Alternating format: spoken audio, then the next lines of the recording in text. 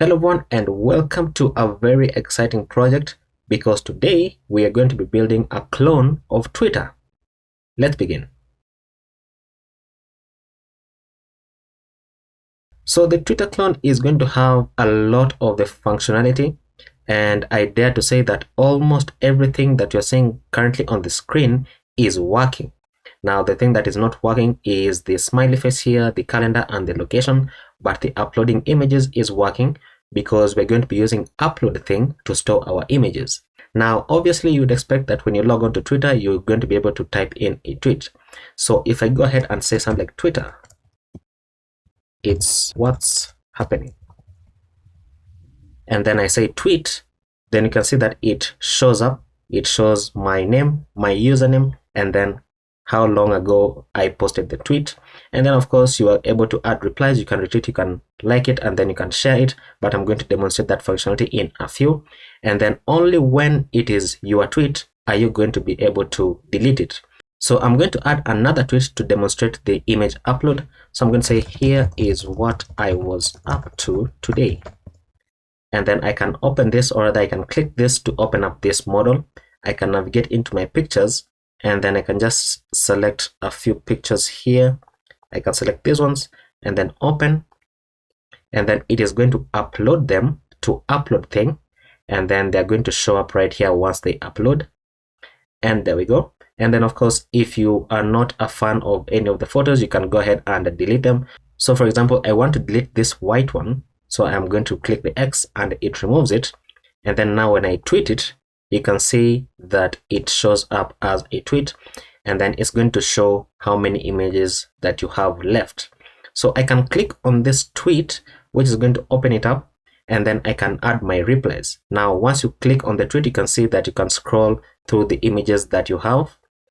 Very nice. And then if I want to add a reply, and you know what, for this one, let me demonstrate these replies with another account. So I'm going to navigate into another account I have, and you can see that it is currently empty, but I'm going to reload it so that it fetches the latest tweets.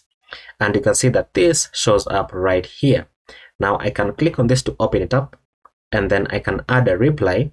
So oops, that was the wrong thing. What did I click? I clicked the username. So I want to click the actual tweet, and you can see that it shows that, it opens that up, and then I can add a reply here. So I can say something like, wow, looks nice, and then reply, and then it is going to show up as a reply. And when I reload this, it is also going to show up as a reply to this person right here. Very nice. Now if I go back into the home page, you can see that now this shows up as another tweet because I've tweeted it from this other account. And notice that now that I've added a reply to this tweet, you can see that now the reply now shows one reply. Very nice. And if I'm happy with this tweet, I can go ahead and say retweet it, and you can see it gives me this toast notification, and then it highlights the retweet. And then I can also like the tweet. So like the tweet, it shows me the toast notification. And then if I want to save the tweet, I can simply click on this share button, where I can add it as a bookmark, which means it is going to show up in the bookmarks tab. Or I can simply say share tweet, which is going to open up this model where I can copy the link, and I messed up this button.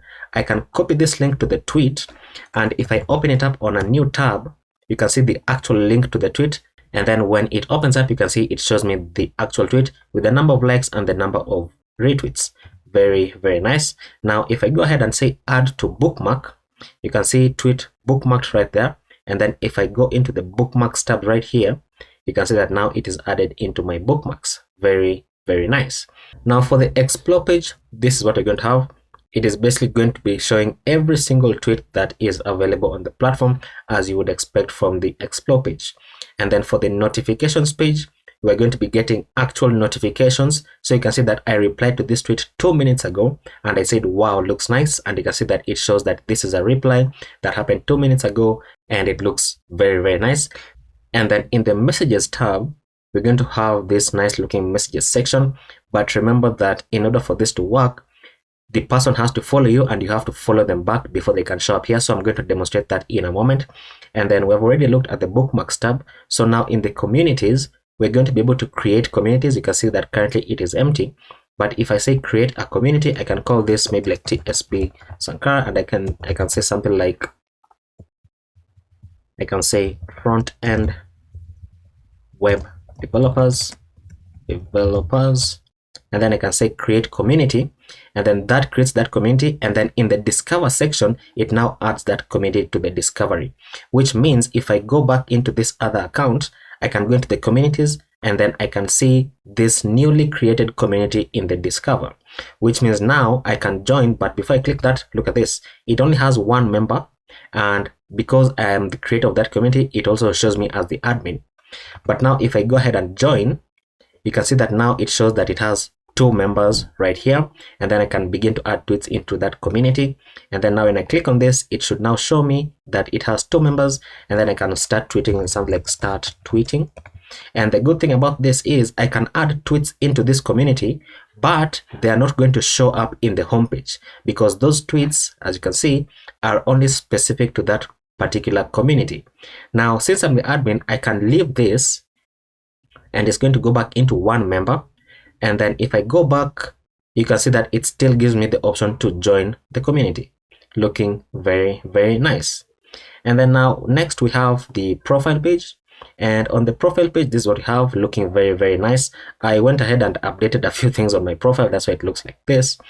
But on the profile page, we're going to be able to filter between the tweets and the replies and the media that we have and the likes as well. So this is all functional. It's not just for show. And these are the tweets section, obviously.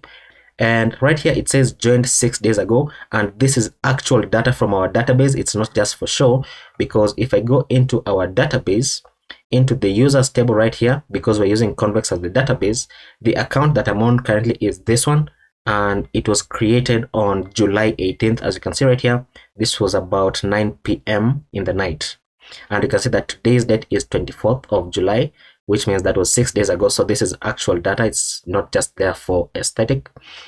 But if I want to go ahead and update my profile, I can click on edit profile right here, and it gives me this section where I can go ahead and add another image. So if I don't like this cover image, the banner, I can simply click on this, and then I can update it into something like, let me see which photo is good. I can do something like, not getting a good photo. Let me just use this one. So open that up, and then that is going to upload it to our service. And then once it uploads, it is going to update the banner in 3, 2, 1, and there we go. And I can do the same thing for the profile picture. So if I don't like this picture, I can select this picture of me, which is my actual Twitter photo, which I haven't updated in like 5 years. And once it updates, you can see, or rather once it uploads, then it's going to update my profile picture as well in 3, 2, 1, come on. But it's going to upload, and there we go. Now I can update my username here, so I can add my full name, and then the username can remain the same. The bio can say front end web developer who doesn't know how to type. Where you're located, I can say Nairobi, and then my website, I can add a link to my website. So HTTPS, I can even add it as YouTube, so youtube.com/@TsbSankara.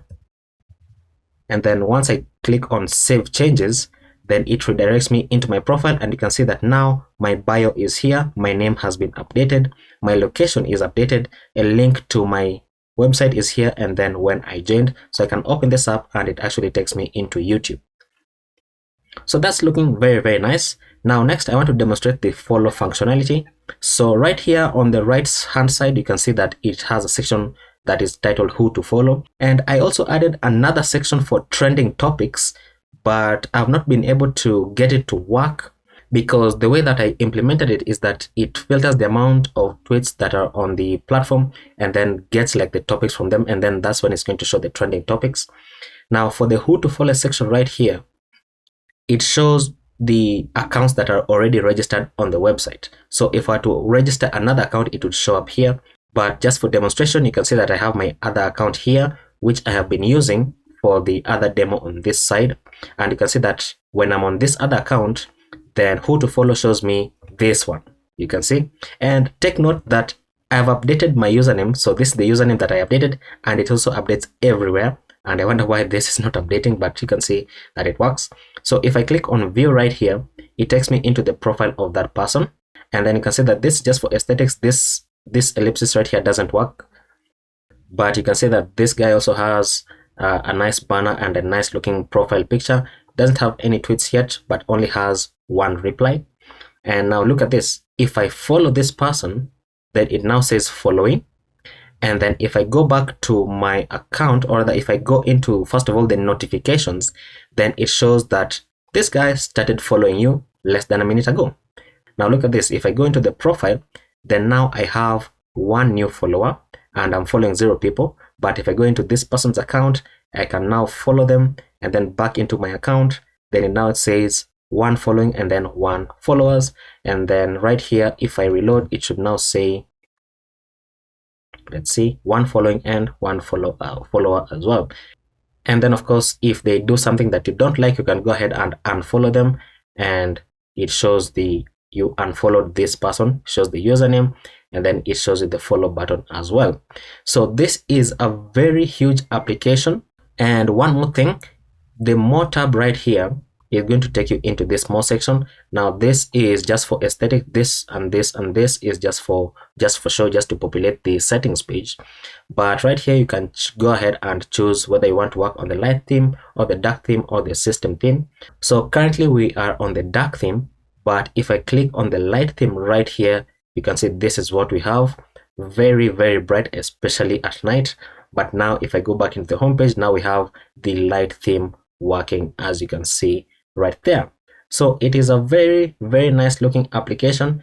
And then of course, if you're on another page and then you click on the post right here, the post button is going to take you back to the home page where you can go ahead and type your tweet and then upload it. And then clicking this right here is going to open up this drop down menu from TsbSankara, where you can go into the profile page or the settings page. So profile is going to navigate you into your profile, and then settings is going to navigate you into the settings page where you can update the data about your profile.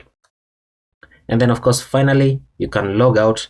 And then once you log out, then this is what you're going to be met with. Obviously not this, because this is managed by Kind.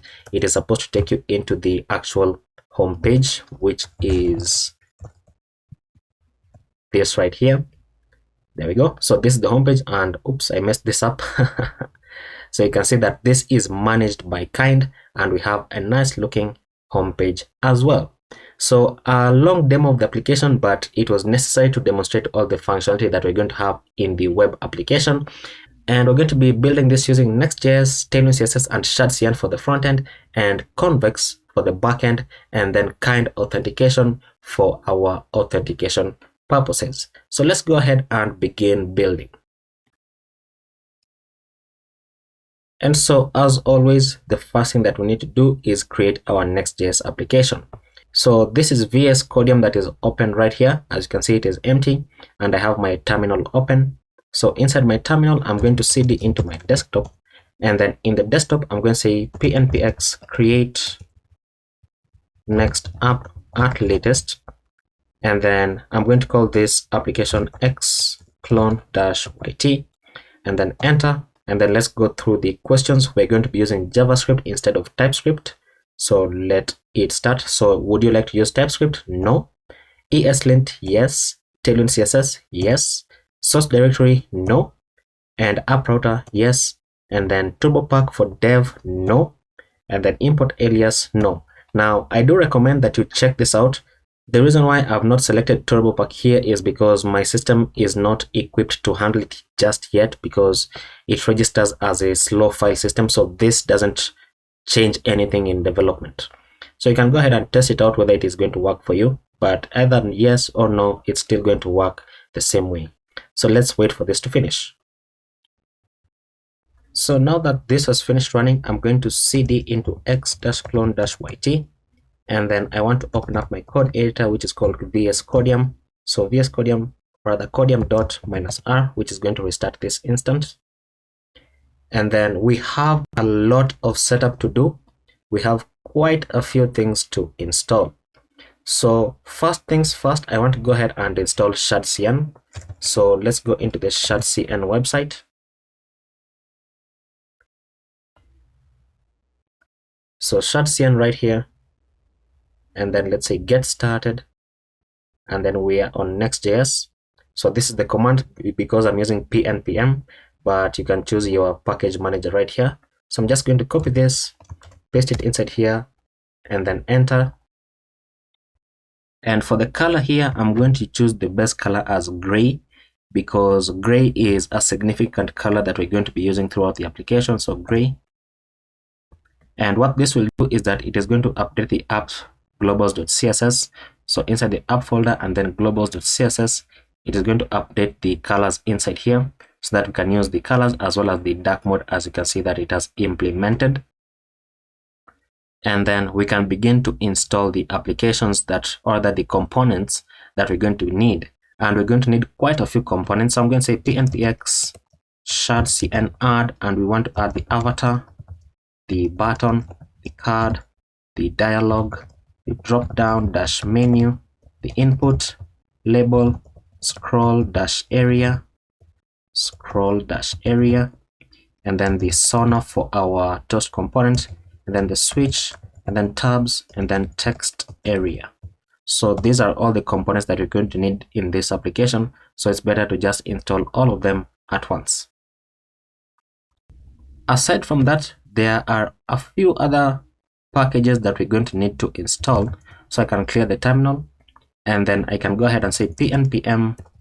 So I can say pnpm add, and I'm not going to install all the dependencies right now, because there are other significant dependencies that I want to be able to install when we get to them, so that you're going to understand why we are using them. So for now, I want to go ahead and install next-themes, which is what we're going to be using to toggle the light mode and dark mode, even though that is something that is going to come towards the end of the application. However, we're going to be adding the dark mode and light mode classes as we're building the application. So next, we're going to install convex, which we are going to use as our backend. We're going to install datefns, which we're going to use to format our dates. And I think that should be it for now. So enter, and then let those install as well. And there we go. And since we're using convex, we need to go ahead and initialize convex in our application. So the way that we do that is by saying pnpx convex dev once we install convex, and once again, make sure that you're using the package manager of your choice. In this case, it is pnpm, and I think that is the last time that I'm going to be saying that in this video.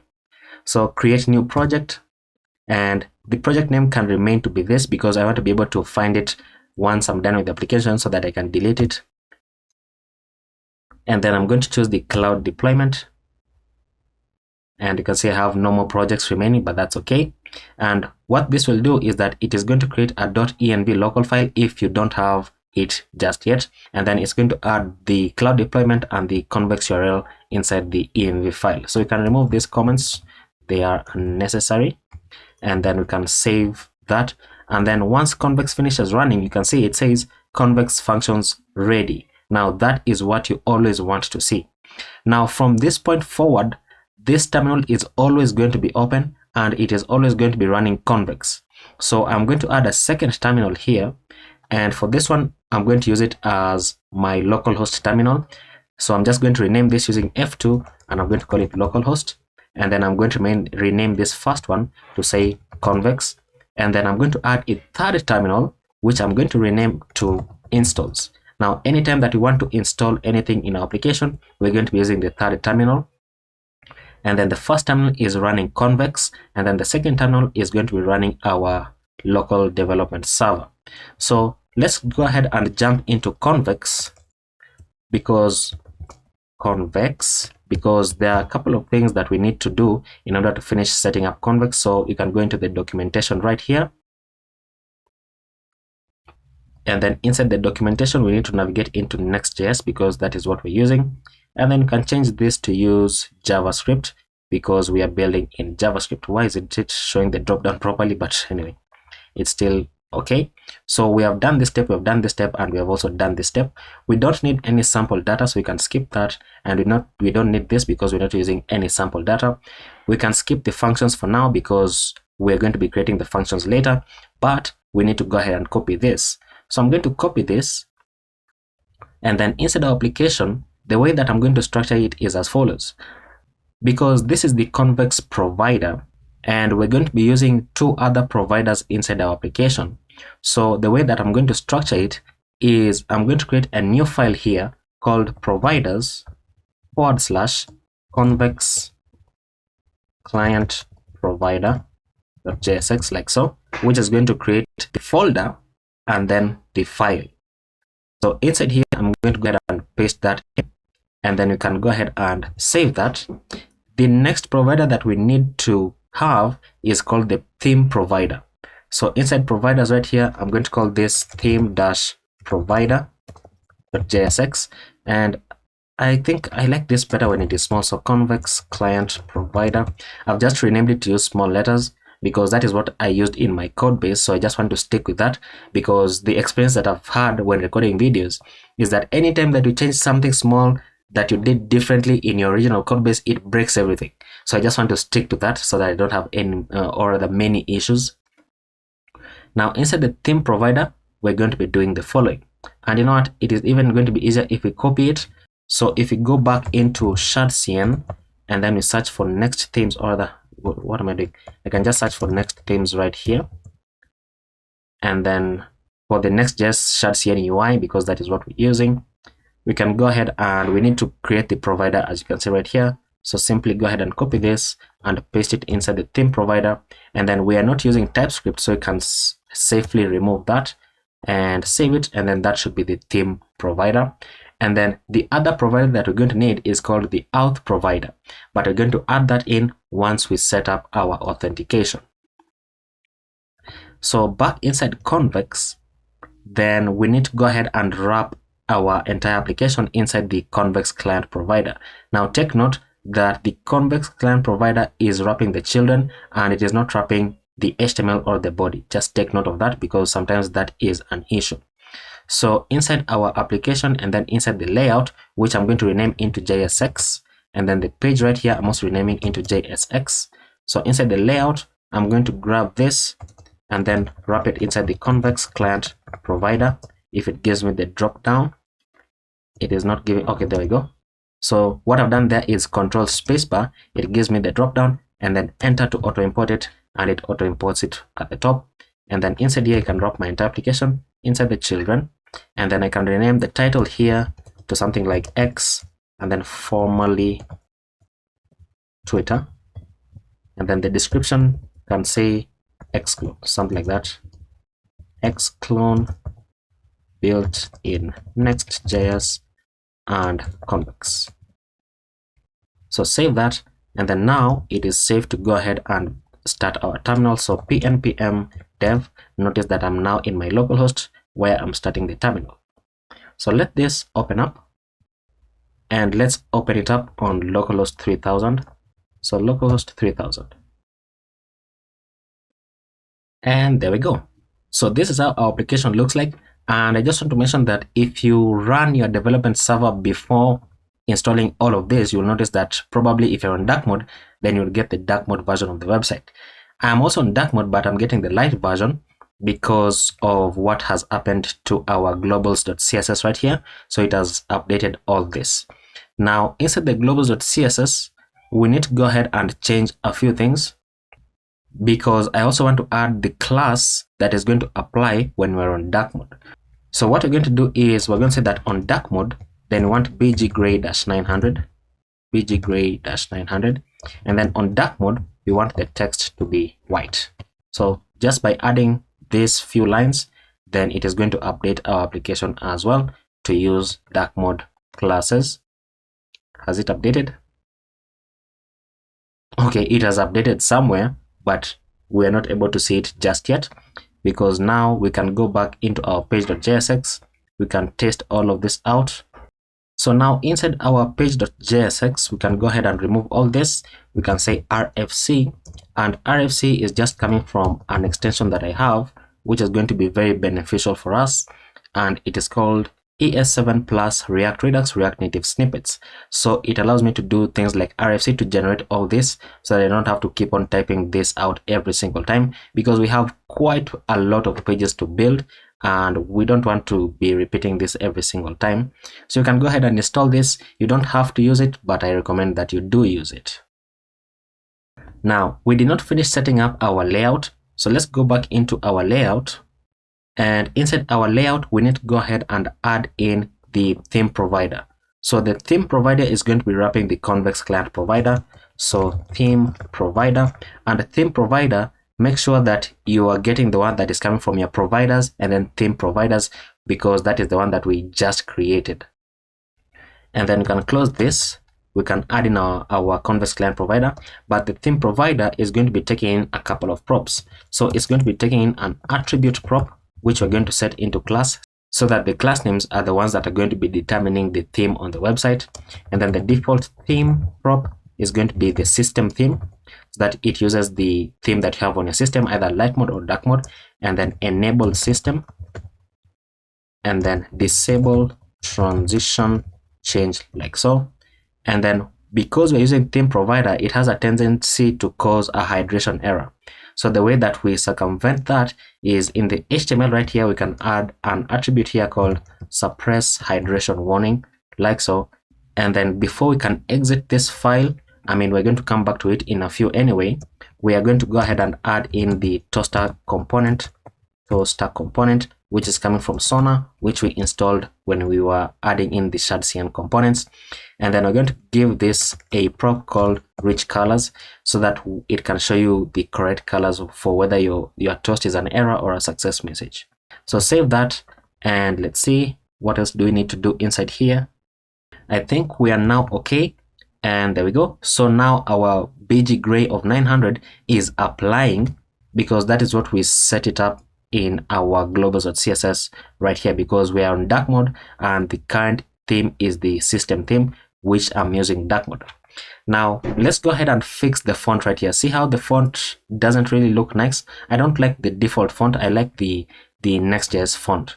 So the way that we fix that is by going inside our globals.css right here, and then we're going to add a class here called font dash and then square brackets family dash name, and then full colon, pass in a var here, and then dash dash font dash geist dash sans, like so.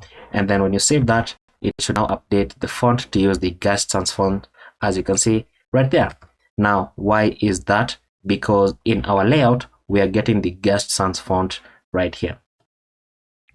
Fantastic. Now we need to install something else, which is kind of like a utility package, because it is going to help us to format Tailwind CSS classes. So it is called Prettier plugin for Tailwind CSS. So Prettier plugin for Tailwind CSS. So this is it right here. We can go ahead and we need to install this, but I'm using pnpm, so I just need to copy it from the -d copy, and then inside our installs tab right here, I'm going to say pnpm add and then paste this in. And then as that is installing, we need to go ahead and create a .prettierrc file, which we can then add this in so that it uses the correct thing. So inside our workspace, we're going to add .prettierrc. Make sure that you spell it correctly, and then paste that in, and then remove the comment so that you don't get any errors. Save that, and then now if we go back into our globals.css, which should be in the app. Now look at this. When I save it, look at how it formats the classes. See how it like rearranged the classes just a bit? So that is basically what that package is going to be using, or not using rather, but doing. That is what the package is going to be doing. Now let's go ahead and we need to now set up our authentication. So we're going to jump into kind.com, and then inside kind, we're going to sign in, and then I'm going to sign in with my Google account. And there we go. So once I sign in, I'm going to go ahead and add a new application. Probably you're going to be met with a different page if you have never used Kind before. But if you have used it before, it should take you into this page. You can simply navigate to this page, that is the admin page, and then you can say add application.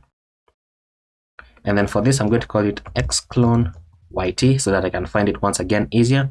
And then we're going to use backend web because we're using Next.js, which is a server rendered web application. And then we're going to say save. And then for the SDKs, we are on Next.js, so I'm going to click Next.js and then say save. And then right here, we already have an existing code base. So that is the tab that we want to click on. And then we're going to set our callback URL. So set this, and then set the logout URL as well. So set it. And then now it is going to be easier because we need to go ahead and install this and then create our .env local file right there. Now, once again, if you set up kind before setting up convex, then you already have a .env local file. So if you set up convex later, it is not going to create the env local file for you. Rather, it's just going to add these two variables in the file that you already have. So I feel that that is necessary to mention. Now let's go ahead and install this. So copy, and then inside our installs, we're going to say pnpm add, and then paste that in. Oh, we don't need the second add, so remove that. Enter, which is going to install this SDK for Next.js. And then we can copy this and set it up inside our env local. So right below this, skip a space and then paste it in, just to separate the convex from the kind. So save that. And the home page that we're going to be navigating to is not the dashboard, rather it is called home. So once we log in, so you can simply change that and then save it. And then what we need to do is we need to set up the kind route. So inside the app API auth kind auth route.js, we need to set this up. So you simply copy this, and then inside the app, create a new file, which is called API /auth/ and then square brackets kind auth, then /route.js. And this is an API route, so you can paste that in and then save that. And this route is necessary in order for kind to work. So if you don't have this route, then you're going to have problems. And then next, we can now go ahead and add our login link and then our register link, which are basically the buttons. But before we do that, let's go ahead and view Next.js docs, because what we need to do is we need to go ahead and find the kind provider. Where is it? Right here. So kind auth provider, we need to set the provider. So simply go ahead and copy this, and then inside the providers, that is somewhere here, we can create a new file called auth provider.jsx. Now, naming them in small letters is just a preference. You don't have to do that. So we can paste that in, save that, and then inside the app and then the layout, now we can wrap the entire application. So starting from the theme provider, we can wrap this inside auth provider like so, and make sure that you import it on the top. So save that, and that should be the layout file complete. I don't think we're going to be jumping into this file anymore. So we can go ahead and save that, and then let's take a look at our application. Now we can save this and we can close this, and there we go. So we have the page right there.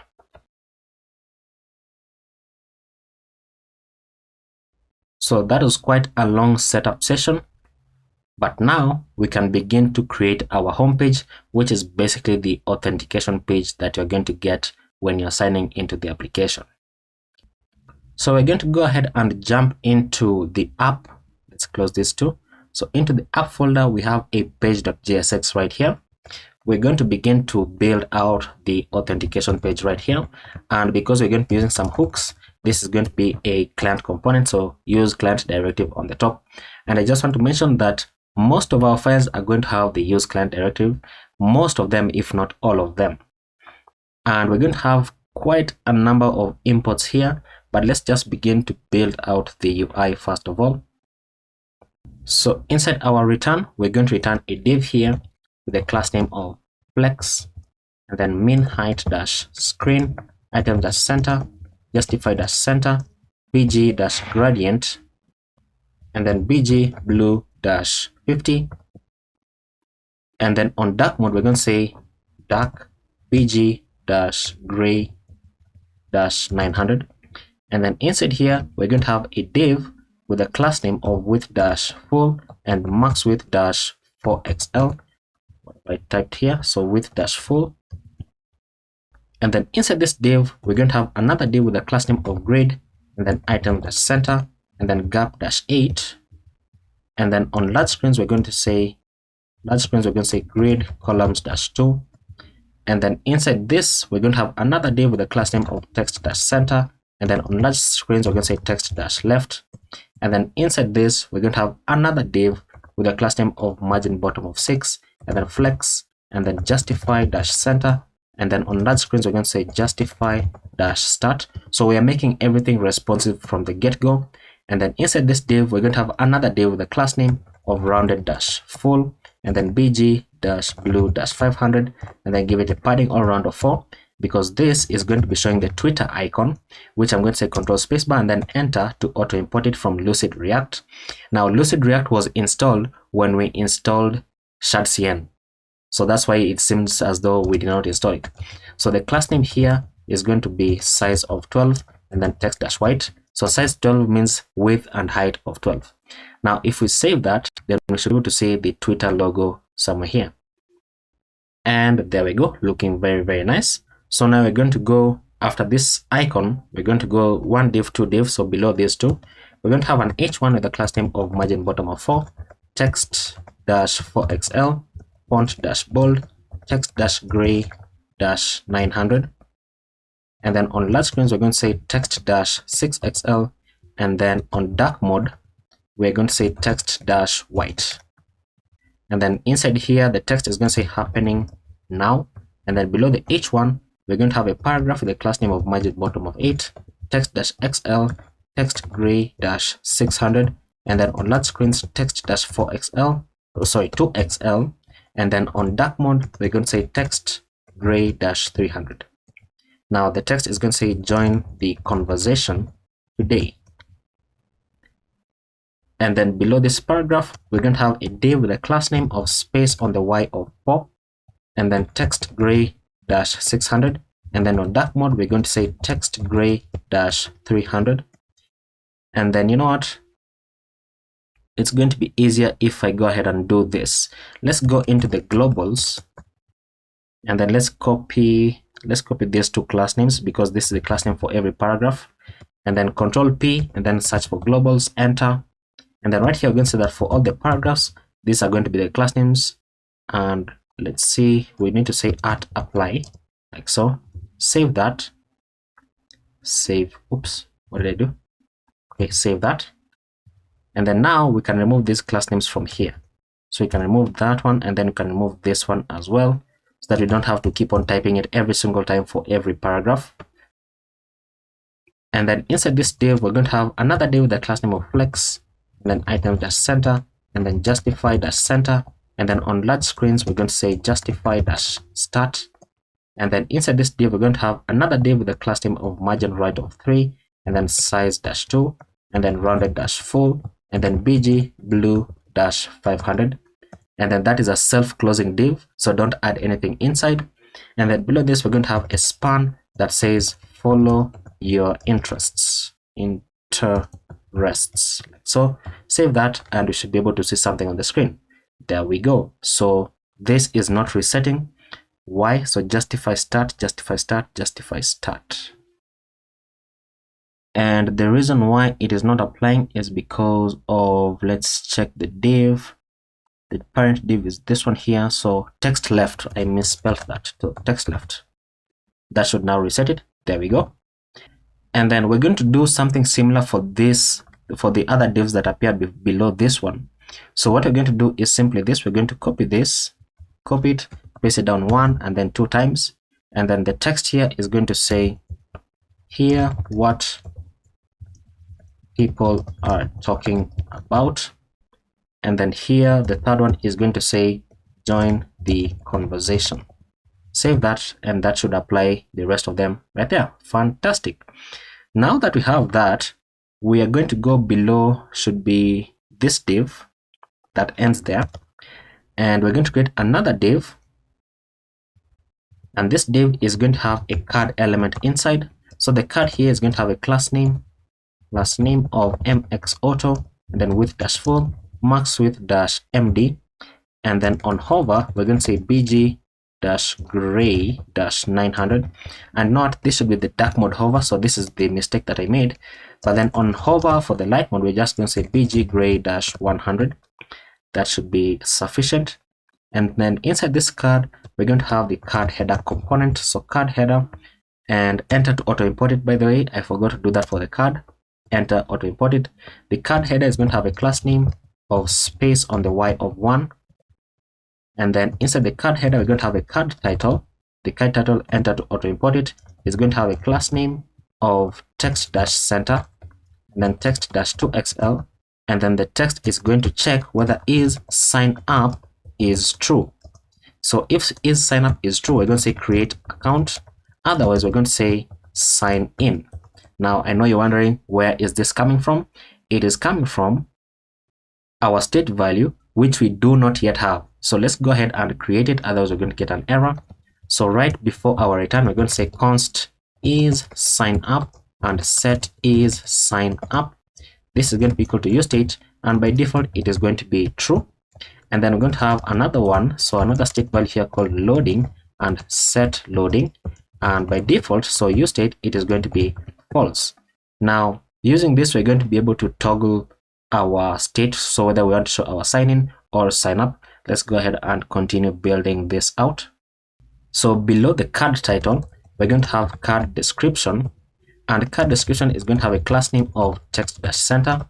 And then inside card description, we are checking for is sign up. So if is sign up is true, then we're going to say, the text is going to say rather, join thousands of people sharing their thoughts.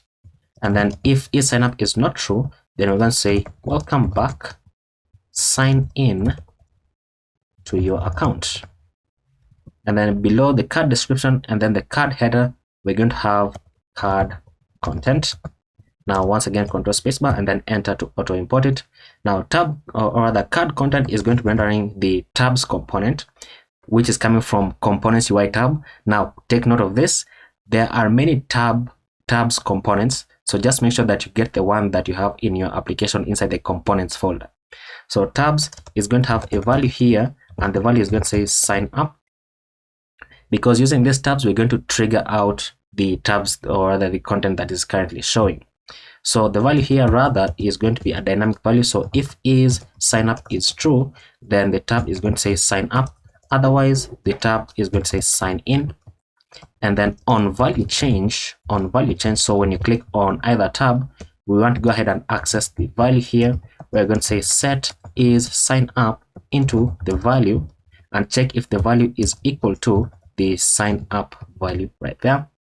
Now inside the tabs, we're going to have the tabs list. Once again, from components UI tabs, the class name here is going to be grid and then width dash full and then grid dash columns dash 2. Close that out, and then we're going to have the tabs trigger from components UI tabs. The value here is going to be sign up, meaning when you click on this particular trigger, then we want to show the sign up content. The class name for this is going to say flex, then items dash center, and then give it a gap of 2. And then inside the tabs trigger, we're going to render the user plus icon from Lucid React.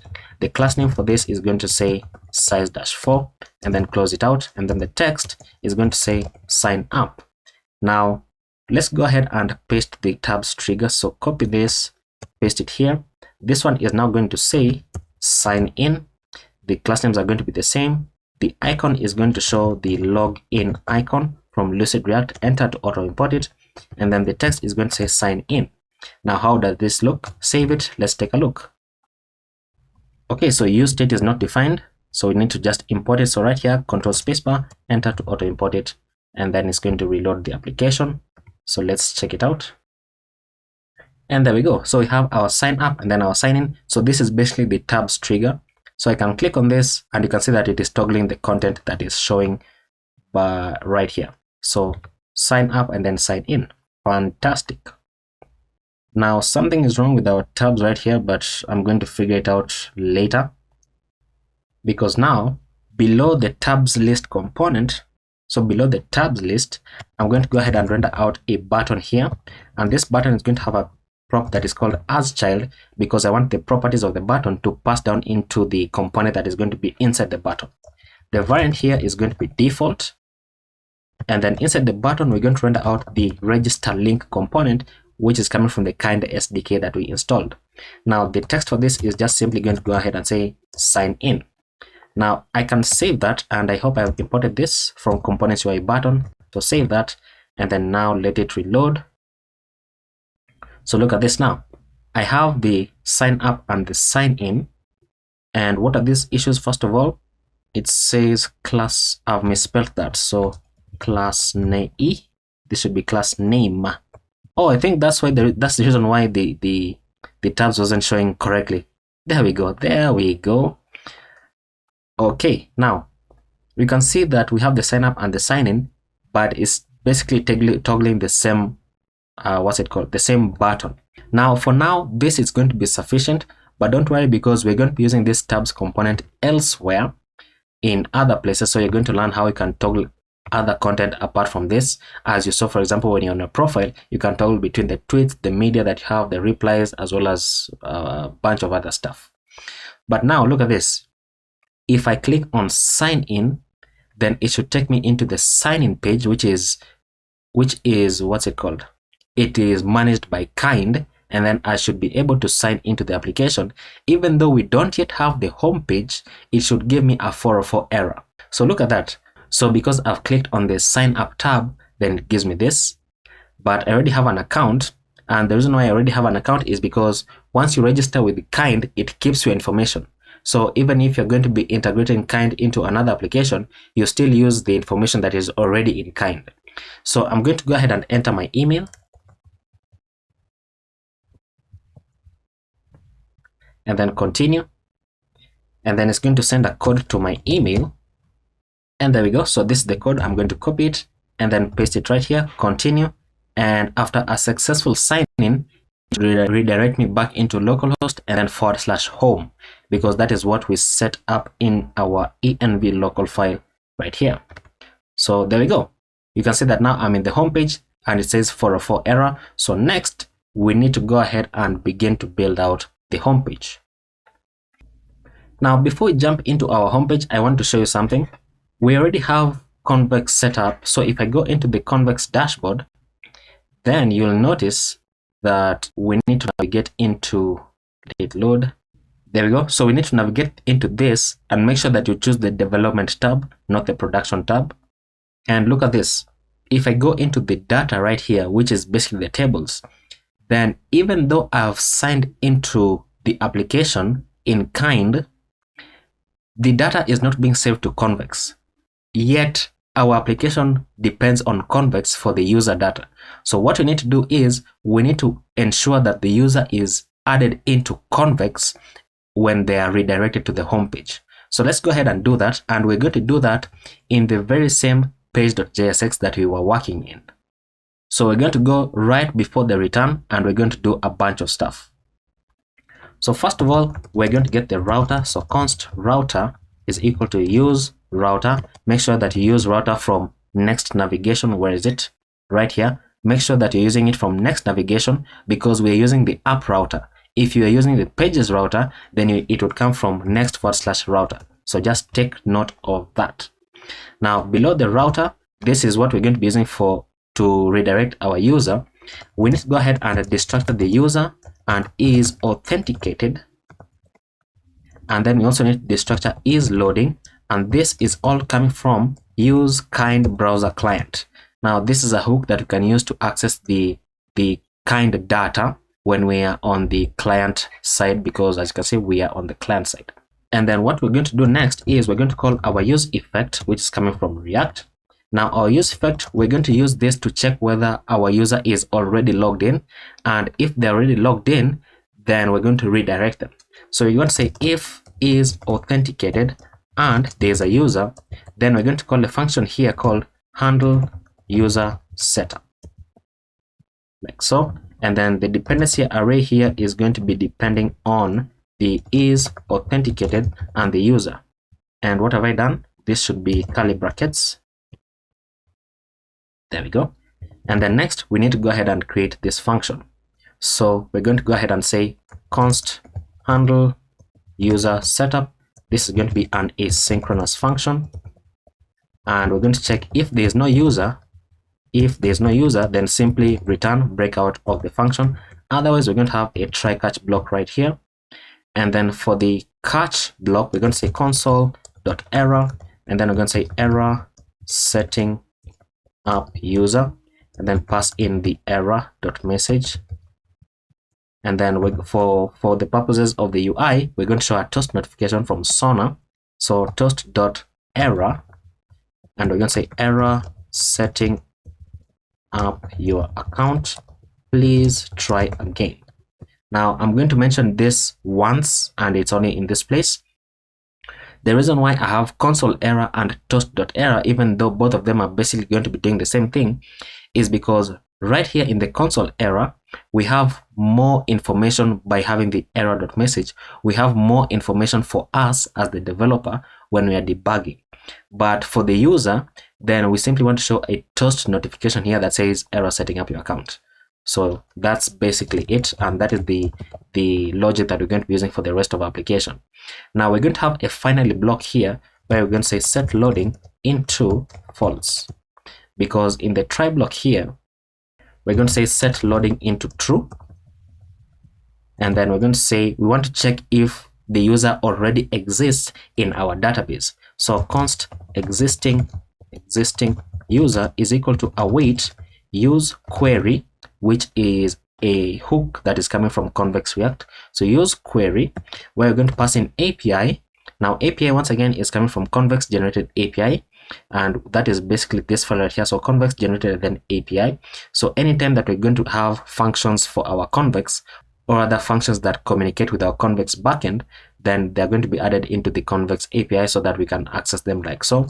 So API.auth, so we don't have this file, .get current user, so we don't have that function either. And then we're going to open up an object here where we're going to say that the kind ID is going to be equal to the user.id. Now, where is user coming from? It is coming from use kind browser client from right here. And using that, we can set the kind ID in the database to be the user.id. Now, below that, we're going to say if there is no existing user, then we want to create the user in our database. So we're going to say await use mutation, and use mutation is a hook from Convex once again, which is used to write data into the database, because now we are adding the user data, where we're going to access api.auth.create user, and we're going to open up an object here, and we're going to set the kind ID into the user.id. We're going to set the username to be user.username, or user.email. We want to check the email .split, and we want to split it at the @ symbol, and then take the first part, which is basically the username, or we want to simply return user. And then for the email, we're going to say user.email, or leave it as an empty string like so. And then for the name, we want to check for the user.given name and the user.family name, and if both of them exist, then we're going to return a template literal here, so $ curly bracket, where we're going to say that the username is now going to be user.given name, and then add a space, add another $ curly bracket, user.family name. And then if those two do not exist, so full colon, then we're simply going to return user.given name as the username for that particular person. And if that does not exist, then we're simply going to return user like so. Now let's change this into a small u so that it shows that is the username, and then for the name is going to be a capital U. And then finally, we need to go ahead and add the avatar, which is going to be user.picture like so. Now, once all of that is complete, then you want to redirect the user. So we're going to say router.push. We want to push them into the / homepage, which is our homepage. Now, why is this not working? Await has no, okay, then we can remove it.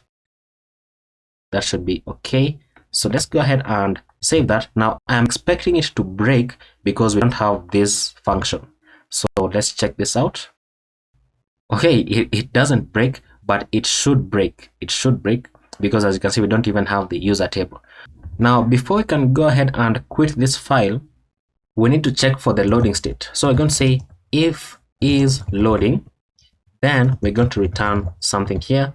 And this is basically a div with a class name here of flex min height dash screen items dash center justify dash center, and then bg dash blue dash 50, and then on dark mode we're going to say bg gray dash 900, and then inside this div we're going to have another div with a class name of size dash 32 animate dash spin rounded dash pull, and then border dash bottom dash 2, and then border dash blue dash 500.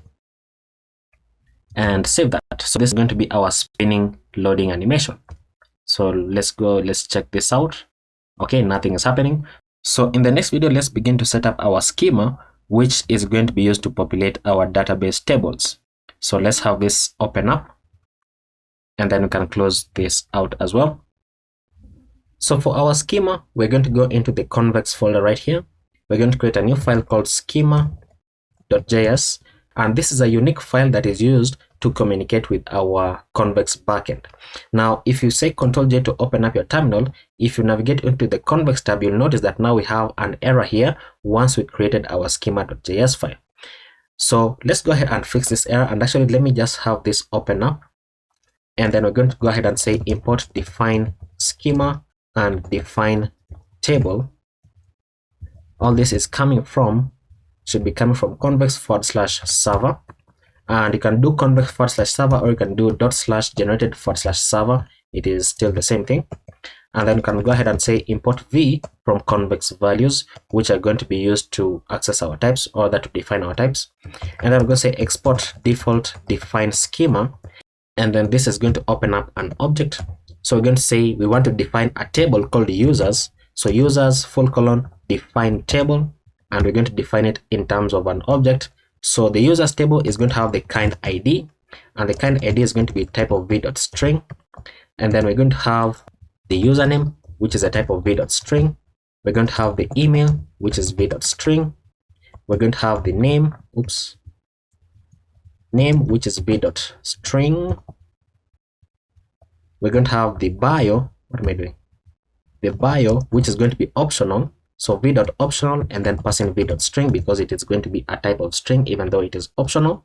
And then let's copy this down a bunch of times. The next one is going to be the avatar, which is going to be optional and it's going to be a type of string. The next is going to be the banner, which is v.optional and v.string. And then we're going to have verified, so verified, which is going to be a type of v.boolean. So boolean, so it is optional and then it is a boolean. And then we're going to have the location, which is optional and v.string. And then we're going to have the website, which is optional and then v.string. And then we're going to have joined at, which is a type of v.number, because it is going to be a date. And then we're going to have the follower count, so follower count, which is v.optional and then v.number, like so. And then copy this down 2 more times, because next we're going to have the following count, and then we're going to have the posts count as well. And then we're going to be indexing this table, because we are going to be querying this table in a type of way, and we want to get specific kind of data. And the way that we do that in convex is by using indices. So we're going to say .index. We want to index this by the username, so we want to be able to search for a user by the username.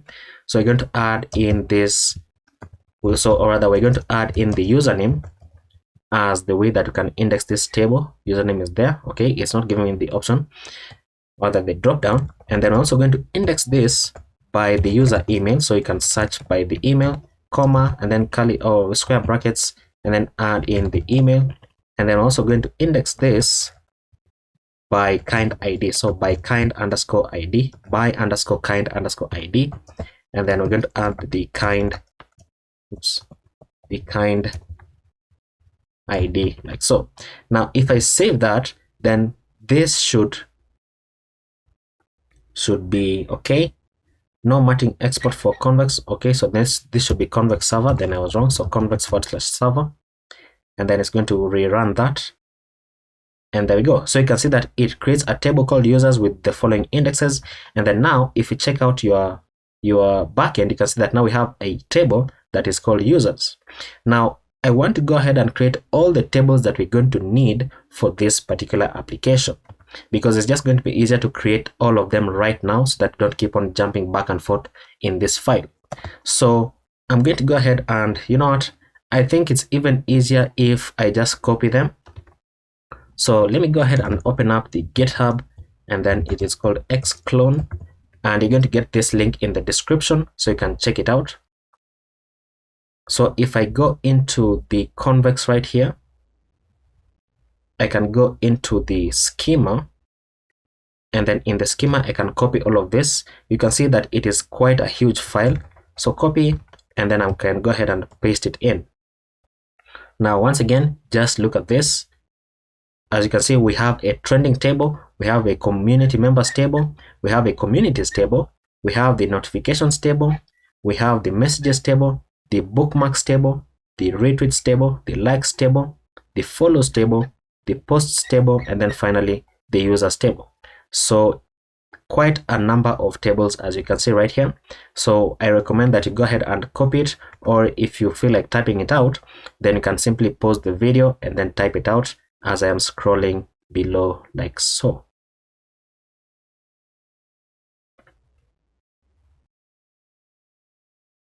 And there we go. So once I save that, then it should fill our tables. So once this completes, and there we go. You can see that once you get this green tick that says convex functions ready, then you should be good to go. So that now you can see that it creates all those tables for us. Now that we have that, you will remember that in the page.jsx, in the page, we were trying to access the auth and then get current user, but we don't yet have this file. So what we're going to do therefore is we're going to go back into the convex folder right here. We're going to create a new file called auth.js. Now not JSX because we don't have JSX inside here.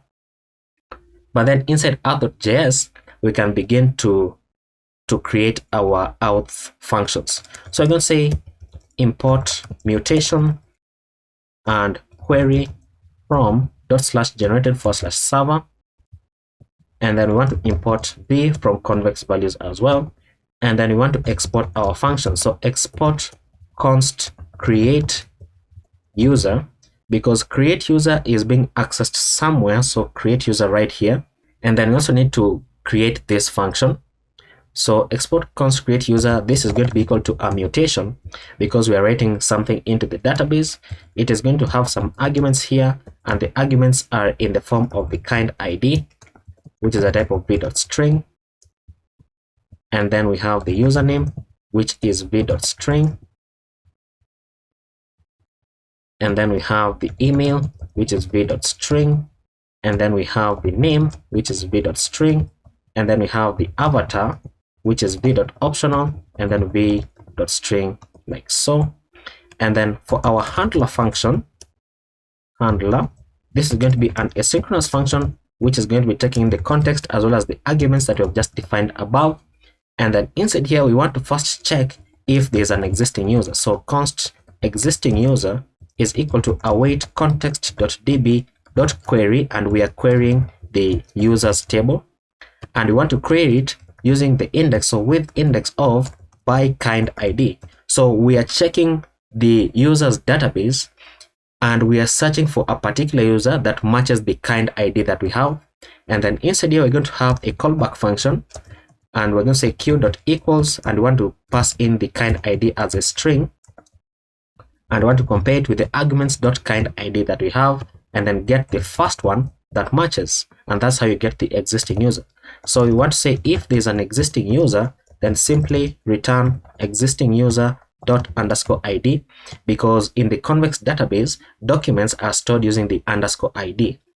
Now if there's no existing user, then you want to check if the username has already been taken. So const existing username is equal to await context.db.query, and you want to query the users table once again with the index of by username. So by username, once again, we're going to pass a callback function here called q. We're going to say q.equals, pass in the username and compare it with the arguments.username that we are getting from kind, and then we want to get the first one that matches like so. And then if there's existing username, then we're going to say throw new error, and we're going to say username is already taken like so. And then below this, we're going to now create our user, because it means there is no existing user and the username has not been taken.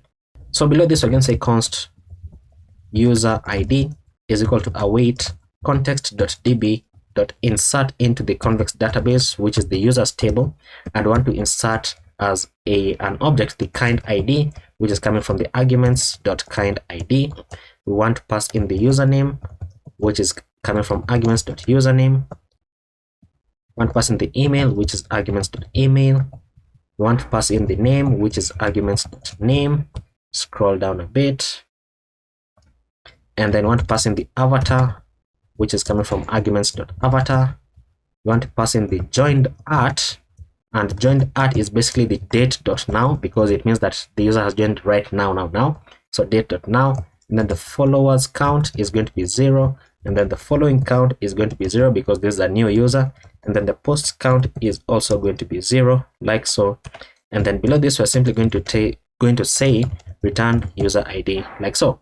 And that is how you create a user. Now the next function that we need to create is called export const get current user. This is going to be a query because we are querying the database for a user. It's going to take in some arguments here called the kind ID, which is v.optional and then v.string. And then the handler here is going to be an asynchronous function. We're going to pass in the context and the arguments, and then we're going to say if there is no arguments dot kind ID, then we're going to simply say return null because it means that there is no user. And then otherwise we're going to say return await context.db.query, and we're querying the users table, and we're querying with the index of by kind ID. And then we're going to have a callback function here, and then we're going to say q.equals, and we want to check for the kind ID compared to the arguments.kind ID, and then get the first one that matches, like so. And then we're going to create another function here called export const get user by ID, and this is going to be equal to a query. We're going to pass in the arguments here, and we're going to pass in the user ID as an argument, which is coming from v.id from the users table. And the handler function here is going to be an asynchronous, taking in the context and the arguments, and then we're going to say return await context.db.get, and we want to get the arguments.user ID. Save that, and that is all the functions that we need. So now this is also not working here. So save that, and then let's see. Now in our users table, once this reloads, because it already has a user, it should be able to populate that. So nothing. Let's check our application. Any error? Too many redirects. This is an error for kind. So let's go ahead and let's go back to the home page. We can't go back to the home page because we're already logged in, so it's going to redirect us. So what's this? Failed to fetch. Okay, this is an issue with the kind. This is a big issue with the kind. So what I'm going to do is I'm going to open up another tab. You can see our nice loading animation right there. And there we go. So I'm going to go ahead and sign in again. So let's just say sign in. Okay, so there we go. So now if I check convex, then I should be signed in. It should add me here. Okay, still not adding. Then it means that there's a problem with our query. So it means that there's a problem with our query somewhere. So let me go ahead and do this. Let's go ahead and not use query. Let's go ahead and say convex.query. And the way that we get convex, and then here we're going to say await, and then here we're going to say await convex dot, what is it, convex dot mutation. And then where is convex coming from? We're going to go ahead and get it right here. So we're going to say const convex is equal to use convex, which is a hook that you can get from convex react. So you can remove these two because we're not using them here anymore. So use convex, and then convex, and then we have convex.dat. So let's save that. Let's see whether it helps. Let's go ahead and reload that. And then let's check our database. So still nothing. Still nothing is showing. F12. Let's open up our console. Let's enlarge that, and then let's go ahead and do this. Let's go ahead and say right here, right below this, let's go ahead and console.log the user just to see whether we're getting anything. Oh, you know what? This is not going to work inside here. We actually need to create this route. So the /home, because we're on the /home route. So let's go ahead and inside the app folder, let's create a new file called home/page.jsx, like so. And then let's say rfc. Let's just say home page. To now say home page here. Okay, there we go. It's showing me the light mode for some reason. And let's see. Oh, it's showing me the light mode because in the demo, before closing this, I switched it to light mode. That's the reason why. So we're going to be working in light mode for a while. So now if I go ahead and say this, I can say const destructure the user, and this is coming from use kind browser client, like so. And then let's mark the file as use client, and then let's go ahead and console.log the user. And this is debugging 101. Just check whether the user is being registered. Okay, so user is null for a moment, but then you can see that we get back the user from kind. Okay, so if the user is being gotten back from kind, then why isn't he being registered here in the users table? I wonder. So I don't understand why it's not working, because if I go to the home page, it redirects me, or if I go to the landing page, it redirects me successfully into the home page. And that means that this part, or that this part is executing. So I'm not sure whether where the error is coming from, but let me go ahead and figure it out, and then I'll be able to continue with the video. Okay, so I haven't changed anything, but I've gone ahead and added our console log inside the try catch block here. So console log in the existing user, and it gives me the existing user correctly, as you can see right here. And then it redirects me to the home page. And then now if I check kind, or if I check convex, now it has added the user in convex. So I don't know whether you're experiencing that as well, but now it has been fixed. So let's go ahead and continue building out our homepage. So from right here, I'm going to place this to the right hand side, and then I'm going to place the code editor to the left, and then I'm going to close these two tabs. We need to navigate into the home page, and then inside that, now the home page is going to be as follows. It is going to be a client component, and then we don't need these two imports, but we're going to be importing a few things.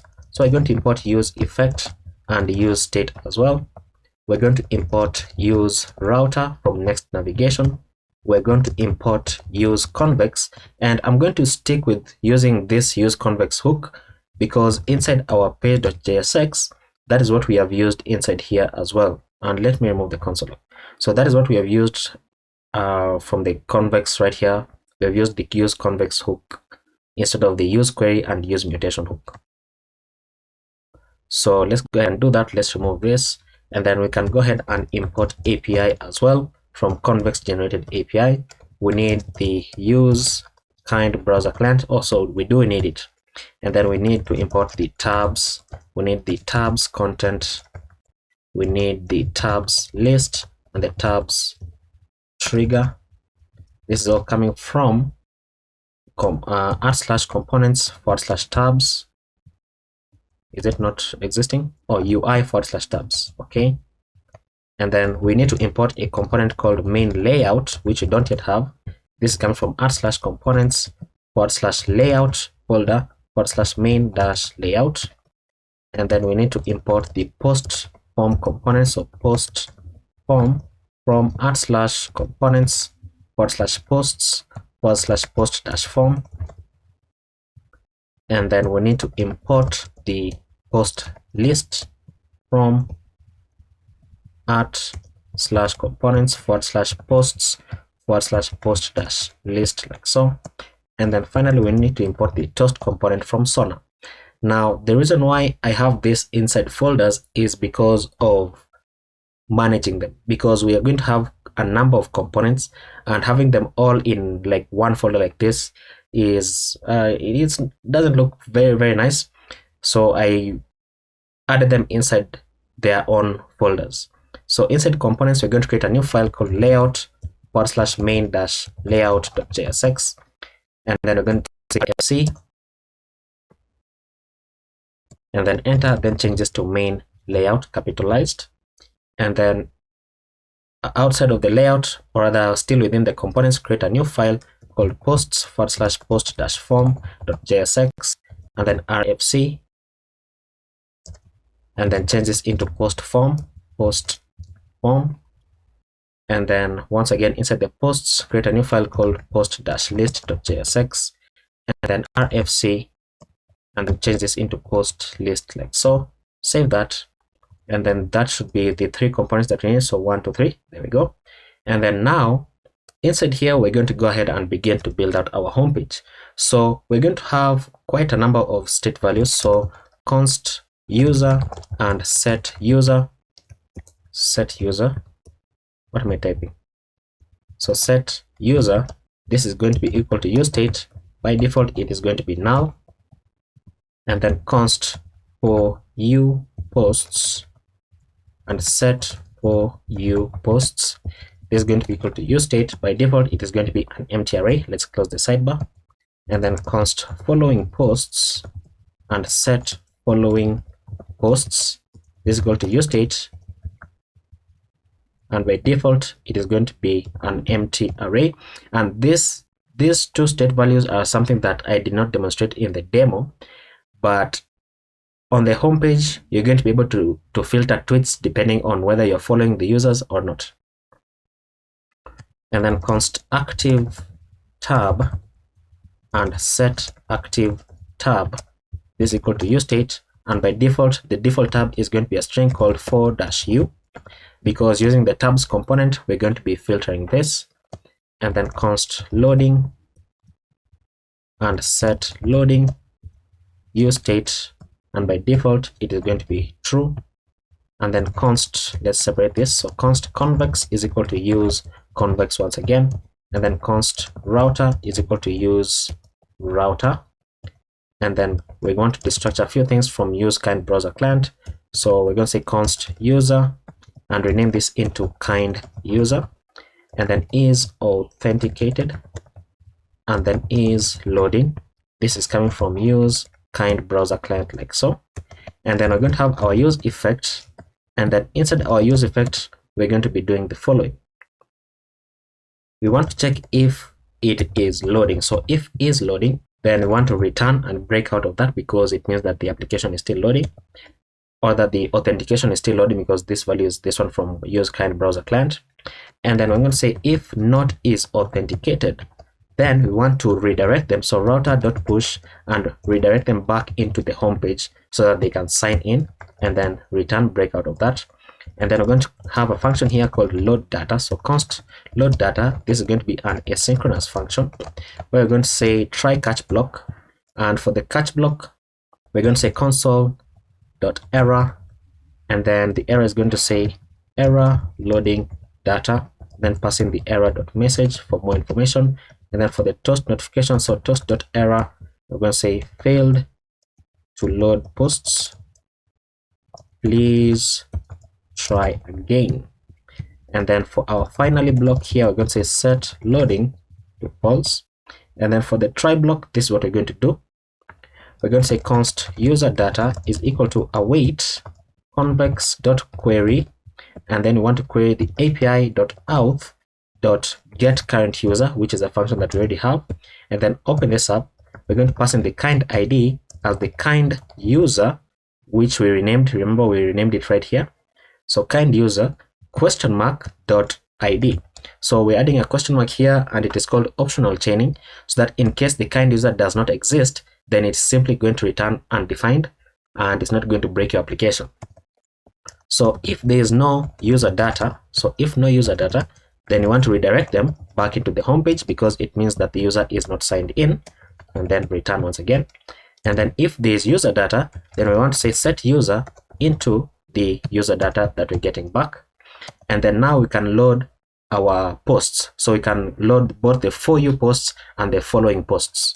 So const for you and following is equal to await promise.all, and then open this up as an array where you're going to say convex.query, and you want to query API.posts, which is something that we don't have, and then get for you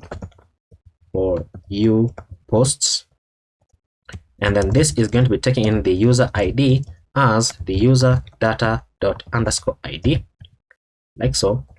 And then at the end of this, we're going to have a comma.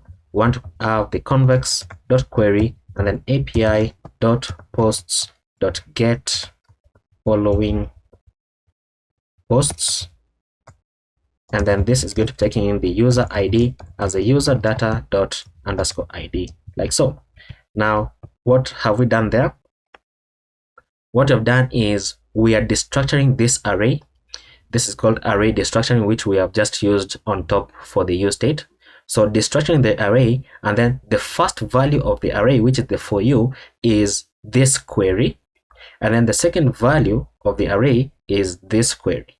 And so that's how it is working. And then once that is run, then we're going to say set for you posts into for you, which we're getting back from right here. And then we're going to say set following posts into following, once again, which we're getting back from our promise. And then we have our catch and so on and so forth. Now, once we do that, then we need to call this function because we're still within the use effect. So call the function called load data so that it actually runs. And then the use effect is going to have a dependency array of convex, and then the router, and then the kind user, and then is authenticated and is loading, like so. Now, once we do that, then we want to go ahead and create the function to create our posts. So const handle post created is equal to an asynchronous function where we're going to say that if there's a user, then we're going to say const for you and following is equal to await promise, once again promise.all, and then parentheses and then square brackets. And we're going to do something similar to this, so we can just copy that, paste it here. So we're going to say convex.query and then API post to get for you post. User ID is now going to be the user ._id, so right here, and this user is coming from the user that we have on top, and this user is being populated when we get the user data, and the user data is coming from convex, so we can do .id on it. And then this is also going to say user._id, so it's going to be convex.query API.post.get following post, and then user ID, and then user._id. And then once we do that, we're going to go below the if statement here, or below the promise rather, sorry for that. And then we're going to say set for you posts into for you, and then set following posts into following. And so fantastic, we are moving along well. Now if you save all this, nothing changes on the screen because we have not added any UI to it just yet. So next we want to check if is loading or loading is true, and if that is true, then we're going to return a component here called main layout, and main layout is going to be taking in a prop called user, which is going to be equal to the user. And then inside the main layout, we're going to return a div with a class name of flex, and then a height of 96, and then items-center, and then justify-center. And then inside this div, we're going to have another div with a class name of size-32, and then animate-spin, and then rounded-full, and then border-2, and then border-bottom-2, and then border-blue, border-blue-500. Like so.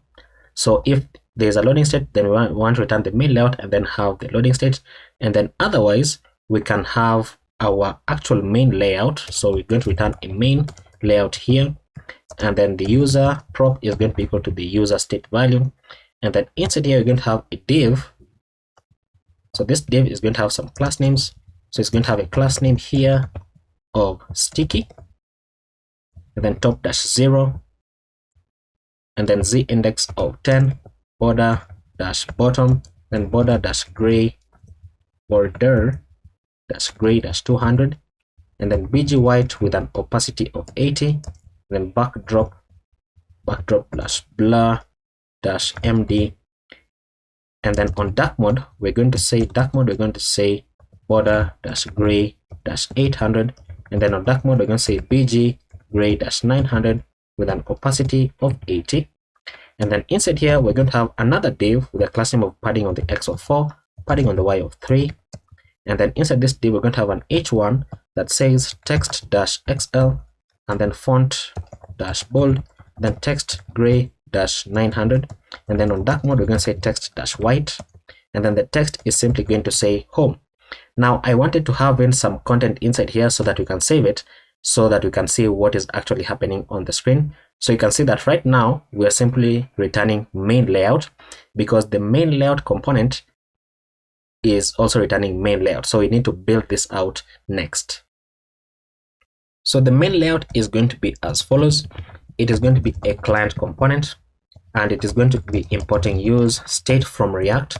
It is going to be importing the sidebar component, which you don't yet have, from /sidebar. So it is going to be inside the very same folder.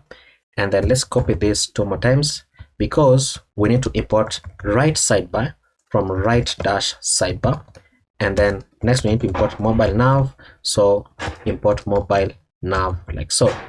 Now let's go ahead and create these components. So still within the layout file, or the layout folder, we're going to create a new file called sidebar.jsx. We're going to say rfc, and then rename this to capital S sidebar, and then create a new file called right-sidebar.jsx, and then we're going to say rfc, rename this into right sidebar capitalized. And then next we're going to have the mobile nav, so mobile-nav.jsx, and then rfc, and then enter, so mobile nav like so.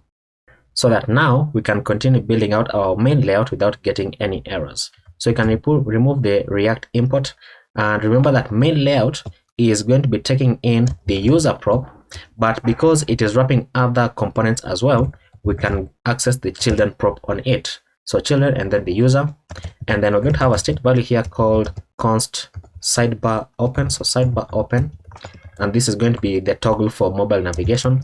So set sidebar open, this is going to be equal to useState, and by default it is going to be false.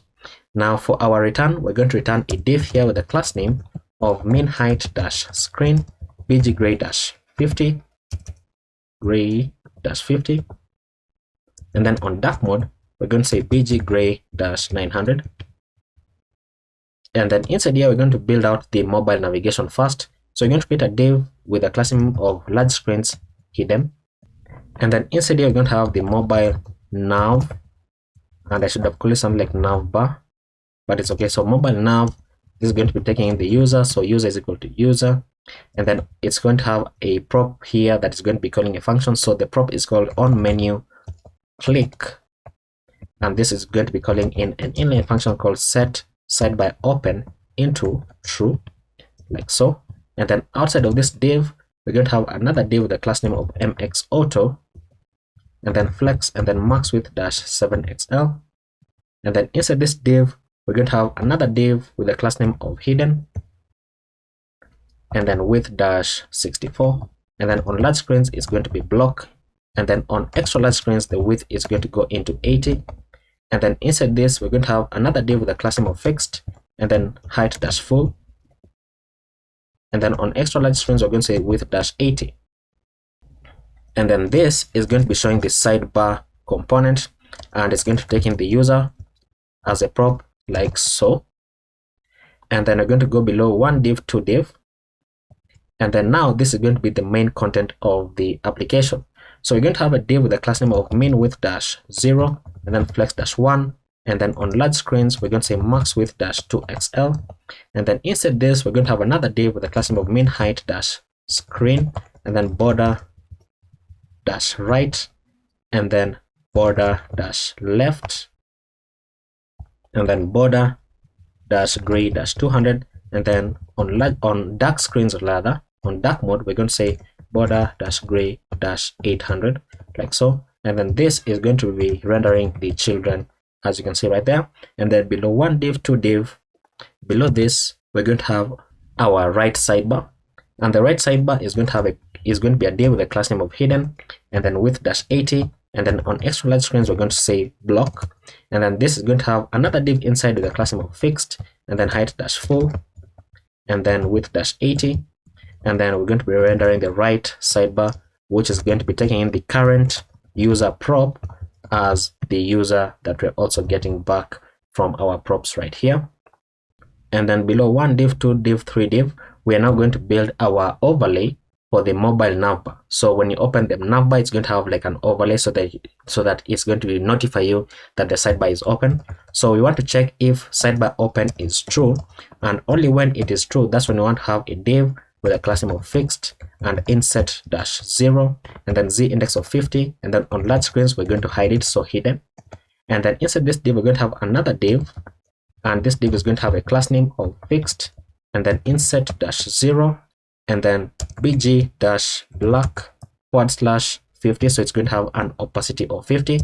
And then when you click on this div, we're going to go ahead and simply say set sidebar open into false.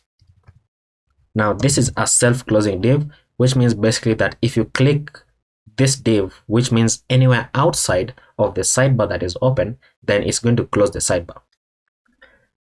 Now below this self-closing div, we're going to have another div with a class name of fixed, and then top dash 0, and then left dash 0, and then height dash full, and then width dash 64, and then bg white. And then on dark mode, we're going to say bg gray dash 900.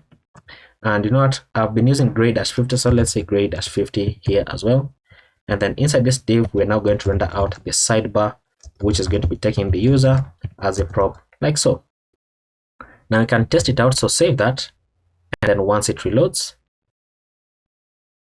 and there we go, look at that. So now we have home right there, and then we have our borders appearing very, very nicely. And then on large screens, this is how it looks like. So we have the sidebar here, we have the home here, and then we have the right sidebar as well.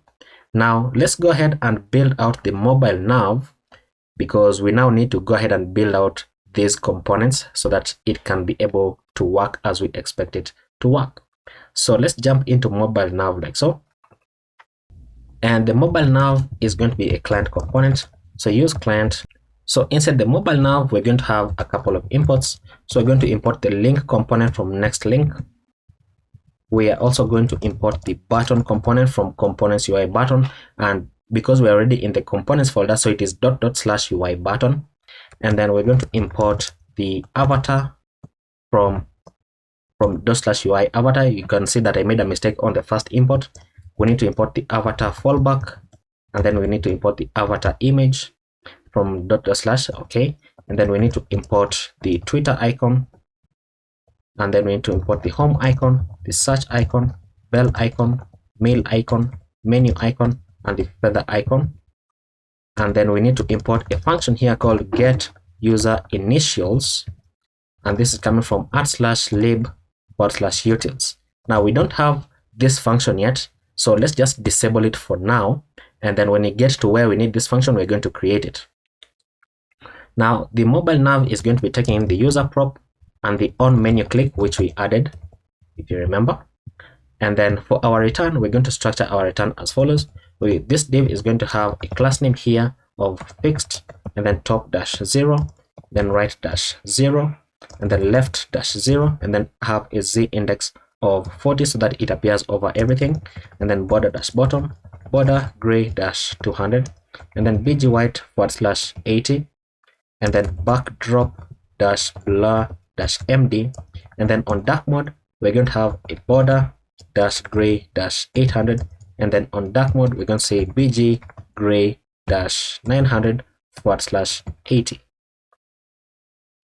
Now inside this div, we're going to have another div with a class name of flex, and then item just center, and then justify dash between, and then padding on the x of 4, and then padding on the y of 3, and then inside this div we're going to build out our navbar.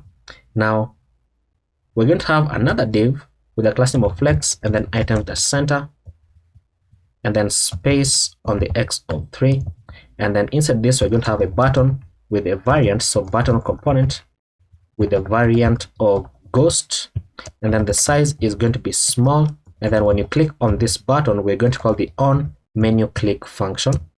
Then close this out, and then inside the button we're going to be showing the menu icon with a class name here of size-6.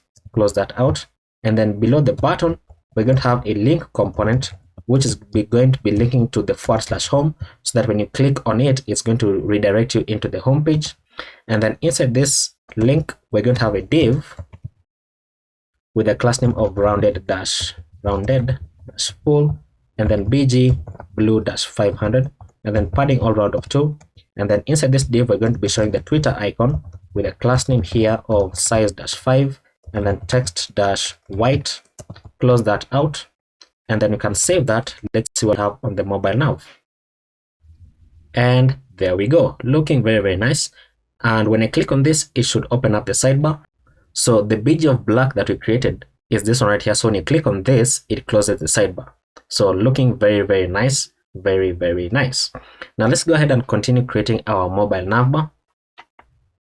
So we're going to go below the link, and then below this div, and then we're going to have a button here, and this button is going to have a class name of rounded-full, then bg-blue-500, and then padding on the x of 6, and then on hover we're going to say bg blue-600, and then this is going to be showing the feather icon like so. The feather icon is going to have a class name of size-5, and then below this button we're going to check for if the user exists, and only when the user exists, that's when we're going to render out the link here with an href which is dynamic. So curly brackets and then backticks.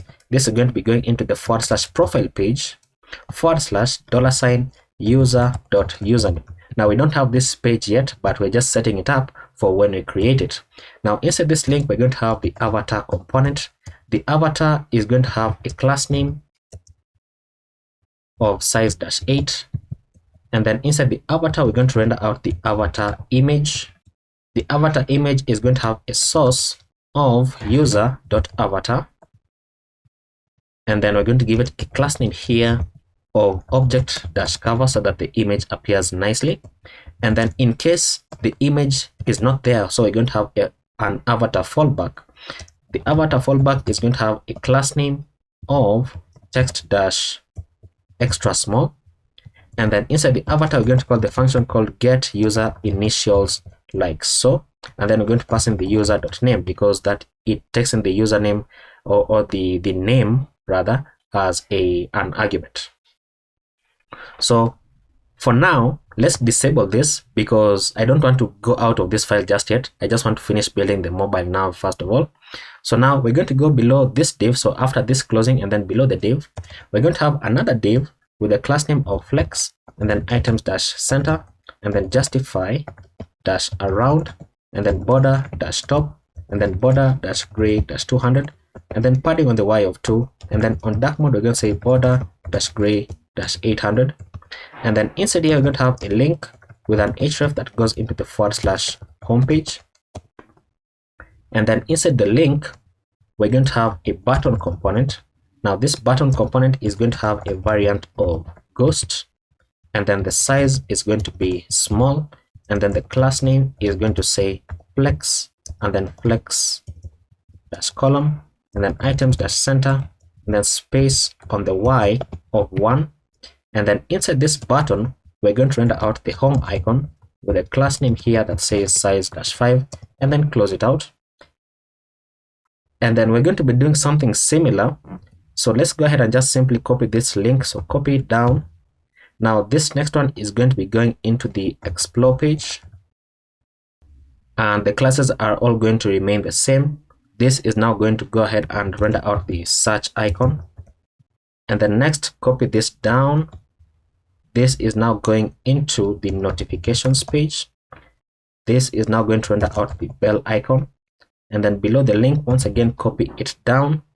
This is now going into the / messages, and then the icon is going to show the mail. Now we can save that, and this is what we're going to have on the bottom navigation. Okay, look at that, looking almost nice. And you can see that now we need to get our function to get the user initials. And so what we're going to do is, let's enable this, and then on the top, let's also enable this. Let's save that. It's going to break our application, but now we're going to go inside the lib folder. So inside the lib folder, inside the utils, we are now going to go ahead and add our function here. So export const get user initials. This is going to be taking in the name as an argument, and then we're going to return the name question mark dot split. We want to split it where it has a space, and then we want to map over it, and then we're going to return an n value here. So we want to say that return the n, and again get the first value of the n, and we want to join this. We want to join it using no space, and then dot to uppercase like so. And if that does not exist, then simply return u or g, something like that. So u or g. Now that is our function, so that now we can go ahead and save that again, and it's going to reload this so that we can actually see our initials. And there we go. So you can see that we're getting an error that says failed to load post. That's because we don't yet have this function. So don't worry about that, because we're going to create it.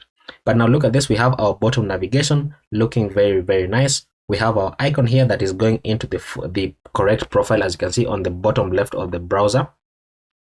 And then this should be taking us into the home page so that we can click on it to add a tweet. So you can have a link here. Why is this broken?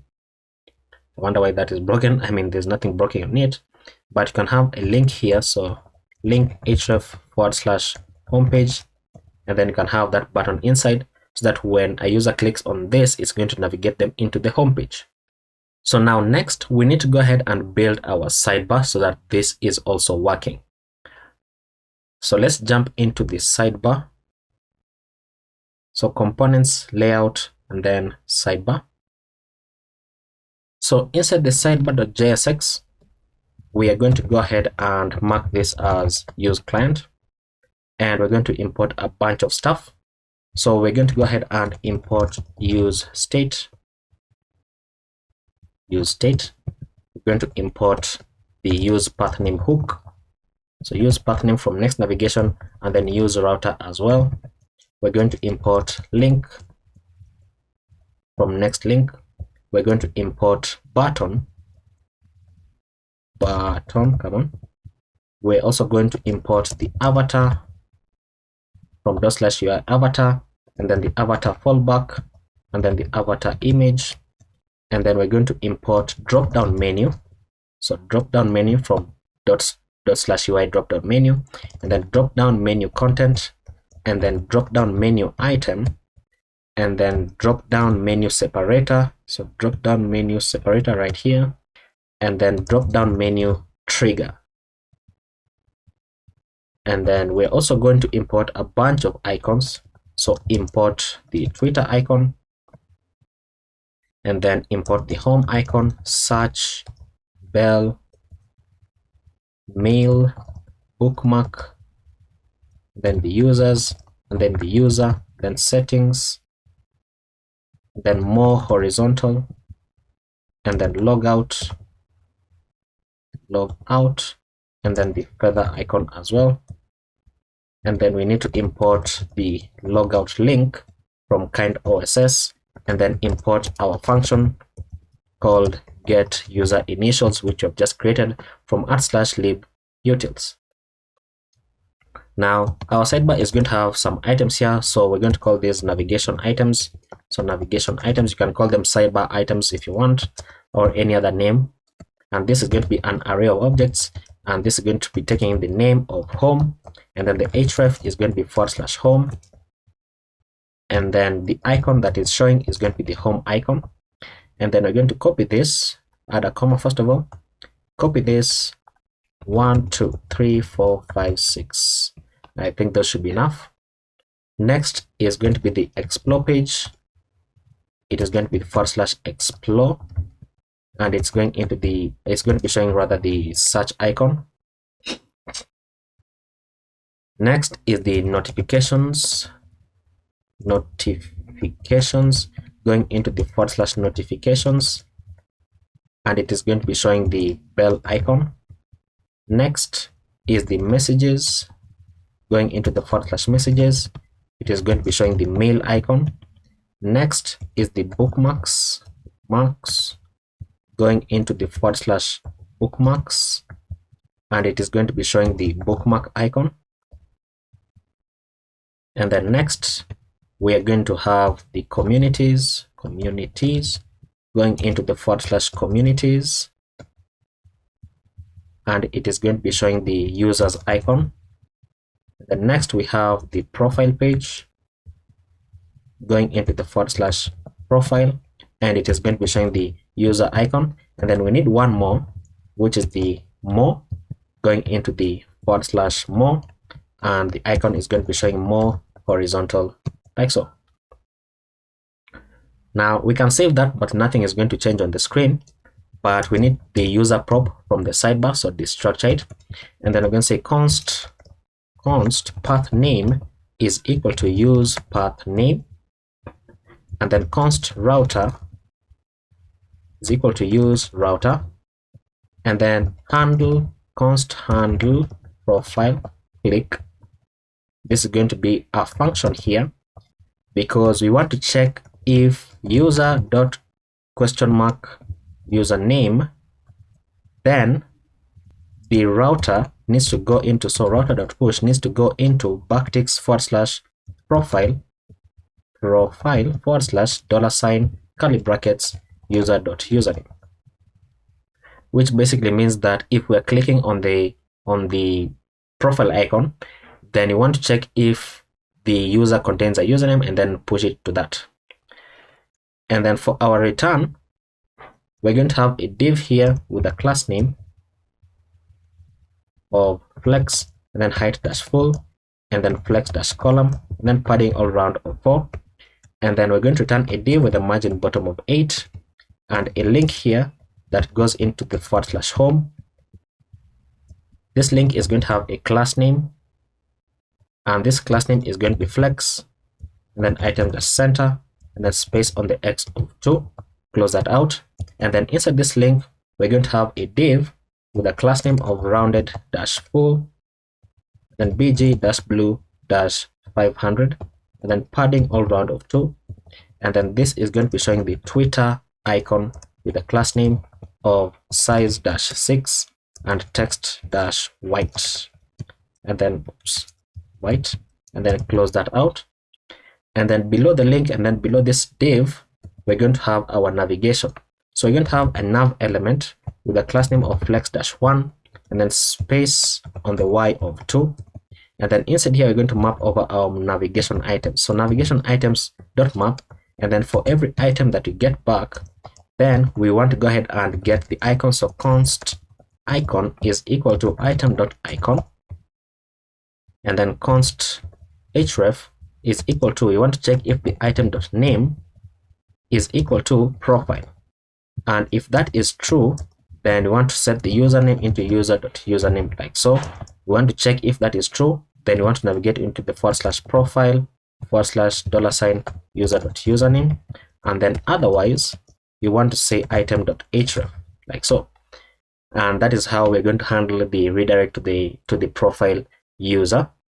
And then now once we have that, then we're going to set up our return. So we're going to return, and we're going to return a div here, and this div is going to be as follows, and it needs to have a key here of item.name.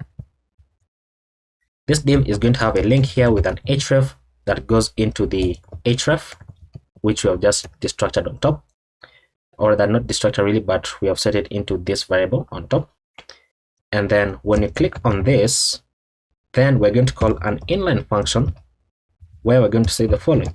We're going to say if item.name is equal to the profile, meaning if we're clicking on the profile, then open this up and we're going to call the handle profile click function like so, and then close this out, and inside this we're going to be showing the icon, which we are getting it from here. The icon is going to have a class name here of size-6, close it out, and then below this icon we're going to have a span with a class name of text-XL, and then font-medium, and then this is going to say the item.name. Now we can save that to be able to see what we have on the screen on the sidebar once it reloads. And there we go. Now I notice immediately that that is not rounded, so this should be rounded -full, so that it is completely rounded like so. And then now we need to have some styles on this link so that they are styled better than this. So on the link, we're going to have a class name here, and these are going to be quite a few class names, and they're going to be dynamic, so having your curly brackets and then backticks. So it's going to have a class name of flex, and then items-center, and then space items, and then space -x-3, and then rounded-full, then padding all around of 3, transition-colors, and then $ curly brackets. We want to check if the path name is equal to the item.href. So item.href, if that is true, then we're going to have some class names here called bg blue-50, bg blue-50, and then text blue-600, and then on dark mode we're going to say bg blue-900/20, and then on dark mode we're going to say text blue-400, and then otherwise, if that is not true, otherwise is a full column. So if this is not true, what am I doing? It should be inside this. So if the path name is not equal to the item.href, then the classes that we want are text gray-700, and then on hover we're going to say bg gray-100, and then on dark mode we're going to say text-gray-300, and then on dark mode text-gray-800. And sorry about that, actually this should be dark and then hover. So when you hover over it, then it's going to be that. Okay, now save that. Let's see what we have for our sidebar. And there we go, looking very, very nice, much better. Now we need to have the tweet button on the bottom. So we're going to go below the nav element right here, and we're going to have a div with the class name of margin bottom of 8, and inside here we're going to have a link that is going into href/homepage, and then inside this link we're going to have a button. This button is going to have a class name here of on hover, then we're going to say bg blue-600, and then width-full, and then rounded-full, and then bg blue-500, and then padding on the x of 3, and then text-large, and then font-bold. Close that out. And then we're going to have a span here, and then this button is going to say post, and then once we close this div, we're going to go below this div, and we want to check if the user exists, and then if the user exists, then we want to show a drop down menu. So we're going to have drop down menu like so, and then inside the drop down menu we're going to have drop down menu trigger, and this is a button, so we can have the as child prop on it, so that we can have a button here with a variant of ghost and a class name here of width-full, rounded-full, padding all around of 3. On hover we're going to say bg gray-100, and then on dark mode we're going to say bg gray-800. Close that out, and then inside this button we're going to have a div with a class name of flex, and then width-full, and then items-center, and then space on the x of 3, and then inside this button we're going to have the avatar component. The avatar is going to have a class name of size-10. Close that out, and then we're going to have the avatar image, which is going to have a source of user.avatar, and then a class name of object-cover, and oops, this is self-closing. And then below the avatar image we're going to have the avatar fallback. So avatar fallback is going to be calling the get user initials, and then pass in the user.name like so. And then below the avatar component, we're going to have another div with a class name of hidden, and then flex-1, and then text-left, and then on extra large screens is going to be a block element. And then inside this div, we are going to have a paragraph with a class name of font-medium, and then text gray-900, and then on dark mode, we're going to call text-white. And then the paragraph is going to say user.name, so the user's name. And then below this paragraph, we're going to have another paragraph with a class name of text-sm, and then text gray-500. And then on dark mode, we're going to say text gray-400.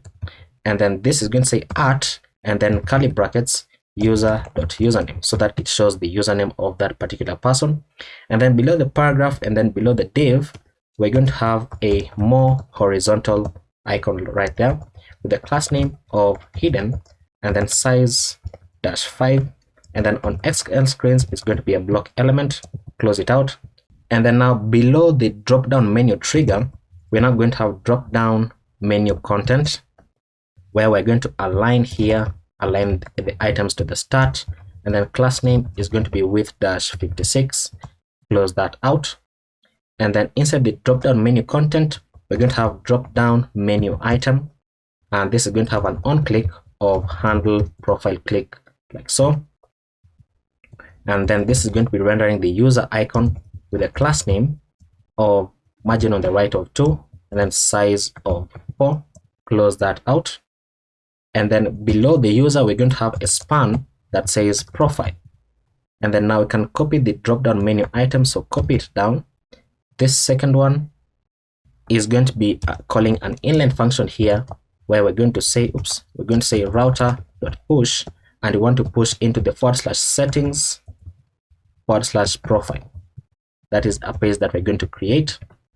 And then the icon is going to be showing the settings icon, settings, and then the text is now going to say settings. And then below this drop down menu item, we're going to have drop down menu separator, like so. And then below this, we're going to have the logout link. The logout link is going to be showing the drop down menu item, and then this is going to have a class name of text red-600. Close that out. And then inside this, we're going to have the logout icon. The logout icon is going to have a class name of margin on the right of 2, and then size of 4. And then close that out, and then we're going to have a span here that says log out. Fantastic. Now we should be able to save that and be able to now have our drop down on the bottom. So there is the button, and then where is it showing? So I need to hide this. So where is it? Hide. There we go. So now when you click on this, it shows the drop down, as you can see right there. Fantastic. And then on large screens, this is how it looks like. Look at that. Looking very, very, very nice. Fantastic. So looking at this, obviously you know that the next thing that we need to build is the right sidebar. So let's go ahead and do that right away. So let's jump into the right sidebar inside here. We can mark this file as use client, and we're going to be importing a few things. So import use state and use effect, and then we're going to import use convex from convex react. We're going to import the API from convex generated API. We're going to import the input component from /UI input. We're going to import the button component as well. We're going to import the card component, and then the card content, and then the card header, and then the card title, like so. And then we're also going to import the avatar, so import avatar from /UI avatar, the avatar fallback, and the avatar image. And then we're going to import the search icon, so search icon, trending up icon. These are all coming from Lucid React. And then we need to import the use router from next navigation. We can move this upwards, and then we need to import the get user initials function from /libutils. Now the right sidebar takes in a prop that is called current user, so we can destructure it, and then we can have a bunch of state values here. So const search query and set search query. This is going to be equal to useState. By default, it is going to be an empty string. Then you can copy this down a few more times. The second one is going to say search results and set search results. And by default, it is going to be an empty array. Next is suggested users and set suggested users. By default, it is also going to be an empty array. And then we're going to have trending and set trending. This is going to be an empty array as well. And then we have loading and set loading. So we don't need this final one. So loading and set loading. And this is going to be false by default. And then we also want to go ahead and get convex. So const convex is equal to use convex, initialize it like so. Then const router is equal to use router like so. And then we're going to call our use effect here. The use effect is going to have a dependency array here. Oops. And it's going to be dependent on the current user, so that this is going to rerun every time that the current user changes.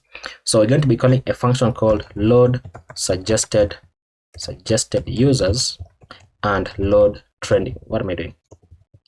And load trending like so. So we need to go ahead and create these two functions. So first of all, we're going to have a use effect, another use effect.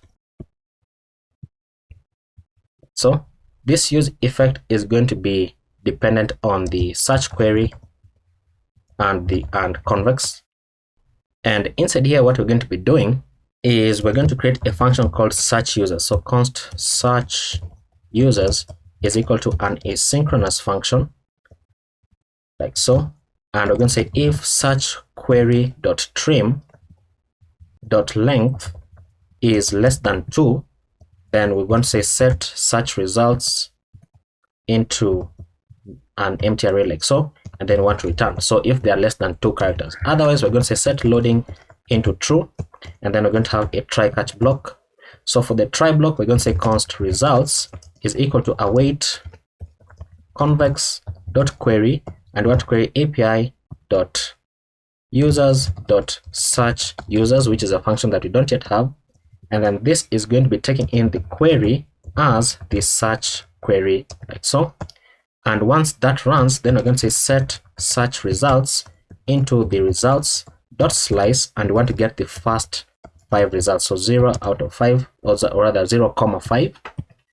And then for the catch, we're going to have the following. So console dot error, we're going to say search error, and then we're going to say error dot message, then toast dot error, and we're going to say failed to search. And then for our finally, we're going to say set loading back into false. And then right before closing the use effect, we're going to say const debounce timer. So const debounce timer is equal to set timeout,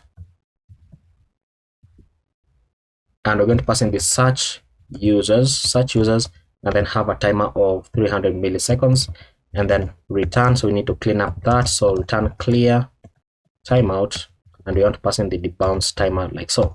So what debouncing is going to do is that it's going to only rerun the function, this function for search users, only after 300 milliseconds have passed, and not after every keystroke.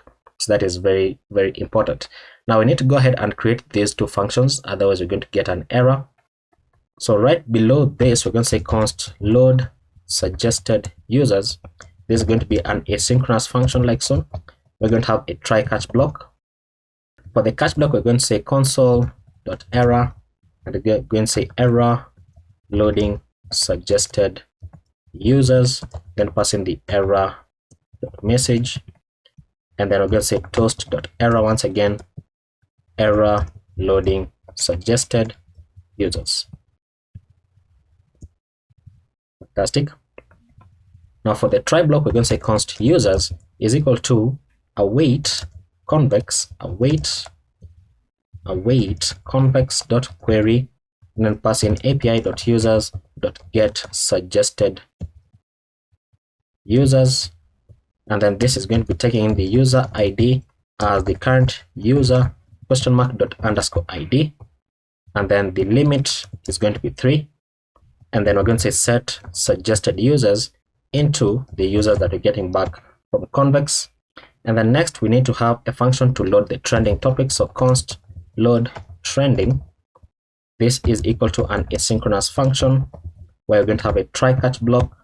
For the catch block, we're going to say console.error, and we're going to say error loading trending, and then pass in the error message, then toast.error error loading trending topics. Then for the try block, we're going to say const trending data.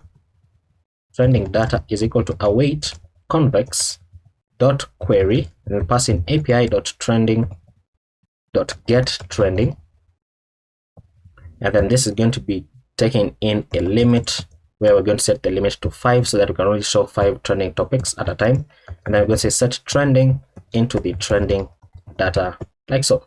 Now the next function that we're going to have inside here is handle user click. So const handle user click. This is going to be taking in the username as an argument, where we're going to say router.push and backticks /profile $sign username, so that when you click on a suggested user here, it takes us into their username. And then we're going to say set search query back to an empty string, and then set search results back to an empty array so that it resets everything. And then now we can begin to build out our return. So our return is going to be a div with a class name of height dash full, and then space dash y dash 4, then padding all around of 4. And then inside the div, we're going to have another div with a class name of sticky, and then top dash 0. And then inside this div, we're going to have a class name of relative. And then inside this div, we're going to say search icon with a class name of absolute, then top dash 1/2, left dash 3, height dash 5, rather size dash 5, and then minus translate on the y of 1/2 so that it is centered properly, and then transform, and then text dash gray dash 400.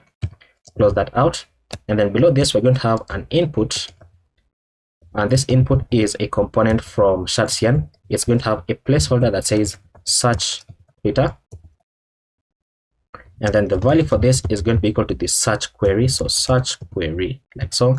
And then on change, we're going to be calling in e, and we're going to say set search query into e.target.value, and then the class name is going to say rounded dash full, and then border dash none, and then bg dash gray dash 100, padding on the left of 12 to push away from the search icon. And then on dark mode, we're going to say bg gray dash 800, and then close that out, and then we can save that to see what we have on the right sidebar. And there we go, looking very, very nice. But we got an error for the trending topics. Don't worry about that. The error is because we don't have that function yet in convex. So we're going to now go below after this input. So below this div, we're going to check whether such query exists. So if such query is true, then we're going to render out a card component here. The card is going to have a class name of absolute z index of 50, margin top of 2, and max height dash 96, and then width dash full, and then overflow dash y dash auto. And then inside the card, we're going to have the card content. The card content is going to have a class name of padding all round of 0, and then we want to check if loading is true. And if loading is true, then we want to render out a div with a class name of padding all round of 4, and then text dash center, and then text dash gray dash 500, my computer has started doing things. So let me just check the recording. So this div is going to have the text that says searching ... And then otherwise, so if loading is not true, then you want to check whether the search results .length is greater than 0. Then it means that they are search results. So if that is true, then we're going to map over the search results. So we're going to say search results.map. And then for every user that we get back, because we're searching for users, then we're going to return a div here with a key of user._id. And then the class name is going to be cursor-pointer, border-bottom, and then padding all round of 3. And then for the last element, then the border is going to be bottom-0, so that it removes the border on the last item. And then on hover, we're going to say bg gray-50. And then on dark mode on hover, we're going to say bg gray-800. And then we're going to have an on click on this div. So when you click on this div, we're going to call a function here called handle user click.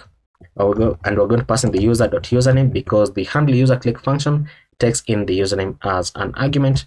Close that out.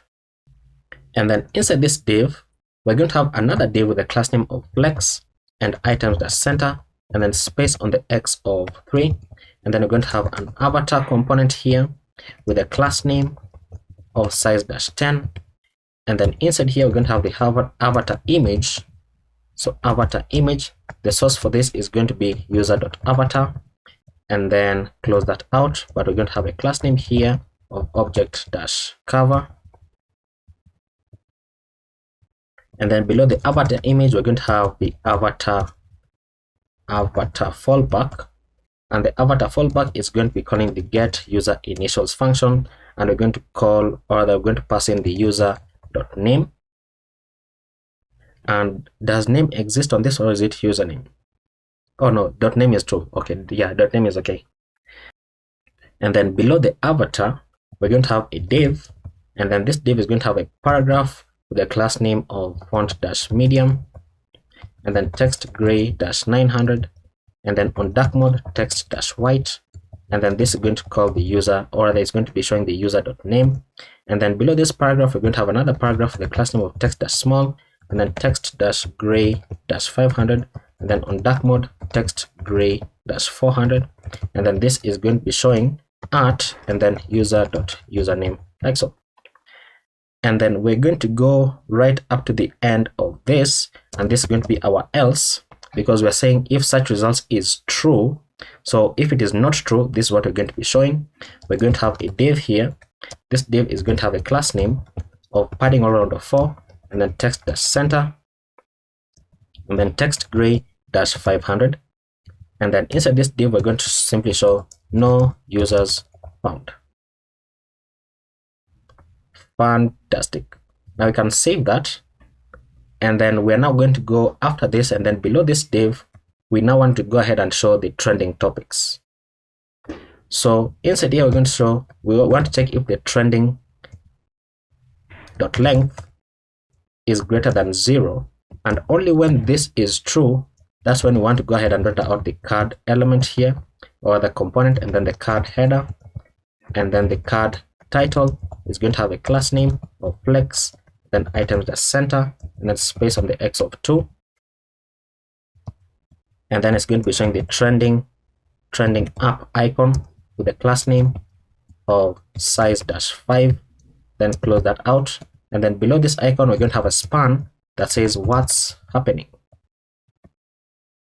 Fantastic. And then below the card header, we're going to have card content with a class name of space on the y of 3, and then inside the card content, we're going to be mapping over the trending. So trending.map, and then for every trend, we want to get back also the index. We're going to be returning a div with a key of index, and then this div is going to have a class name here of cursor-pointer, and then rounded, and then padding all round of 2, and then on hover bg gray-50, and then on dark mode hover bg gray-800.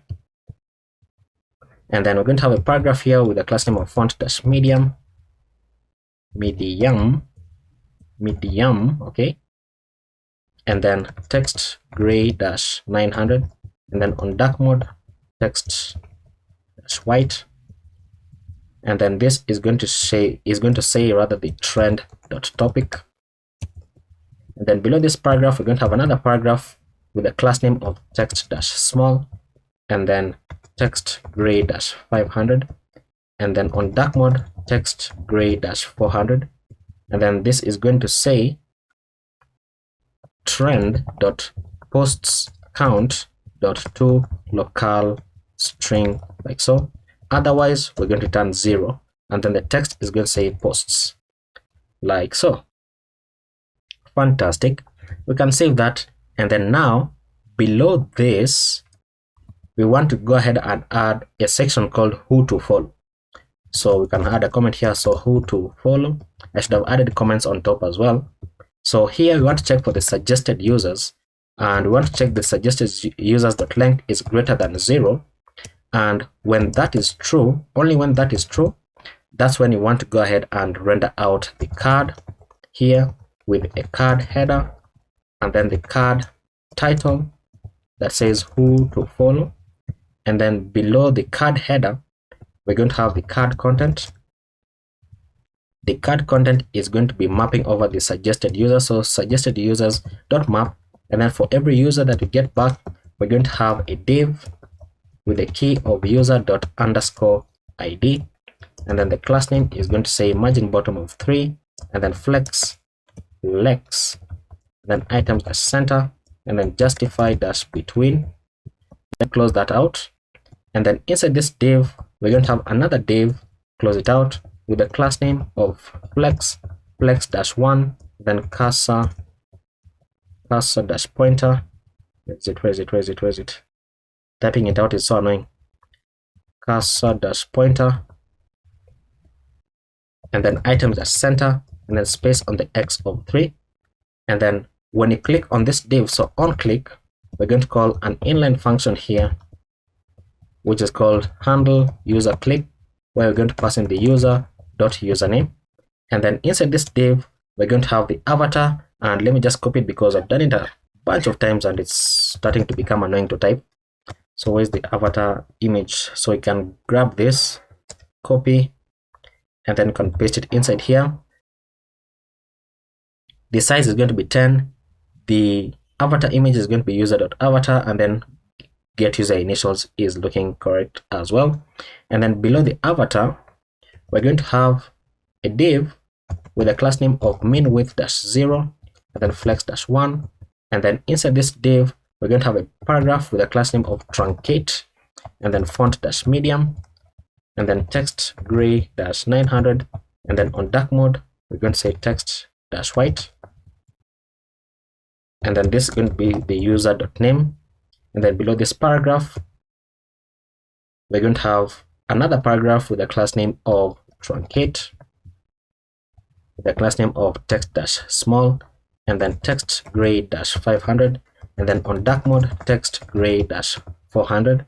And then this is going to say at, and then curly brackets user.username.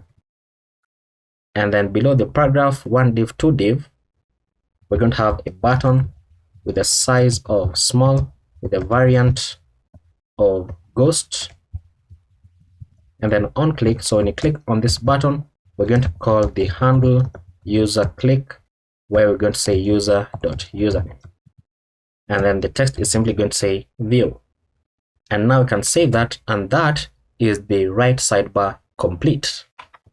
So currently it's not going to be showing anything because only one person is logged into the application, as you can see. So what is going to happen and what you can test out is try to log out of this account and then add another account, and you will notice that that user, or rather the original user, is going to show up here as a who to follow. Okay, now we need to go ahead and create this convex function. So into the users folder, we need to create that convex function, and this is also the users folder, and then this is the trending file, and I've been calling folder, but I mean file. So we need to go ahead and do that. So inside convex, we can close all of this down, all of that. So inside convex, we can create a new file called users.js. And I've just remembered that I think it was inside our main layout. So inside components, layout, main layout, we also have the API. No, it's not inside here. It should be inside the sidebar. Therefore, let's go ahead and open up the sidebar. We should have somewhere where you have API. Search for API. It's not inside here. Then if it's not inside there, then it should be on the original page. So app and then home and then page.jsx. We also need to create a function that we created. So output.get current user, not that one. Posts, yes, posts. So we also need to get this. So inside convex, once again, inside convex, we're going to create a new file called posts.js, like so. So let's begin with the users. So inside users, let me just confirm which functions that we need to create, because these files are quite huge. So if I say that we have to create all the functions for this, then we're going to be here for a while. So let me just check. We were in the components folder, and then layout, and then should be right sidebar. So api.users.search users. So API search users, and API get suggested users, and then this is trending, get trending. Okay, so let's go ahead and start with the search users. So first of all, we're going to go ahead and say import query from /generated server, and then import v from convex values, and then we're going to say export const search users. This is going to be equal to a query here, and it's going to be taking in the same arguments. So the argument is going to be a query, which is a type of v.string, and then we're going to be calling the handler.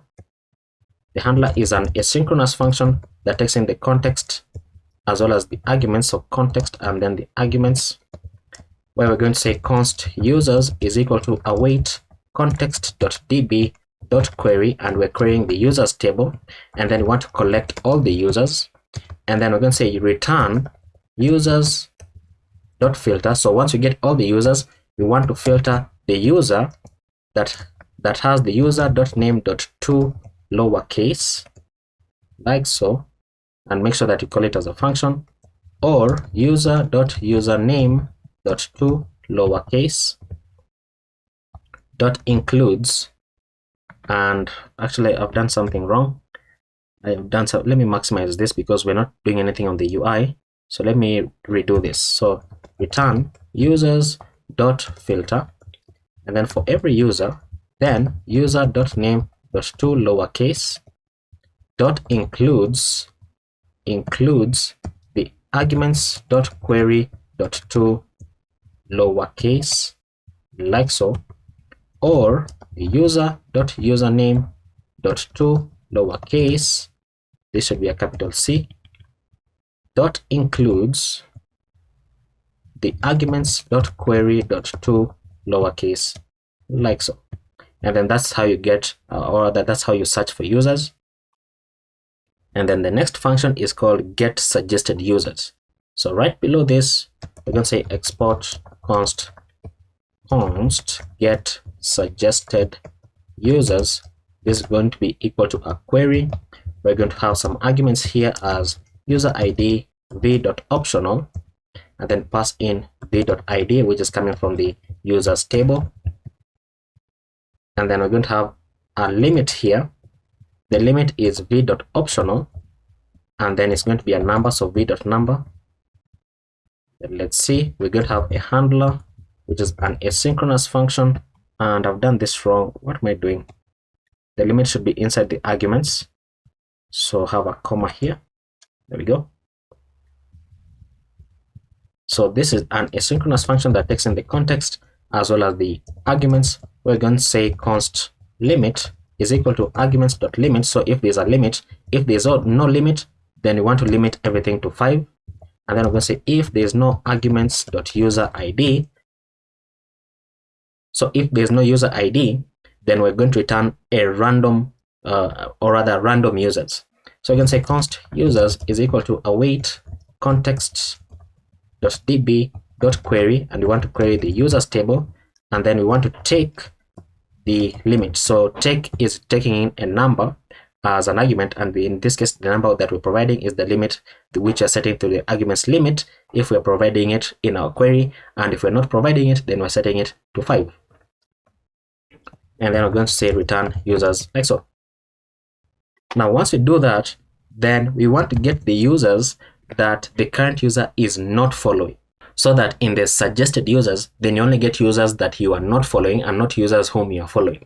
So we're going to say const following is equal to await context.db.query, and you want to query the follows table with the index of by follower. So we want to check whether you are already a follower, and then we want to pass in a callback function here called q. We're going to say q.equals the follower ID, and then compare it to the arguments.user ID, like so. And then we want to say collect. So collect, get all of them, and then const following IDs is equal to following dot map, and then for every follow that we get back, then we want to say return the follow f dot following ID, like so. This is coming from our table, and then we're going to say following IDs dot push, and then we want to add in the arguments dot user ID, and then we're going to say const all users is equal to await context.db.query. Want to query the users table, and then want to collect, so get the everyone in the users table. Then const suggested users is equal to all users dot filter. Then for every user that we get back, we want to check if not following IDs dot includes the user dot underscore ID, and then we want to sort, so dot sort a comma b, and then we want to return b dot followers count or 0 minus a dot followers count or 0. So, and then we want to slice, so dot slice and take the 0 up to the limit that is provided, and then we want to return the suggested users. Okay, so that should be okay. We're getting the following ideas, we're excluding ourselves, and then we're returning the suggested users. So that should be okay for that function. Now the next function that we need to get is, we'll have this one and this one. So what is the next function? We need the trending. So let's go ahead and create convex, create a new file called trending.js. And trending only has 2 functions, so let's just go ahead and create both of them right away. So import mutation and import query, and then import v from convex values, and then export const get trending is equal to a query here, and this query is going to be taking some arguments, and we're going to specify the limit here to be v.optional, and then v.number, and then the handler is going to be an asynchronous function taking the context, and then the arguments. We're going to say const limit is equal to arguments.limit, or we want to limit the trending topics to 20, and then we're going to say return await context.db.query, and we want to query the trending table with index of by posts count, and then order them in descending order, and then take and then pass in the limit as the amount. So that is the get trending, and then export const update trending. This is going to be equal to a mutation where we're going to pass in the arguments here, and the arguments are going to be the topic, which is v.string. So what have I written? Topic is v.string, and then the category is v.optional, and then v.string, like so. And then the handler is going to be as follows. It's going to be an asynchronous function taking the context and the arguments. We're going to say const existing, so we want to check if that topic is already existing, and then if it is already existing, then we want to increase it by one tweet. So const existing is equal to await context.db.query, I want to query the trending table, and we want to filter. So filter, want to filter by Q. Here we're going to say Q dot equals, and then pass in Q dot field. We want to filter the field that is called topic, and then after this parentheses, pass in the arguments dot the topic, like so, and then dot first to get the first one that matches. And then if existing, so if there's already an existing topic, then we're going to say await context.db.patch, because we are updating the existing. So you're going to say existing dot underscore ID, comma, and then open up your object. So we're going to say posts count, set this into existing dot posts count, and then increment it by 1, and then updated at is going to be date dot now, because you've just updated it right now. And then we're going to have an else statement here, where we're going to say await context.db.insert. So if there is no topic, then we want to insert that topic into the trending table, and want to insert the topic as the arguments.topic. Want to insert the category as the arguments.category, and then the posts count is going to be 1, because that is the first post that has been created for that topic. And then created at is going to be date.now, and then updated at is also going to be date.now, because if we are inserting it, then it means it's a new topic, so it has been created at that particular time, and it has also been updated at that particular time. But once it has been inserted, then it is already existing, so now every time it is going to be incremented by 1, and then the updated at is going to change according to the last post that has been entered into the database. So save that, and now we should be okay with this. So trending is working as well, and let's check anywhere else where we have the API. I hope not, because we have not even finished building this homepage, by the way. So let's see. So we need the posts. Yes, we need the posts now. And then let's see anywhere else where API is appearing. We already have the get current user, so we need the posts. So get for you posts and get following posts. So that's all we need.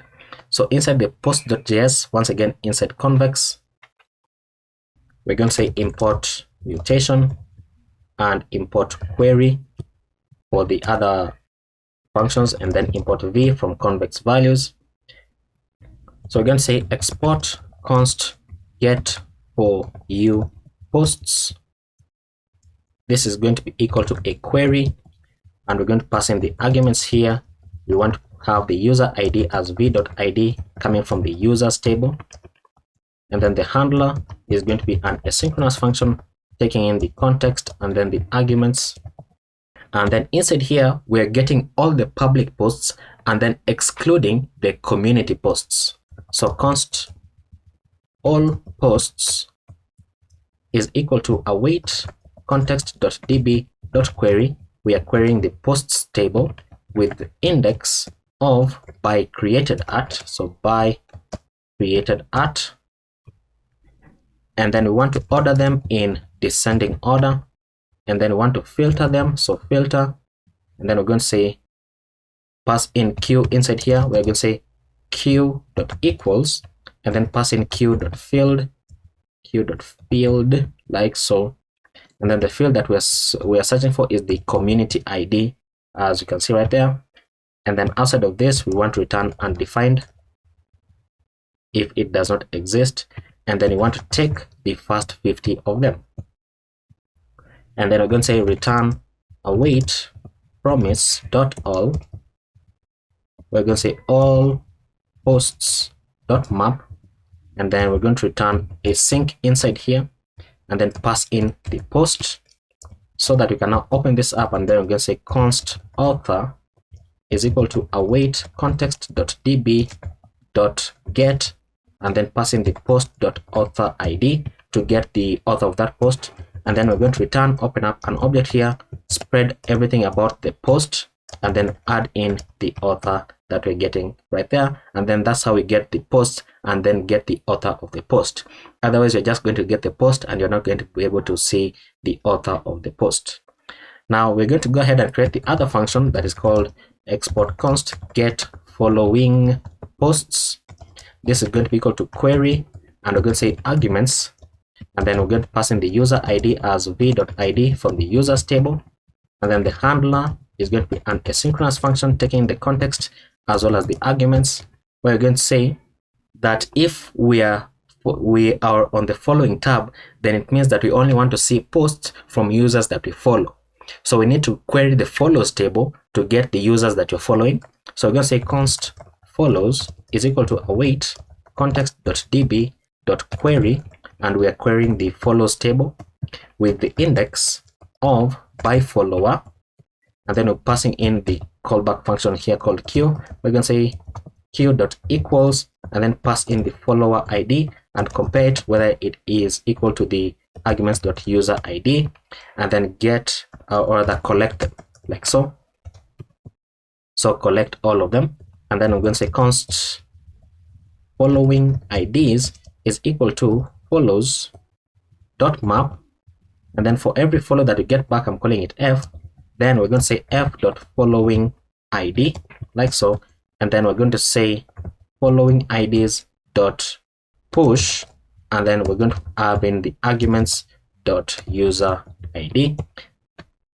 And then now we need to get all posts. So const all posts is equal to await context.db.query. We are querying the posts table with index of by created at, and then we want to order them in descending order, and then filter, pass in q. We're going to say q.equals, and then pass in q.field, and then we want to filter them by the community ID, and then pass in undefined if it does not exist like so, and then dot collect. Now please take note of the syntax. I failed to mention this, but just take note of how it is structured, otherwise you're going to have some issues. And then const feed posts is equal to all posts dot filter, and then for every post that we get back, we want to have the following IDs and want to check whether it includes the post dot author ID like so, and then we want to slice the first 50 of them, so 0, 50. So slice the first 50, and then to get the full information about the post, we need to have a promise. So return await promise.all, and then we're going to say feed posts dot map, and then async, then open it up once again for every post that we're going to get back. Then the author, const author is equal to await context.db.get post.author ID, and then we want to return an object here spreading everything about the post, and then attach the author as well, and this should be author, not author ID. Okay, now we can save that, and it's going to format it to look a bit better. But now we should be able to go back into our home page. We should be able to go into the home page, and that's not the home page, this is the home page, and now we can continue building out the home page. So if you take a look at this, it looks a bit blank still, but let's continue to build it out. So we are going to go, let's see, we should be below the h1, below the div. Then we're going to have a tabs component with a value here of active tab, and we should have active tab somewhere on top right there as our state values. And you can see that the active tab is for you first of all.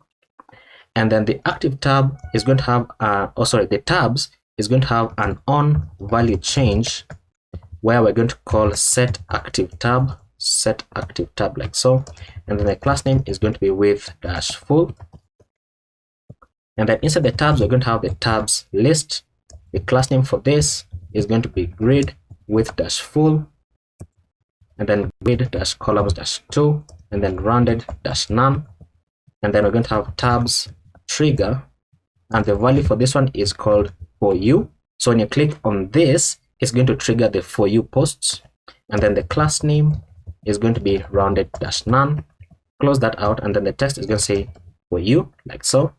And then you can copy this tabs trigger down. This next one is now going to say following, and then it's going to have class name of rounded none, and then the text is going to say following.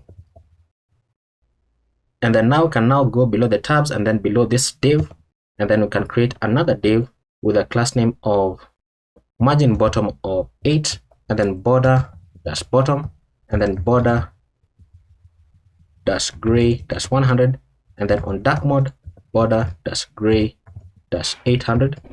And then inside here we're going to go ahead and render out the post form component. Oops, post form, it is self-closing. I like it when it's self-closing. It's going to take in a user prop, which is going to be equal to the user, and then on post created is going to be calling the handle post created function, which we already created, I hope. Let me just confirm. There we go. So we already have it created. And then let's save that. Let's see what we have on the screen. And there we go. So we have our tabs for you, and then following. You can see that now it renders the post form. So let's go ahead and continue building this out. So we're going to go below this div. We're going to have another tabs right here. The value is going to be equal to the active tab. The class name is going to be with dash full, and then the tabs content. So tabs content, the value is going to be 4-u, and then the class name is going to be margin top of 8. Close that out, and then inside here we're going to render out the post list component, which is going to be taking some props. So posts is going to be for u posts, and then current user is going to be equal to the user, and then on post update we're going to be calling the handle post created function. And then below this tabs content we're going to have another tabs content. The value for this is going to be equal to following, and then the class name is also going to be equal to margin top of 8. Sorry, this is not 8, it should be 0. Sorry for that.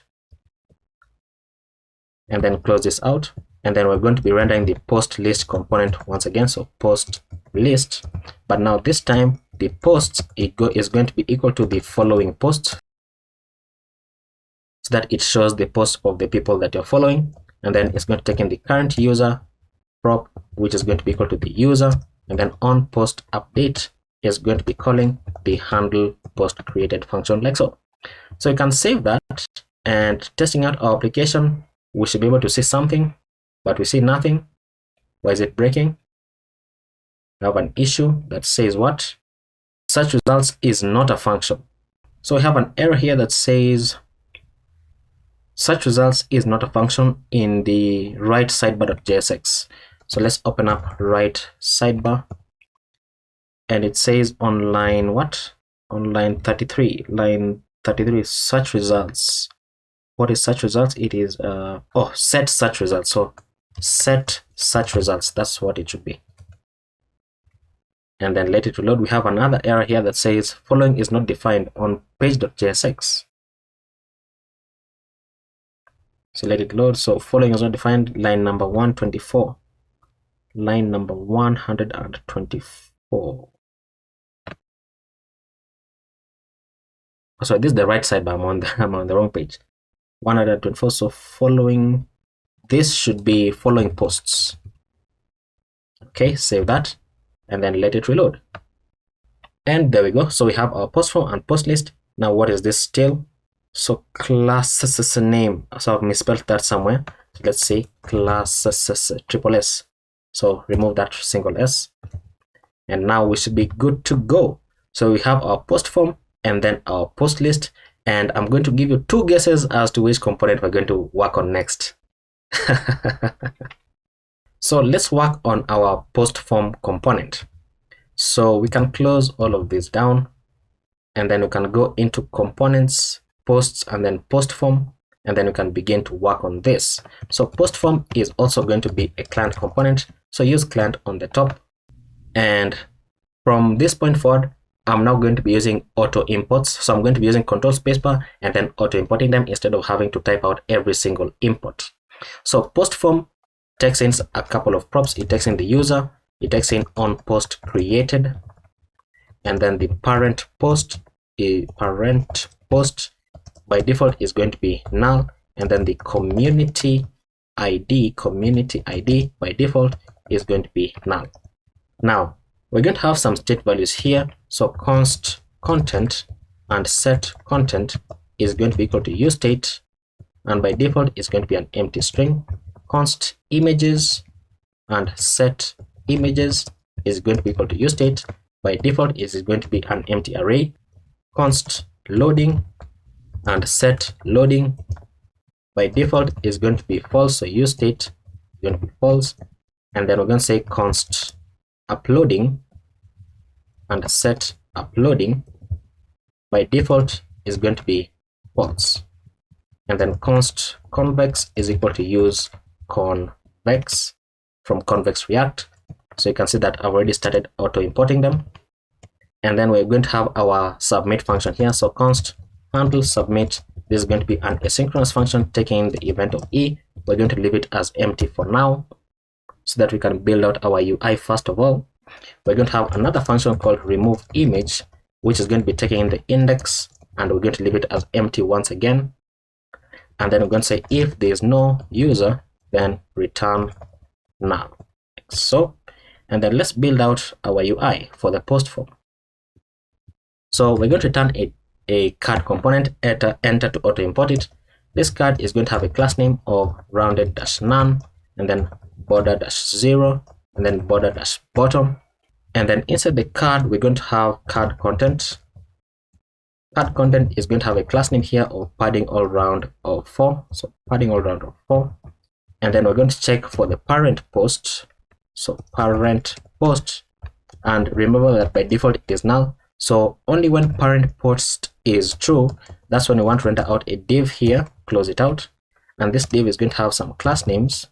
So it's going to have a class name here of margin bottom of 4, text-sm, text gray-500. And then on dark mode, we're going to say text gray-400.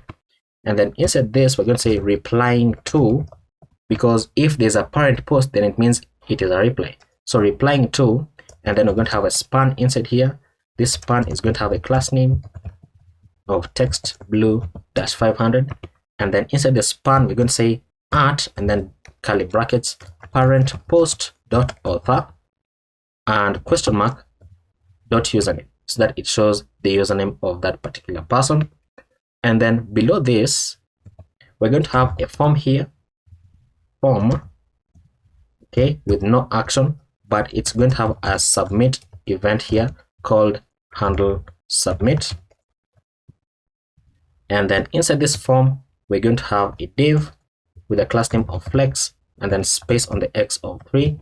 And then we're going to render out the avatar component from ./UI avatar. The class name is going to be size-12. And then inside here, we're going to have the avatar image. The avatar image, the source for this is going to be the user.avatar, avatar, and then the class name is going to be object-cover, close it out. And then the avatar fallback is going to say get user initials, which is our function, and we're going to pass in the user.name. And then below the avatar, we're going to have a div with a class name of flex-1, and then space on the y of 4. And then inside this div, we're going to have a text area component from ./UI text area. The placeholder for this is going to be checking if the parent post is true, and if it is true, then the text is going to say tweet your reply. Otherwise, we're going to say what's happening. And then the value for this is going to be the content, and then on change, we're going to call e, where we're going to say set content into e.target.value. So, and then give it a class name of resize-none, so that you're not going to be able to resize the text area. And then text-xl, but we want this to apply by force, so we add exclamation, and that is basically in CSS where you say important. And then focus is going to have ring-0, like so. And then the number of rows is going to be equal to 3. Then the maximum length the maximum length of the tweet length is going to be 280 characters. And I close that out, and that is our text area. Now below the text area, we're going to have our image preview. So we want to map over the images. So images dot length, we want to check first of all if they exist. If is greater than 0, and only when that is true, that's when you want to have a div here with a class name of grid and grid dash columns dash 2, and then a gap of 2. And then inside this div, we're going to map over them. So images dot map, and then for every image that we get back, and we want to get the index as well, then we're going to return a div with a key of index, and then a class name of relative, and then close it out. And then inside this div, we're going to have the image component from next image. The source for this image is going to be the image that we're getting back. The alt attribute, in case the image fails to load, we're going to say upload, and a $ curly bracket, we're going to say index +1. So we're going to say upload number 1 or upload number 2, something like that.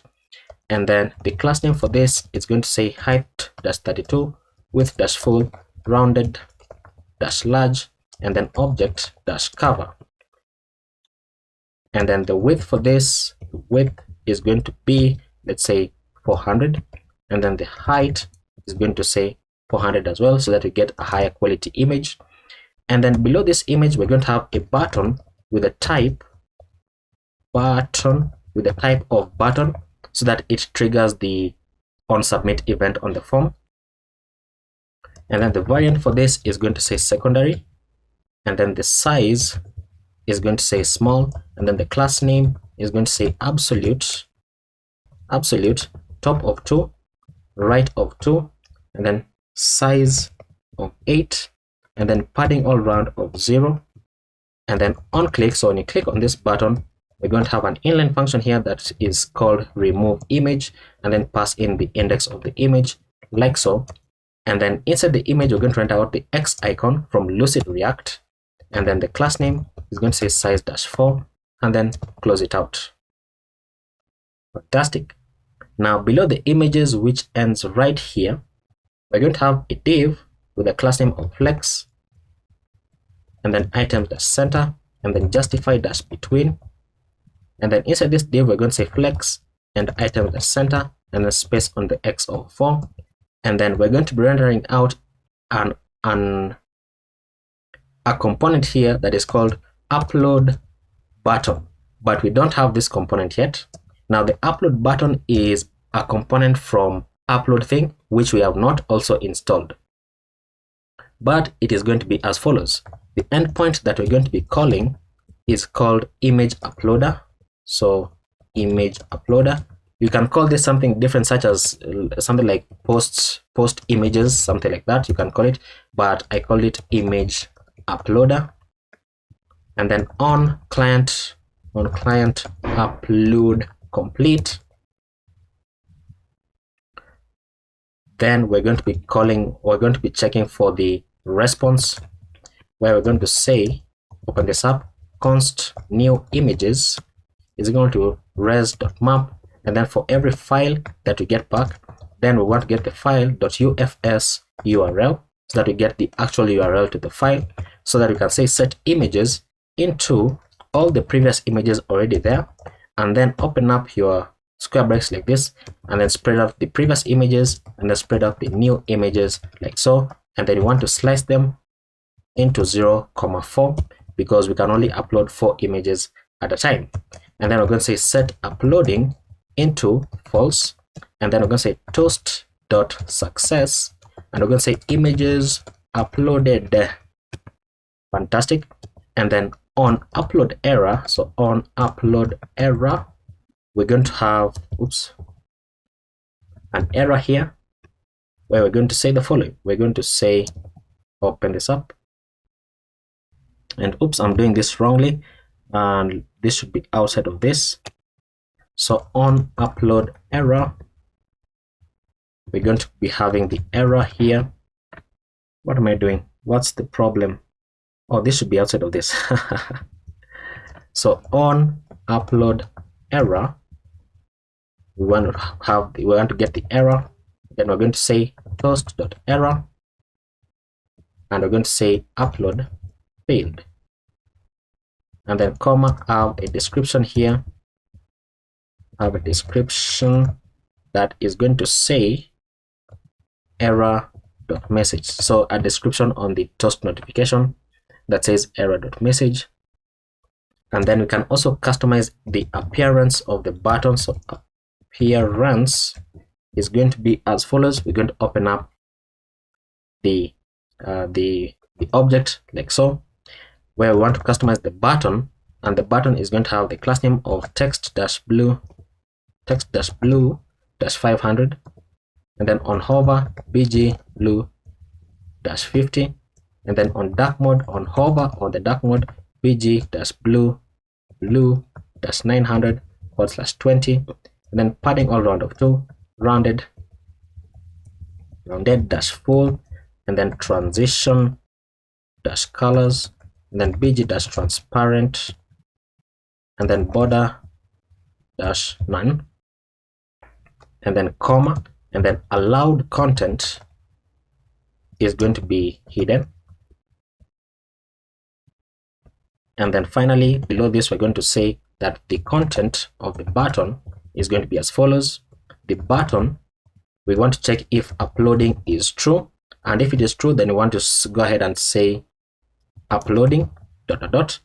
and I've misspelled this, so uploading.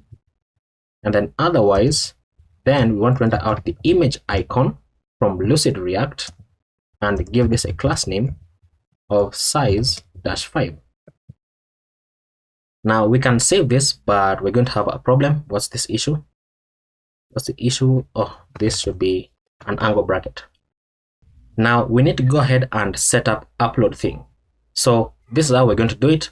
We're going to go ahead and jump into upload thing. So upload thing right here. And then you can create an account with them. You can see I'm already logged in, so I'm just going to navigate into the dashboard. And then inside the dashboard, you can see I have a bunch of applications, but I'm going to create a new application here, and I'm going to call it xclone YT. And then we are on the free storage, so you can, this is default, and then you can just say create app. And then once we do that, then where is it? We need to go into API keys, because we need to copy this and then add it into our env local file. So copy this as upload thing token, and then inside our .env local, we can paste it below this. So upload thing token, and then we also need the upload thing underscore secret, and this is coming from right here. So you can simply view that and then click it to copy, and then paste it inside there.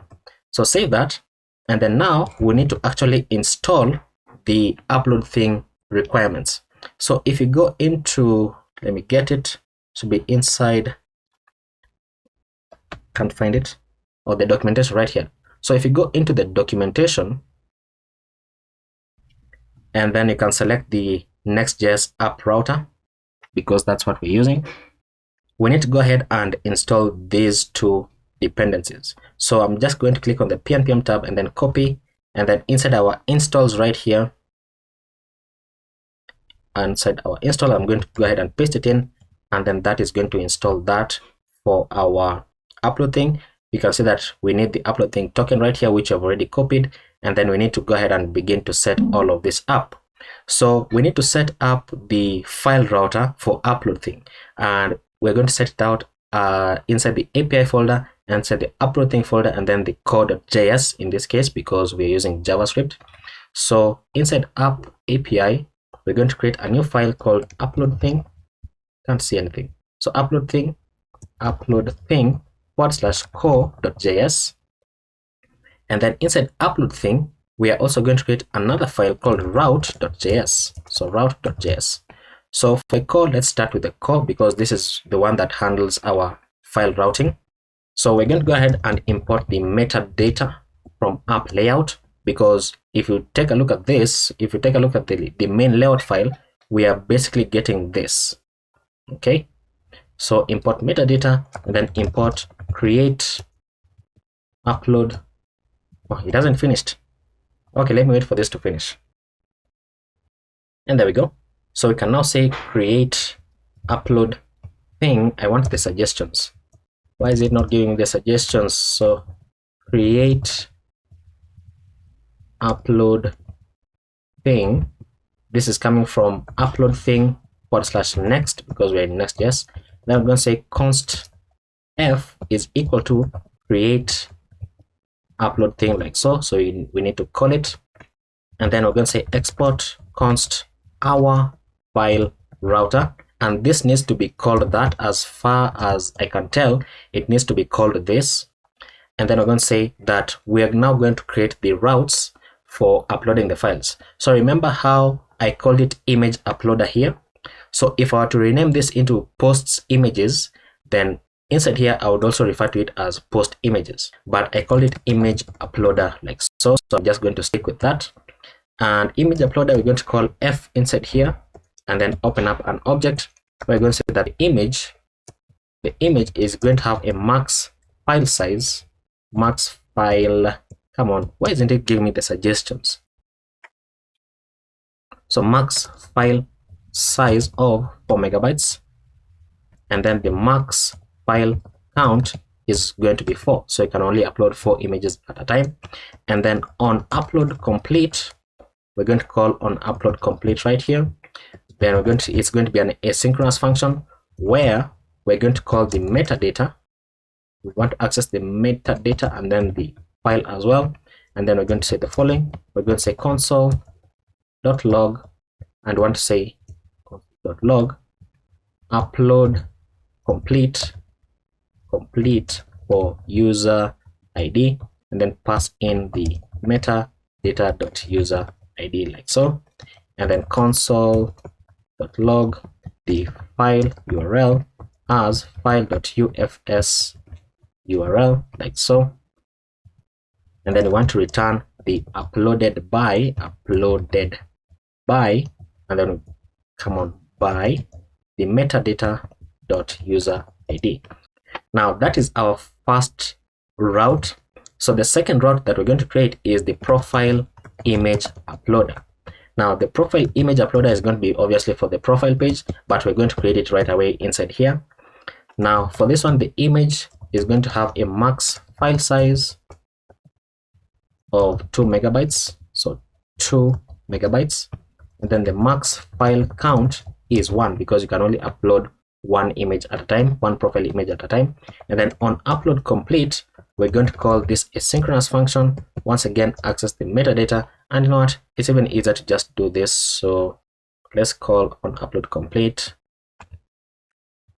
Let's remove that dot on upload complete.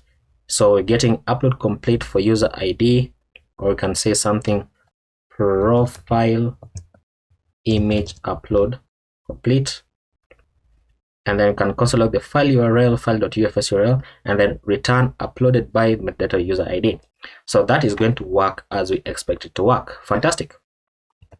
Now we can save that, and then checking the docs, this is what we have done. Simplified, of course, because we don't need all of this because we don't have any middleware. And then for the upload thing route, you can see that this is what we are doing. And have they updated this again? And seems like they have updated this. Let me check something. Let me check. What version am I using? 7+. I think they've updated it here. They have updated it, so this is also different from when I was building out the application. But that's okay. It should still work as we expect it to work. And then now we can now create the components. Fantastic. Now for creating the components, this is if you want to just extract them, but you can directly use the upload button right here from upload thing, as you can see. So you can either use it directly, which is what I'm going to use because I've also auto imported it, or you can extract them into a different file, as you can see, and then use them. Now I don't want to do that. I am just too lazy to do that because this application is quite large. So let's go back into our application right here, and now that we have the upload button, we should be able to save this and see something on the screen once it reloads. Okay, there we go. So we have this showing up. So what's happening? And the gaps are not exactly as I wanted them to be. But, and you know what? I've just noticed that we don't have the route. So the route is Control-Shift-T, open that up again. And the route is basically this. So we can go ahead and just copy this and paste it inside the route like so.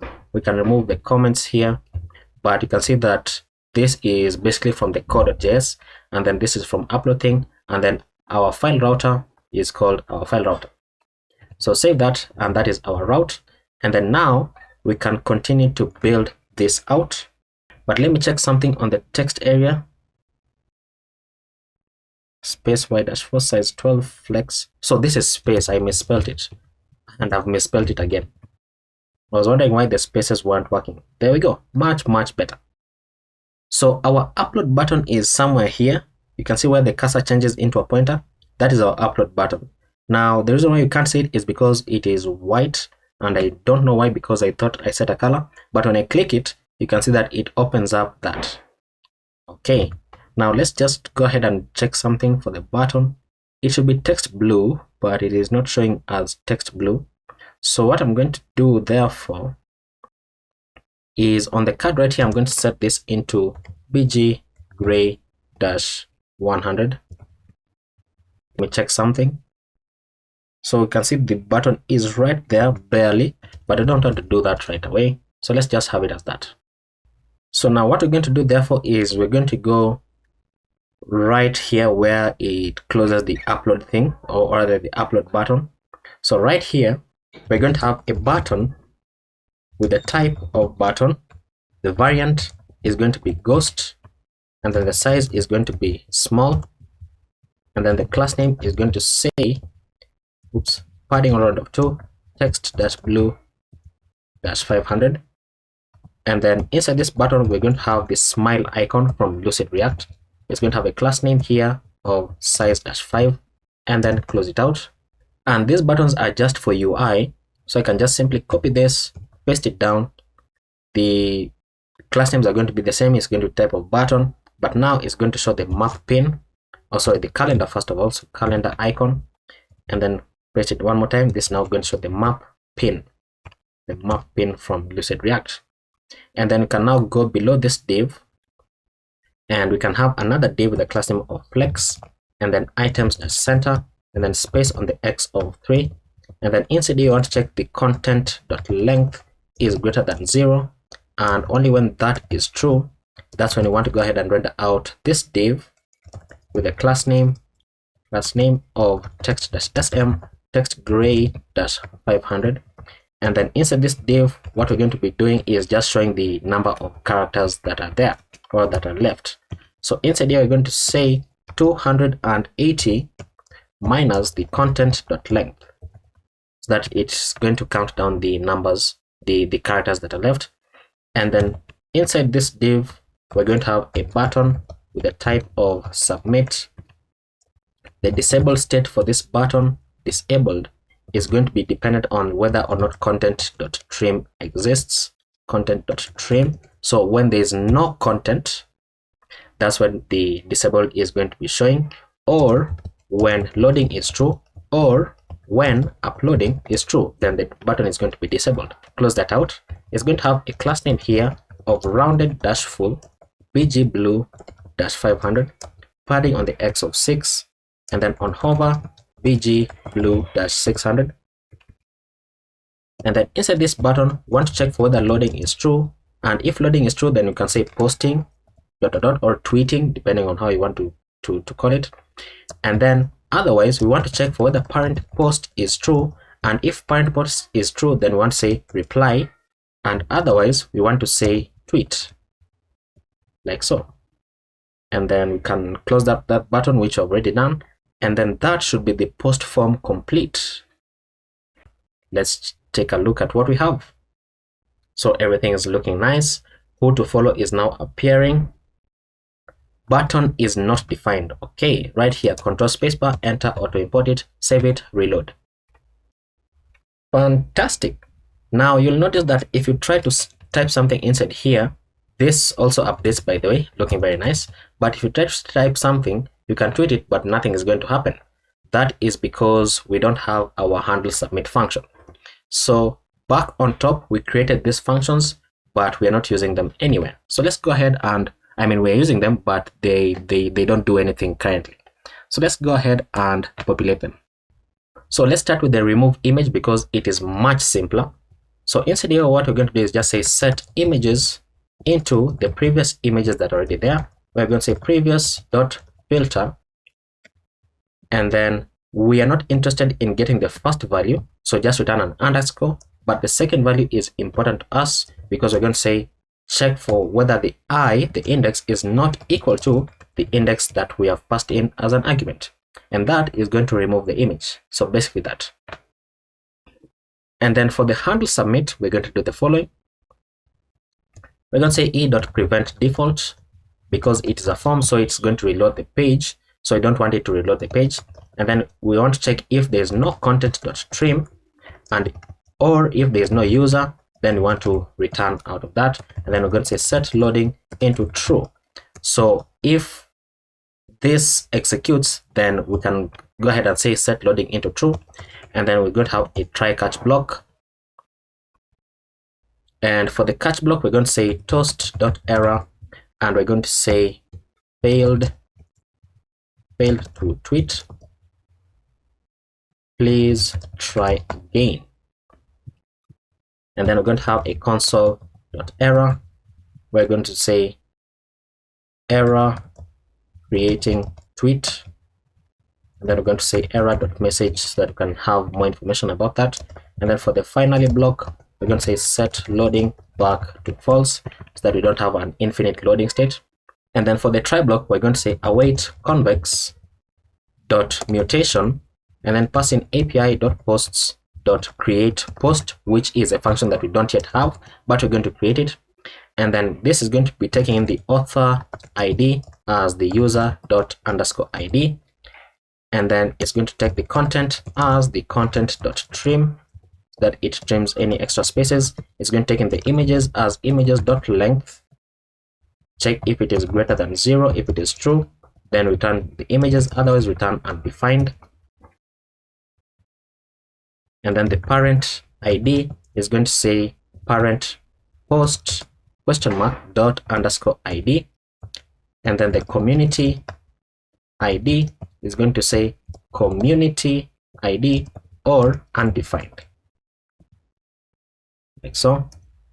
And then below this, we want to reset everything. So set content back to an empty string, set images back to an empty array.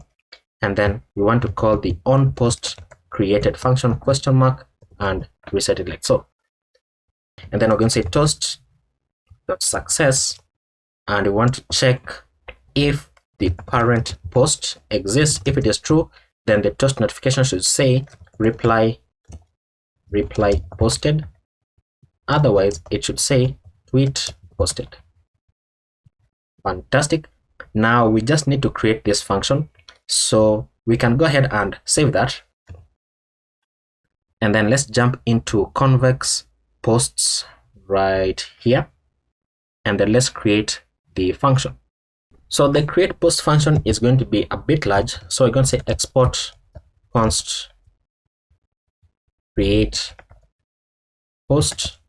This is going to be equal to a mutation, and we're going to take in some arguments here of the author ID, which is v.id coming from the users table. We have the content, which is v.string.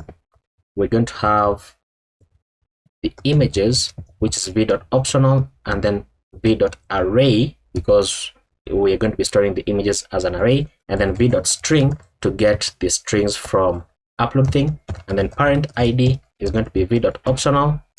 We're going to pass in the v.id coming from the post table. So posts, and then community ID is going to be v.optional once again, and the v.id is coming from the communities table like so. And then the handler is going to be an asynchronous function, taking the context and the arguments, we're going to say const post id is equal to await context.db.insert, and we're inserting into the posts table, and we want to get the author id.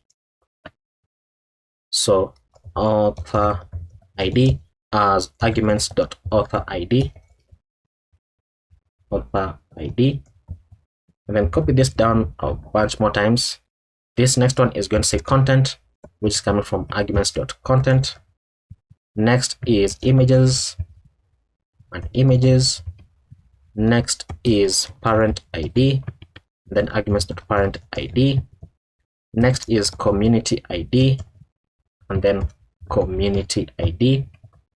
Next is the created art, and this is coming from date.now, so date.now. And then we can remove these three, but we want to add the likes count as 0 because it is a new post, and then retweets count as 0, and then replies count as 0 as well, like so. And then once we get that, then we want to update the user's posts, the number of them.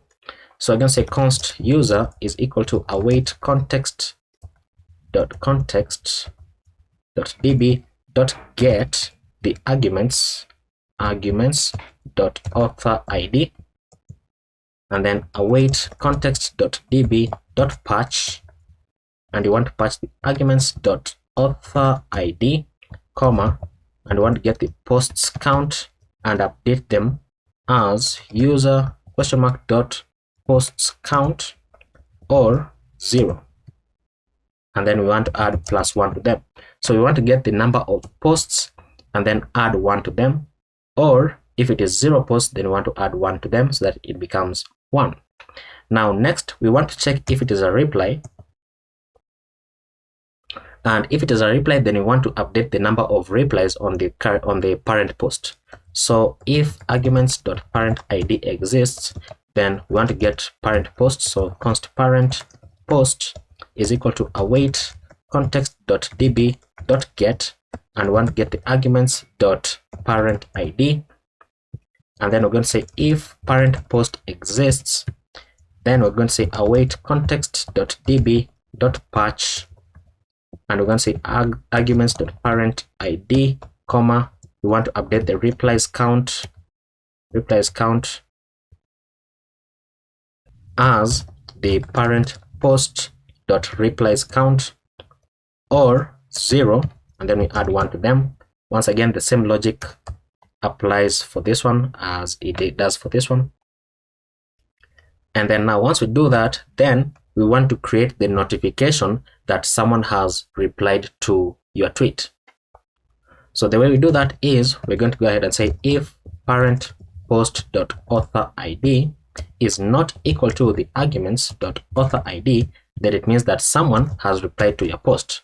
So we're going to say await context.db.insert, and we're inserting into the notifications table, where we're going to say the user id is going to be the parent post.author id, and then the type, comma, and then the type of notification is going to be a reply, because in the notifications page we are going to be showing the replies depending on the type of reply that it is. So whether it is a reply, it is a retweet, it is a like, or it is a share, something like that.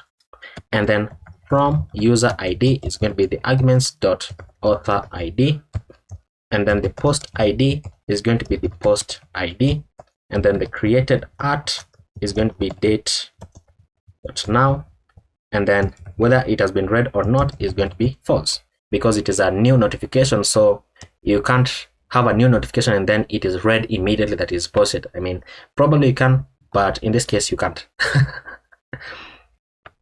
And then right after this closing if, we're going to say return post id, like so. And that is how we can create a new post. So save that, and then let's go ahead and test it out. So let's say Twitter, comma, it's what's happening, and then tweet. So tweet posted, and then now it is going to show up in our post list, which we're going to work on next. But if you go back into your Convex database, we can close this to upload things. But now inside the database, inside the posts, we should be able to see the newly added post right there with the content that says Twitter, it's what's happening, and it has been posted right now. As you can see, the dates match. I mean, I don't have to convince you of that, but so next we need to deal with our post list. So let's go ahead and do that in the next video. So inside the post list, we're going to mark this file as use client, and we're going to be importing one thing. We're going to import the postcard from /post-card. Now we need to create this component. So inside the posts, new file post-card.jsx, and then you can say rft, and then change this into postcard. And the reason for this postcard is we're going to be heavily reusing it in the other pages, so it is better to just create it right away. Now the post list takes in a couple of props: the posts, the current user, and the on post update. And then we're going to say this: we are going to check if there are no posts, or the posts.length is equal to 0. So if that is true, then we're going to return this div here. We're going to return a div with a class name of party on the y of 8, and then text-center, and then text gray-500, and then on dark mode text gray-400. Close that out, and then inside this div we're going to have a paragraph that says no tweets yet, be the first to tweet. Now for the div, our return, we're going to return a div inside here, and we're going to map over our posts. So posts.map, and then for every post that we get back,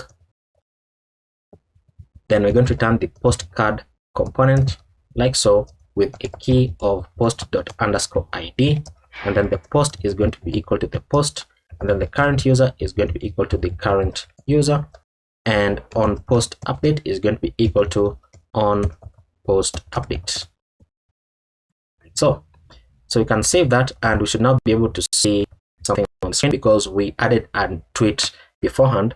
So once it reloads, oh, it has already reloaded. As you can see, we have one tweet right there. But I want to go ahead and delete this. So let me delete it from the database so that we can see the empty state of our application. And there we go. So that is the empty state that says no tweets, be the first to tweet, which is basically this right here. Now let's jump into the postcard so that we can begin to build this out. Now the postcard is one of the biggest components, so we are about to do quite a bit of typing. I think I like the desktop version mode. I don't like the mobile version. I mean, there's nothing wrong with it, but I just don't like it. Okay, so we're going to do the following. Inside postcard, we're going to destructure the props. So post, and then current user, and then on post update. And then we're going to have quite a number of state values. So const liked and set liked. This is going to be equal to useState. By default, it is going to be false, and I'm auto importing them. So let me copy this 1 2 3 4 5 6 7 8 9 10. This next one is going to say retweeted and set retweeted. By default, it is going to be false. And then next is bookmarks, so set bookmarked and bookmarked. And then next is delete dialog open, and then set delete dialog open. So that is going to be our toggle for the dialog. And then next we have set share dialog open, and then share dialog open. And then next is set reply open, and then reply open. And then next is set loading, and then loading. And all of these are false, by the way, and we need an extra one inside here, which is reply content, and set reply content, and this is going to be an empty string. and then we need to have reply loading. So reply loading and set reply loading. This is going to be equal to useState, and it is going to be false by default. And then we don't need these two. But inside here, we're going to say const convex is equal to use convex from convex react, and then const router is equal to use router from next navigation. And then we're going to have our function here that says use effect. So use effect, enter to auto import it, and the use effect is going to take in a dependency array of current user as well as the post. And then we're going to say if current user exists and post also exists, then we're going to call a function called check interactions, and then we're going to create that function next. So const check interactions is going to be an asynchronous function where we're going to check if there's no current user, then we want to simply return. Otherwise, we're going to have a try catch block here. So try catch block, and for the catch block, we're going to say console.error, and we're going to say error checking interactions, and then we're going to pass in the error.message, and then the toast.error is going to be as follows. Auto import this. There we go. We're going to say error checking interactions, and then for our try block, we're going to do the following. We're going to use array destructuring once again. So const is liked and is retweeted, and is bookmarked is going to be equal to await promise dot all. Open this up and then square brackets. We're going to say convex.query passing api.posts.is post liked, then comma, this is going to take in the user ID, and then current user dot underscore ID, and then the post ID is going to be post dot underscore ID. And then we're going to do the same thing. So we're going to close this, and then we're going to copy this, paste it down. Now this next one is going to say api.post.is retweeted, and it's going to take in the user ID as that, and then the post ID as that. And then finally the third one, which is now going to populate this, is going to say convex.query.is bookmarked, like so, and then takes in the user ID as current user underscore ID, and that as well. And then this closes here, where we can now say set liked into is liked, and then set retweeted, and this should be set is retweeted. What did I call it? Retweeted and set retweeted. Okay, yeah, okay, that's okay. So set retweeted into is retweeted, which is the value that we're getting back from here, and then set bookmarked into is bookmarked, like so. Now we don't have these functions yet, so this one and this one and this one, but we are going to create them. So before we do, let's just continue building this out. So we're going to have another function called format time. Const format time is equal to passing the timestamp, and then we're going to say return format distance to now, and this is a function that is coming from datefns, and we're going to pass in the new date and pass in the timestamp, and then comma, and we're going to say add suffix and set this to true, so that it shows like 1 day ago or 2 days ago or 3 hours ago. So let's import this because it was not giving me the option to auto import it for some distance for some reason. So I'm going to say import format distance to now, from date-fns, which we already installed at the beginning of this project. Now next, we're going to create our handle like function. So const handle like is going to be equal to an asynchronous function, and we want to check if there is no current user, then we want to return. Otherwise, we're going to have a try catch block. For the try block, we're going to say await convex dot mutation, and then passing the API dot posts dot like post, which we don't yet have, and then we're going to pass in the user ID as the current user dot underscore ID, and then the post ID is going to be the post dot underscore ID, and then we're going to say, we're going to say set liked into the opposite of liked. So if it is true, then set it to false. If it is false, then set it to true. And then we're going to call on post update question mark dot, and then call the function to update the post. And then we're going to say toast dot success, and we're going to say tweet liked. So, and then for the error, we're going to say toast dot error failed to like post, just like that. And the next function is called handle retweet. So const handle retweet is going to be an asynchronous function. We're going to check if there is no current user. You can see it's a bit of a pattern. Then we're going to return. Otherwise, we're going to have a try catch block. And for the try block, we're going to have the following. And you know what? Let me just copy this because it is simpler. So await convex mutation, and want to check for the retweet post function. The user ID current user.id, and then post ID is that. And then we're going to say set retweeted into the opposite of retweeted.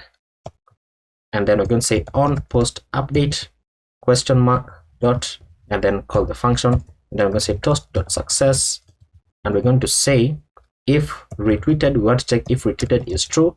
Then we're going to say retweet removed, and then otherwise we're going to say retweeted full stop, not full stop but exclamation mark. And you can do the same thing for this part right here. So you can do something like if liked is true, then we're going to say tweet liked, and then otherwise tweet unliked, just like that. And then add a space here. Okay, and then for the error, we're going to say toast.error, and we're going to say failed to retweet. Fantastic. And then next we have handle bookmark, which I'm just going to copy this, paste it down, change this into handle bookmark. Once again, checking for the current user. And then for this, we're going to change things up just a bit. Instead, we're going to say const is bookmarked is equal to await convex dot mutation dot, and then we're going to be calling the bookmark post once again, which we don't yet have. And then we're going to say set retweeted into is bookmarked, and this is not set retweeted but set bookmarked. So set bookmarked into is bookmarked, and then we're not going to be calling the on post update. Instead, we're going to say toast dot success, and we're going to check if is bookmarked is true. Then we're going to say tweet bookmarked. Otherwise, we're going to say removed from bookmarks. Like so. And then for the catch block, we can remove that one. Oops. For the catch block, we're going to say failed to bookmark post. And then the next function that we need is called handle reply. So const handle reply is going to be equal to an asynchronous function. We're going to say if there's no reply content dot trim, or there's no current user, then return. And then we're going to say set reply loading to true, because then it means that there's a reply, where we're going to have our try catch block. And then inside the try block, we're going to say await convex dot mutation, and then pass in API dot post dot create post, and then we're going to pass in the author ID as the current user dot underscore ID, and then the content is going to say reply content dot trim, and then the parent ID is going to be the post dot underscore ID, and then we're going to reset everything once the reply has been sent. So set reply content back to an empty string, and then set reply open back to false, and then on post update question mark dot, and then call the function, and then toast.success. We're going to say reply posted, like so. And then for the error, we're going to say toast.error, and we're going to say failed to load post reply. And then this should be a semicolon. And then we're going to have a finally block here. We're going to say set reply loading back to false. And then next function that we have is called handle delete. So handle delete is going to be an asynchronous function. We're going to say if there is no current user, or there is no post.author ID, or the post.author ID is not equal to the current user ._ID, then return. And then we're going to say set loading to true, and then we're going to have a try catch block. So for the try block, we're going to say await convex .mutation, and then pass in API .posts .delete post, and then we're going to pass in the post ID as the post._ID, and then the user ID is going to be the current user._ID, like so. And then we're going to say toast.success tweet deleted, and then on post update question mark dot, and then call the function, and then set delete dialog open to false. And then for the catch, we're going to say toast.error failed to delete tweet, and then finally we're going to say set loading back to false. The next function that we're going to need is called handle share. So const handle share, this is very simple. It is an arrow function that says set share dialog open back to true, and then that is it. And then the next function is called copy link. So const copy link, this is going to be equal to an arrow function. So we're going to say const URL is equal to, pass in your backticks, and then we want to get $ curly brackets, we want to get the window dot location dot origin, so that it gets the domain name in this case, and then / post, because that is going to be the path for the post, and then $post._ID to get the actual link to the tweet. And then we're going to say navigator dot clipboard dot write text. So that's how you write text to your clipboard, so that you can copy it and then pass in the URL. And then we're going to say toast.success, and we're going to say link copied to clipboard, and then we're going to say set share dialog open back false, so that it closes everything. And then finally we want to check whether the user can delete the tweet or not. So const can delete, this is going to be dependent on the current user. So if the current user and the post.author ID is triple equal to the current user ._ID. So if this condition is met, that means that the user, the currently logged in user, is the owner of that tweet and they can delete it. And now finally we can begin to build out our return. So we're going to return a div. This div is going to be as follows. We're going to have a card inside this div, enter to auto import it. The class name for this is going to say rounded-none, and then border-0, and then border-bottom, then transition-colors, and then we're going to have the card content, enter to auto import it, and this is going to have a class name of padding all round of 4, close it out. And then inside the card content, we're going to have a div with a class name of flex, and then space on the x of 3, space on the x of 3. And then inside this div, we're going to have a link with an href that is going to be going into a dynamic value here. So /profile / curly bracket, and we're going to say post.author. We want to check if that exists, and if it exists, then add the username so that we can navigate into the profile of the tweet author when you click on their link. on their profile rather. And then we're going to render out the avatar from /UI avatar. Did I import the link? No, next link. Did I import this? Okay, and this one. Okay, so the avatar here is going to have a class name of size-12, and then close that out, and then it's going to render the avatar image, the source for this, and auto import this.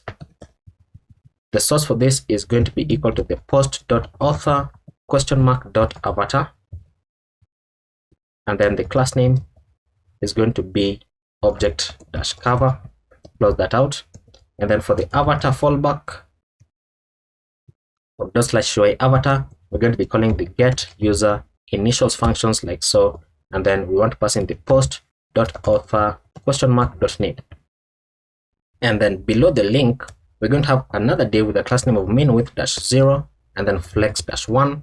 And then inside this div, we're going to have another div with a class name of margin bottom of 1 and then flex and then item-center and then space on the x of 2. And then this is going to have another link with an href going into a dynamic value of profile /$ post.author .username.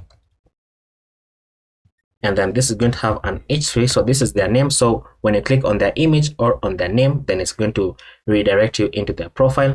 The h3 is going to have a class name of truncate.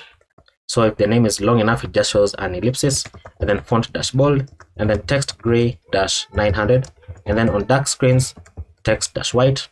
And then the h3 is going to say post.author .name. And then below the h3 and the link, we're going to have a span with a class name of text gray-500, and then on dark mode, we're going to say text gray-400, and then this is going to say @ and then $ curly bracket, oh sorry, not $ really, but curly brackets, post.author .username.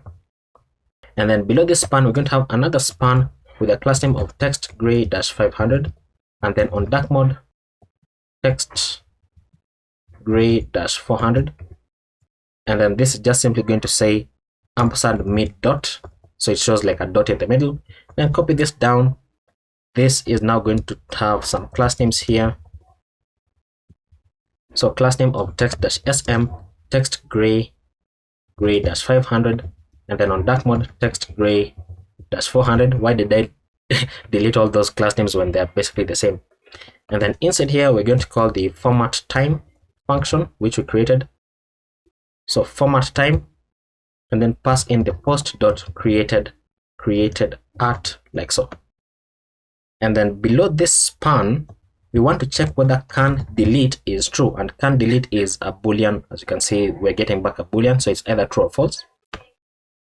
So only when can delete is true, that's when we want to have a drop-down menu for the user to be able to delete their tweet. So we're going to return a div with a class name of margin left of auto, and then inside this div, we're going to have drop-down menu from /UI drop-down. Just make sure that you import the correct one. Once again, I'm going to CC teaser. I can't remember the word for English. So drop-down menu, and then drop-down menu trigger, drop-down menu trigger.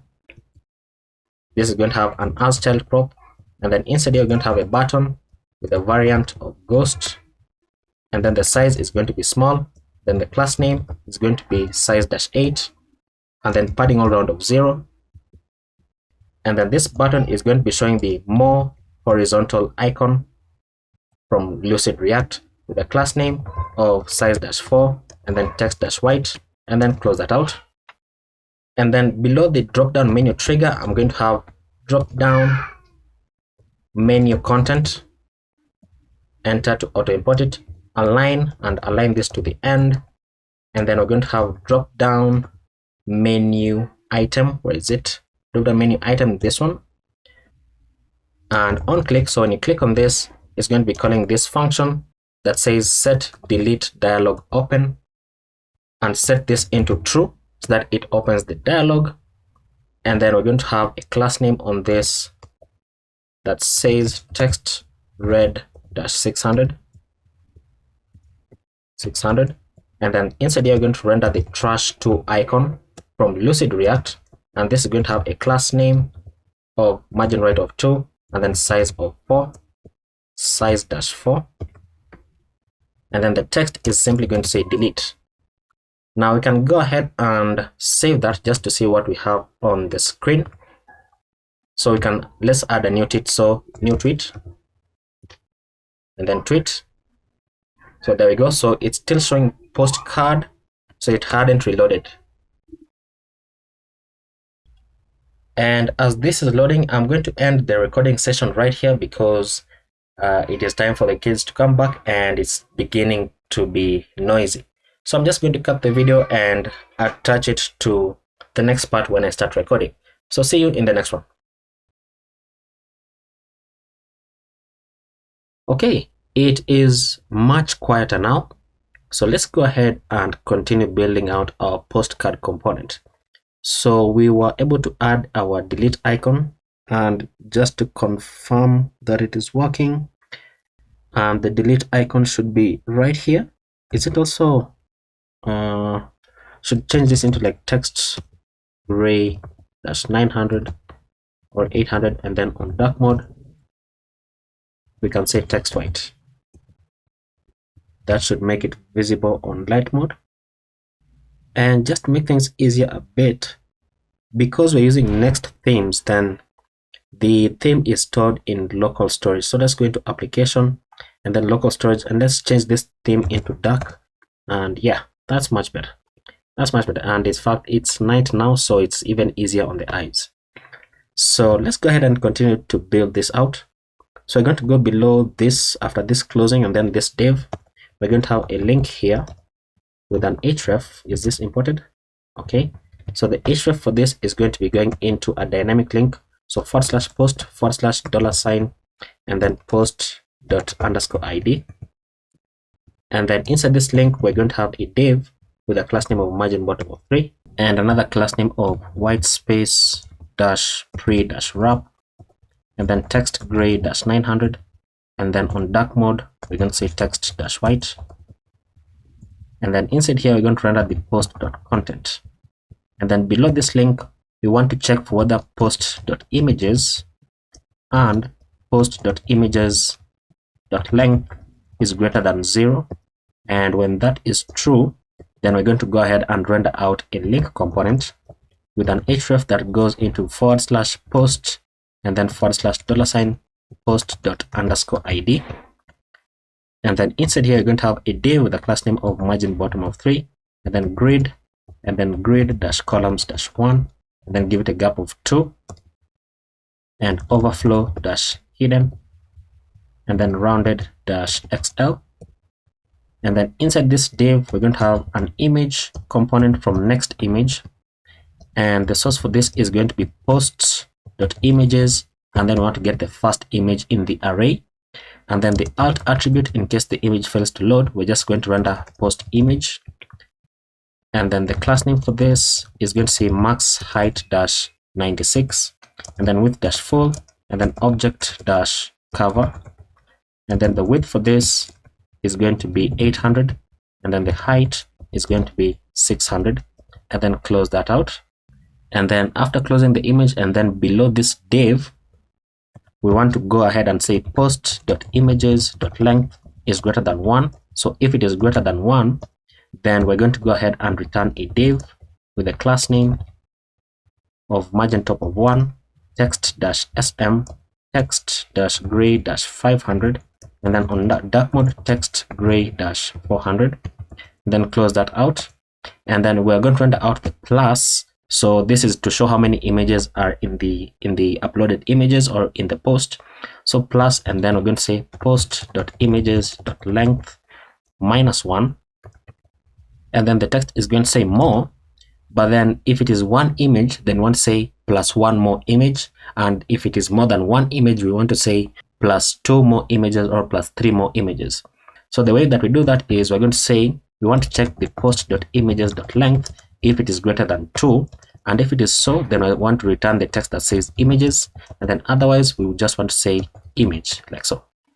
And then now we're going to go below this link, below this, and we're going to create another div with the class name of flex, and max width dash MD, and then items dash center, and then justify dash between. And then inside here, we're going to have a button with the variant of ghost, and then the size is going to be small, so size is equal to small. And then on click, we're going to call set reply open, set reply open, and set it to the opposite of reply open. So if it is true, then set it to false. If it is false, then set it to true. Now the button is going to have some class names here. So class name is equal to text dash gray dash 500, and then on hover, we're going to say bg dash blue dash 50, and then on hover, we're going to say text blue dash 500, and then on dark mode, when you hover over it, we're going to say bg dash blue dash 900 with an opacity of 20, and then close that out. And then inside the button, we're going to render out the message circle icon from Lucid React. The class name is going to be margin right of 2, and then size of 5, and then close that out. And then below this, we're going to render the post.replies count, replies count, or 0. Now below this button, we are going to have another button, and I'm just going to copy this because it's going to be easier. So let's go ahead and save that actually, so that we can it is formatted better. So this is going to be a variant of ghost, and then size is this, and then the button is now going to call the function called handle retweet, and then it is going to say text gray 500. And you know what, these class names are dynamic, so let's just go ahead and let's do this. Let's grab all of these class names inside here, cut it out, and then add our curly brackets, and then paste in the classes. So text gray 500 hover bg, hover bg green, this is now bg green 50, and then on hover text green 500, and then dark mode hover text or rather bg green 900/20. And then we want to check if, so $ curly bracket, if it has been retweeted.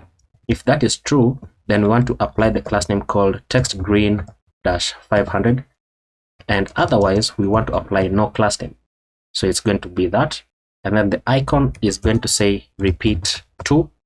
The class names are going to remain the same, and then the text is going to say post.retweets count or 0.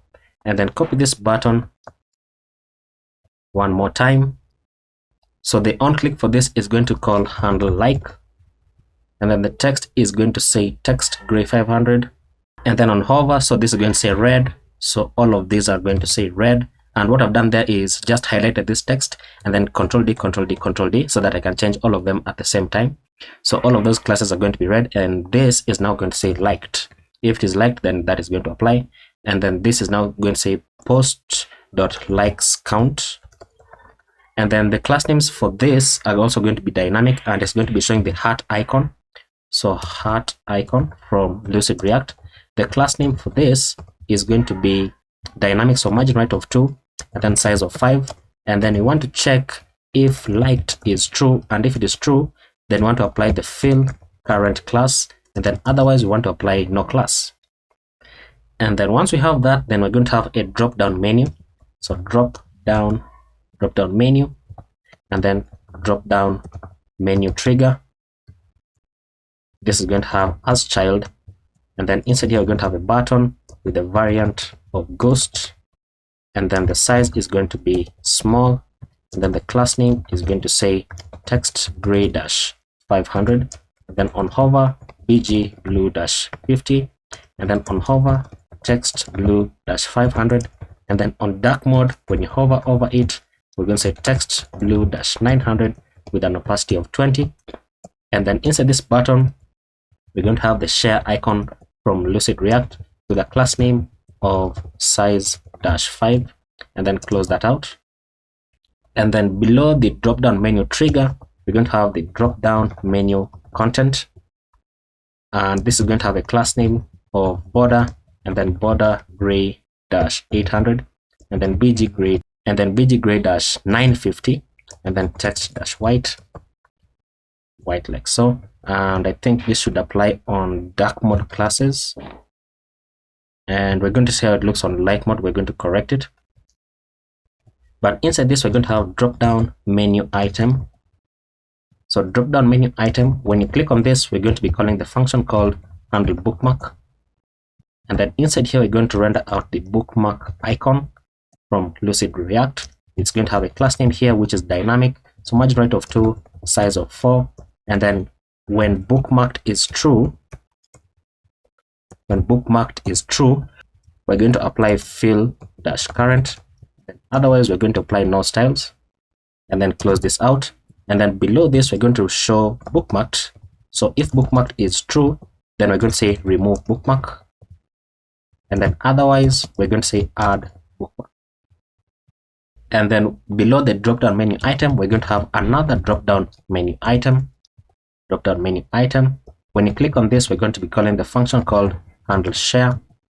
And then this is going to be showing the share icon from Lucid React. The class name for this is going to be margin right of 2 and then size of 4. And then the text is going to say share tweet. So you can save that, and then on the screen, we should be able to see this is not defined repeat to. Repeat to is right here. Control spacebar and then enter. Confirm the heart is there, and then the share icon is also there. Fantastic. So save that. Okay, so you can see that we're getting some errors, and that is because we don't have the convex functions. But what we are building is this right here. So you can see that if I click on the retweet, then it says fail to retweet once again because we don't have that function, but we have the icons showing up right here. So next, let's go below the drop-down menu and then below this first div, and then we're going to create our reply form.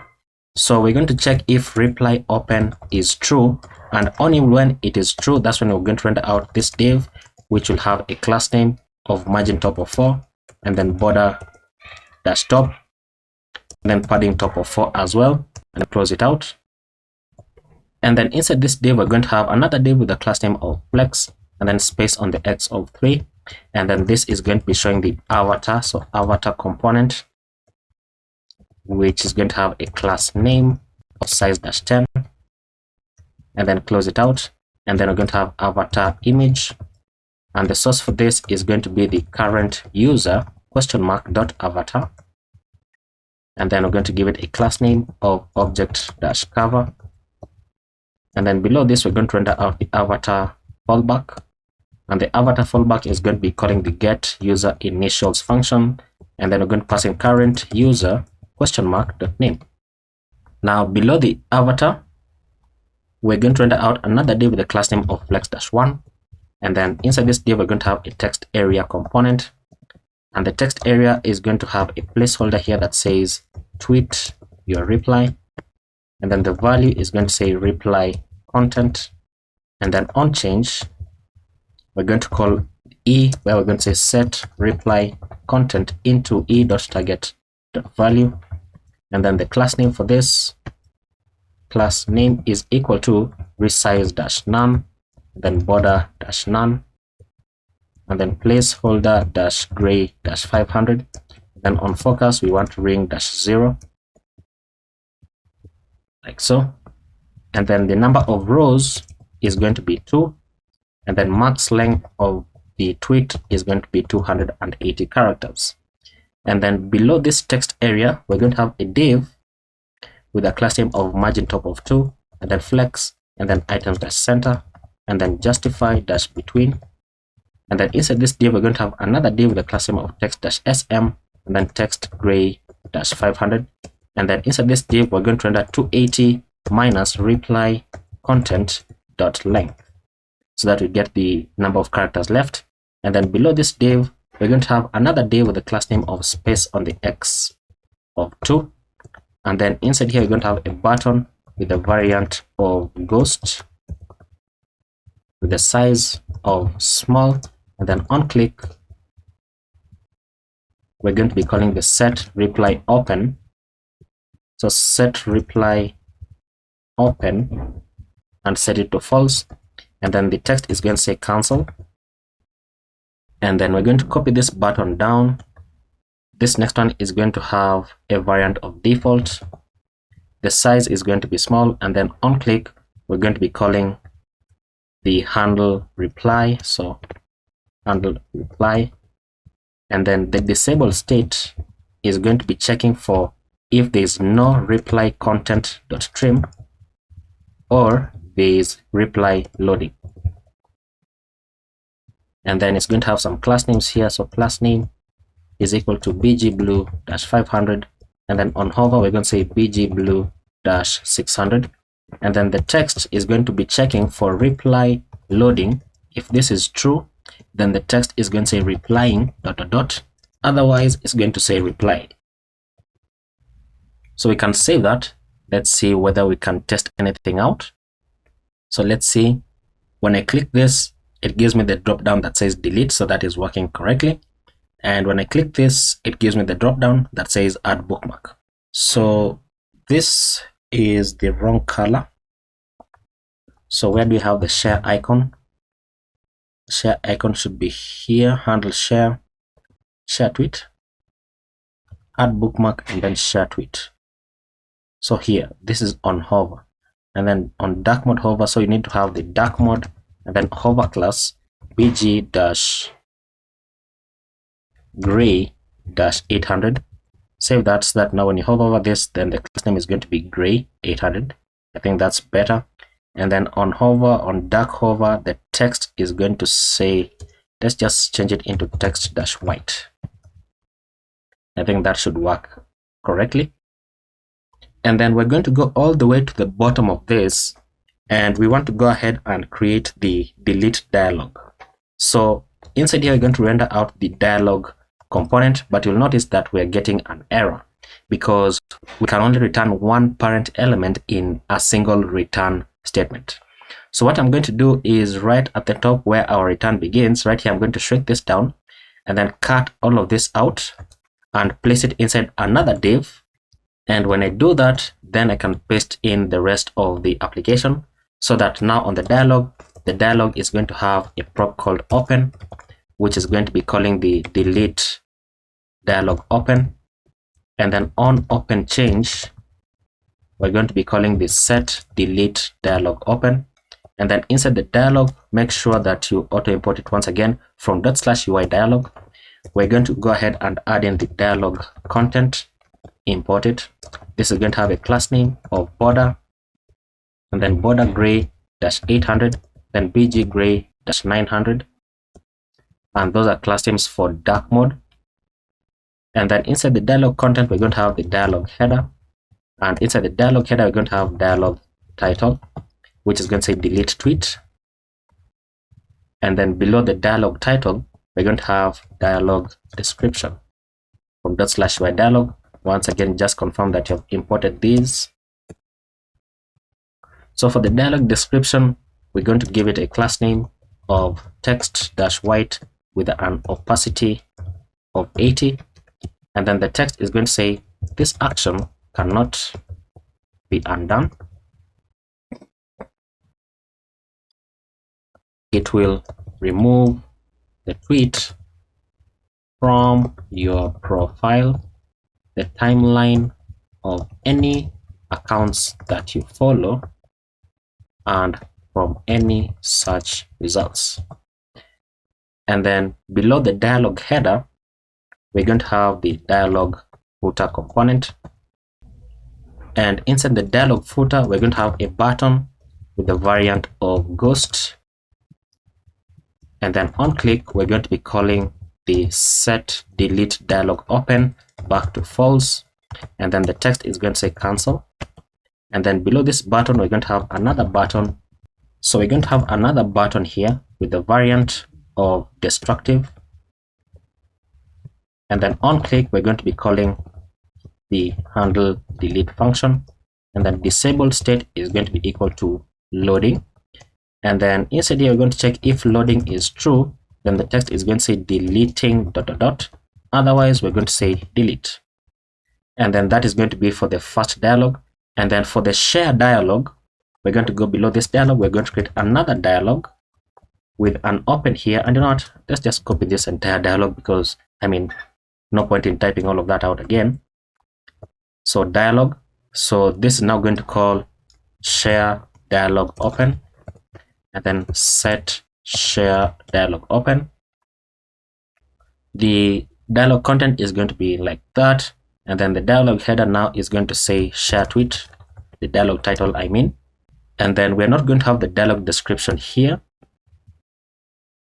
but below the dialog header we're going to have a div with a class name of space-y-4, and then inside here we're going to render out another div with a class name of rounded-large, then border, and then border-gray-800 with padding all round of 4, and then another div inside this with margin bottom of 2, then flex, and then items-center, and then space on the x of 3, and then inside here we're going to render out the avatar component, which we have already done somewhere. So let's just go ahead and copy paste it. So this avatar component all the way to the bottom, we're going to paste it inside here.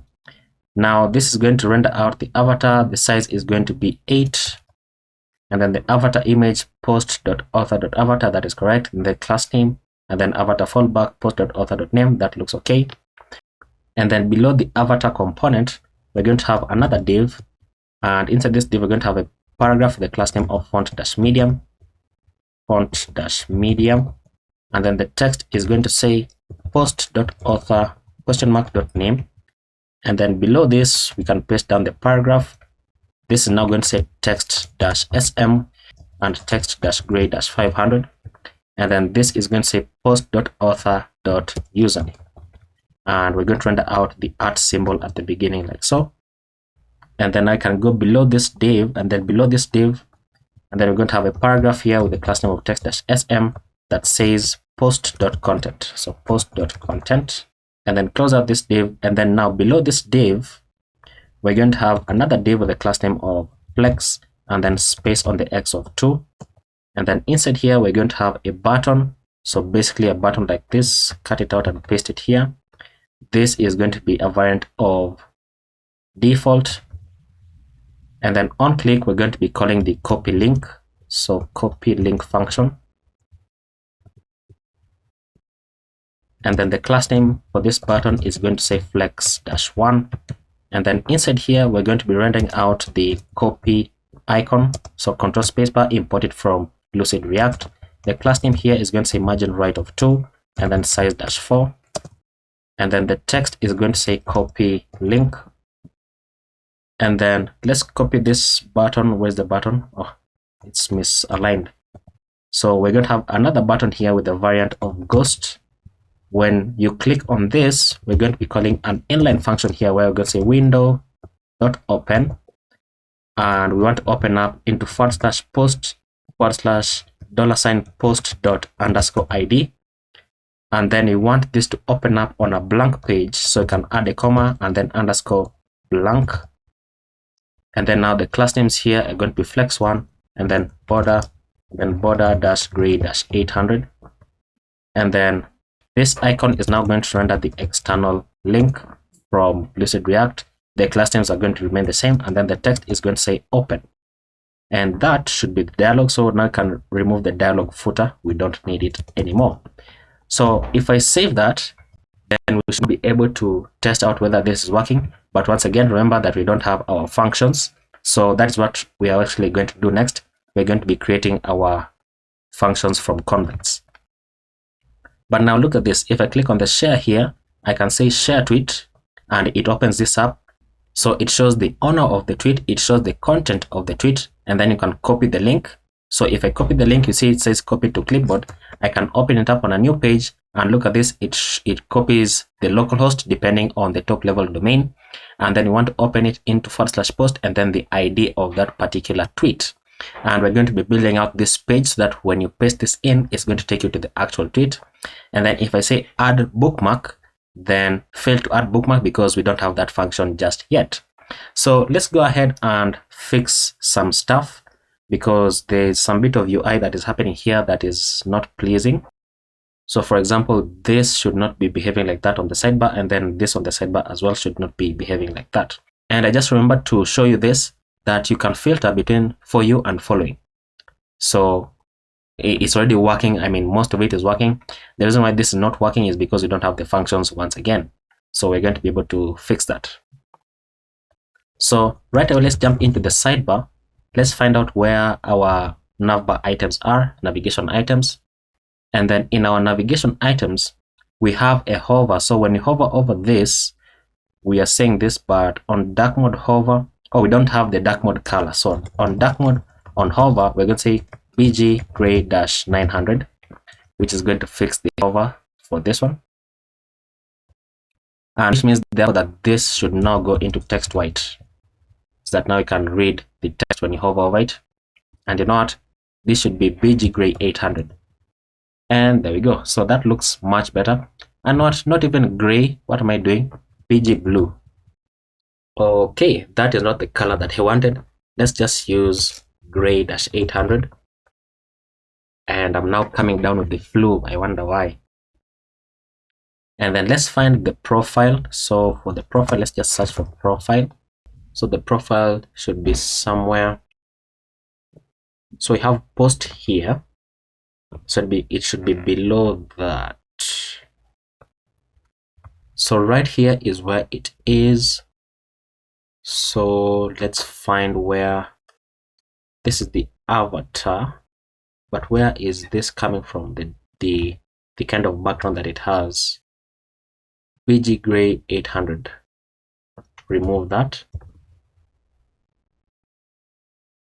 And then we also need to remove the hover state for it. I mean, let's see. What class did I remove? Dark BG gray 800. I mean, it's annoying to try to look for it right now. So let's just go ahead. Let me just ignore it for now. But in case you find why this is happening, you can go ahead and fix it. But now let's go ahead and we need to create the convex functions. So we need to create, let me find where API is. So API is here. We need to create the post liked, is retweeted, is bookmarked, and then the like post, and then retweet post, and then bookmark post, and then create post is already there. So we don't need to do that again, and then delete post. So quite a few functions that we need to go ahead and do. So what I'm going to do therefore is I'm just going to open this on the right, drag and drop it on the right, and then I'm going to navigate into convex and then posts. Oh, we don't have posts. Oh no, right here, there it is. So posts, and then grab this and place it here, so that now I know the functions that I need instead of having to jump back and forth between the files. So we already have create post here. So let's go ahead and right below this, let me see something. Okay, yeah. So you can go right below this, right below the, or rather above the get for you post. We can say export const is post liked. So is post liked is going to be equal to a query, and it's going to be taking in some arguments inside here. So it's going to take the user ID as v.id and then passing users from the users table, and then post ID is going to be v.id coming from the posts table, and then it's going to have a handler function here, which is an asynchronous function that takes in the context as well as the arguments. And then we're going to say const like is equal to await context.db.query. You want to query the likes table. You want to query it with index of by user post. And then inside here, we're going to pass in q as a callback function. We're going to say q.equals the user ID and compare it with the arguments.user ID. And then we want to check if this is also equal to the post ID and compare it with the arguments.post ID. And then once we do that, then we want to get the first tweet that matches. And then what we're going to do is return not like, which means it is going to return a Boolean version. So it's going to return the Boolean, so it is either true or false. So we can save that. And then the next function that we need is retweeted. And you know what? This is not is retweeted, this is post retweeted. Retweeted. And then this is post bookmarked. And then now below this, we can go ahead and say export const is post retweeted. This is going to be equal to a query, which are going to have some arguments. and the arguments are the same as these ones on top, so copy and paste it. And then for the handler, we're going to call the asynchronous function context, and then arguments, and then we're going to say const bookmark is equal to await context.db.query, and we're querying the bookmarks table with the index of by user post, and then we're going to pass in a callback function here, and then we're going to say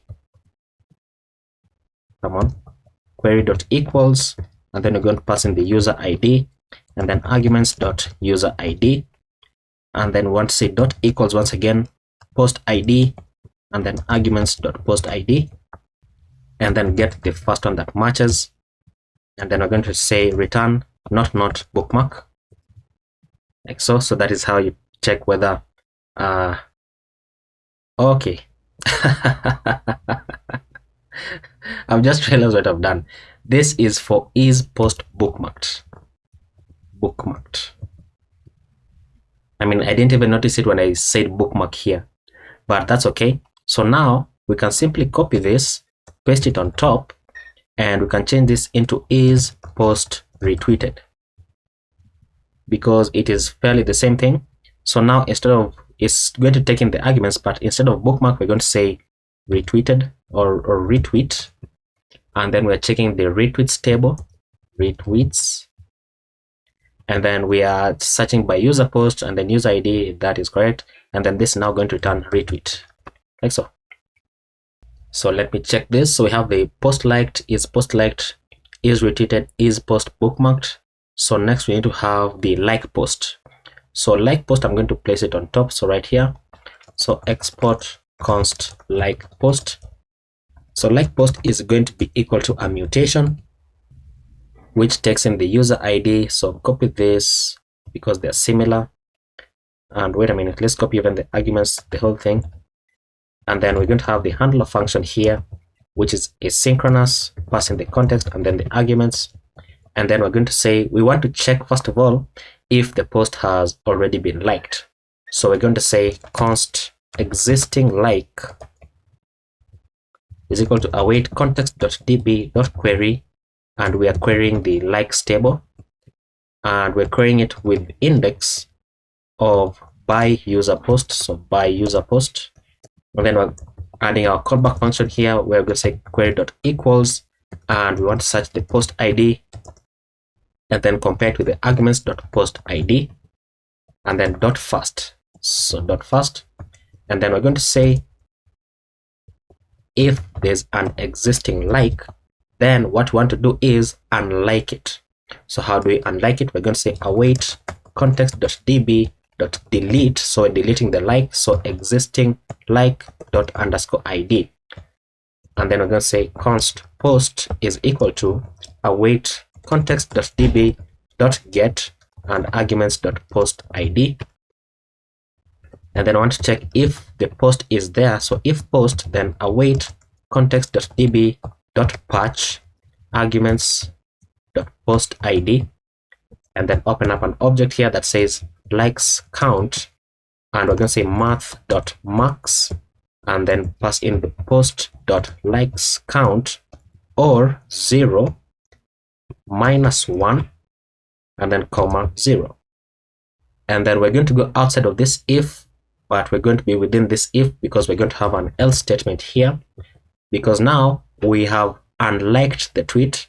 So if that is an existing like, so if there is no existing like, then we want to like the tweet. So I'm going to say await context.db.insert into the likes table, and we are inserting, or rather inserting, the user ID as arguments.user ID, and then the post ID is going to say arguments.post ID, and then the created at is going to say date.now.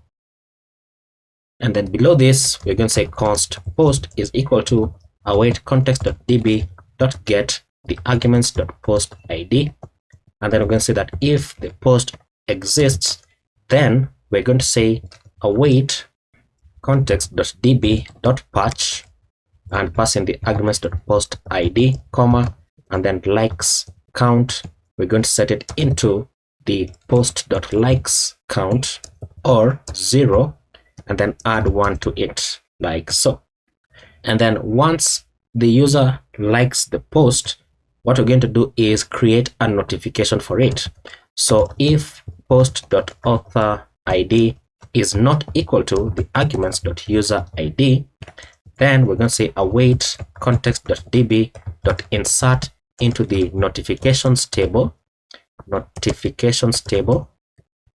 and then we're going to insert the user ID as post.author ID, and then the type of notification is a like, and then from user ID, so from user ID is going to be the arguments.user ID, and then the post ID is going to be arguments.post ID, and then created at is going to say date.now, and then whether it has been read or not is going to say false.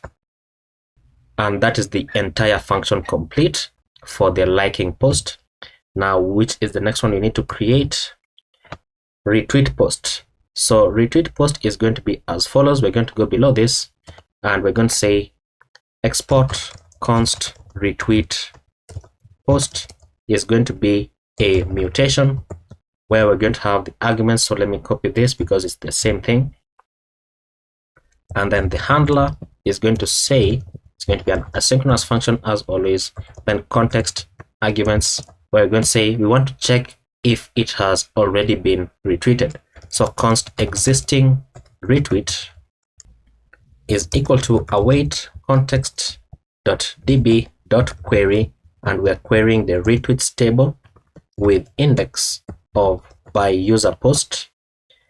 And then we're going to have our callback function here. We're going to say query.equals and passing the user ID, compare it with the arguments.user ID.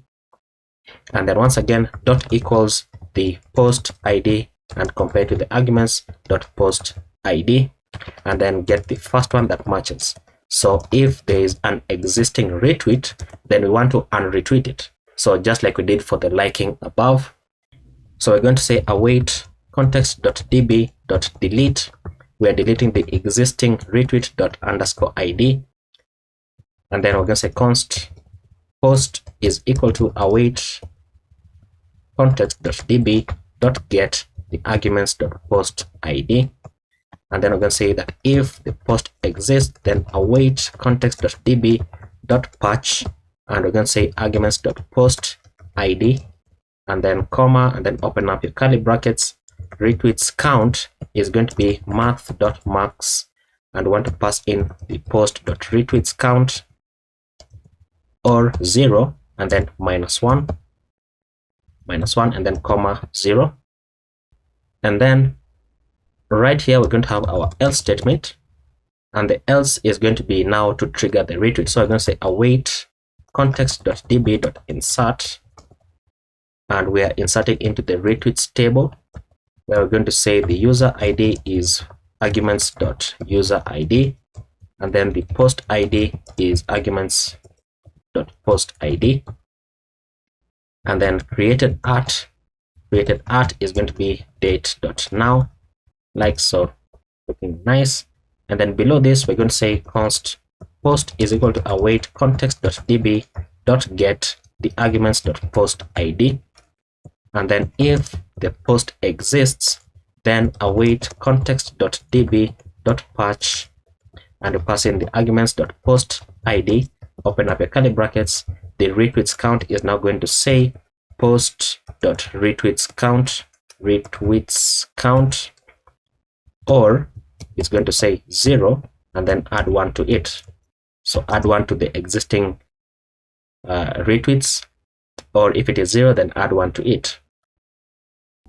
And then once we do that, then we need to create the notification for it.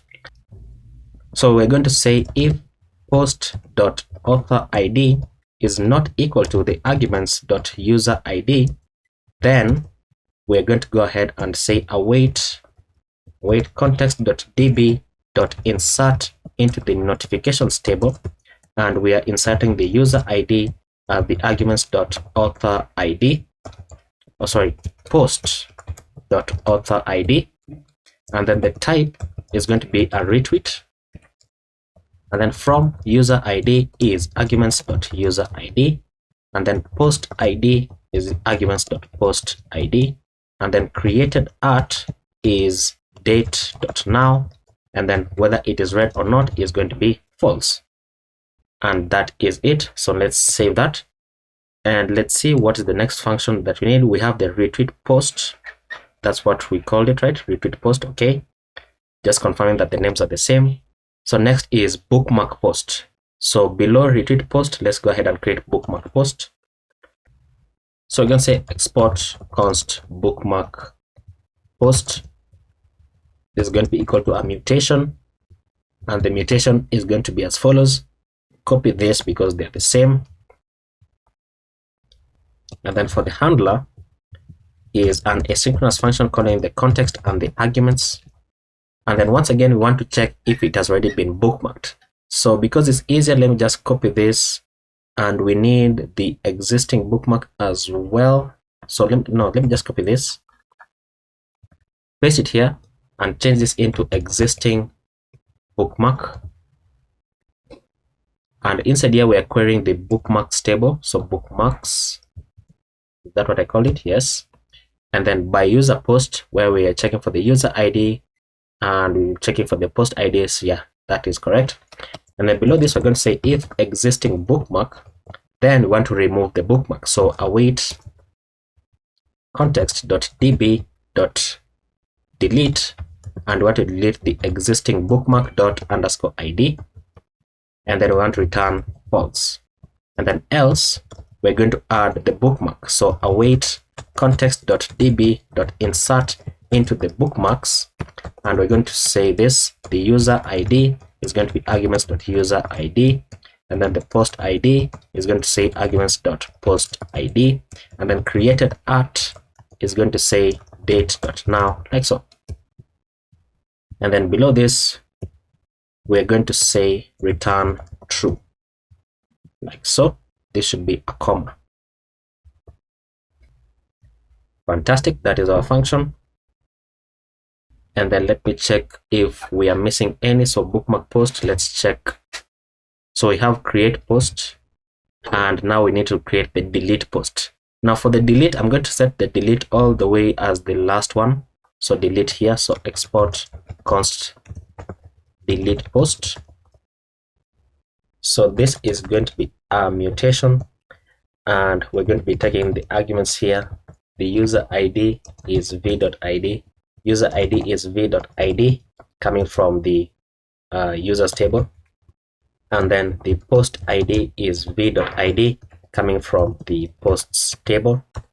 And then the handler here, the handler is as always an asynchronous function taking the context and the arguments, and inside you're going to say const post is equal to await context.db.get, and then we're going to pass in the arguments.post ID, arguments.post ID, and then we want to check if there is no post, then we're going to say throw new error, we're going to say post not found. And then if there's a post, then we want to go ahead and delete the post. So we're going to say if post.author ID is not equal to the arguments.user ID, it means you are not the owner of that post. So we're going to say throw new error, and the text is going to say you can only delete your own posts. So, and then now we can go ahead with the actual deleting of the post. So we're going to say we're going to say await context.db.delete, and we want to delete the arguments.post ID, like so. And then we need to update the number of posts on your profile. So we're going to say const user is equal to await context.db.get, and then pass in the arguments.user ID, and then we're going to say await context.db.patch, and we're patching the arguments.user ID, user ID, comma, and then we're going to add the posts count. So post count is going to say math math.marks, and this should be patched with an H. So math.marks, and then check whether the user question mark posts count or return 0 and then -1 and then comma 0. Go, much better. And then we want to check if it was a reply, and if it was a reply, then we want to update the number of replies on the original tweet. So I'm going to say if post.parentID, if that is true, then const parent post is equal to await context.db.get the post.parentID, and then if parent post, if that is true, then await context.db.patch, and you want to patch the post.parentID, comma, and then we want to update the replies count. Set that into math.marks, marks like so, where we're going to pass in the parent post.replies count or 0 and then -1, 0 like so. And that should be it for that particular one. This should be a comma, not a semicolon. Save that, and then let's see if we need any other. So delete post, and yeah, I think we are done. So now let's go ahead and try to retweet, or rather to tweet, and let's make sure that this is all working as we expect it to work. Okay, so we're still getting an error here that says error checking interactions. So let's find out where this was. Oh, we need to save this first of all. Then let's search for error checking interactions. This was in the postcard. Why is it happening? It's happening because something is failing here. If there's no current user, where is current user coming from? Current user is coming from this. So postcard is in the post list. Yes, current user, and post list is inside the, where's the original? The original thingy should be inside the app, and then home, and then page. So post list, so current user is user. So where is this user? The user should be coming from kind user. Okay, so that should be okay. I think I just needed to reload it, right? So let's reload it once again to ensure that we're not getting any errors on the screen. Okay, there we go. So we are not getting any errors, looking very, very nice. So let's go ahead and try to add a reply here. So reply gets an issue. What's the issue? Class name in avatar. So this should be inside the replies. So postcard, let's search for class name. It is a small letter. We want to match the case. So class name right here. Fix that in class name, save it. So we should no longer have that error. So tweet a reply. So this is a reply to the tweet. And then you can say reply. There we go. So reply is posted. And then now, if I were to click on this, we don't have this page yet, so you're going to get a 404 error. But if we were to go ahead and click on this, you now see that the replies count has been updated. And then if I try to retweet, you can see that now the retweet is added. And if I like, it is also added. Okay, so failed to like post. So let's go into the postcard, and then let's go ahead and search for failed to like post. So this is happening here. So why is it happening?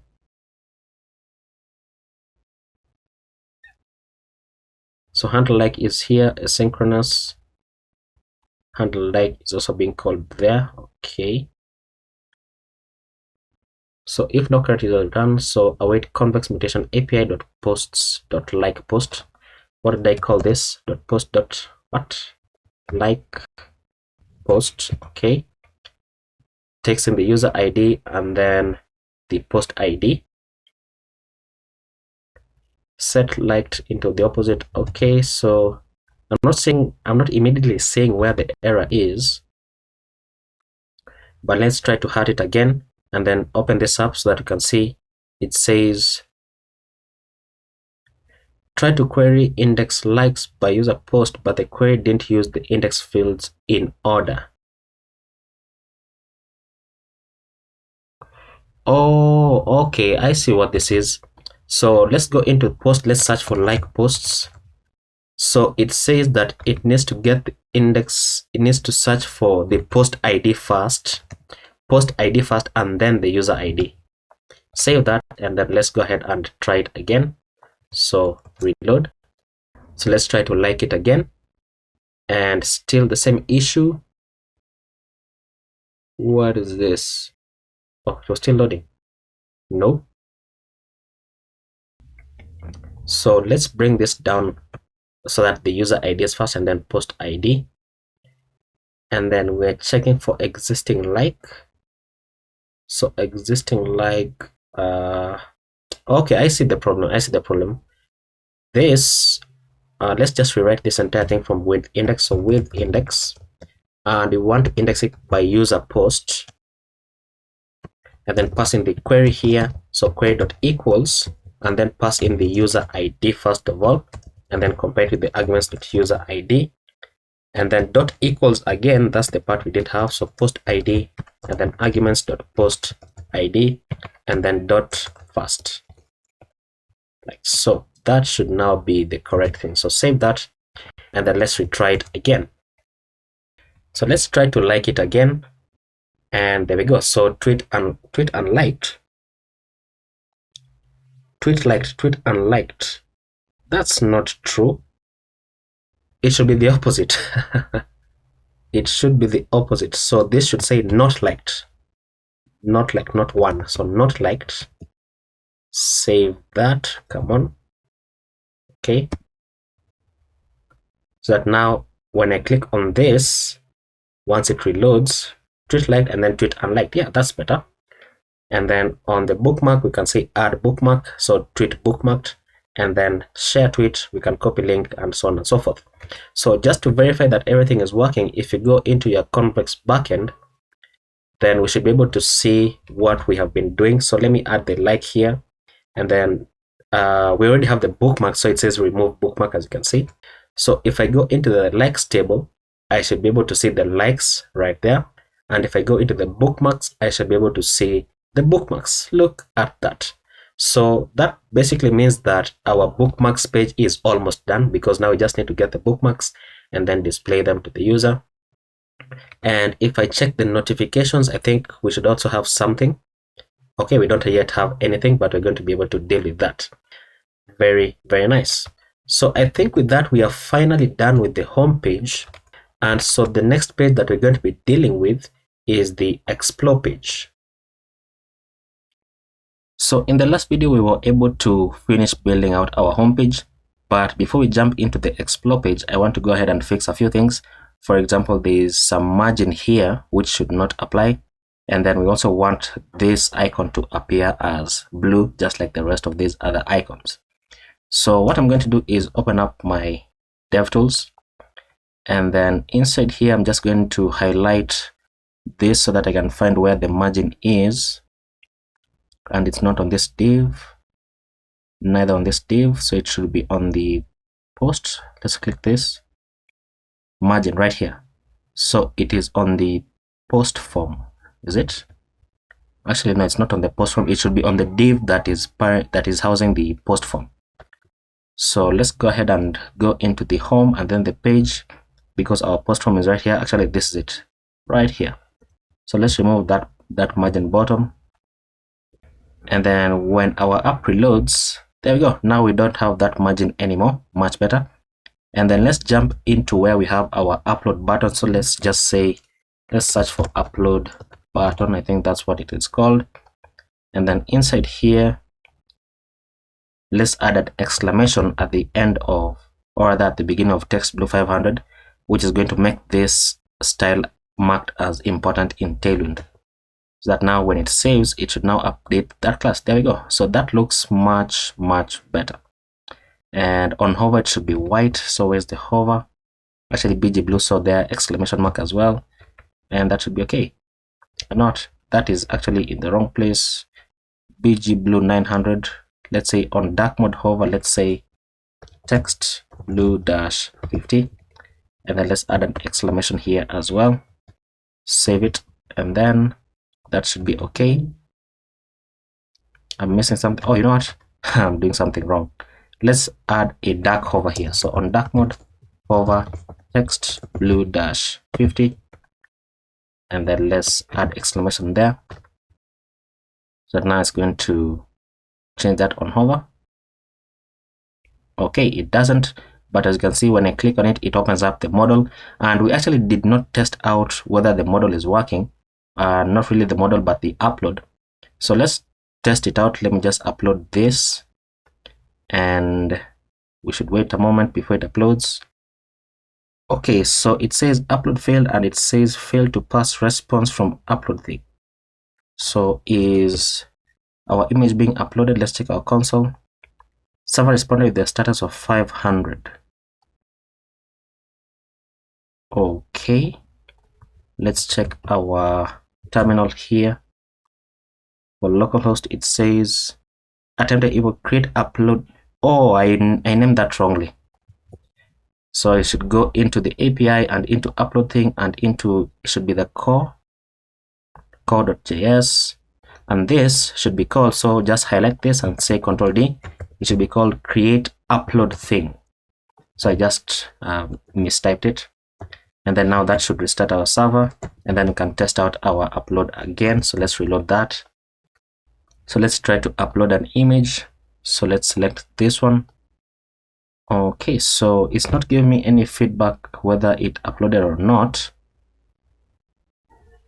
So let's see, let's check our console. We have an error here. We have a huge error. Let me get where it starts from. So sending present URLs to client.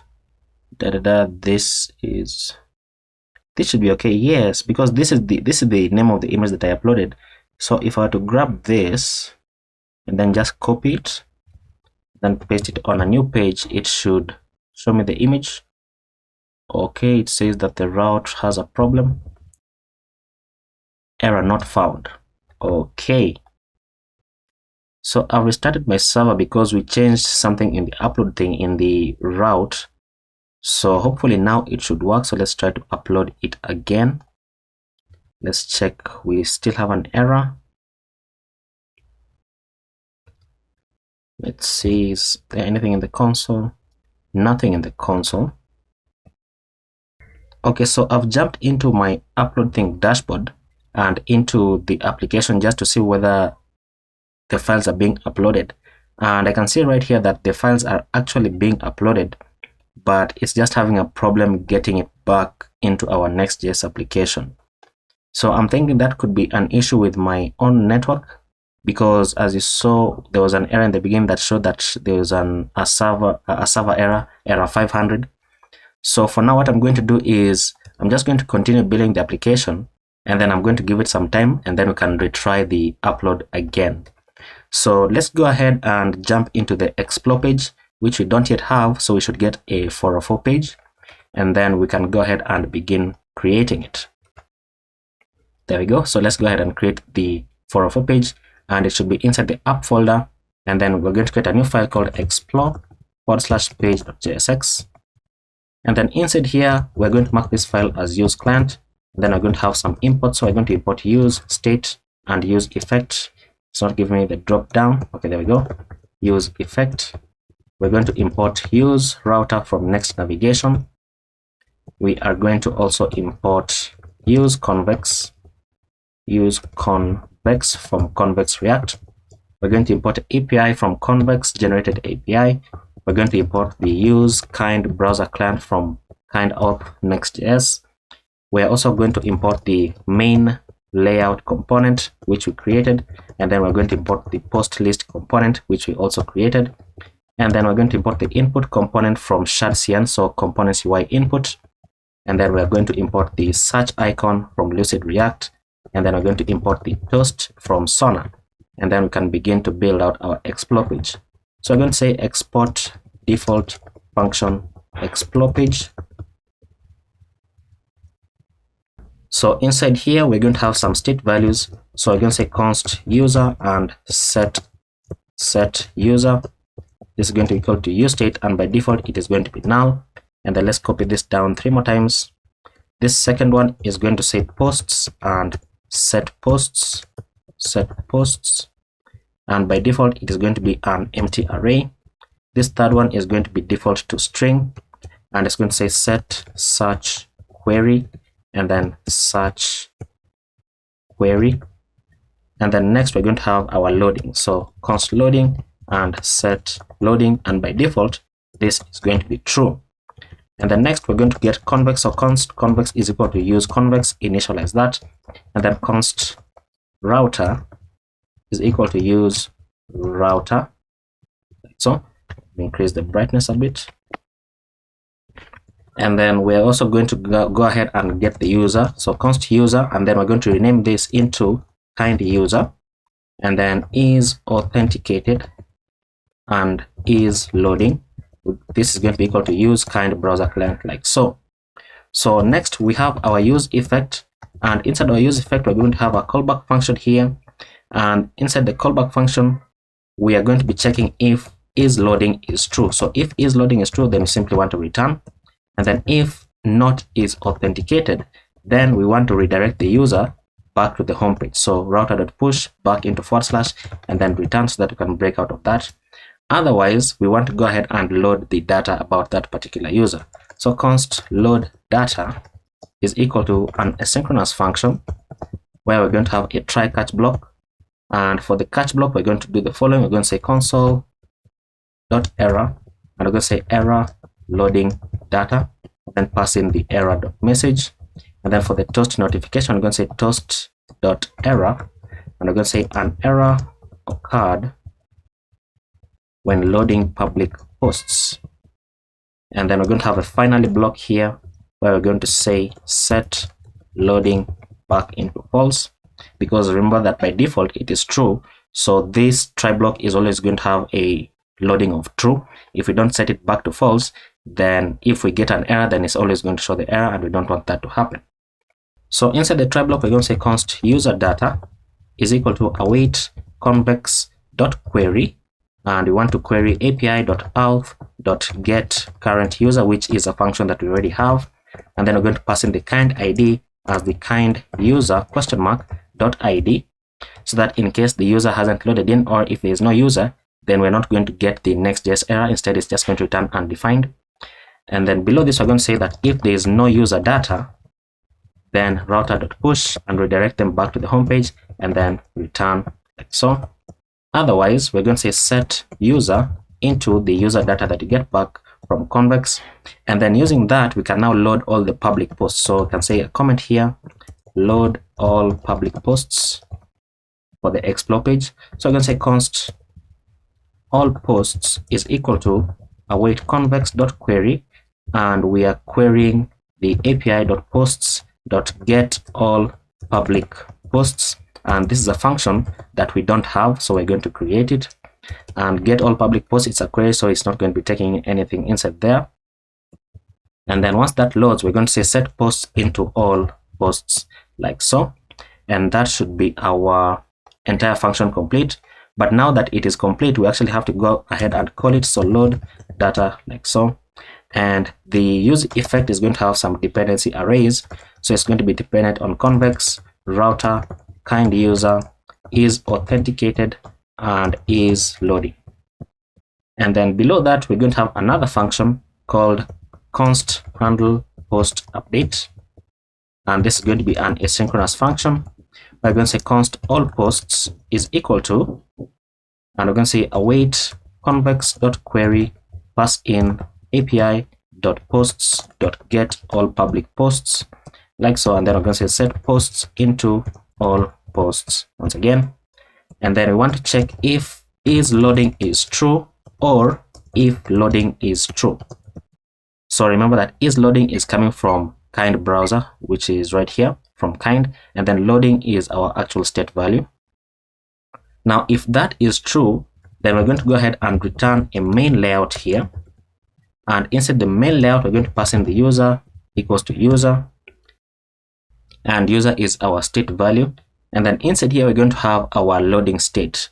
So what I want to do is, because we're going to be using this in other pages as well, I want to go ahead and refactor, and inside components, inside layout, I'm going to create a new file called loading-spinner.jsx, And then inside here, I'm going to say RFC, which is going to create that for me. I'm going to rename it into loading spinner. And then we're going to return a div here with a class name of flex and height dash 96. And then item dash center, and then justify center. And then inside the loading spinner, we're going to have another div with a class name of size dash 32, and then animate dash spin, and then rounded dash full, and then border dash bottom dash 2, and then border dash blue dash 500. And this is just basically our spinning loading animation. So that now once we have this, then I can simply return the loading spinner here instead of having to type out that entire div. As you can see, I have control spacebar and then auto imported it on the top. So if loading is true and if is loading is true, we're going to have our loading spinner. Otherwise, we're going to have our actual return here, and we're going to be returning the main layout, and this is passing in user like so as a prop. And then inside the main layout, we're going to have a div with a class name of sticky, and then we're going to say top dash 0, and then give it a z index of 10, then border dash bottom, border dash gray dash 200, then bg white with an opacity of 80, and then backdrop dash blur dash md. And then on dark mode, we are going to have border dash gray dash 800, and then on dark mode, once again, we're going to say bg gray dash 900. And oops, yeah, mf does that sometimes, so let's pass that inside here. So / and then 80, and then remove that, and then remove this. Where is it? Okay, so grab this entire thing once again, paste it here, remove this class name, and this should have an opacity. This is closing, so this should have an opacity of 80 as well. Close out this div, and then inside this div, we're going to have another div with a class name of padding on the x of 4, padding on the y of 3, and then another div inside that with a class name of relative. And then inside this div with a class name of relative, we're going to have a search input here with a class name of absolute,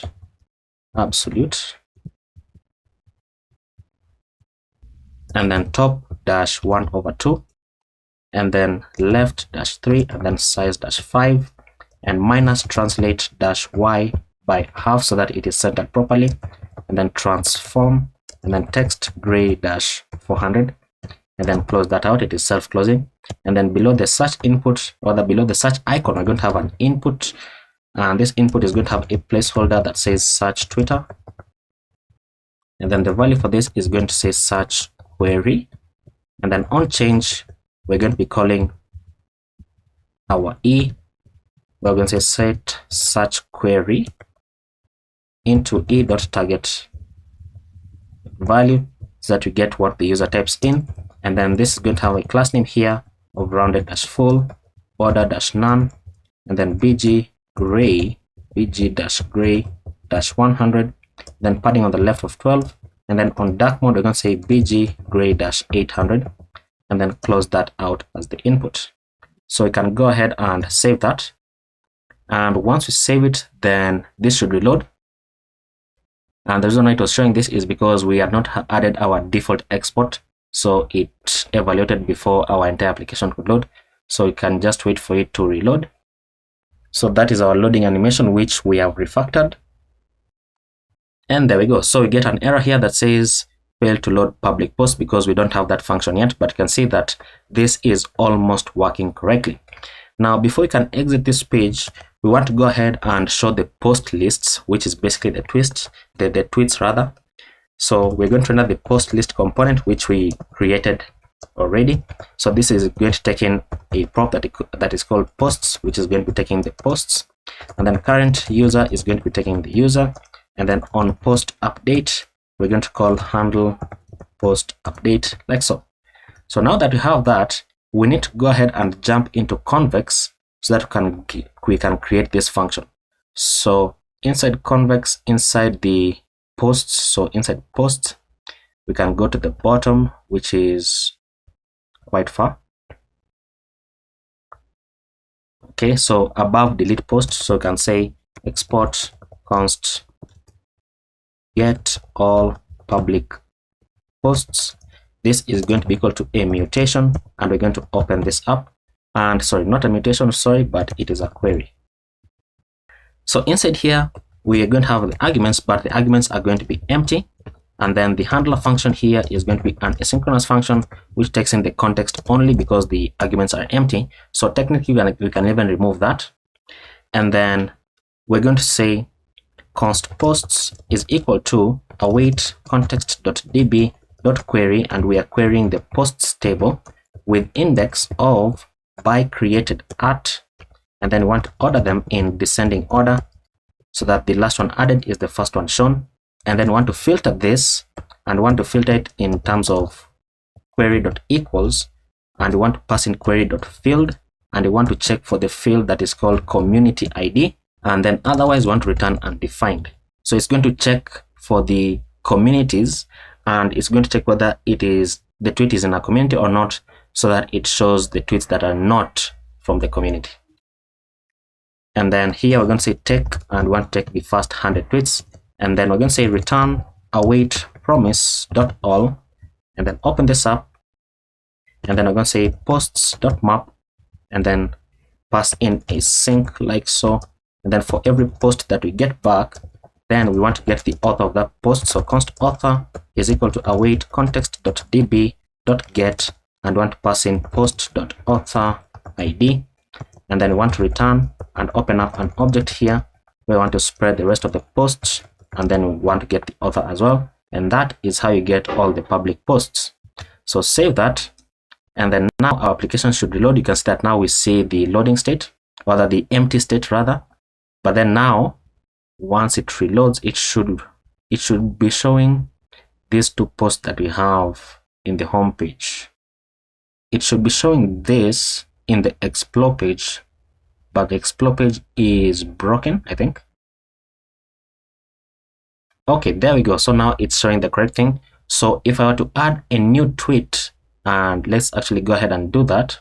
So I can say new tweet, and then tweet this.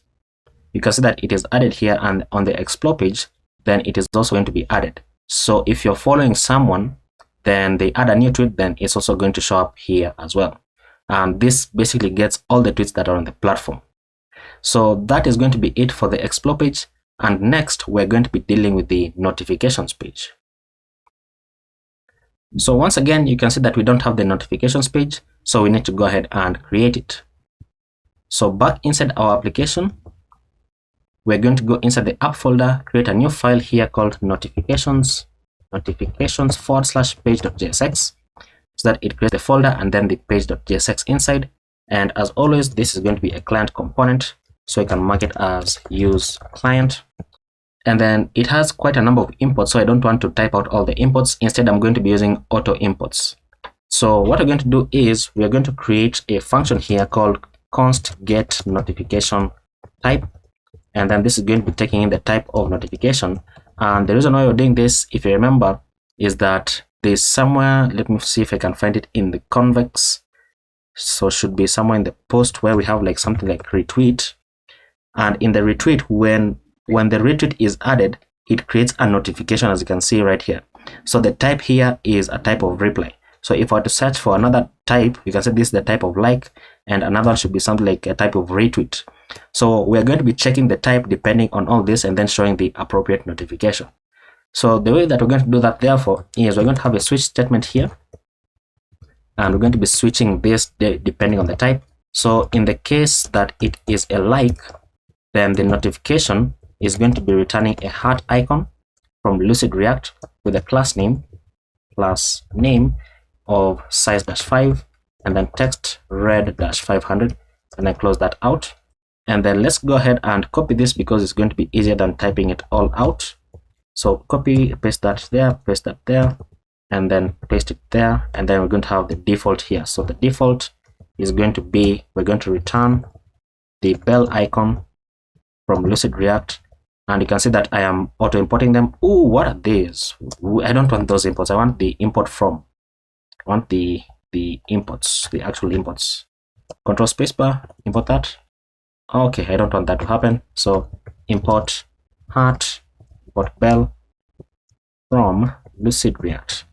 Did it do that even in the explore page? Let's just find out. The explore page, where are you? Oh no, for the explore page I typed out the imports. Okay, yeah.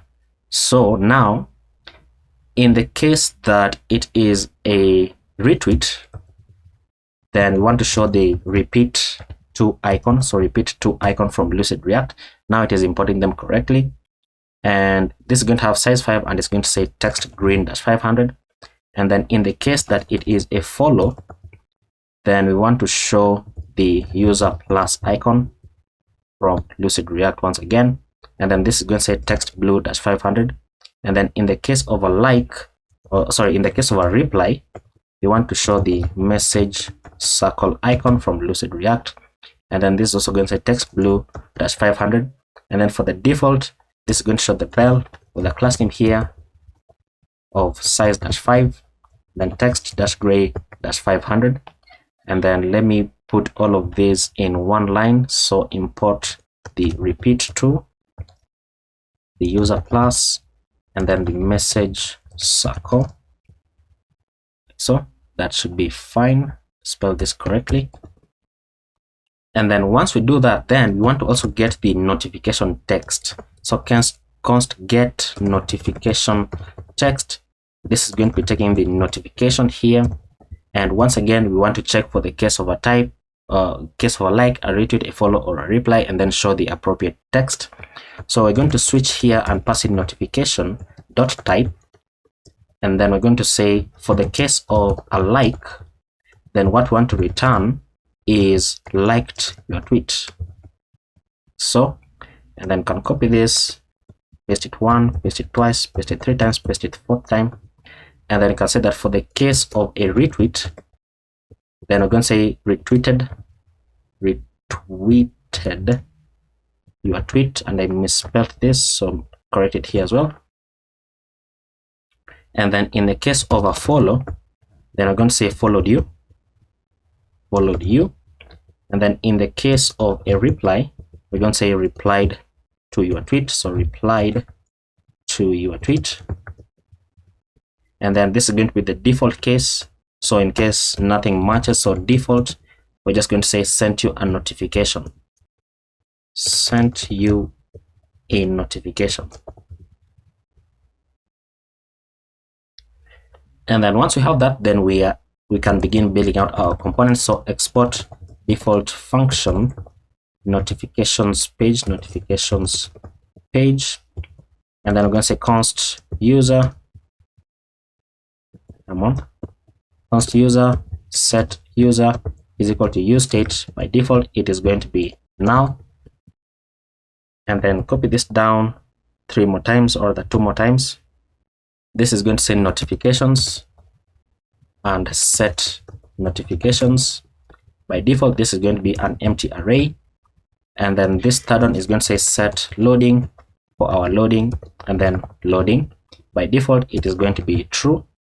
And then we're going to get convex. So const convex is equal to use convex, enter to auto import it.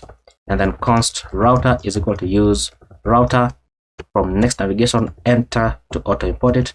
And then we want to destructure the user, and we want to rename the user into kind user, because we already have the user state value here, so we can't declare it again. So rename that into kind user. We want to get is authenticated, and we want to get is loading as well. This comes from use kind browser client, not what I just imported. So use kind browser client, like so. And then we're going to have our use effect here. So use effect, open this up. In the callback, we are going to say if loading, or rather if is loading, then return. And then if not is authenticated, then what we want to do is router.push and navigate them back to the home page so that they can log in, and then return to break out of that. Otherwise, we are going to load our data. So in the explore page, we did something similar, which is basically the load data function here. So I want to go ahead and copy it because it's going to be faster. So copy that and then just paste it here, but we're going to change a few things. This part is going to remain the same because we are checking for the user data. And then if there's no user data, then navigate them back to the home page, and then we're setting the user data into, or the setting the user here into the user data that we get back. Now once we do that, we don't want to load public posts. Instead, we want to go ahead and get notifications. So const notifications notifications data is equal to await convex.query, and we're querying api.notifications, which we don't have, .get notifications, and then here we're passing the user ID as user data _id, so that we get the notifications for the correct user. And then I'm going to say set notifications. I call it notification, I mistyped it. Where is it? Notifications with an S. So set notifications into the notifications data that we're going to get back. Now once we do that, we want to create a function to mark all notifications as read. So mark as read, or the mark all as read. So the way that we do that is we're going to say await convex.mutation, and then we're going to pass in api.notifications.mark all notifications as read. Take note of the spelling, and then we're going to pass in the user ID here as user data _id, and then for the catch right here we're going to say console error loading data, and then for the toast we're going to say an error occurred when, oh, I also misspelled this, when loading notifications. So I misspelled it here and I copied it, which means I misspelled it on the explore page as well, right here. Save that. And then in our final block, we're saying set loading into false. And then once we do that, then we want to call the function called load data, like so. And then for the dependency array, we're going to have convex, and then router, and then kind user, and then is authenticated, and is loading. Now once we have that, then we want to check if is loading or loading is true, where we're going to go ahead and return our main layout, like so. Enter to auto import it, and then inside our main layout we're going to return our loading spinner, like so. And I've entered to auto import it. As you can see, they are auto imported correctly. And then for our actual return, we're going to go ahead and do this. We're going to say return main layout and pass in the user, like so. And you know what, the user should also be passed in here. And inside the main layout here, we're going to have a div which is similar to the one in the explore page. So this div right here, so copy this div and just paste it here so that you don't have to repeat the class names. And then inside this div, we're going to have another div with the class name of padding on the x of 4, padding on the y of 3, and then an h1 in the class name of text-xl, and then font-bold, and then text gray-900, and then on dark mode text-white, and the text is going to say notifications. And then you can go below the h1, and then below this first div, we're going to have some tabs here. So tabs from components UI tabs. The default value for these tabs is going to say all, and then the class name is going to say with-full. Close it out, and then we're going to have tabs list from components UI tabs. This is going to have a class name of grid and with-full, and then grid-columns-2, and then rounded-none, and then border-bottom, like so. And then inside the tab list, we're going to have the tabs trigger from components UI tabs. Once again, the value for this is going to say all, and then the class name is going to say rounded-none. Then close that out, and then the text is going to say all. So that is the first trigger. So I'm going to copy this and paste it down so that we can have the second trigger, which is going to say mentions, and then the value for this is going to say mentions, and that should be okay. So let's go ahead and save that just so that you can see what we have on the screen. Of course, we should get an error from convex, and it says what invalid type. This should reload, and there we go. So what we've built is the tabs on the top right here, so all and mentions, and then of course our nice looking h1 right there. And then we get two issues because we don't have these two functions. So let's jump into convex and create those two functions. So inside convex, let's create a new file called notifications.js, and then let's create the functions. So for the notifications, we have a few functions inside here, but there are not many. So I'm just going to create all of them right now. So we're going to say import mutation from /_ generated / server, and then we have query, and then we're going to say import v from convex values, and then we're going to say export const get notifications, and then this is going to be equal to a query, like so. And then let me just copy this down, because I think we have 4 functions. So this second function is called mark notification as read, so mark notification as read. And then we have another function called mark all notifications as read. And then we have another function here called get unread notifications count, so get the number of them. So just having that, I think it's going to be easier. This is a query, so that is correct. This is a mutation, this is also a mutation, and then the first one is a query. So let's go ahead and begin building this out. So we're going to have some arguments for get notifications. We're going to have user ID, which is v.id, coming from the users table. And then for the handler function, it's going to be an asynchronous function taking in the context as well as the arguments. We're going to say const notifications is equal to await context.db.query, and we are querying the notifications table, and we're using index, so with index of by user, so get the notifications depending on the user. And then we're going to have a callback function here. So callback function where we're going to say q.equals, and then pass in the user ID, and then arguments.user ID, and then we want to order them in descending order, like so, and then we want to take the first 50 of them, like so. And then in order to get the notifications, we're going to say return await promise.all, and then open this up, and then we're going to say notifications.map, pass in an asynchronous here, and we're going to say for every notification that we get back, then we want to say const from user, so that we can get the user that the notification has come from. So we're going to say await context.db.get, and then pass in notification.from user ID, because that is what we have in our table. And then we're going to say let post is equal to null, and then if notification.post ID, then we're going to say that the post therefore is going to be equal to await context.db.get, and then notification.post ID, so that we can relate the notification to the post. And then outside of this, we're going to return, and we want to spread all the notification data, and then we want to pass in from user and then the post as well. And that is how you get the notifications. Now, in order to mark notification as read, we're going to have some arguments inside here. We're going to get the notification ID as v.id coming from the notifications table.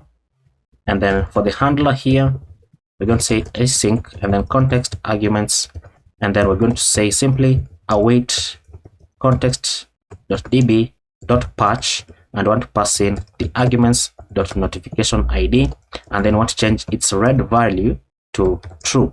So whether you've read it, like so, and that is the mark notification as read. And then mark all notifications as read. This is going to be taking some arguments here of the user ID, which is coming from v.id and from the users table. And then for the handler function, async context and then arguments, and then we're going to say const notifications plural is equal to await context.db.query, and we are querying the notifications table with index, so with the index of by user read, so whether the user has read them or not. And then get the callback function called q here, and then we're going to say query.equals, pass in the user ID, and then compare it with the arguments.user ID, and then once again dot equals the read, so we want to get whether it has been read, and this is going to be false. So once we do that, we want to collect them like so. So this is going to get the notifications that have not been read, so that we can mark them as read.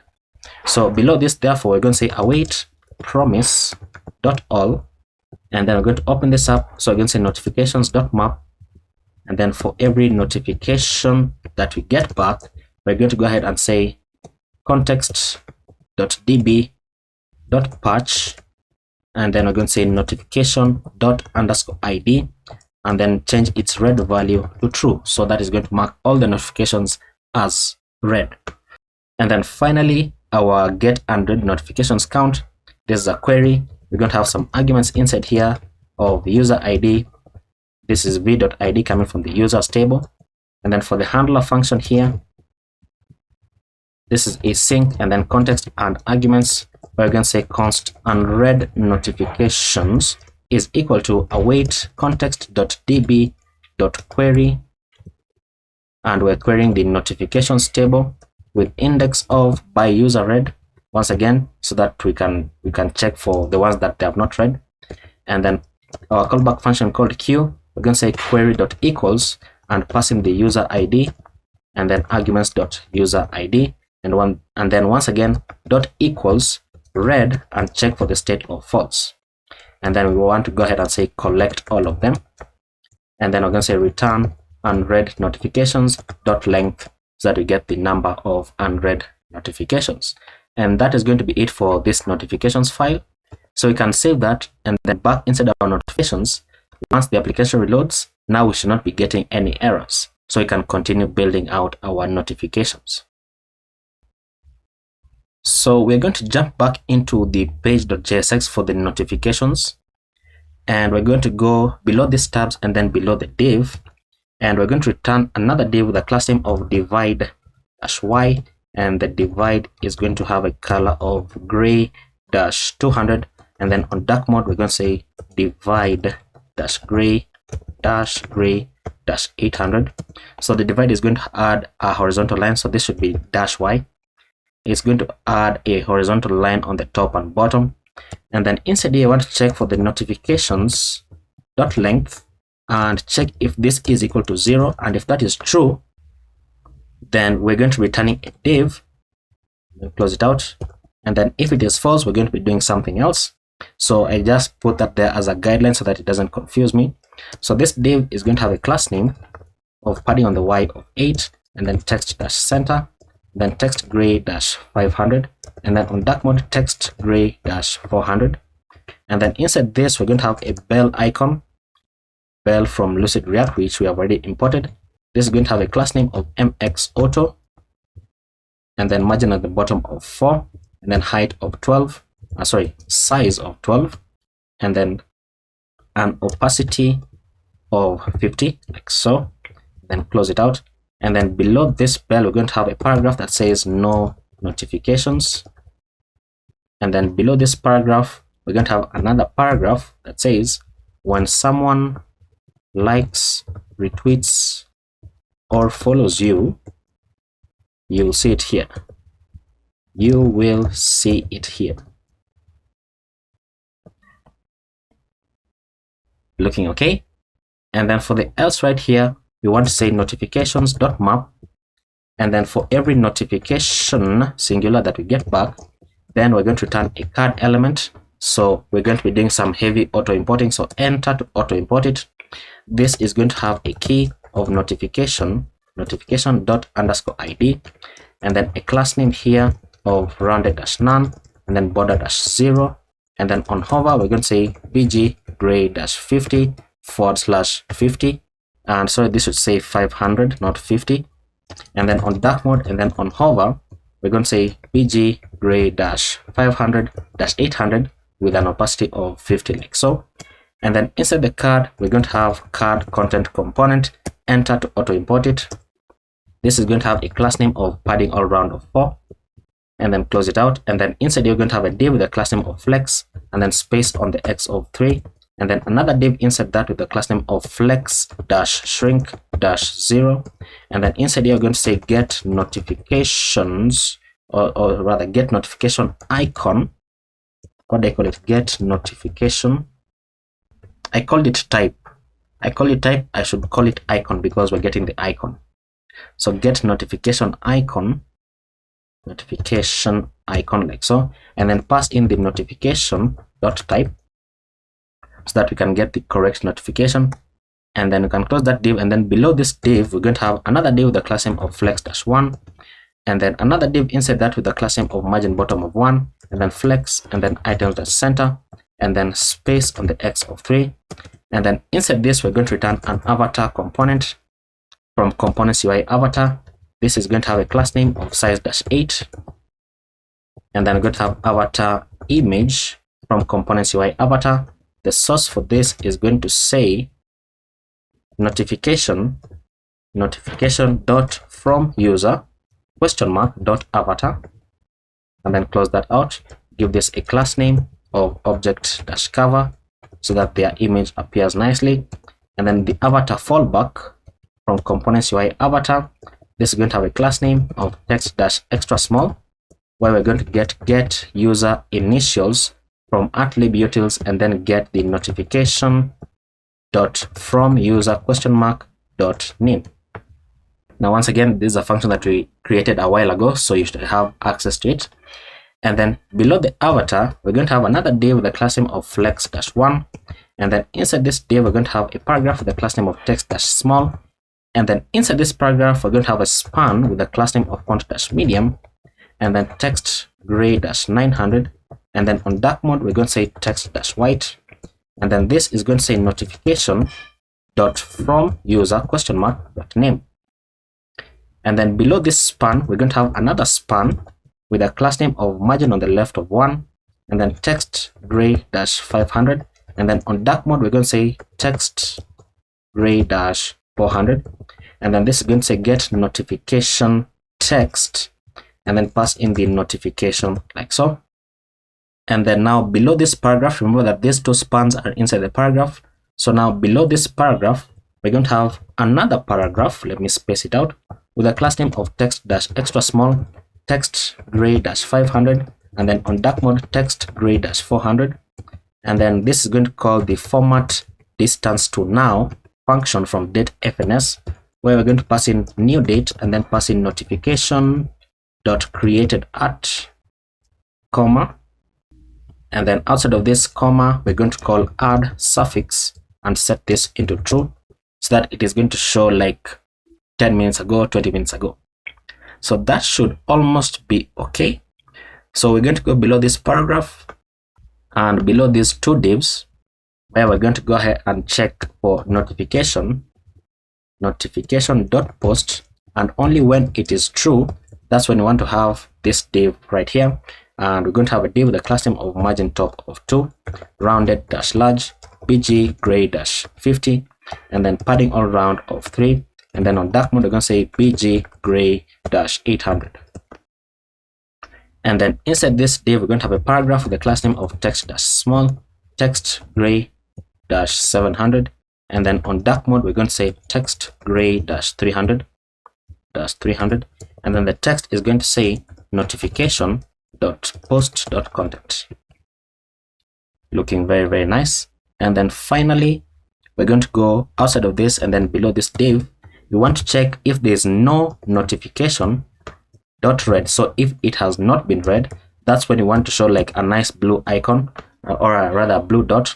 So you're going to create a div with a class name of size dash 2, and then rounded dash full, and then bg dash blue dash 500, and it is self-closing, and that is going to be the end of this page. So what is this? Notification. Misspelled that. So save that, and then if you have any notifications, we should be able to see it right here, but we're getting an error because probably we have not imported something. Okay, so it's reloading. Okay, there we go. So notifications server error. Did you mark all notifications as read? Is my convex server running first of all? Okay, so notifications, I've misspelled it even here. So let's search for notifications. So even this one, oh my god. So let me just highlight that, and what I'm doing is Control D so that I can just get all of them, which is the third one. Even this one, oh my god. So rename them into notifications like so, and save that, and that should redeploy. And let's see. And you can see that we have no notifications, and then we have that text right there. But if I were to go ahead and log into another account and then try to like these tweets, for example, then it should be able to show me the notifications. But currently my other account is having issues, so I'm not able to demonstrate that. But you can go ahead and try it on your side, and it should be working. Now, next, I'm going to skip the messages right here and handle the bookmarks instead, because it is easier than the messages. So let's go ahead and into the bookmarks. We're going to close all of this down. We're going to create a new file here called bookmarks, and then /page.jsx. And then in the bookmarks, this is what we're going to do. So for the bookmarks page, I'm going to do a little bit of cheating, and I'm going to go into the explore page, and right on the top, I'm going to go ahead and copy all these imports and then paste them here, because we need most of them. So we need the useState, useRouter, useConvex API. We need the kind browser client. We don't need the input, but we need an icon here called bookmark. So bookmark icon, and then we also need the loading spinner. And then once we have that, I'm going to cheat again, and I'm going to copy these state values. So copy, and not, I'm going to copy even convex and the router here, and even the use kind browser client. And once I do that, let's just copy this. We're going to say export default function bookmarks page, and then paste that in. Now we're going to need the user. We don't need the posts, so we're going to rename this into bookmarked posts, and then set bookmarked posts. Into useState is going to be an empty array by default, and then loading. So we don't need the search query, but now we need convex, we need the router, and then we need this from use kind browser client. And something else that is similar is the use effect.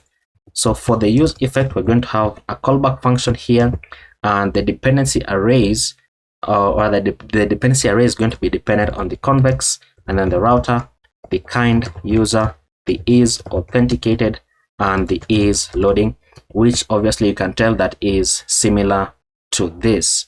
And that therefore means that we can copy this entire function, which is inside the use effect. We can copy it and then paste it inside here, because what we're doing is we are checking if is loading is true, and then we return.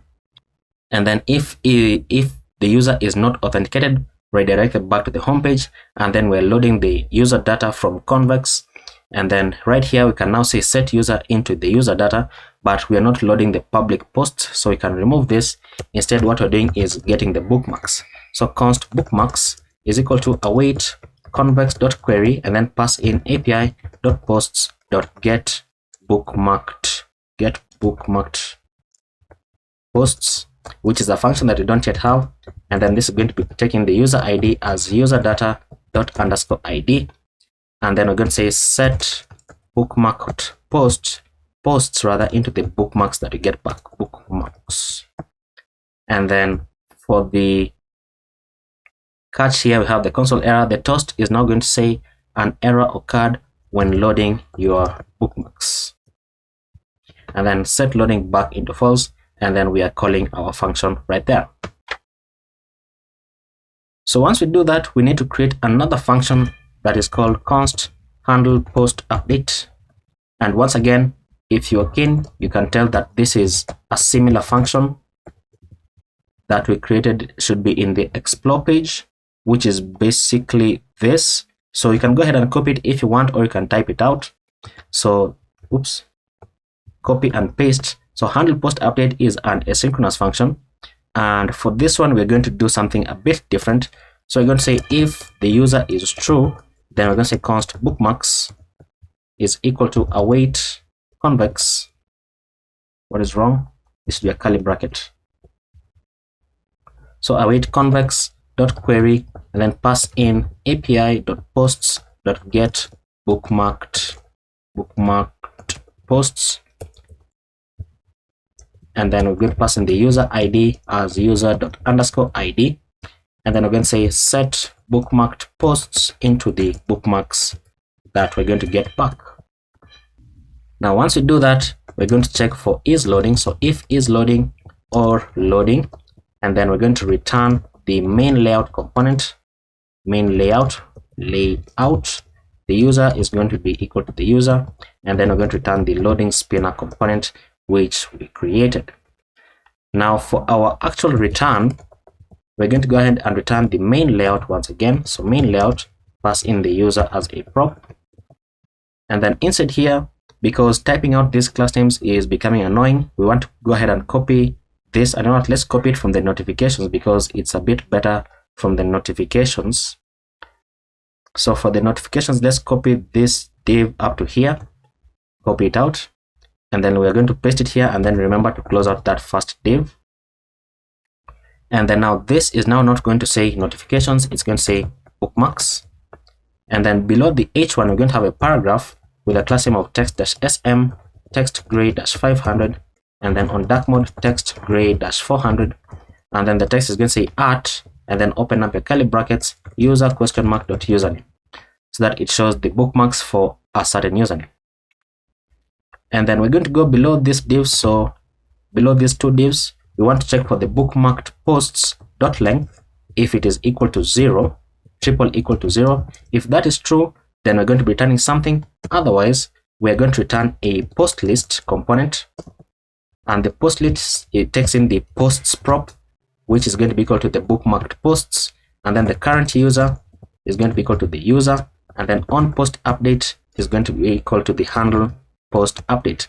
Now, just in case you forgot, let me remind you that if you go into the post list component, then you can see that we are destructuring all these values which we are passing in as props, and then we are passing the props back into the postcard component so that it can show the correct thing in the postcard, because the postcard is the one that shows the actual tweet. So that is what is happening here. And then let's have our icon right here. Once again, it's going to be easier if we just copy it from the notifications page. So basically this div, copy, and then we're going to paste it inside here. But now we're going to be rendering the bookmark icon. So bookmark icon, and then this is going to be an H3, and I don't know why I set it in as a paragraph in the notifications, but we can fix that. So save posts for later is going to be the text, and then the text here is going to say for the paragraph that bookmark posts to easily find them again in the future. And we can now save that. Of course, we should get an error, and the error is because we don't have the convex function. So you can see we have that looking nice. We can style the H3 like to look a bit bolder, but I can leave that up to you if you want. And you can see that the error that we're getting back is because we don't have that function. So let's go ahead and jump into convex. And with convex, it is here into the posts, and we are going to create the bookmark. And we have a bookmark here. That's not the correct function. We want the get bookmarked posts. So actually, let me copy this so that we call the function correctly.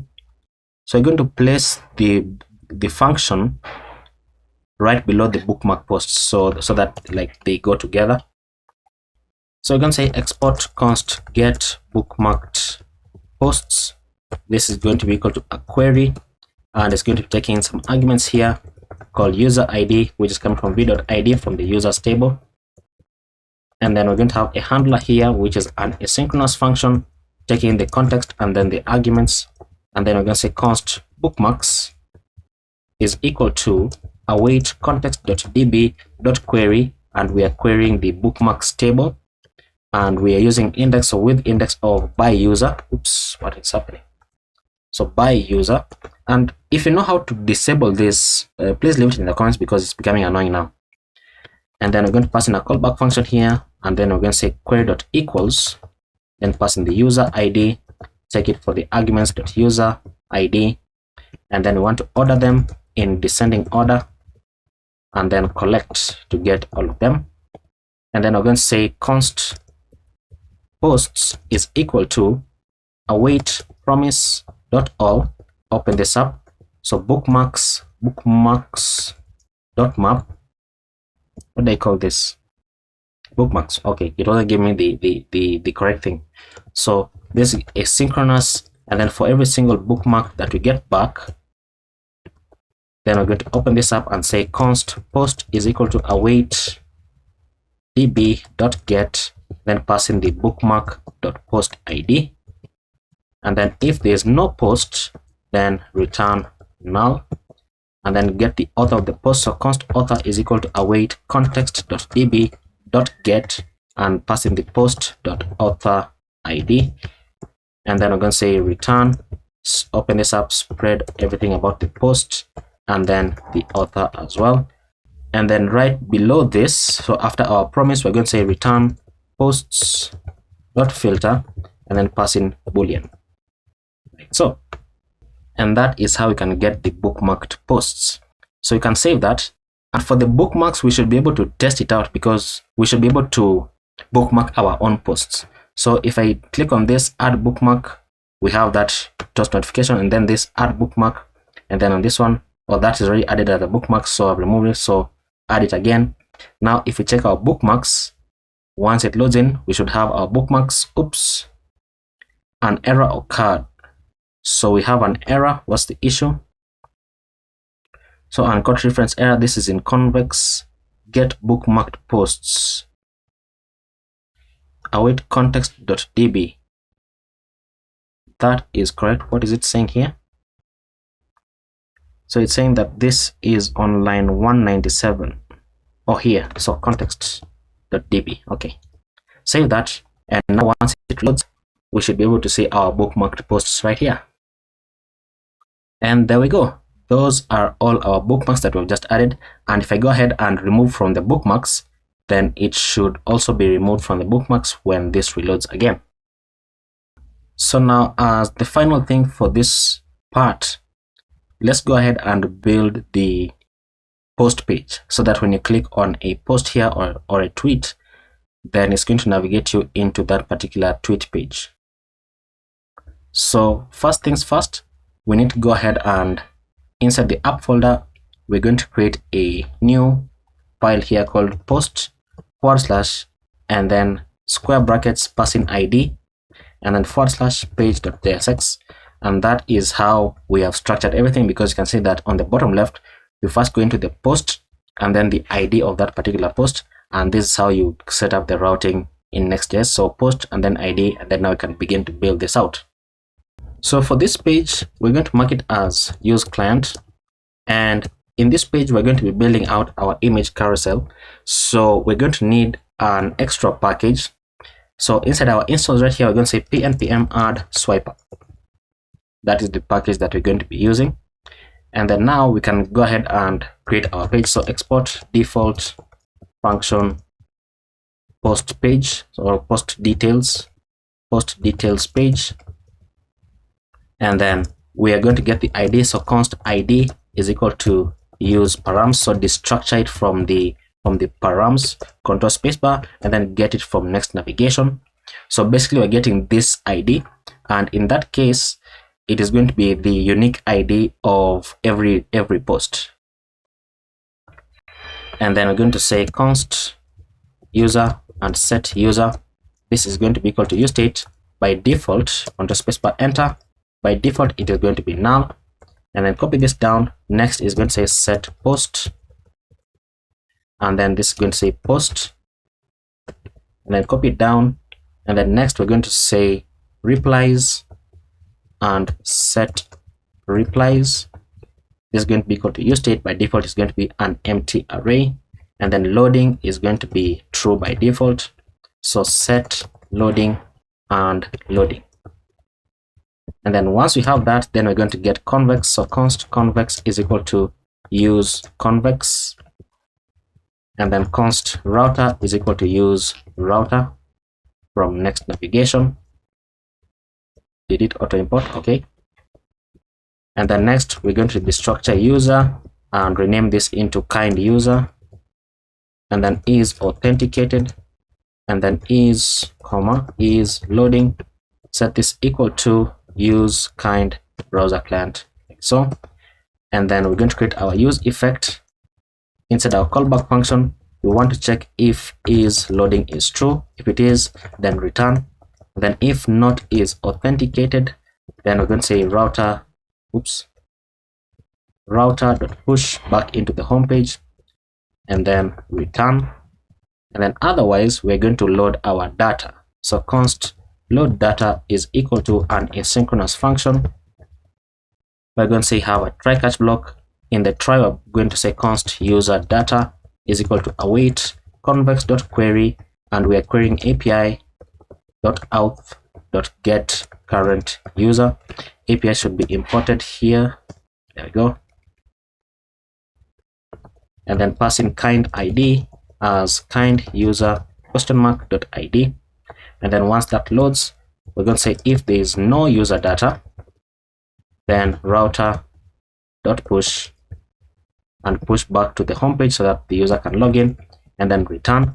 And then otherwise, we're going to say set user into the user data that you get back, and then const post data is equal to await convex.query, and then pass in api.posts.get post. We don't have that function, but this is going to be taking the post ID as the ID from the params. And then we're going to say if there is no post data, then router.push and push them back into the home page, and then return. And then once we do that, we're going to say set post into the post data that we get back. And then below this, we want to get the replies data. So const replies data is equal to await convex.query, pass in api.posts.get post replies. And then this is going to take in the post ID, which is coming from the ID from our parameters. And then we're going to say set replies into the replies data, like so. And then for our console, or rather for our catch, we're going to say console.error. We're going to say error loading data, pass in error.message. And then we're going to say toast.error. Toast.error. And then we're going to say an error occurred when loading the tweet. Is that how you spell occurred? Is it double R or single R? Doesn't matter too much. And then once we do that, then we want to push them back. So router.push back into the home page. So /home. And then our finally block is going to be as follows: set loading to false. And then outside of this, we're going to call our function called load data, like so.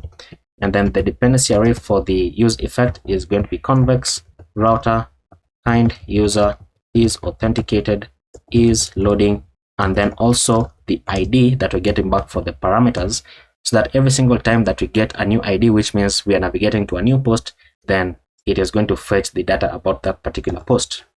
The next function that we need to create is handle post update. So const handle post update is equal to an asynchronous function, and we've created this function a couple of times, just changing up the data that we're getting. So inside here, we want to check if post is true. Then we're going to say const replies data is equal to await convex.query, and then pass in replace data. Replace data should be somewhere here. Okay, so await convex.query api.posts.get post replies, which we don't have, and then pass in the post ID as post._id. And then once you do that, we're going to say set replies into the replies data that we're just getting above.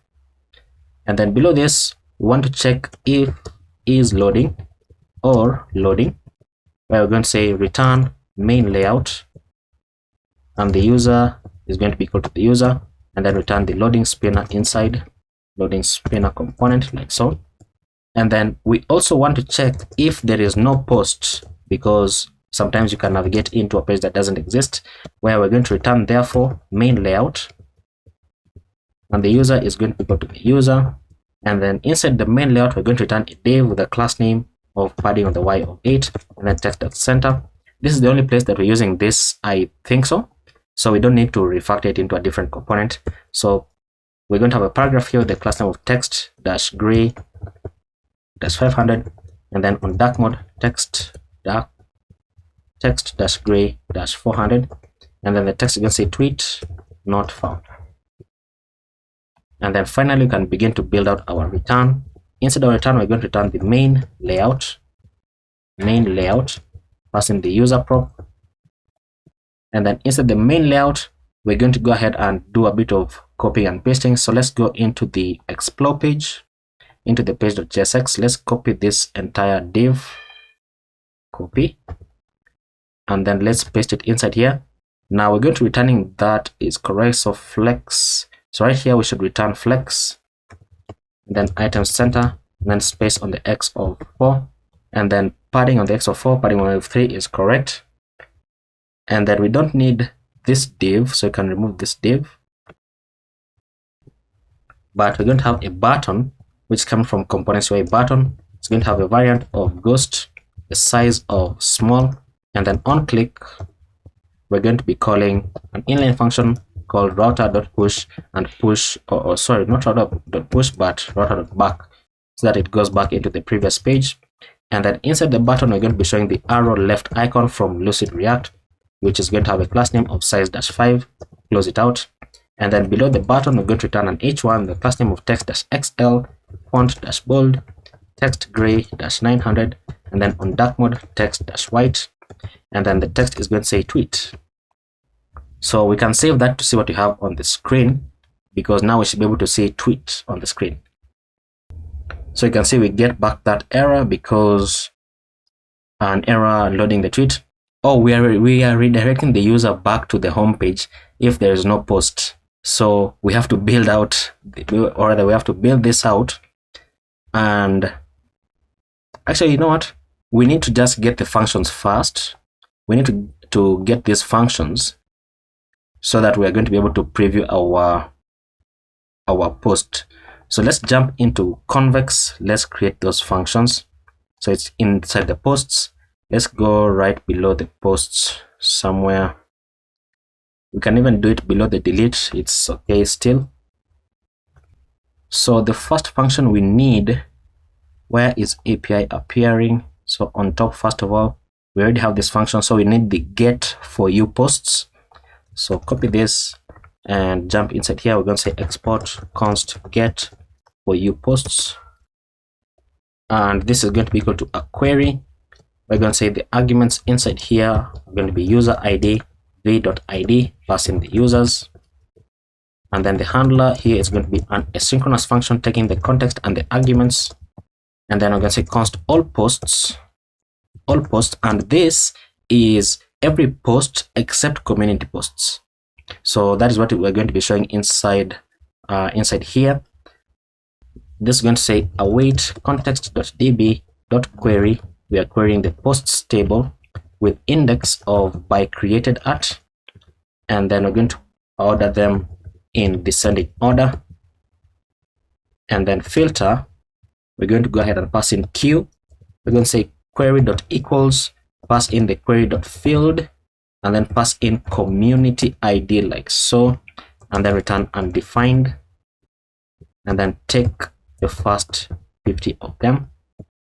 And then we're going to say return await promise.all, open this up, all posts.map, and then async first of all. And then for every post that we get back, then we want to get the author of the post. So const author is equal to await context.db.get, and then we want to pass in the poster or rather the post.author ID, and then we want to return .post and then add the author as well.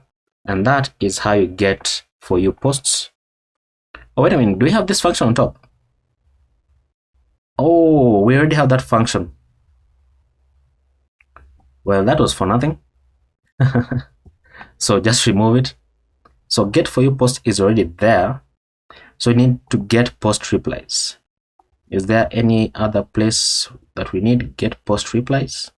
So only that. So get post replies. So export const get post replies is equal to a query, and it's going to be taking in some arguments here of post ID, which is coming from v.id in the posts table. And then handler here is an asynchronous function taking the context as well as the arguments. We're going to say const replies is equal to await context dot db dot query. Want to query the posts with index of by parent, and then we're going to have our callback function here. We're going to say q dot equals, pass in the parent id, and then arguments dot post id, and then order this in descending order, and then collect like so. And then we're going to go ahead and say return await promise dot all. Open this up, replies dot map, and then sync, and then for every single reply that we get back, then we want to get the author. So const author is equal to await context dot db dot get, and then pass in reply dot author id, and then want to say return, open this up, spread in the reply, and then the author like so. So that should get post replies. Is there any other function that we need? So api.post get post replies, I think that should be okay. Get for you posts, we already have that one. Get current user, we already have that one as well. So let's reload our application and then let's test it out. So let's try clicking this to go into the page for that tweet. And you know what, we should also be able to share the tweet right here. So share tweet, and then when you click on open, it should open up the tweet on a new page. But something is wrong. It's taking so long to load. What is happening inside here? Compiling API upload thing. That's annoying. So something is wrong here. I don't know why it's taking so long. It should not be doing that at all. So let me shut this down, because it seems upload thing is having an issue, as you can see right here, and it's not even shutting down. Okay, there we go. Let's say okay, it's down. So pnpm dev, and then let's also check convex. So convex is saying what? This is get for you posts. So post ID is showing.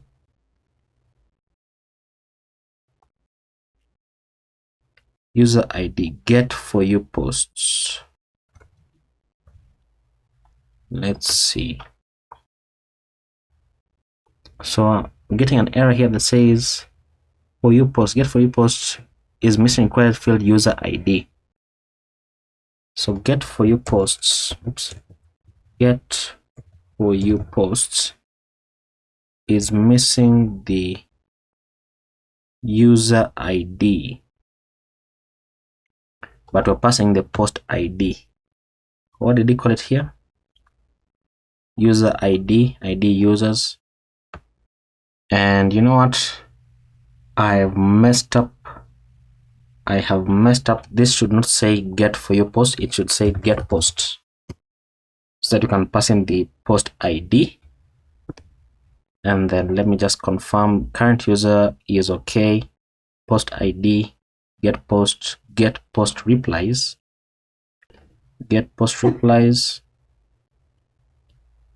and that should be okay. Get post replies, okay. So now we just need to go ahead and create this function again. So let's jump back into, first of all, let's save this and then jump back into posts, and right above get for you post right here, let's go ahead and say export const get post. This is going to be equal to a query, and we're going to have some arguments here, taking the post ID, which is coming from v.id and the posts table, and then the handler here is an asynchronous function taking the context and the arguments, and then I'm going to say const post is equal to await context dot db dot get, and what passing the arguments dot post ID, and then we're going to say if there is no post, then return null, and then want to get the author of the post. So const author is equal to await context dot db context dot db dot get, and then pass in the post dot author ID, and then we want to return everything about the post and then attach the author of the post as well.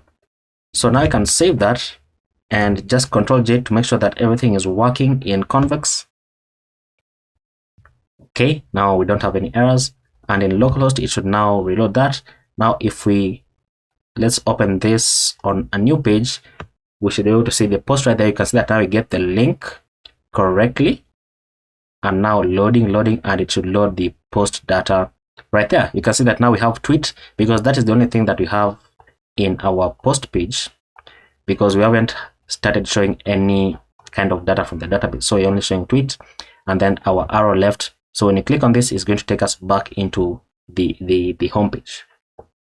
So let's go ahead and continue building this out.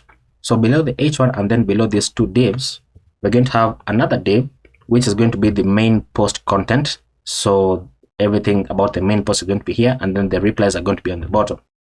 So we're going to have a div here with the class name of border-bottom-8. So border-bottom-8, and then border-gray-100, and then on dark mode, we're going to say border-gray-800, and then inside here a div with the class name of padding all round of 4, and then inside this another div with the class name of margin bottom of 4, and then flex and then space on the X of 3. And then we want to show the avatar image. So avatar, first of all, from components UI avatar, class name size 12, and then inside here avatar image, components UI avatar. The source for this is going to be post.author .avatar, and then class name is going to say object-cover, and then avatar fallback. So avatar fallback, we're going to say get user initials, and then passing post.author .name. And then below the avatar, we're going to have a div. This div is going to have an h3 with a class name of font-bold, and then text gray-900, and then on dark mode text-white. And then this is going to show the post.author .name. And then below the h3, we're going to have a paragraph with the class name of text gray-500, text-gray-500, and then on dark mode text gray-400. And then we're going to say at, and then open up our curly brackets, post.author .username. And then below this paragraph, and then below two divs, we're going to have another div with the class name of margin bottom of 4, and then text-extra large, and then white space dash pre-wrap, and then text gray-900, and then on dark mode, we're going to say text-white. And then this is going to show the post.content. Post.content. Now I can save that just to see what you have on the screen. And there we go, looking very, very nice. And then next, we are going to go below this div, and we want to check whether the post has images. So post.images and post.images.length is greater than 0. When this is true, then we want to go ahead and render out a div. So div with a class name of margin bottom of 4, and then close it out. And then inside this div, we want to go ahead and say post.images.length is equal to 1. If there's only one image, then what we want to show is that single image. So you're going to use the image component from next image. The source is going to say post.images, and then get the first image using the array. The alt is going to say post images, and then the class name is going to say height-96, and then max height-96, max height-96, width-full, rounded-xl, object-cover, and then give it a width of 1920 and a height of 1080, so that we get a very high quality image. Now otherwise, so if the images are more than one, then what we want to show is a component that is called swiper, which we installed from, or rather which we're getting from swiper, which we installed as we were beginning this page. Now the swiper takes in some props here called modules. This is going to be as follows. So we're going to open up our square brackets, pass in the navigation, and this should be coming from swiper modules, but it's not giving me the drop down. So we need navigation and we need the pagination as well. So let's go ahead and install, or rather and import the stuff from Swiper because it's not auto importing them. So we need to go ahead and import the navigation and pagination. This is coming from Swiper /modules, and this should be coming from Swiper /react, the Swiper component. And what is this? This should be named import. So we get Swiper. We also need to get Swiper slide, and then we need to import the CSS so that the Swiper actually works. So import Swiper /CSS, then copy this down, and then we're going to import Swiper /CSS /navigation, and then CSS /pagination for the third one. That should now be K. And I've just noticed that we don't have our post component here, so control spacebar, and oh, is it somewhere? Okay, there it is. Okay, I wasn't seeing it. So now I can go back to the bottom. We can continue to build out our swipe. And apart from taking the modules right here, it also takes in the navigation prop, and then it takes in the pagination prop as well. And this is going to be an object where we're going to say clickable and set it to true, so that you can click to swipe the images. And then it's going to have a class name here of rounded -xl. And then let's save that so that it formats it properly. It was looking a bit ugly. And then now inside the swiper, we want to go ahead and say post.images.map. And then for every image that we get back, we want to also get back the index of the image, where we're now going to return the img. Now I'm using just the image from HTML. So image component with the source of image, and then the alt attribute is going to say post image, and then passing the index +1. So it shows like post number 1, post image number 1 or number 2. And then the class name for this is going to say max height -96, and then width -full, and then object -cover. And I'm missing something. I'm missing the swiper slide. Cut this out, and then add in swiper slide first of all, and then give this a key of index, and then now I can paste in our image. Fantastic. Now it's very easy to substitute this with the image component. All you have to do is just basically grab this and paste it here, and then just remove the posted images and then render the image right there. So that's basically it. Now you can save that, but we don't have any post that has images, so we're not going to be able to see this in action, because as you saw in the beginning of the video, upload thing was giving us a bit of an issue. So now next we're going to go below this closing parentheses right here. We're going to create a new div with a class name of margin bottom of 4, text-sm, text gray -500, and then on dark mode, text gray -400. And then the text is going to say new date, and then pass in the post.created art, and then to local date string, or rather to local string, like so. And then below this div, we're going to have a class name, or rather another div with the class name of flex, and then space on the x of 6, and then border-top, then border gray -200. And what am I doing? This should be border-y. Is there a class like that? I hope there is. And then padding on the y of 3, and then on dark mode we're going to say border-gray -800.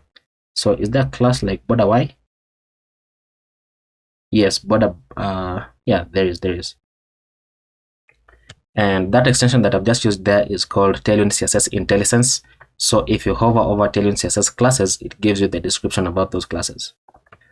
So inside this div, we're going to have another div with the class name of flex, and then space on the x of 1, and then inside here we're going to have a span with the class name of font-bold, and then text-gray -900, and then on dark mode, text-white, and then this is going to show post.retweets count, or 0 if there are no posted retweets count.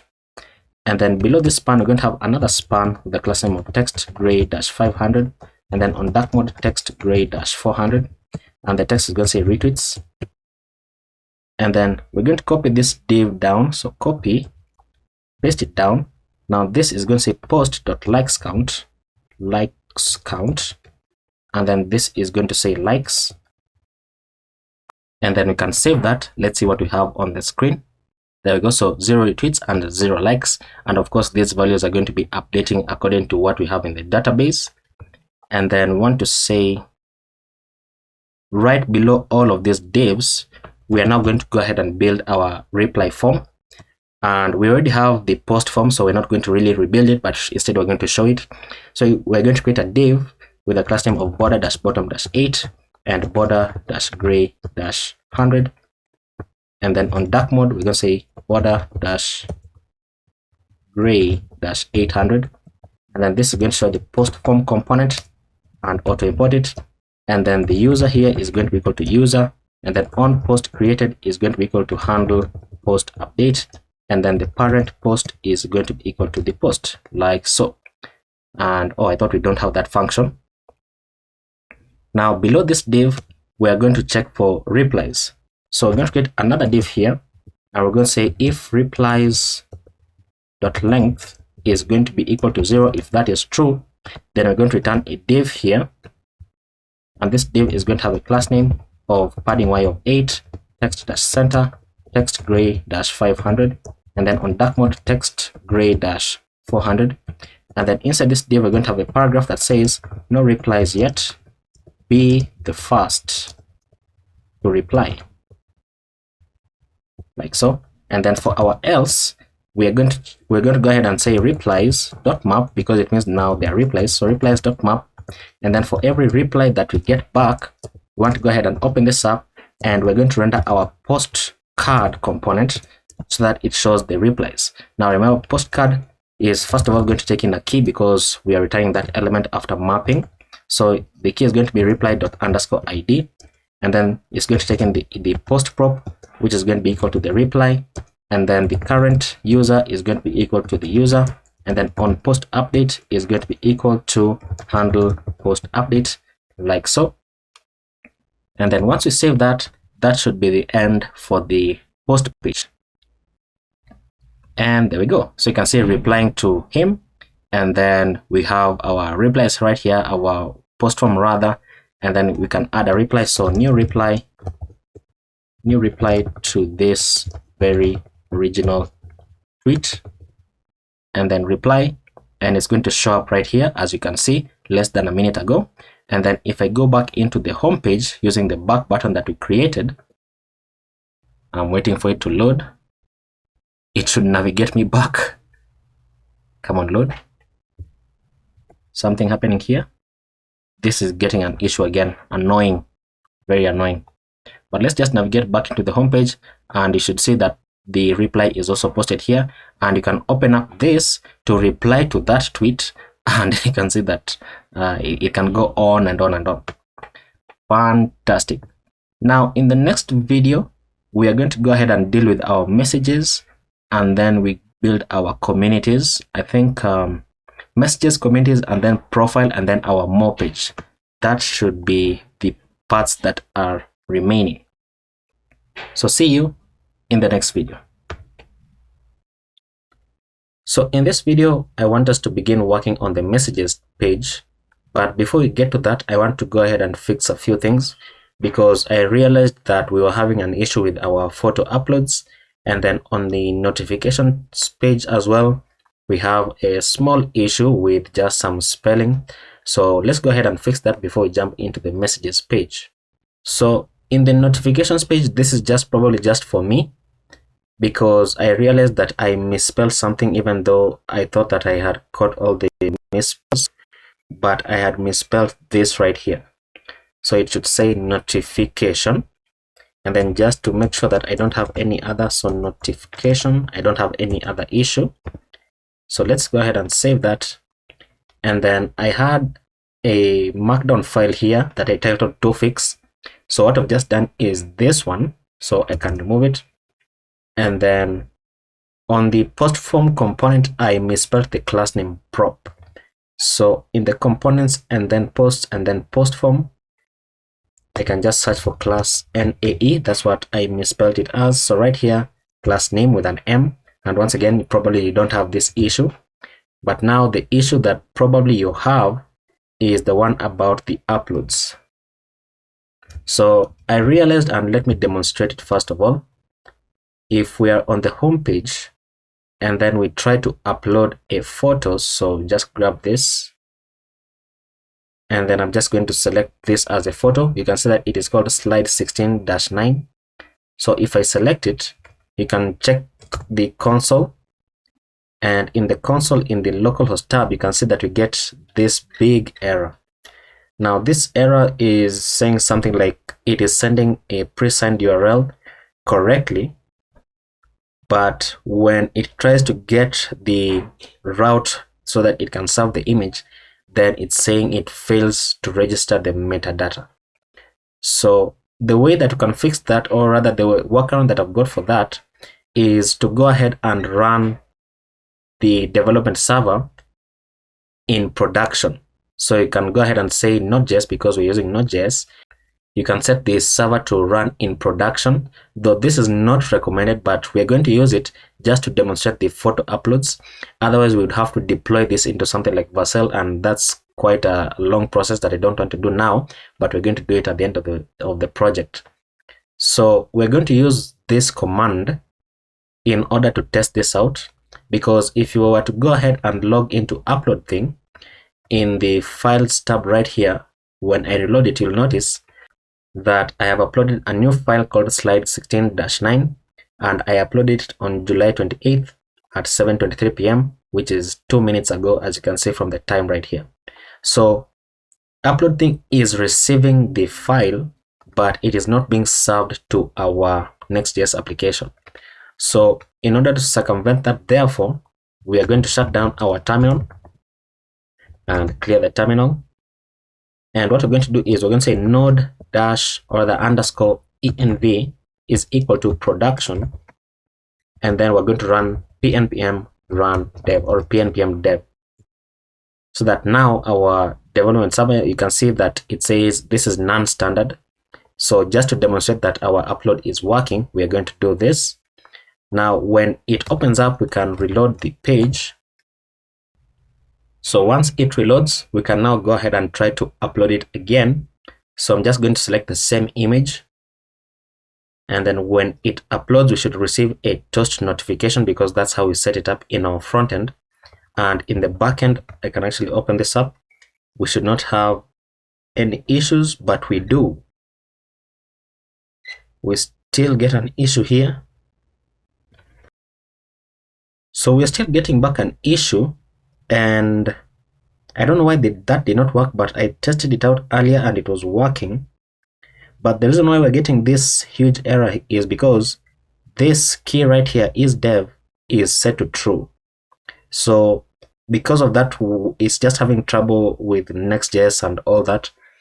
And I thought this would bypass it because I tested it out earlier, but now it's not working and I don't know why. So therefore, what I'm going to do is this. We might have to deploy this in order to test out our image upload. We might have to do just that, but I don't want to do it right away. Instead, I want us to go ahead and just jump into the messages tab so that we can build out the rest of the application. And then when we deploy it, then we are going to be able to test this out. Because if you go ahead and check your backend for the upload thing, you'll notice that even the image that you upload has already been uploaded. And probably you don't even have this issue.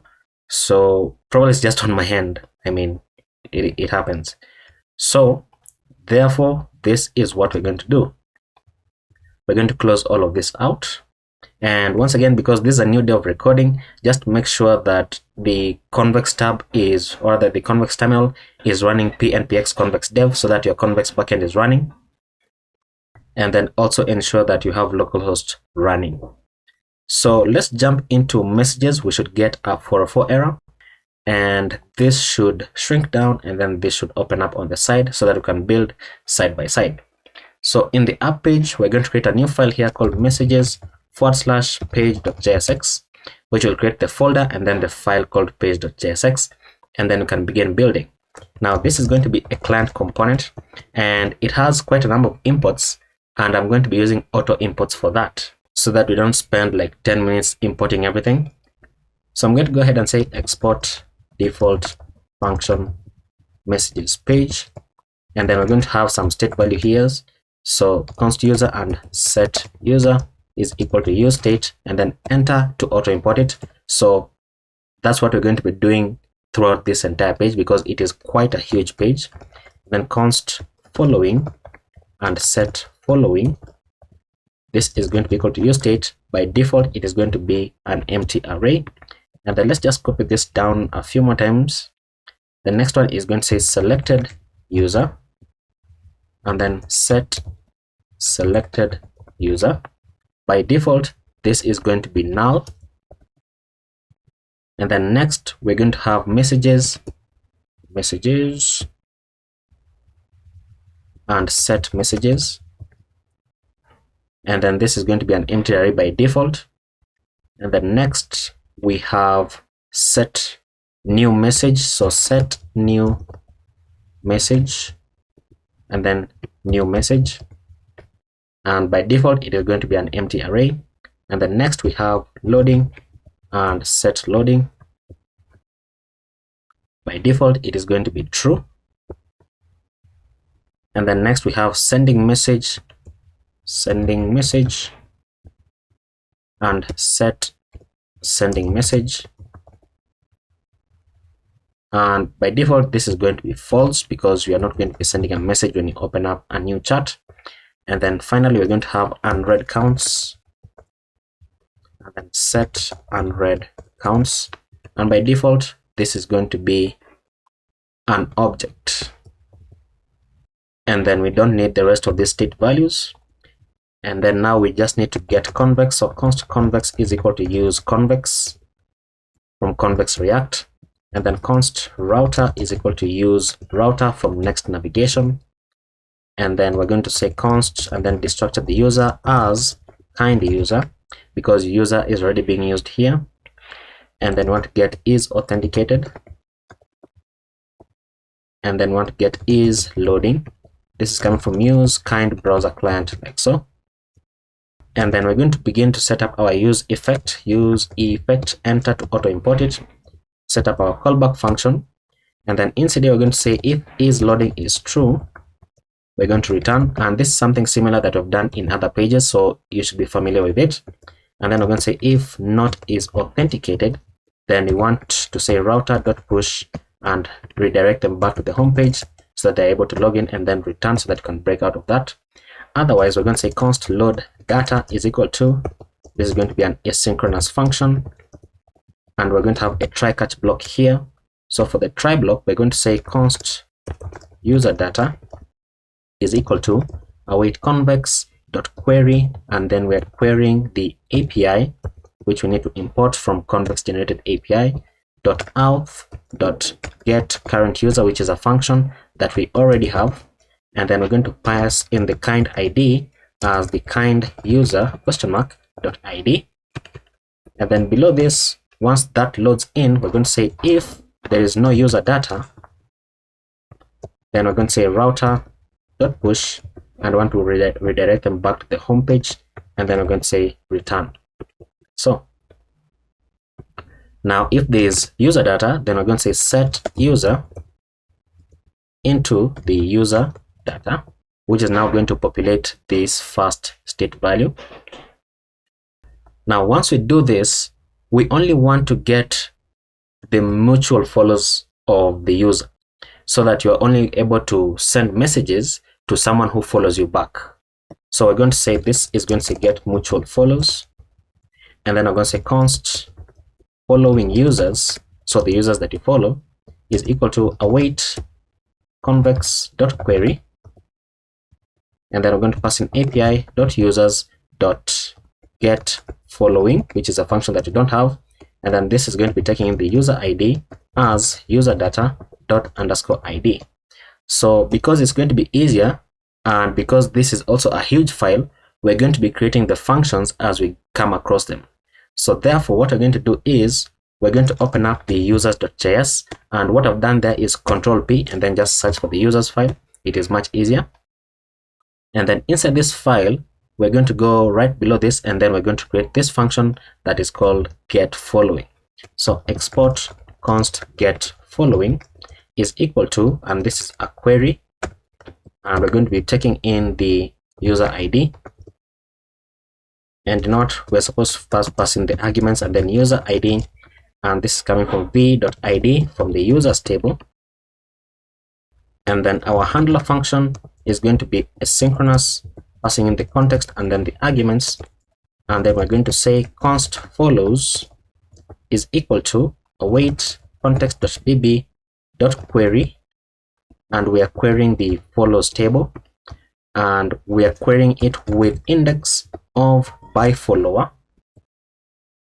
And then we're going to pass in our callback function here, where we're going to say query.equals and then pass in the follower ID and compare it with the arguments.user ID that is passed in, and then dot collect, so that we get the number of followers, or rather you get all the followers.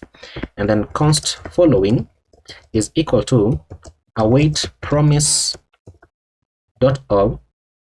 and then pass in the follows.map, and then this is going to be asynchronous, and then for every follow that we get back, we're going to open this up and say return await context.db.get, and then pass in the follow.following ID.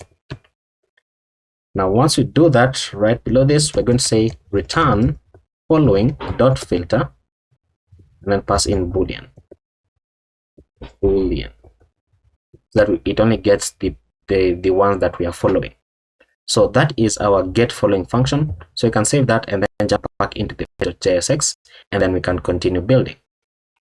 So below this, we're going to say const mutual follows is going to be equal to an empty array, and then we're going to loop over the followed user. So const followed user of following users, which is the variable that we're just getting right here, and I'm having trouble typing it. So const followed user, which is a new variable that we're creating of following users, which we already have on top.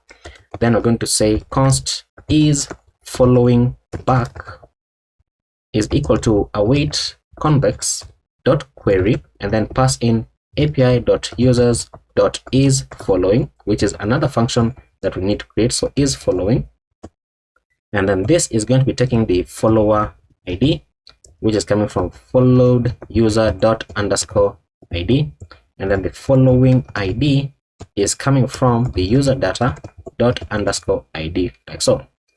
Now below this, we're going to say if is following back. So if it is true, then we want to add them to our mutual follows by saying mutual follows dot push, and then pass in the followed user, like so. Now below our if right here and below this other curly bracket, we're going to say set following into the mutual follows, like so. So that now it is going to populate our state value. Now before we create this function, let's go ahead and continue building this so that we don't jump between files too much. So now we need to get the unread messages for each user.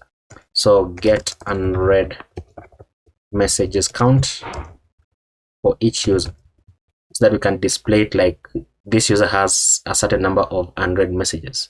So we're going to say const unread counts data is equal to an empty object, like so.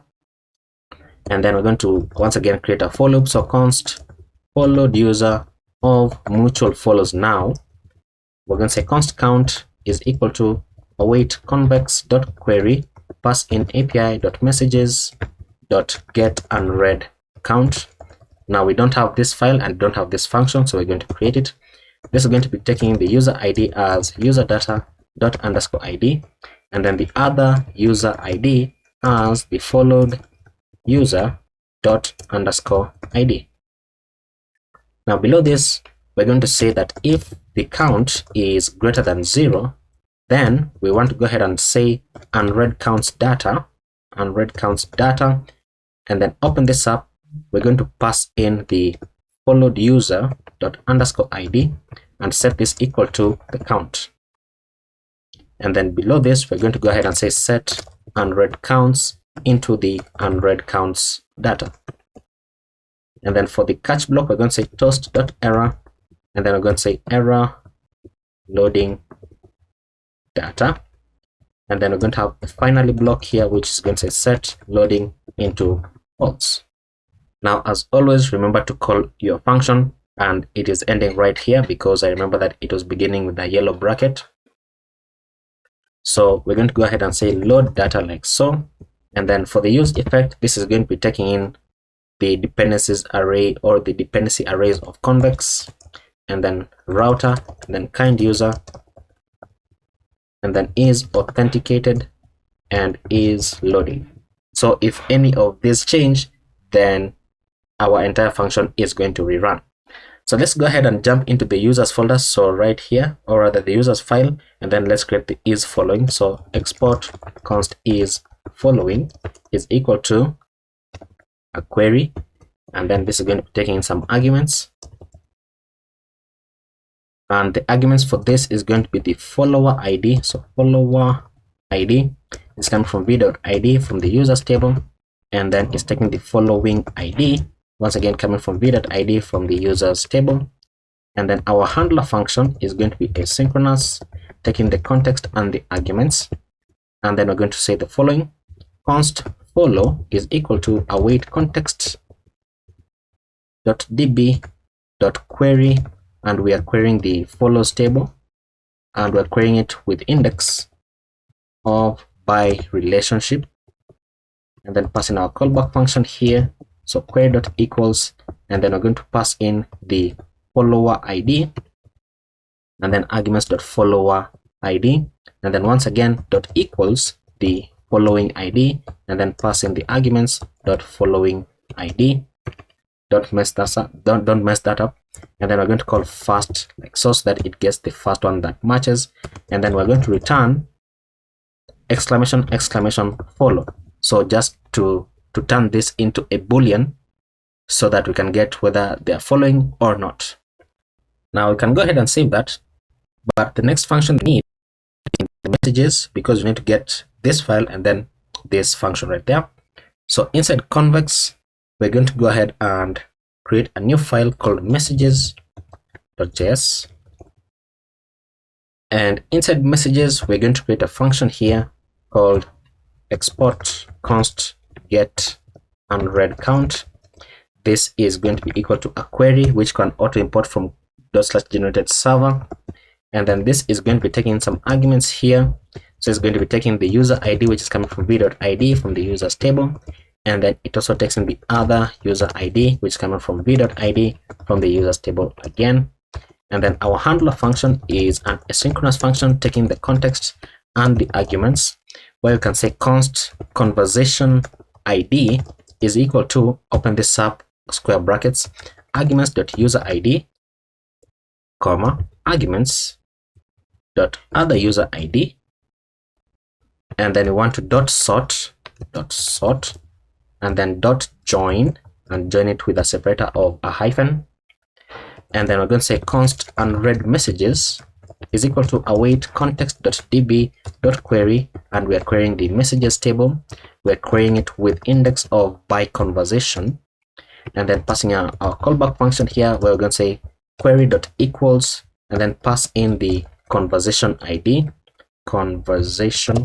ID, and then outside of this we're going to say dot filter, and then want to filter once again with a query here. We're going to say q.and, and then pass in q.equals, and then pass in q.field, and then inside the field we're going to pass in the receiver ID, and then outside of this first bracket we're going to say arguments.user ID, and then outside of this other bracket we're going to say comma query.equals, and then open this up and say query.field, and then we're going to pass in the red field, and you want to search outside of this, you want to check whether the message is red or false.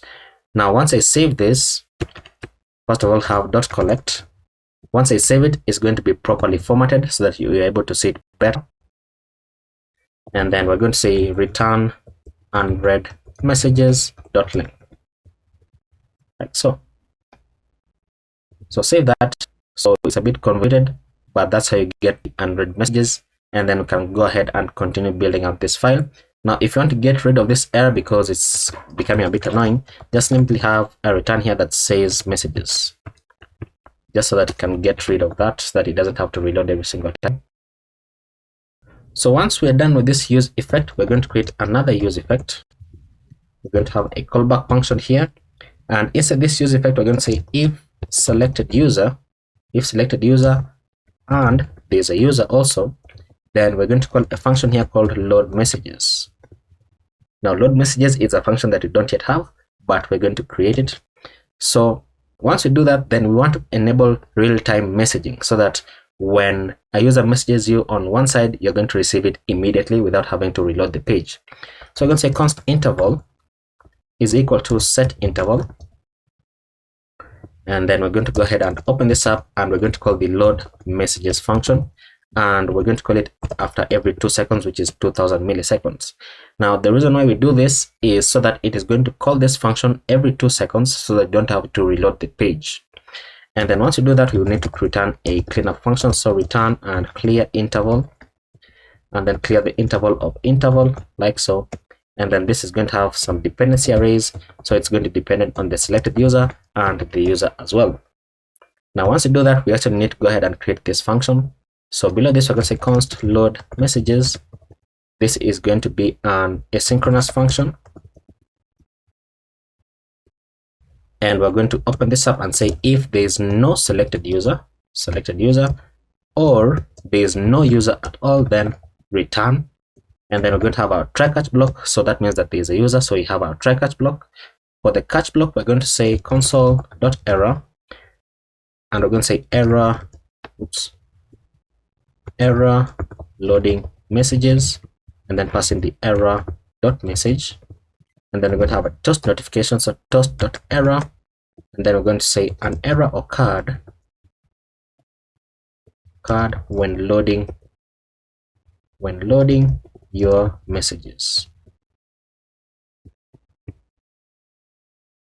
And then close this out. And then we don't have a finally block for this one, so we can go ahead and deal with our try block.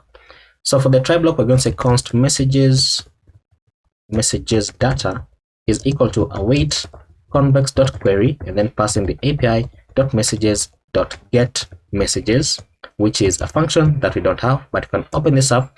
It's going to be taking the user ID as the user._id.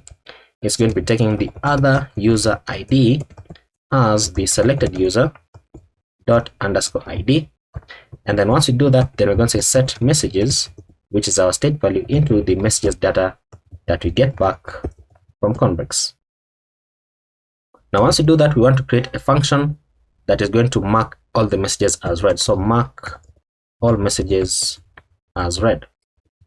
And we're going to say await convex.mutation, and then pass in api.messages.mark messages as read. There's a function that we're going to create. It is going to be taking the user ID as user._id, and then other user ID as selected user._id. And then once we do that, then we need to update the number of unread messages. So we're going to say set unread counts, and then take in the previous value, and then can open this up and say const updated. So the updated is equal to, and open up the object and then spread out the previous value.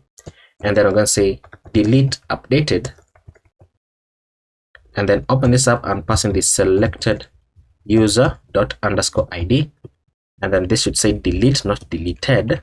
So delete, and then return updated like so. And this is our entire function for load messages. And then below this, we're going to create a function called handle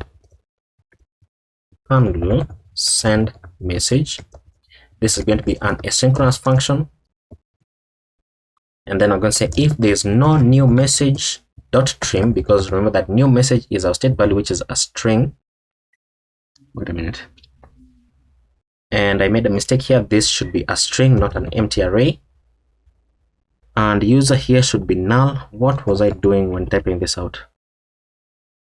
And then let's jump back to the bottom. So if there's no new message dot trim, or there is no selected user, or there is no user, then you want to return.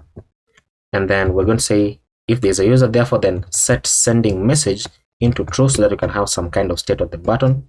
And then we're going to have our try catch block.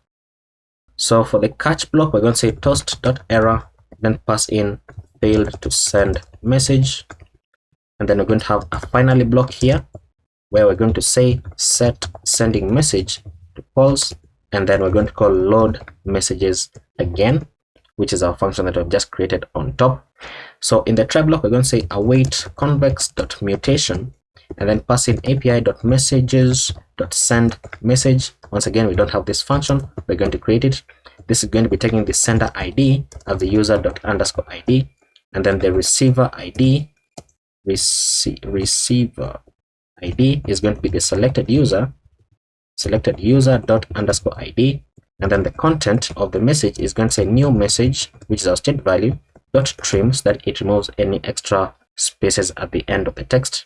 And then I'm going to say set new message into an empty string, so basically just reset it. Next, we're going to have a function here called const handle user select. This is going to be an asynchronous function, and this is going to be taking in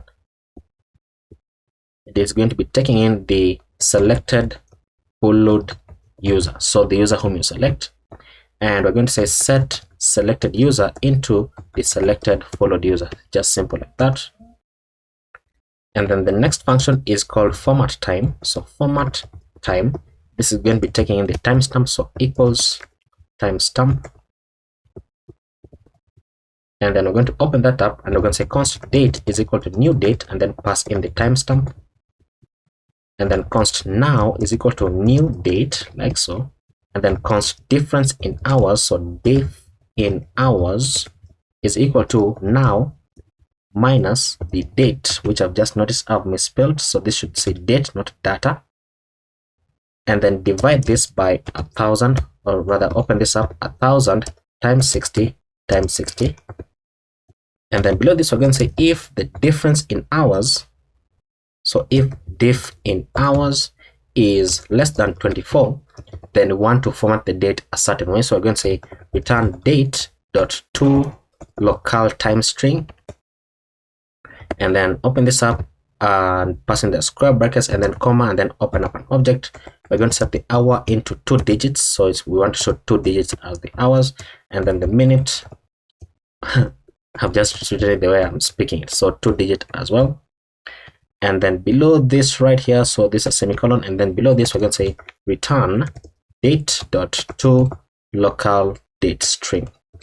So, and then we want to check if is loading or loading is true.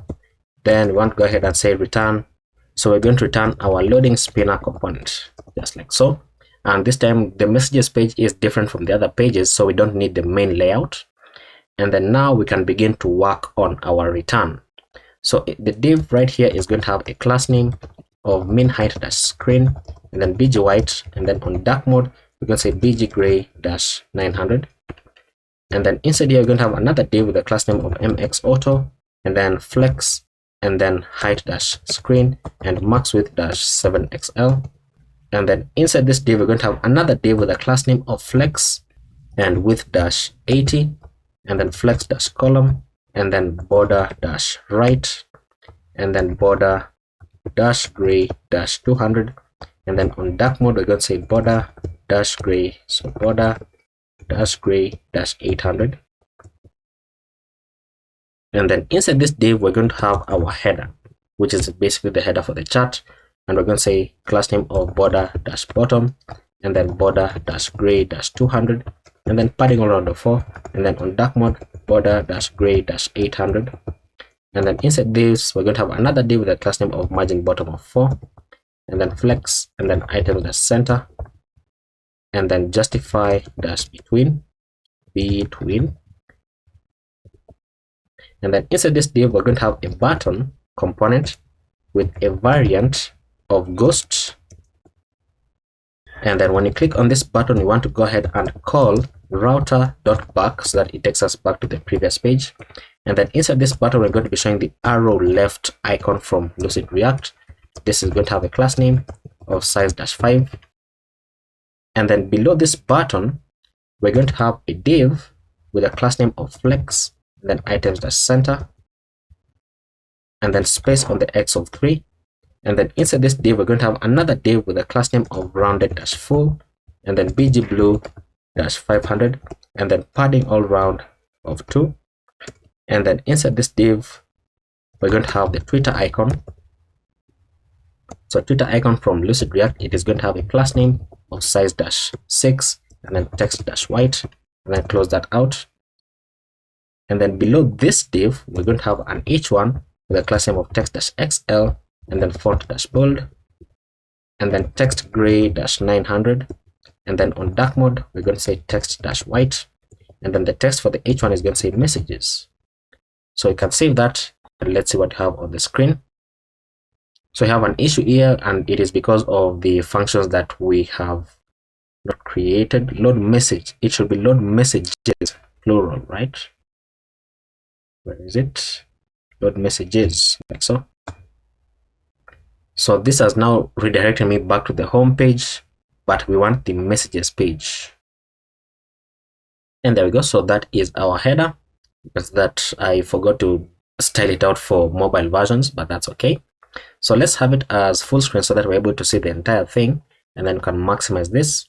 And then when you go back to the bottom, we can go below the h1 and then below two divs, and then we're going to create another div with a class name of relative. And then inside this, we're going to have a search icon from Lucid React. This search icon is going to have a class name of absolute, and then top-1/2, and then left-3, and size-4, and then minus translate on the y-axis by 1/2, and then transform, and then text gray-400, and then close this out. And then below the search, we're going to have an input component from components UI input. It is going to have a placeholder that says search for people, and then the class name for this is going to say rounded-full, then border-none, then -none, then bg gray-100, padding on the left of 10, and then on dark mode we're going to say bg gray-800, and then close that out as well. And then below one div, two div, we're going to go ahead and create our following list. So following list. So below this, we're going to go ahead and create a scroll area component, which is coming from components UI scroll area once again. And I think this is the first time that we are using this component. So this is going to have a class name of flex-1. And what this component does basically is that it just creates a scroll list for you so that you don't have to like scroll the entire page. So just basically creates like a scroll list depending on where you use it. So the scroll area here, inside this, we're going to have a class name of divide-y, and then divide-gray-200, and then on dark mode, we're going to say divide-gray-800. And then inside here, we want to go ahead and check for the following. If the following dot length is equal to 0, and if this is true, we're going to show something. And then if it is false, we're also going to show something. So for the true statement here, we're going to say return a div, the class name of padding on the x of 4, padding on the y of 8, and then text-center. And then inside this div, we're going to show the mail icon. Enter to auto import it. It's going to have a class name of mxauto, margin bottom of 4, and then size-12, and then text gray-400, and then close it out. And then below the mail icon, we're going to have an h3 with a class name of margin bottom of 2, font-medium, text gray-900, and then on dark mode, text-white, and then the text is going to say no mutual follows. And then below the h3, we're going to have a paragraph with a class name of text-sm, text gray-500, and then on dark mode, we're going to say text gray-400. And then the text is going to say you can only message people who follow you back. And then that is going to be it for that. And now we can deal with our else here. So if the length is 0, then we are showing this div. Otherwise, we want to go ahead and map over the follower. So following dot map, and then for every followed user that we get back, we're going to go ahead and return the following. We're going to return a card, and then because we're mapping over this, we're going to have a key here of followed user dot underscore ID. So get the unique ID for every user from Convex. This is going to have a class name and it's going to be dynamic. So pass in your curly brackets and then backticks. So cursor dash pointer and then rounded dash none, then border dash 0, and then transition dash colors, and then $sign curly brackets. We want to check for the selected user question mark dot underscore ID is equal to the followed user dot underscore ID, meaning the users match. So you want to apply some classes here. So if this is true, then you want to apply the class name of bg-blue-50, and then on dark mode bg-blue-900 with an opacity of 20, so meaning just to highlight the selected user. And then otherwise on hover we're going to say bg-gray-50, and then on dark mode and on hover then bg-gray-800, and then can close that out. So on click, this card is going to have an on click. Open this up, we're going to call the handle user select, and then pass in the followed user, and then close that out, and then can build our card content. So enter to auto import it. I don't know whether they imported the card, so control spacebar, enter, auto import it. The card content is going to close like so, but inside it we're going to have a div with a class name of flex, and then items dash center, and then space on the x of 3, and then inside this div we're going to have the avatar component from components UI avatar. It's going to have a class name of size dash 12, and then inside the avatar we're going to have avatar image components UI avatar. Enter to auto import it. The source for this is going to be the followed user dot underscore dot avatar, not underscore, and then close this out. It is going to have a class name of object dash cover, and then below this we're going to have the avatar fallback. So avatar fallback, so in case the image fails to load, then we're going to go ahead and say get user initials, which is a function that we created quite a while ago. So get user initials and get it from libutils, and then pass in the followed user dot name. And is this imported? Okay.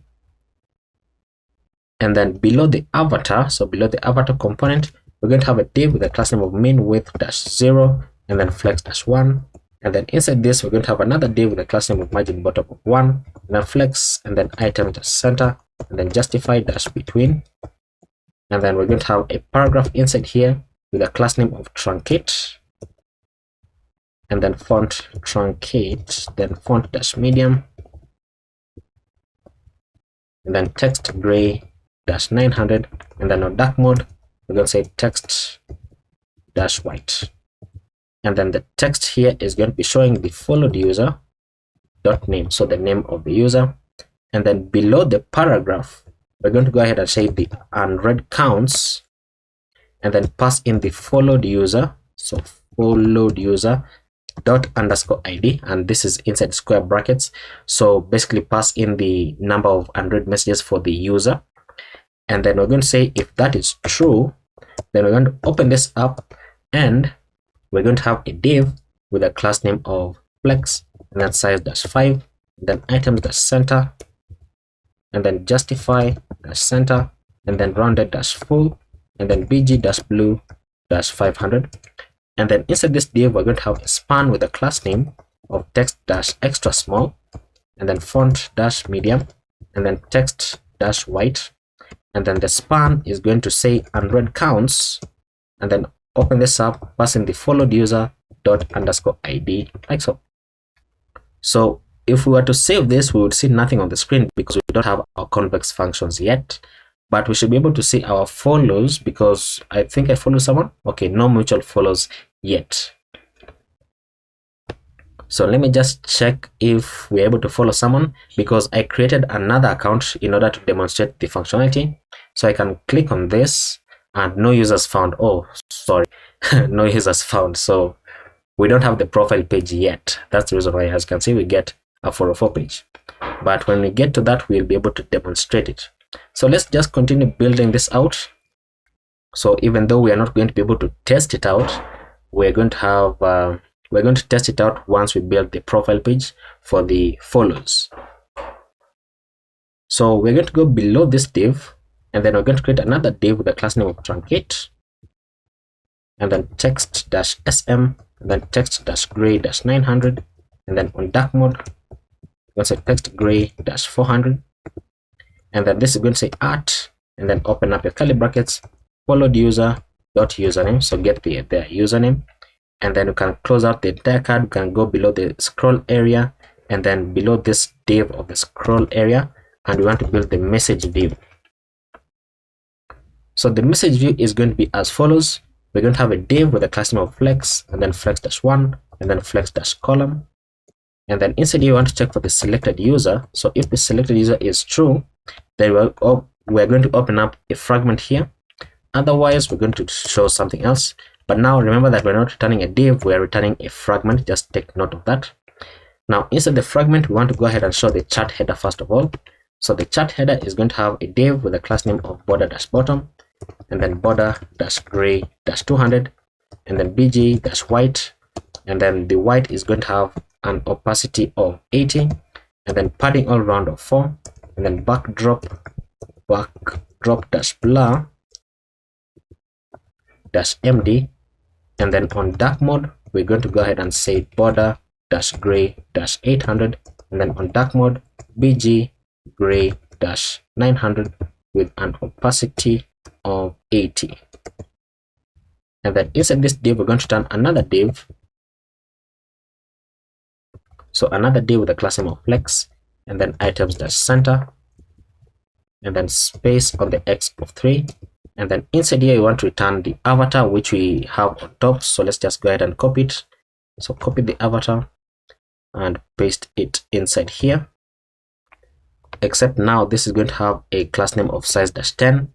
This is going to be calling the selected user, so selected user dot avatar, and then get user initials is going to say selected user dot name, and then save it so that it can be formatted properly. And then below the avatar we're going to return a div. This div is going to have an h3 with a class name of font-medium, and then text gray-900, and then on dark mode we're going to say text white, and then this is going to be showing the selected user dot name, so the name of the user. And then below the h3 we're going to have a paragraph with a class name of text-small, and then text gray-500, and then on dark mode we're going to say text gray-400, and then we're going to say art, and then say selected user dot username. Now below the paragraphs and then below these 3 divs, so we are still within the React fragment, we want to go ahead and show the messages of the user. So we're going to create a scroll area once again, so scroll area, and once again, just like I explained, the purpose for the scroll area is we're going to be able to scroll the messages without scrolling the entire website. So the scroll area is going to have a class name of height dash, and then calc, open this up first of all, calc height, so, and then pass in 100 viewport heights minus 200 pixels, so that it is going to show an almost full screen. And then it's going to have a class name of flex-1, and then padding all around of 4. My computer is lagging a bit. I hope it doesn't mess with the audio. And inside this scroll area we're going to have a div with a class name of space on the y of 4, and inside here we're going to map over the messages, so messages.map, and then for every message that we get back we're going to go ahead and open up a div. This div is going to have a key of message._id, and then the class name is going to be dynamic, so open up your curly brackets and then backticks, so it's going to say flex, and then $ curly brackets. Want to check for the message.sender_id and check if it is equal to the user._id. If that is true, then you want to apply the justify end class. Otherwise, you want to apply the justify start class. So basically just like a chart. So if you are the sender, then your messages are going to appear on the right, and if you're the receiver, or rather the receiver on the other end is going to see the messages on the left. Now we can close that div right here, close it out, and then inside this div we're going to have another div, close it out, and this other div is going to have some dynamic class names as well. So class name is equal to, open this up, and we're going to say max width dash extra small rounded dash large, padding on the X of 4, padding on the Y of 2, and then on large screens, max width dash MD. And then we want to check, so $ curly bracket, if the message dot sender ID is equal to the user dot underscore ID. And if that is true, we want to apply bg dash blue dash 500 as well as text dash white. And then otherwise, we're going to say bg gray dash 200 and then text gray dash 900. And then on dark mode, we're going to say bg gray dash 700. And then on dark mode, we're going to say text dash white. So basically saying that the messages that you send are going to be blue and the ones that you receive are going to be gray. And then inside this div, we're going to open that up. We're going to have a paragraph with a class name of text dash small. We're going to pass in the message dot content. And then below this paragraph, we're going to have another paragraph with some dynamic class names. So class name, open this up. We want to say margin top of 1, text dash extra small, and then $ curly bracket. We want to check for the message dot sender ID is equal to sender ID is triple equal to the user dot underscore ID. And if that is true, we want to apply the text dash blue dash 100 class. Otherwise, we want to apply text gray dash 500 class. And inside this paragraph, what we're going to be calling is the format time function. So format time, and then pass in the message dot created at because that is something that we have in our database. And then we can go below this scroll area, and then now we're going to be building the message input. So for the message input, we're going to have a div with a class name of border dash top, and then border dash gray dash 200, and then padding all around of 4. And then on dark mode, we're going to say border dash gray dash 800. And then inside this div, we're going to have another div with a class name of flex, and then space on the X of 2. And then we're going to have a text area component here from components UI text area. The placeholder for this is going to say start a new message, or maybe send a new message. So start a new message. The value for this is going to be the new message, which is our state value. And then on change, we're going to be calling e, and we're going to say set new message into e.target value. And then the class name for this is going to say flex-1, and then resize -none, so that you're not going to be able to resize the text area. And then the number of rows is going to be 1. And then on key press, the event, we're going to be accessing the synthetic event of e, and then we're going to open this up, and you want to check if the e that is pressed, so e.key is equal to enter. So if the key that is pressed is the enter key, and it is not the e plus the shift key. So if that is true, what we want to do is we want to say e.prevent default, so prevent the default behavior of reloading the entire page. And then we want to call the handle send message function. So basically, if you press the enter key, then trigger the handle send message function. And then the text area closes right here. And then below the text area, we're going to have a button component. This button is going to have an on click of handle send message. So when you click on it, it is going to send the message. The disabled state for this button is going to be depending on the not new message. So if there's no new message.trim, meaning it is an empty string, or sending message is true, because sending message is a state value which is a boolean. And then it is going to have some class names here. So class name bg-blue-500, and then on hover bg-blue-600, and then close this out. Inside this, we're going to be showing the send icon from Lucid React. It is going to have a class name of size-4, and then close that out. And then now for our else, so if there is no messages, we're going to return a div with a class name of flex, and then flex-1, and then items-center, justify-center, bg-gray-50, 500 with an opacity of 50, and then dark mode bg-gray-800 with an opacity of 50. And then inside this div, we're going to have another div with a class name of text-center, and then this is going to be showing the mail icon with a class name of mx-auto, margin bottom of 4, size-16, and then text text-gray-400.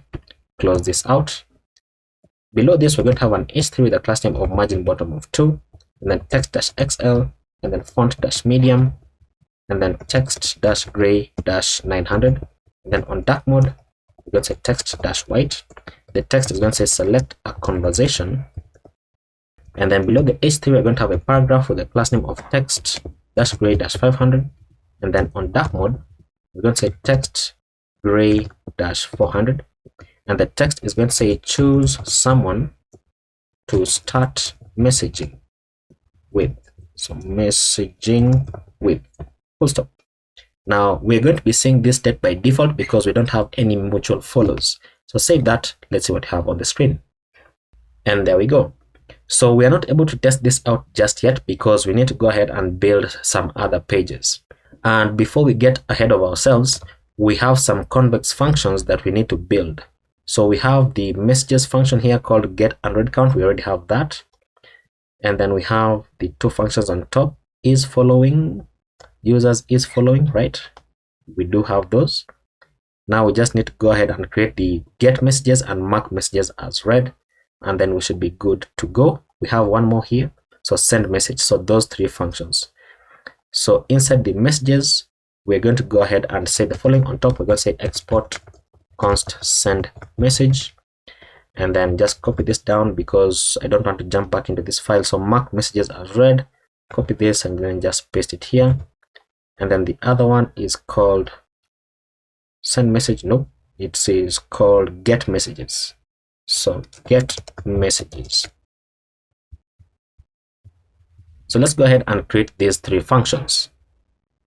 So the send message is going to be a mutation and import it from /generated server. And inside the mutation, we're going to have some arguments here. It's going to be taking the sender ID, which is coming from v.id from the users table. It's going to be taking the receiver ID, which is v.id from the users table. It's going to take in the content, which is v.string.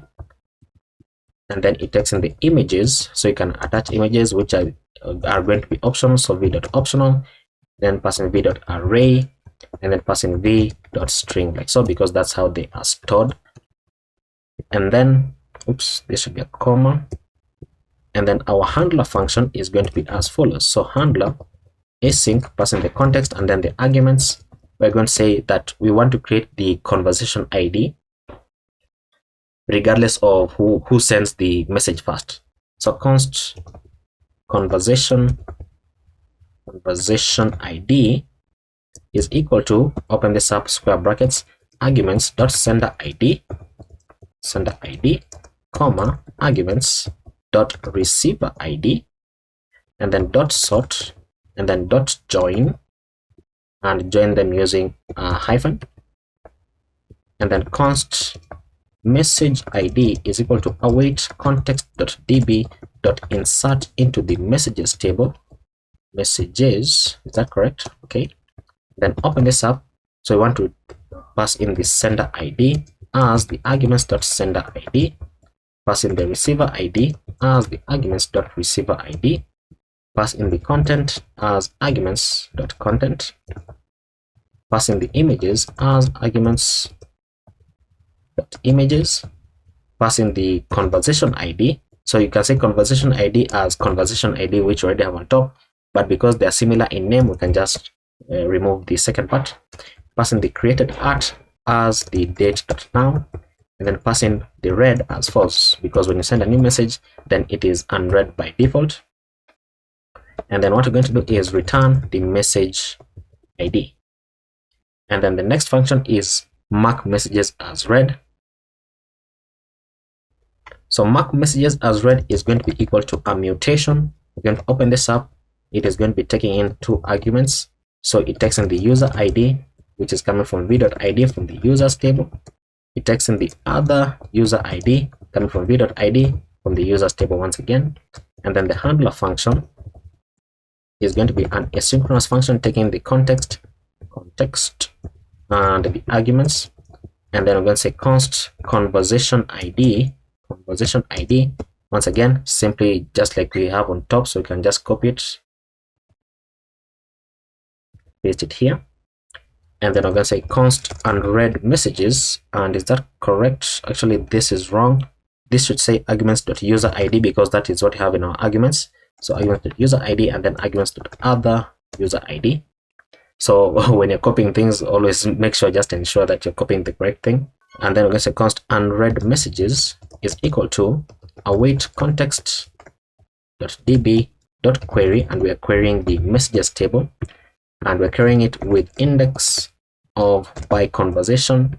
Then pass in our callback function here, we're going to say query.equals, pass in the conversation ID, and then this is going to be a bit convoluted as well. So outside of this, we're going to say dot filter, and then we want to filter query, and let me try to format it correctly so that I don't get confused. So I hate this thing sometimes.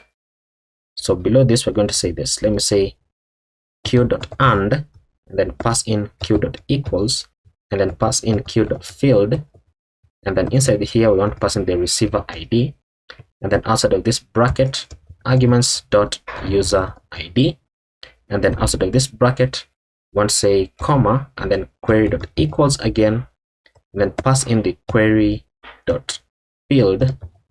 then pass in the read, and then outside of this pass in false. So get all of those that are not that have not been read, and then dot collect, like so. And then we're going to say await promise dot all, open this up, and we're going to say unread messages dot map. Then for every message that we get back, we want to go ahead and say context.db dot patch, and we want to say message dot underscore ID, and we want to change the read status to true. That is going to mark all the messages as read, like so. And then our next function is get messages, and probably get messages should come before mark all messages as read, and probably this one, just because of hierarchy, the way usually we do things on social media, mark messages as read usually comes last, and then get unread count, because we need this for the UI, we need this also for the UI, and then this is our first function to send the messages. So get messages is equal to a query, and takes in the arguments here as user ID v.id coming from the users table, and then other user ID v.id coming from the users table, and then our handler is going to say async, passing the context and then the arguments, and then we're going to say const conversation ID, which is something that we've done here. So let me copy it. And why is this not highlighted? Oh, it's supposed to be passed here. So here we wanted to pass in the conversation ID. That's the reason why. And then just let me confirm if I did the same thing. I made the same mistake here. So conversation ID. Okay, and then let's see. Here it is being used. Okay. So let's go ahead and say this. Paste that in, because that is the conversation ID. The arguments are correct, so we have no problem with that. And then we're going to say const messages is equal to await context.db.query, and we're querying the messages table, and we're querying it with index of by conversation, and then passing our callback function here, and then we're going to say query.equals, passing the conversation ID, comma, conversation ID, and then we want to order them in ascending order, and then we want to collect all of them. And then we're going to say return await promise.all. Open this up. We want to map over the messages, so messages.map, and then async. For every message that we get back, we're going to say const sender is equal to await context.db.get, passing the message.sender ID, and then we want to go ahead and return, open this up, return every detail about the message and then the sender as well. And that is our function to get the messages. So you can save that. Our page should be complete, but once again we can't really test it out until we have built another page. So the next page that we want to build is the profile page.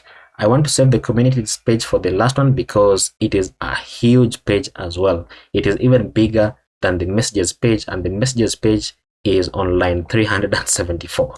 So it is quite a huge file. So next, let's go ahead and deal with our profile page. And the way that we're going to handle the profile page is the profile goes into the / profile and then the username of that person. So we're going to create a new file here called profile / and then the dynamic page is called username. So inside square brackets username and then / page.jsx, and then inside this file is where we're going to be building our profile page. So let's just go ahead and mark this file as use client because we're going to be using some hooks inside here. And then let's say export default function profile page. And then let's just return a div here that says profile page so that we can navigate into this page and we should not get a 404 error. And there we go. And once again, for this page, I'm going to be using auto imports because it has quite a number of imports, but I'm just going to place them side by side as you can see. And let's begin to set up our state values. So const destructor username, and this is coming from use params from next navigation. So basically what we're saying is we want to get this part right here. So get the username because we're going to be using this username when we are getting the data from convex. And then const current user set current user. This is going to be equal to useState. By default, it is going to be now. And once again, take note, I am auto importing them. So in case you get some errors about the imports, just confirm that the imports are correct. Our next state value is profile user and set profile user. By default, it is going to be now. And then our next one is going to say user posts and set user posts. By default, it is going to be an empty array.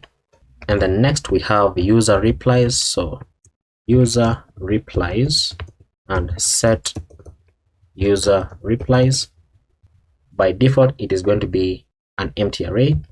Next is user media. So user media and set user media. By default, it is also going to be an empty array. And then next is user likes. So set user likes and then user likes. And then you'll notice that all of these state values are basically going to be for our filters between tabs. And then next we want to check for is following. So is following and set is following. And by default, this is going to be false. And then next we want to have our loading. So loading and set loading. By default, it is going to be true. And then next we have our follow loading. So when you click on the follow button, it might have some bit of delay. So follow loading and then set follow loading. And by default, it is going to be false. And then next we can have our convex. So const convex is equal to use convex, which is coming from convex react. And then const router is use router from next navigation. And then const destructor the user as kind user, and then is authenticated, and then is loading. This is coming from use kind browser client, like so. And then let's do a bit of cheating because some of it is similar to the last page that we've just built and similar to other pages as well. So you can even go to the explore page because what we want to get is this use effect right here. So let's just grab this entire use effect, but our load data function is going to be different. Just take note of that. So copy, and we're going to have our use effect right there. And remember that the use effect, we can just control spacebar and then enter to auto import it. So we are first checking if it is loading, then we want to return. If it's authenticated, we want to redirect them back to the home page. And then const load data is going to be checking for the user data first of all. And then we're setting the user into the user data. And then now we don't want this. And then for the catch, we can handle the catch in a few. But once we get the user data, and this is not user data, it should say set current user into the user data so that it gets the correct data. We want to go ahead and say this. We're going to say const profile user data is equal to await convex.query. Oops, what is that? Await convex.query, and then passing API dot users dot get user by username. Now we don't have this function. We are going to create it, and this is going to be taking in the username. which we have just destructured from use params. And then we're going to say that if there is no profile user data, then we want to redirect them. So router.push, redirect them back into the home page, and then simply break out of that, so return. And then we're going to say set profile user into the profile user data, because that means that now it is populated. Now below this, we want to get all the data about that profile. So we're going to create an array here using array destructuring. So const posts, and then replies, and then media, and then likes is equal to await promise dot all, and then open this up and then square brackets. So we're going to create a convex query here. So convex dot query, and then API dot posts dot get user posts. We don't have that function. We're going to create it. This is going to be taking the user ID, and the user ID is going to be coming from the profile user data dot underscore ID, and that is going to populate the posts right here. So we want to do another query to populate the replies, the media, and then the likes. So the next one is going to say convex dot query, and then pass in API dot posts dot get user replies. Once again, we don't have this. We're going to create it. This takes in the user ID as profile user data dot underscore ID. And next, we're going to have the convex dot query, pass in API dot users dot get API dot users dot get user media, and this is going to be taking the user ID as profile user data dot underscore ID. And then next we have the convex dot query, pass in API dot posts dot get liked posts, comma, takes in the user ID profile user data dot underscore ID. And there we go. So instead of creating all those variables, we can simply add them into a promise like so. Now once that happens, remember that we have state values to handle each of these. So we're going to say set user posts into the posts that we're going to get back from that query, and then set user replies into the replies, and then set user media into the media that we get back, and then set user likes into the likes that we get back. And then next we want to check if the user data dot underscore ID is not equal to the profile user data. So if that is true, and this should be user data dot underscore ID, if that is true, then we want to say const following is equal to await convex dot query, pass in API dot users dot is following, which we have that function because we created it. And then we want to pass in the follower ID as the user data dot underscore ID, and then the following ID as the profile user data dot underscore ID. And then once we do that, we're going to say set is following into following, which is what we've just gotten right there. Now once we handle that, we can now handle our catch. So our catch is going to say error loading data error.message, and then this is going to say toast.error error loading your profile, an error occurred when loading your profile. Yeah, that should be true, when loading your profile. And then for the finally, we're going to say set loading into false. Fantastic. Now we're calling load data, and then the dependency arrays is convex, and then router kind user is authenticated is loading, and then the username as well, because the username is unique for every page. So you want that when you navigate into a new user's page, then the function is going to rerun and get the specific data for that particular user. Now the next function that we're going to create is called handle follow. So const handle follow, this is going to be an asynchronous function, and it's going to check for if there is no current user, or if there is no if there is no profile user, then we're going to return. Otherwise, we're going to say set follow loading into true, not false. So true. And then let me space this out. And then we're going to have our try catch block. So let's build the try block first because it's a bit huge. So in the try block, we want to check if is following is true. If it is true, then we want to say await convex dot mutation, and then pass in API dot users dot unfollow user. So unfollow, what am I typing? Unfollow user, and then this is going to be taking the follower ID as the current user dot underscore ID, and then the following ID as the profile user dot underscore ID. And then once we do that, then we're going to say set is following back to false, meaning you have unfollowed them, and then toast.success. We want to show a toast notification that says unfollowed, that you have unfollowed, and then pass in the username. So this should be backticks.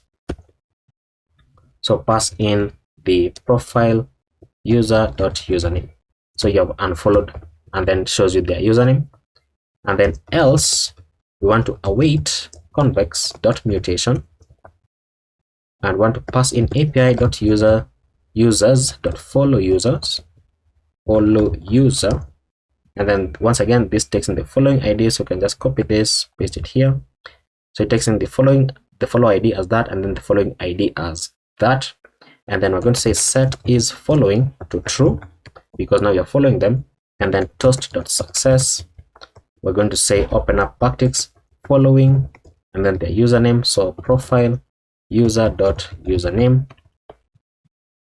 And then once we have that, then we want to refresh the profile data so that it updates, or rather it reflects like the additional user. So const updated profile is equal to await convex.query, pass in API dot users dot get user by username, and then this is going to be taking the username which we're getting from params, and then we're going to say set profile user into the updated profile. So, and then for our catch block, we're going to say toast dot error and failed to update follow status. And then our finally is going to say set follow loading into false. Fantastic. And then the next function that we need to create is called handle post update. So const handle post update is equal to an asynchronous function. So if the user creates a new post, then you want to update it in their profile as well. So we're going to check if there is a profile user. So if profile user, then we're going to say the following. And actually it is easier if we copy it, because it is very, very similar to this entire thing. So we can just grab this whole block, copy it, and then paste it on the bottom. So if there's a profile user, then you want to get the post, the replies, the media, the likes, and then await promise.all. So we're getting the user posts, as this is now not going to say profile user data, it's going to say profile user. So you can select this and then Control D, Control D, Control D to highlight all of them, and then you can change them at the same time. So profile user, so it's going to say profile user dot underscore ID, and so on and so forth. And then we want to update the user posts, and then user replies, and then the media, and then the likes. So that is it about the handle post update.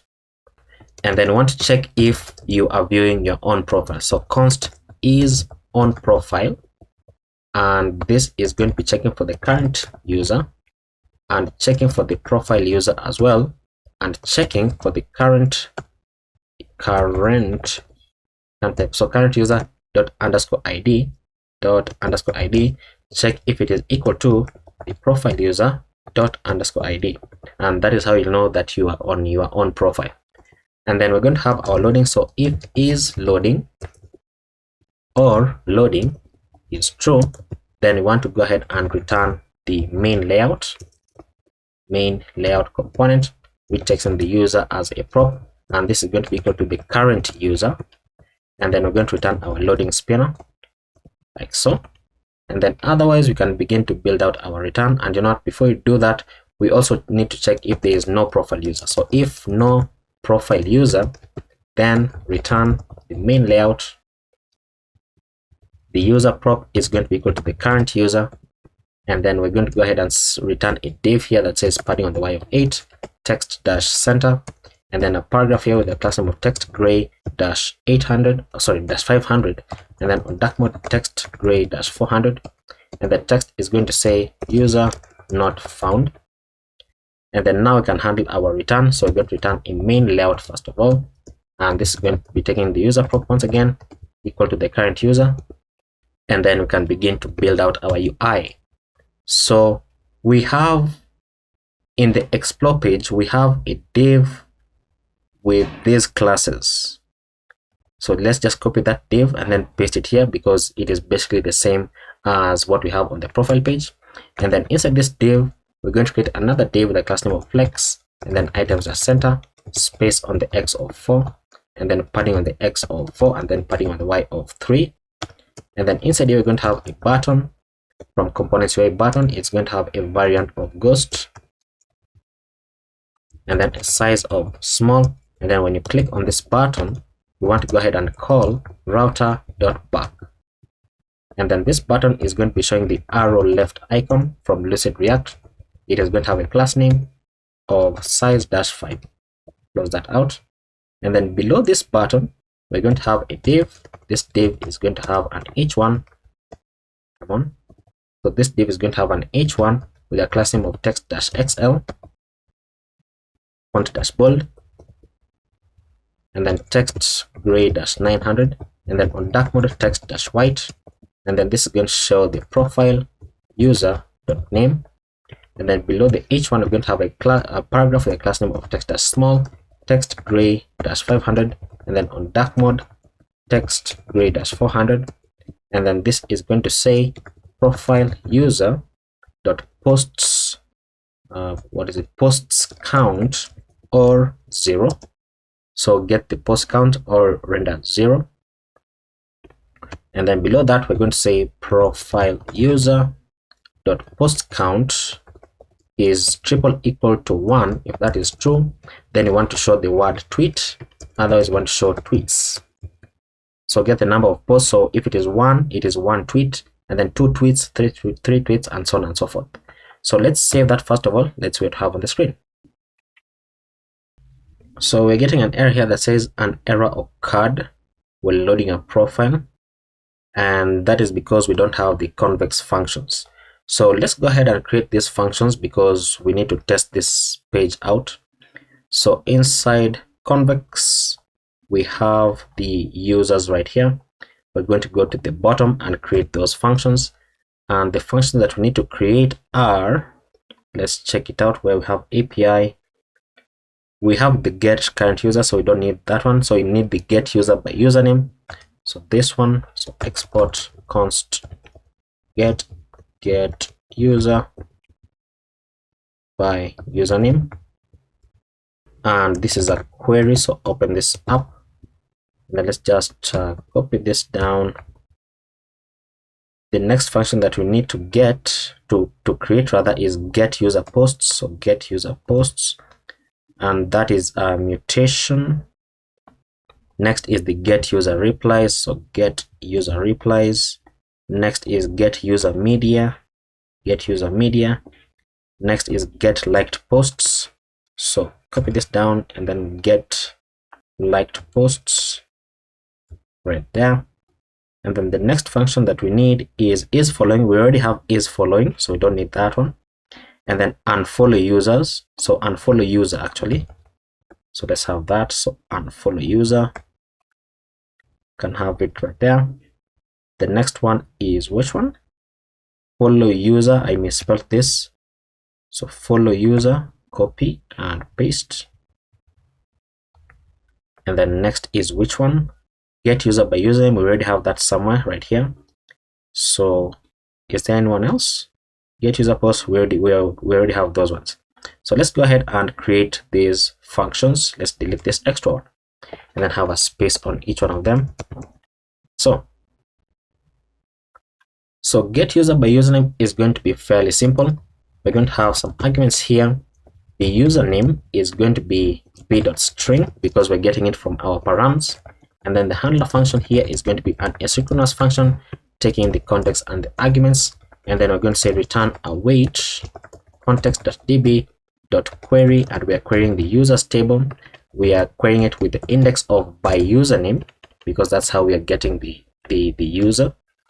And then we want to pass in our query here, callback function, so query.equals, and we want to check for the username and then compare it with the arguments to the username, and then dot first, so get the first one that matches, like so, and that's how you get a user by the username. And I messed up something. So the get liked posts and get user posts are supposed to be coming from the posts.js. So we're going to be creating this in those files. So get user posts, just cut it out from here, get it to the bottom, just paste it there, and then get liked posts, just so that you can separate out the logic. And you know what, the get user replies as well should be coming from posts, so let's just have it there. And then we need to update our page.jsx.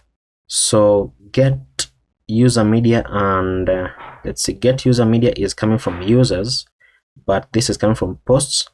Oh, I named them correctly. Well, okay, so it was just me having an issue. So I named them correctly, but I named this wrongly. This is not get liked posts. This is get user liked posts. Okay, so that means that on the bottom where we have get liked posts as well, so get liked post, it should say get user liked with a D, liked, so I misspelled it on top as well. So let's save our page.js, let's jump into the users, and then let's begin to create these functions. And we're going to have an error on the screen briefly. So inside users, get user media is going to have arguments here, and then it's going to be taking the user ID, which is coming from v.id from the users table, and then the handler function is async, passing the context and then arguments, and then we're going to say const posts is equal to await context.db.query, and we're querying the posts table with index of by author, so get the posts by the author. Have our callback function here, we're going to say query.equals the author ID, author ID, comma, arguments.user ID, and then dot collect, and then we're going to say const media posts, media posts is equal to posts dot filter, and then for every post that we get back, we want to get the post dot images and check if it is true, and we also want to say post dot images dot length is greater than 0. So if that is true, then you want to sort them, so dot sort, and then pass in a comma b, and then you want to go ahead and return b dot created at, so that it sorts them from the last one that was created, minus a dot created at, like so. And then we're going to say return await promise dot all, open this up, media posts dot map, and then a synchronous function, and then for every post that we get back, we want to get the author of the post, so we're going to say const author is equal to await context.db.get, pass in the post.author ID, and then we want to return, open this up, dot post, and then attach the author on it as well. So that is our get user media function. So next we need the unfollow user, and you know what, follow comes before unfollow, so we can just do that. So follow user is actually going to be equal to a mutation, and did I do that correctly? Therefore follow user, where is follow user? Mutation, okay, mutation, fantastic. So mutation, so it is going to be taking in some arguments here of the follower ID, which comes from v.id from the users table, and then the following ID, v.id from the users table as well. And then we're going to have a handler here taking in asynchronous and then arguments and context. And then we want to check if you are already following that user. So const existing follow is equal to await context.db.query, and we are querying the follows table, and we're querying it with index of by relationship. And then we're going to have our callback function here. So query.equals the follower ID, and type follower ID, and then pass in the arguments dot follower ID, and then once again dot equals, pass in the following ID, and then arguments dot following ID, and then dot first. And then if there is an existing follow, then we want to go ahead and say throw new error, and we're going to say already following this user. And then if there is no existing follow, what might I be?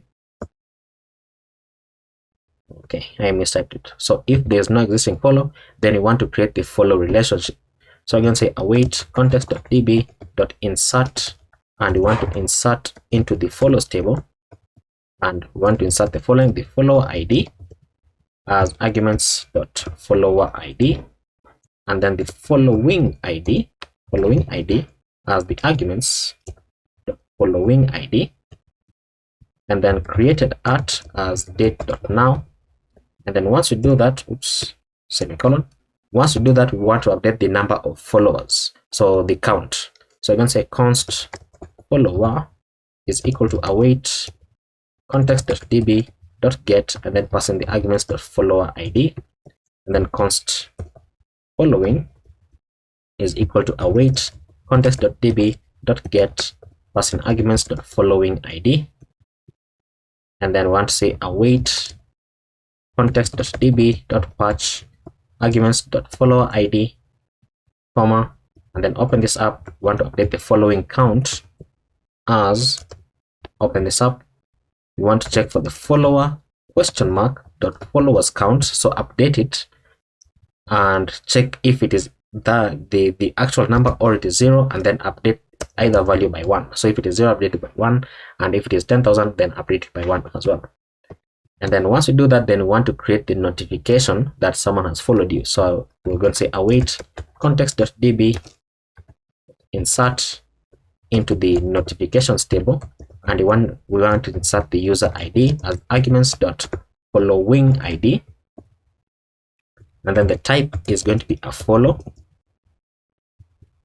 and then the from user ID is going to be arguments.follower ID, and then the created at is going to say date.now, and then whether it has been read or not, it is going to be default to false.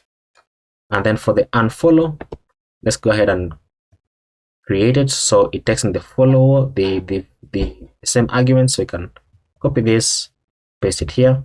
Then for the handler, we're going to have a synchronous, pass in the context and the arguments, and then we're going to say const follow is equal to await context.db.query. We are querying the follows table with index of by relationship, and then passing our callback function here. So query.equals, and then the follower ID, passing the arguments.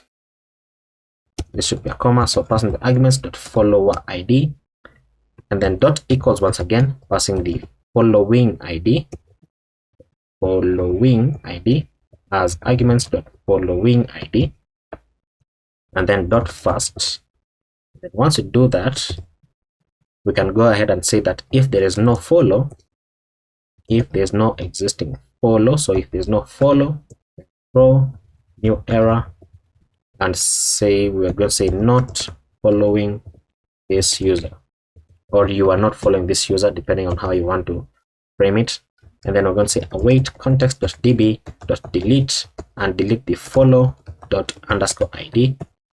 and then we need to update the follow accounts. So you can just copy this. Why is this not highlighted? And it is not highlighted because I missed something. We updated the follower, but we have not updated the following. So we just need to copy this, paste it down, change this into arguments.following ID, and then this is going to say the followers count. So followers count, we want to check for following and then this is going to remain as followers count, and that is correct. So now we can copy this because we want to use it below for the same thing. So we are checking for the follower as that, we're checking for the following as the following ID, and then context.db.patch for the follower ID, and then following count. And then instead of this, we're going to go ahead and say math.max, and then pass in follower question mark dot following count or zero, and then take away one from it. Take away one, come on, and then comma 0. And then we want to do the same thing, so we can just copy this and paste it here. So now this is going to say following, and this is going to say following dot followers count, and that should be correct. This is following count, this is followers count. I mean, am I doing the correct thing even on the top? Following count, following count. Now this on the top, on the follow user, this should say following count, and then let's see, so +1, and then arguments dot following ID, followers count, following is true, then followers count. That should be correct now. And I think we are now able to save that because that is the entire thing of the users. So that's how you can unfollow a user. And then in the post, we need to get the get user replies. So get user replies is going to be as follows. It is going to be a query taking the arguments here, and it's going to have the user ID as v.id coming from the users table, and then a handler function here, synchronous context and arguments, and then open this up where we're going to say const replies is equal to await context.db dot query, and we're querying the posts table with index of by author, comma, and open up our callback function where we're going to say query dot equals the author ID, and then pass in the arguments dot user ID because that is the author, and then dot filter, and then pass in our callback here we're going to say query dot not equal to, because we have been using eq all the time, now this is not equal to, and then pass in the query dot field, and then pass in the parent ID, and outside of this we're going to return undefined, and then order them in descending order, and then dot collect. So, and then const author, we want to get the author is equal to await context.db.get, we want to pass in the arguments .user ID, and then we want to go ahead and return, and we want to return replies.map, and for every reply that we get back, then we want to open this up, our curly brackets, and then spread in the reply and then the author like so. And then for the get user posts function, we are going to have some arguments here, and it's going to have only one argument really, and this is the user ID coming from v.id from the users table, and then handler, async context and arguments,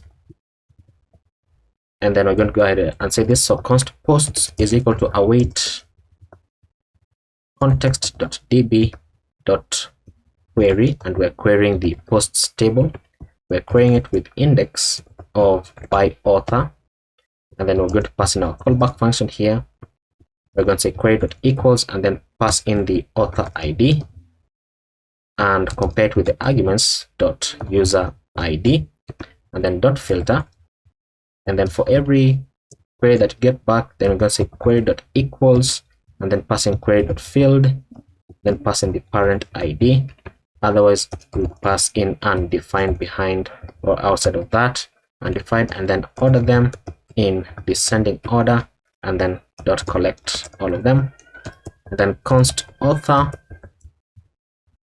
is equal to await context.db.get, pass in the arguments .user ID, and then return posts.map, and then for every post that we get back, open this up as an object. What am I typing? So parentheses and then curly brackets, spread out the post and then the author as well, like so. And I forgot to rename this. This is not get liked post, it is get user liked posts. This is going to be equal to a query. It is going to be taking the argument of user ID coming from v.id from the users table, and then the handler here is going to be an asynchronous function taking the context and the arguments. We're going to say const likes is equal to await context.db.query, and we are querying the likes table with index of by user, and then passing our query here. We're going to say query.equals, and we want to compare the user ID, passing the arguments.user ID, and then .order in descending order, and then .collect. And then once we do that, we want to say const posts is equal to await promise.all, open this up, likes.map, and then async function for every like that we get back. Then we're going to say const post is equal to await context.db.get like.post id, and then if there is no post, then return null, and otherwise we're going to say const author is equal to await context.db.get, and then passing the post.author id, and then we're going to go ahead and say return, and then spreading the posts and then the author.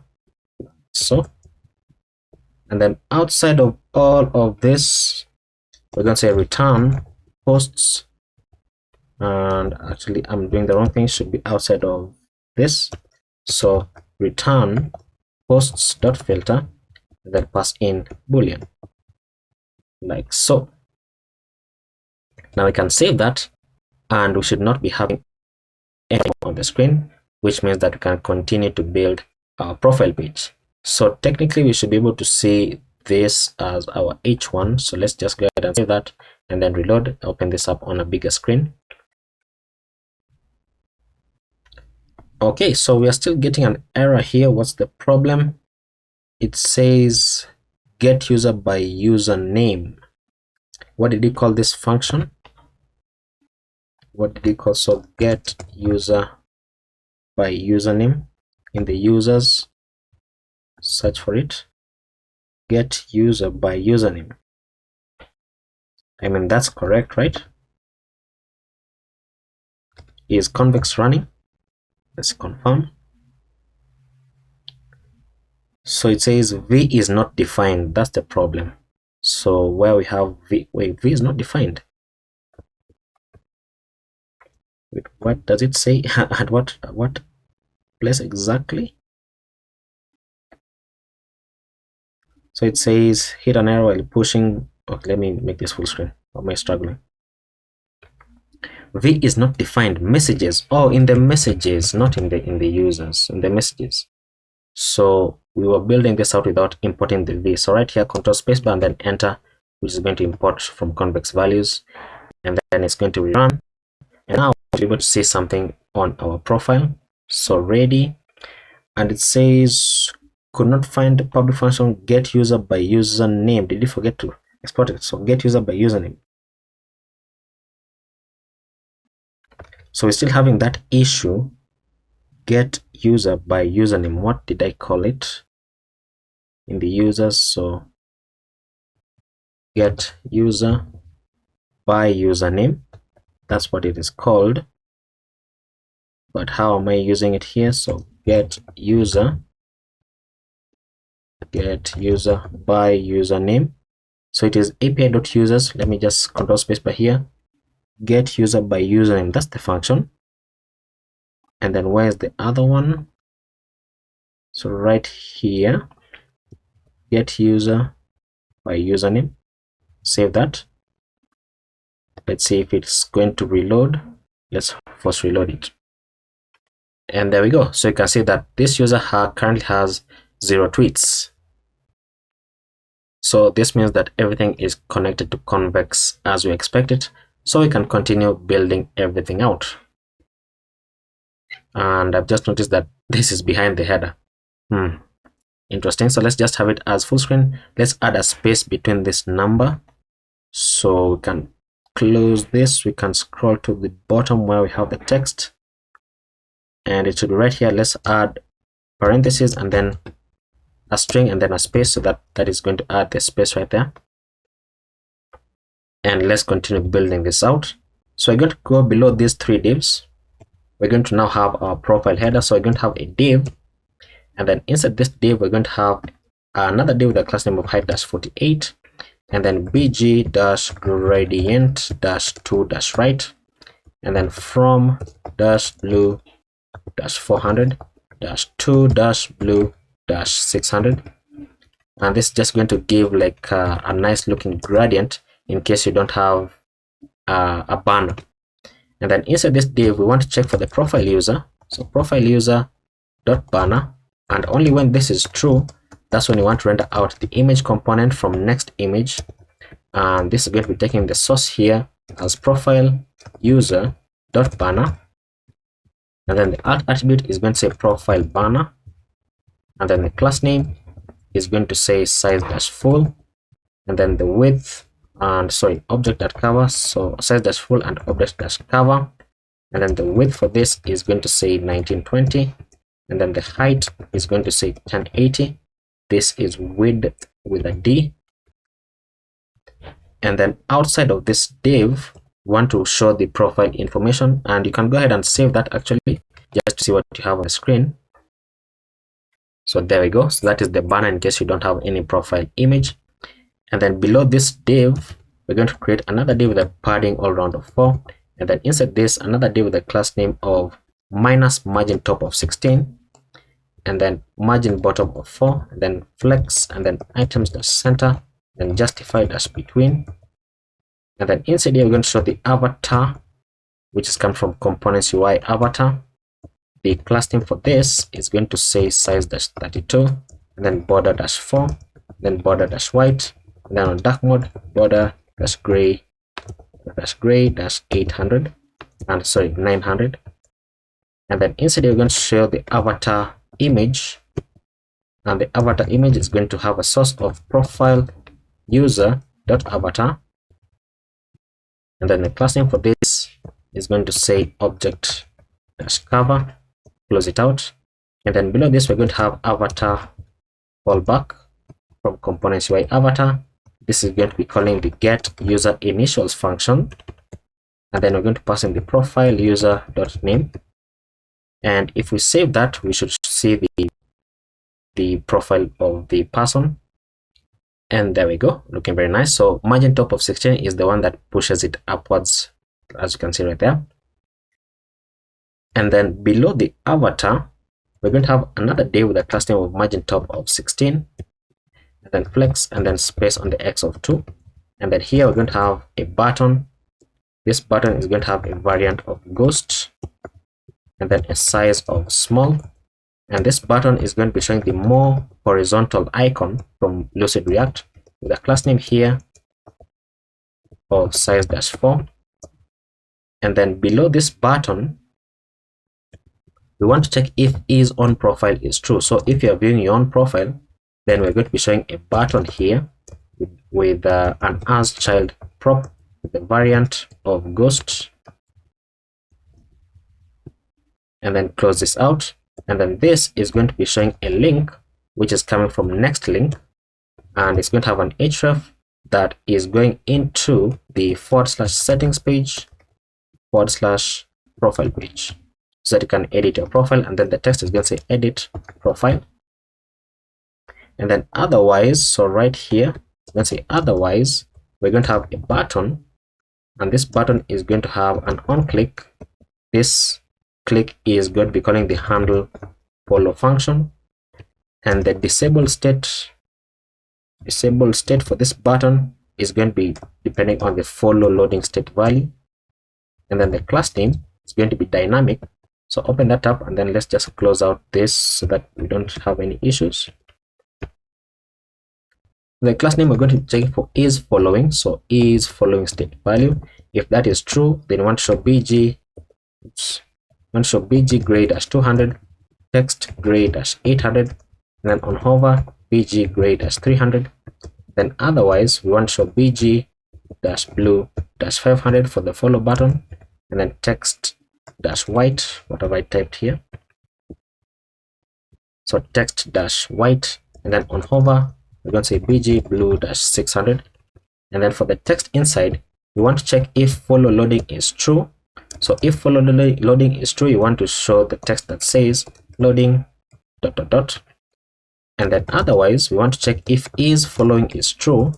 So if is following is true, then the button is going to say following. Otherwise it is going to say follow, like so. And close this out. There we go. We can save that. And then below these two divs, so one div, two div, right after this closing curly bracket, we're going to have another div with a class name of space on the y of 3, and then another div inside this. And then inside this div, we're going to have an h2 with a class name of text-xl. So h2 text-xl, and then font-bold, and then text-gray-900, and then on dark mode text-white. And then this is going to show the profile user.name.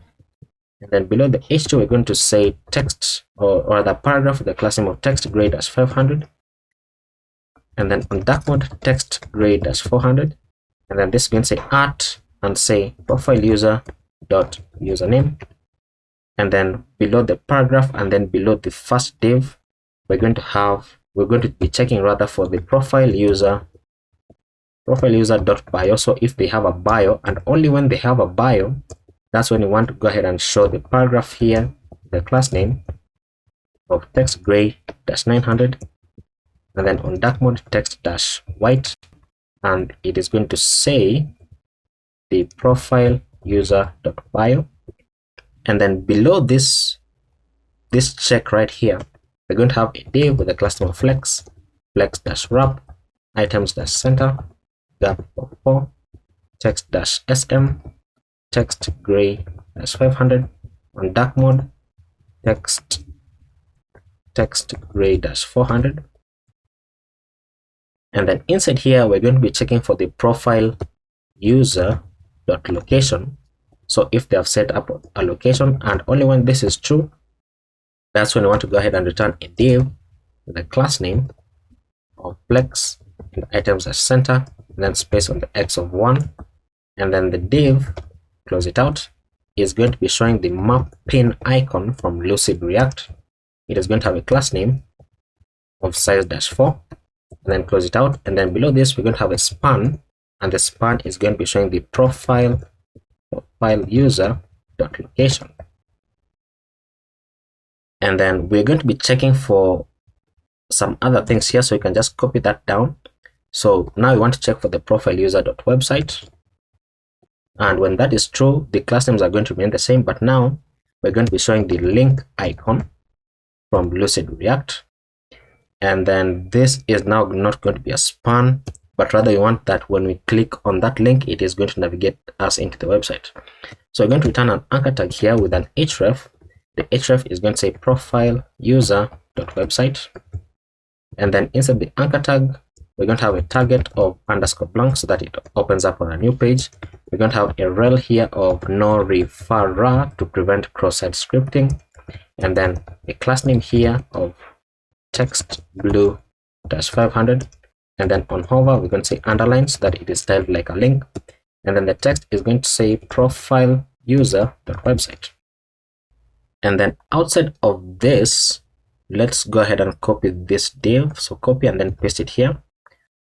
The class names are going to remain the same, but now it's going to be showing the calendar icon from Lucid React. The size is going to be 4, and then the span is going to say joined, and then we're going to add curly brackets here for the space, like so, and then joined. And then now this is going to, let's remove that.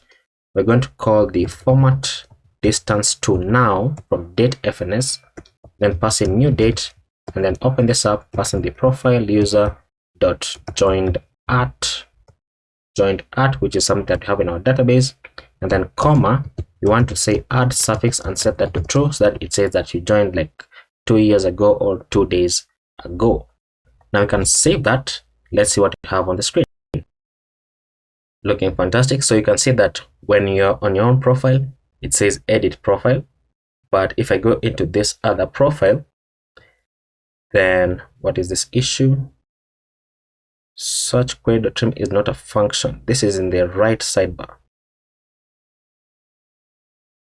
We're going to fix that later, but I just want to demonstrate the follow functionality here. So if I follow, you can see that now we are following. And then now if I go into the messages, we should now be able to view the mutual follows, but it's not loading again.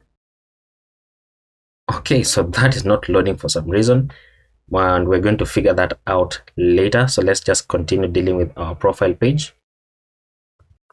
So we're going to go below this span and then below two divs, and then we're going to create another div with a class name of flex and then space on the x of 6, and then inside this div we're going to have another div with a class name of flex and then space on the x of 1, and then here inside that div we're going to have a span with a class name of font dash bold, then text gray dash 900, and then on dark mode text dash white, and then this is going to say the profile user dot following count, not bio, following count or 0. Below this span we're going to have another span with a class name of text gray dash 500, and then on dark mode we're going to say text gray dash 400. The text is going to say following, and then we can copy this div. So copy, paste it down. This is now going to say followers count, and then this is going to say followers. Fantastic. So we can go ahead and save that, and that should be the first part of our profile page complete, even though we have not added the settings page where we can update the profile.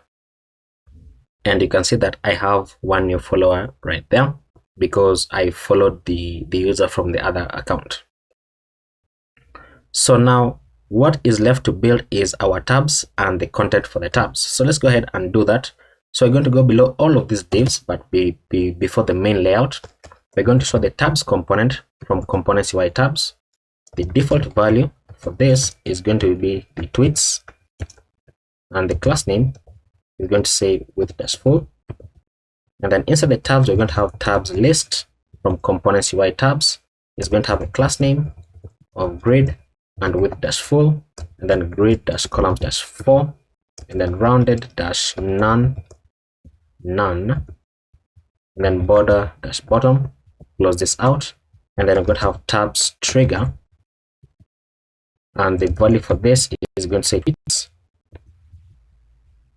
and then the class name is going to say rounded dash none, and then the text inside is going to say tweets, and then you can just copy this tabs trigger. So copy 1 2 3, because this second one is going to say replies, and then the text is going to say replies.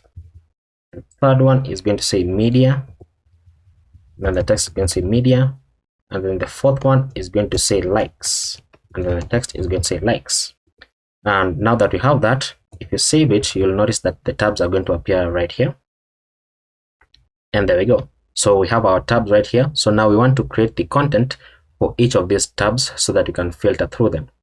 So we're going to begin with the first tab, which is the tweets, and we're going to create the tabs content. The tabs content, the value for this is going to say tweets, and then it's going to have a class name of margin top of 0, and then inside here we want to render out the post list component, which we created a long time ago. So enter to auto import it, but remember that it takes in some props here, and this is going to be equal to the user posts which we're getting back from convex, and then it takes in the current user here, which is going to be equal to the current user, and then on post update is going to say handle post update, and then close that out. So if you were to go ahead and save that, you'll notice that now on the tweets page we would have some content. If I created some content here, I can't remember. Okay, so tabs content is not defined. We need to go ahead, control spacebar, and then enter, auto import it, and then as it is reloading, let's build the tab content for the replies. So we're going to have another tabs content, The value for this is going to say replies, and then the class name is going to say margin top of 0, and then close that out. And then inside here, we're going to say user replies, which we're getting back from convex. So user replies is true, or that, sorry, user replies dot length is equal to 0. If that is true, then we're going to have a div here that shows the empty state. But otherwise, we're going to show the post list, which we can just copy from here and paste it here because it is basically the same. It takes in the post list. Now the posts now are going to be equal to the user replies, not user posts. So user replies, current user is that, and then on post update is handle post update, so that's okay.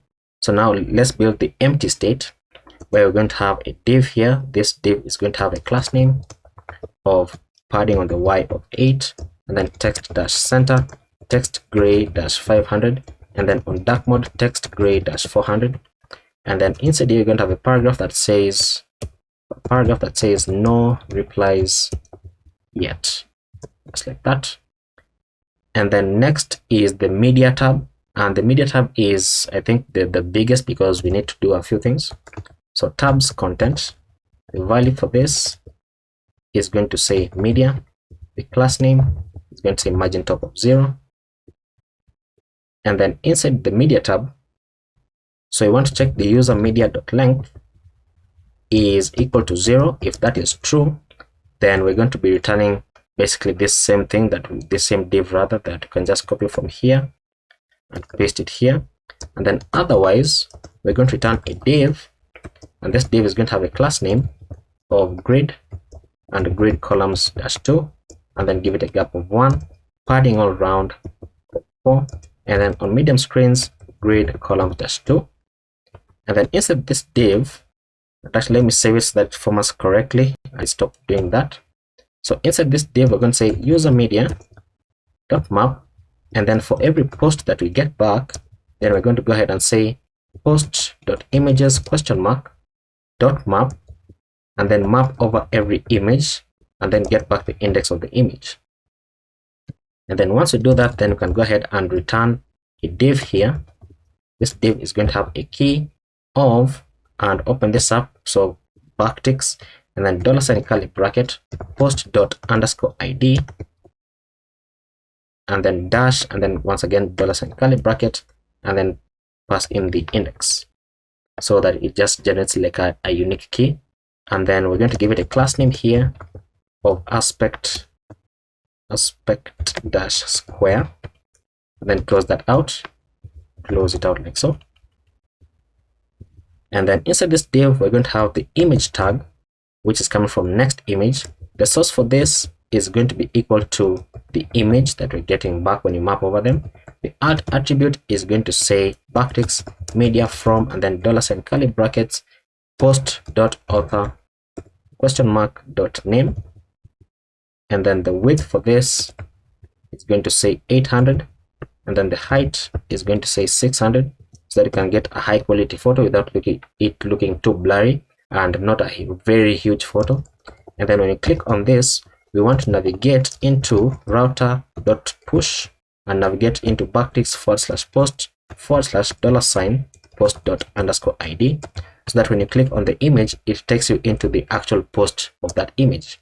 And then this is going to have a class name of size dash full, and then cursor dash pointer, and then rounded, then object dash cover, and then transition dash opacity, and then on hover you want the opacity to reduce to 80. Then that should be self-closing because it is an image.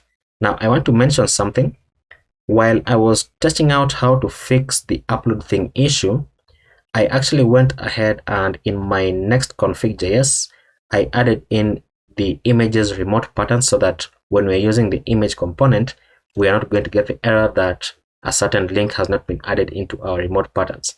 So for the hostname, I added in asterisk so that it accepts images from anywhere. But if you want to be safe with that, you can only accept images from upload thing, which is the one that we're using in this case. Now we can go ahead and save that so that it formats it properly. I hope we have imported this from next image. Okay.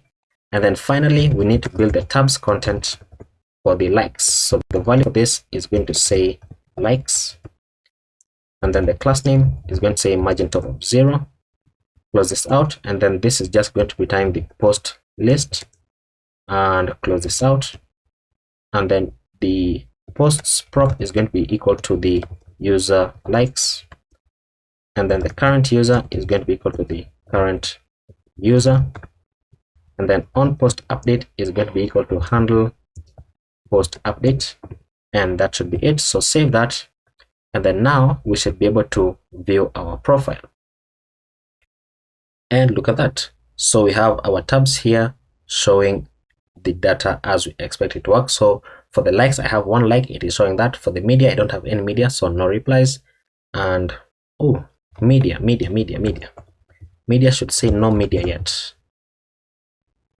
Is it here? So no media yet. And then for the replies, it shows that, and then for the tweets, it shows our tweets. Fantastic. So we are finally done with the profile page, and in the next video we're going to be dealing with the rest of the pages that we don't yet have.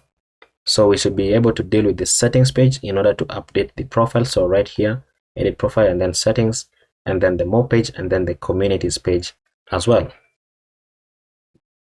So in the last video we managed to build the profile page, and now we're going to go ahead and build our settings page so that you're going to be able to update your profile data. So I'm going to click on edit profile here, which should take us into the settings page, which we don't yet have, and we're going to create it right away because you can see that we have a 404 page. So inside the app, we're going to create a new file called settings/profile/page.jsx, and then we're going to begin to do some stuff inside here. But let's first say export default function settings page, and then let's return a div that says settings page, and save that, and that should reload our application so that now it should say settings page right there once this also reloads. And there we go. And then as we continue, because it is a new day of recording for me, just make sure that you have Convex running, and you also have your localhost running as well. So for the settings page, I'm going to be using auto imports, but we're going to mark this file as use client because we're going to be using some hooks as well as some state inside here. And the first thing that we need to do, as we have done in the other pages, is get the user. So const user and set user. This is equal to use state, and by default it is going to be now. And then we are going to be getting some form data. So form data and set form data is equal to use state, and this is going to be an object. So it's going to have the name, which is going to be empty by default. We're going to have the username, we're going to have the bio, we're going to have the location, and then we're going to have the website, and these are all empty strings by default. And then the next that we're going to have is the avatar preview. So avatar preview and set avatar preview.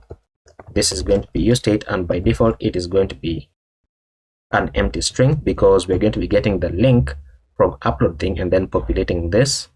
And then we're going to have banner preview. So banner preview, then set banner preview. Oops. And then after that, we're going to have const loading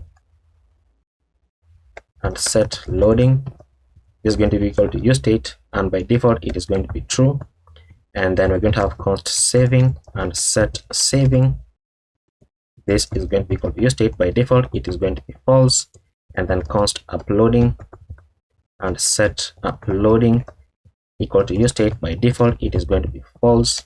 And then we're going to get convex. So const convex is equal to use convex from convex react, and then const router is equal to use router once again from next navigation. And then once we have those, we're also going to destructure the user. So const user, and then rename this into kind user, and then is authenticated, and then is loading. This is coming from use kind browser client, enter auto import it, and just make sure that your auto imports are working. And then once we have that, we're going to set up our use effect coming from React with a callback function here.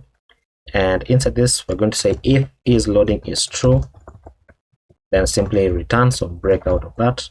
Otherwise, we want to check if not is authenticated, and if that is true, then we want to redirect them back to the home page, so router.push and then return.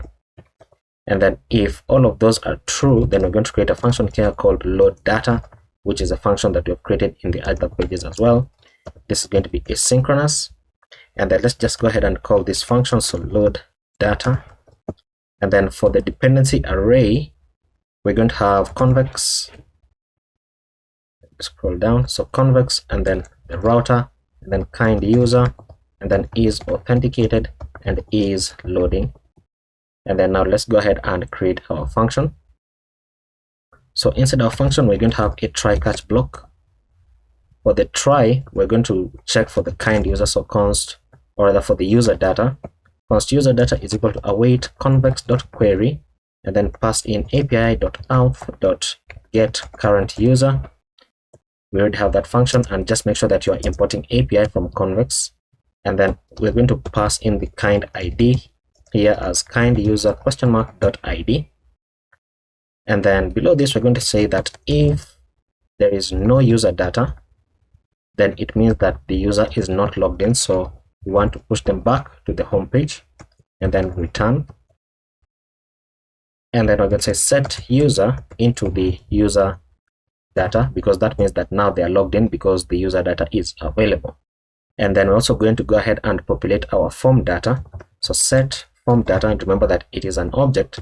So we're going to open this up, and then we're going to say that for the name, we want to get the user data dot name if it exists. If it doesn't exist, then return an empty string. And then for the username, we want to get the user data dot username. Otherwise, we want to return an empty string. And then for the bio, user data dot bio. Otherwise, an empty string. And then for the location, user data dot location. Otherwise, an empty string. And then for the website, user data dot website. Otherwise, an empty string. And then we're going to reset, or rather we're also going to set our images. So set avatar preview into user data dot avatar if it exists. If it doesn't exist, then simply return an empty string. And then set banner preview into user data dot banner. Otherwise, return an empty string again.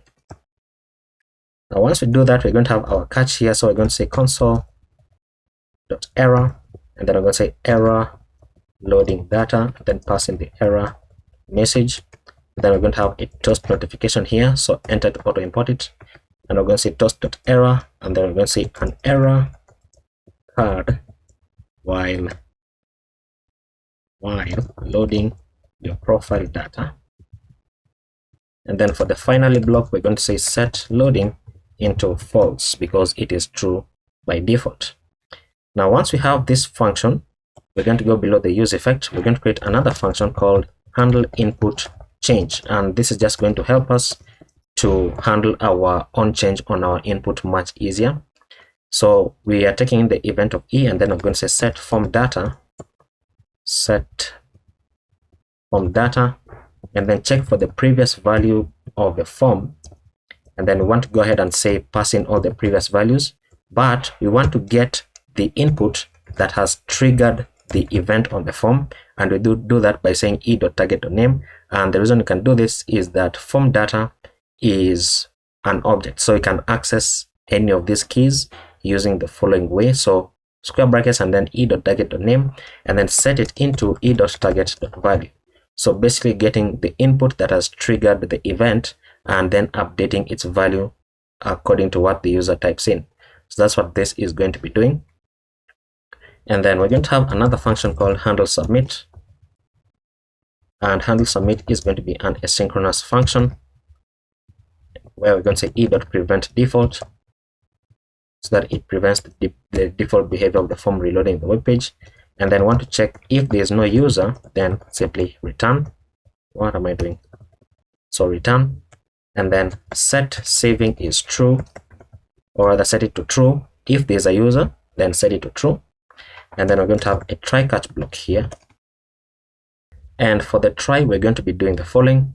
we're going to say const updated user is equal to await convex.mutation, and then we want to pass in api.users.update profile, and update profile is a function that we don't have, so we're going to create it, and then open up our brackets where we're going to pass in the user ID as user._id, which is coming from convex, and then pass in all the form data that is already there, but then we want to update the avatar as avatar preview, and then we want to update the banner as banner preview. And then once we do that, we're going to go below this and say set user into the updated user, and then we want to have a toast notification, so toast.success, and then we're going to say profile updated successfully, and then we're going to say router.back, that it takes us back to the page from which we navigated. And then for the toast here, we're going to say toast.error, then we're going to say error.message or failed to update profile. So it's going to show one of the two. And then for the finally here, we're going to go ahead and say set saving into false. And then next, we need to create a function to upload the avatar image as well as the banner image. So we're going to start with the avatar. So we're going to say const handle avatar upload. This is going to be taking in the URL, and then we're going to say set avatar preview and pass in the URL, and then we're going to say toast.success, and we're going to say profile picture updated, and then let's go ahead and copy this down, and we're going to change this into handle banner upload. It's going to take in the URL, and we're going to say set banner preview into the URL, and the toast.success is going to say banner updated. And then next we need the function to remove the avatar and then remove the banner as well. So const remove avatar, this is going to be an arrow function like so. We're simply going to reset the avatar back to an empty string, and then const remove banner, once again an arrow function, and we're going to say set banner preview back to an empty string so that it removes the URL.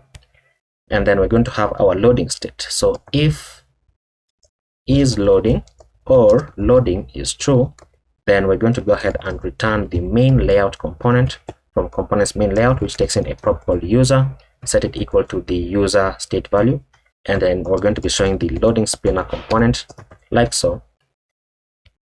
And then otherwise we're going to go ahead and build our return here. So we're going to return main layout.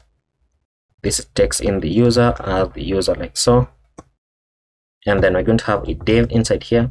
This div is going to have a class name of sticky, and then top-0, which is, it is a div that we can just copy and paste it because it is basically the same on other pages.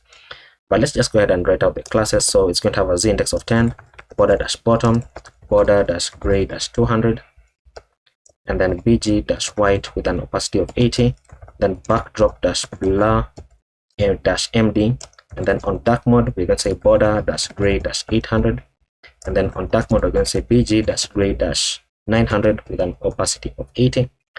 And then inside this div we're going to have another div with a class name of flex, and then items-center, and then space on the x of 4, and then padding on the x of 4 and padding on the y of 3. And then inside this div we're going to have a button component coming from components UI button with a variant of ghost, and the size for this is going to say small. And then on click, so on click we want to go ahead and open up our arrow function, or rather our inline function, and we're going to say router.back so that it navigates us back to the previous page. And then inside the button we're going to have the arrow left icon from Lucid React. This is going to have a class name of size-5, and then close it out. And then below the button we're going to have an h1 with a class name of text-xl, font-bold, font bold, then text gray-900, and then on dark mode we're going to say text-white, and the h1 is going to say edit profile. We can go ahead and save that in order to see what we have on the screen. And there we go. So we have our edit profile right there. Now let's continue to build out our application. So we're going to go below these two divs. We're going to create another div with a class name of padding all round of 4. And then inside this div, we're going to have a card component, and it is coming from components UI card. And inside this card, we're going to have the card header component. So card header from components UI card. Inside the card header, we're going to have card title. Enter to auto import it. The title is going to say profile information. And then below the card header, we're going to have the card content. And this is going to have, first of all, auto import it. This is going to have a class name of space on the Y of 6. And then the first thing that we're going to have is the banner upload. So we're going to have a div here. Inside this div, we're going to have the label component from components UI label. You can see that you can get a bunch of them, but just make sure that you get the one that is coming from your components. And then the label is going to say banner. Below the label, we're going to have a div with a class name of relative. And then it's going to have height -32, then overflow -hidden, and then rounded -large, and then bg -gradient -2 -right, and then it's going to be coming from blue -400 to blue -600. So this is going to be the empty state of the banner if you don't have a banner. And then what we're going to do is inside here, you want to check if the banner preview is true, and only when the banner preview is true, that's when you want to render out the image component coming from next image, which is going to have a source of banner preview.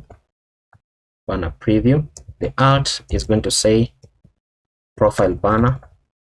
The class name is going to say size-full and object-cover. And then the width for this is going to be 1920. The height is going to be 1080 so that we get a high resolution image.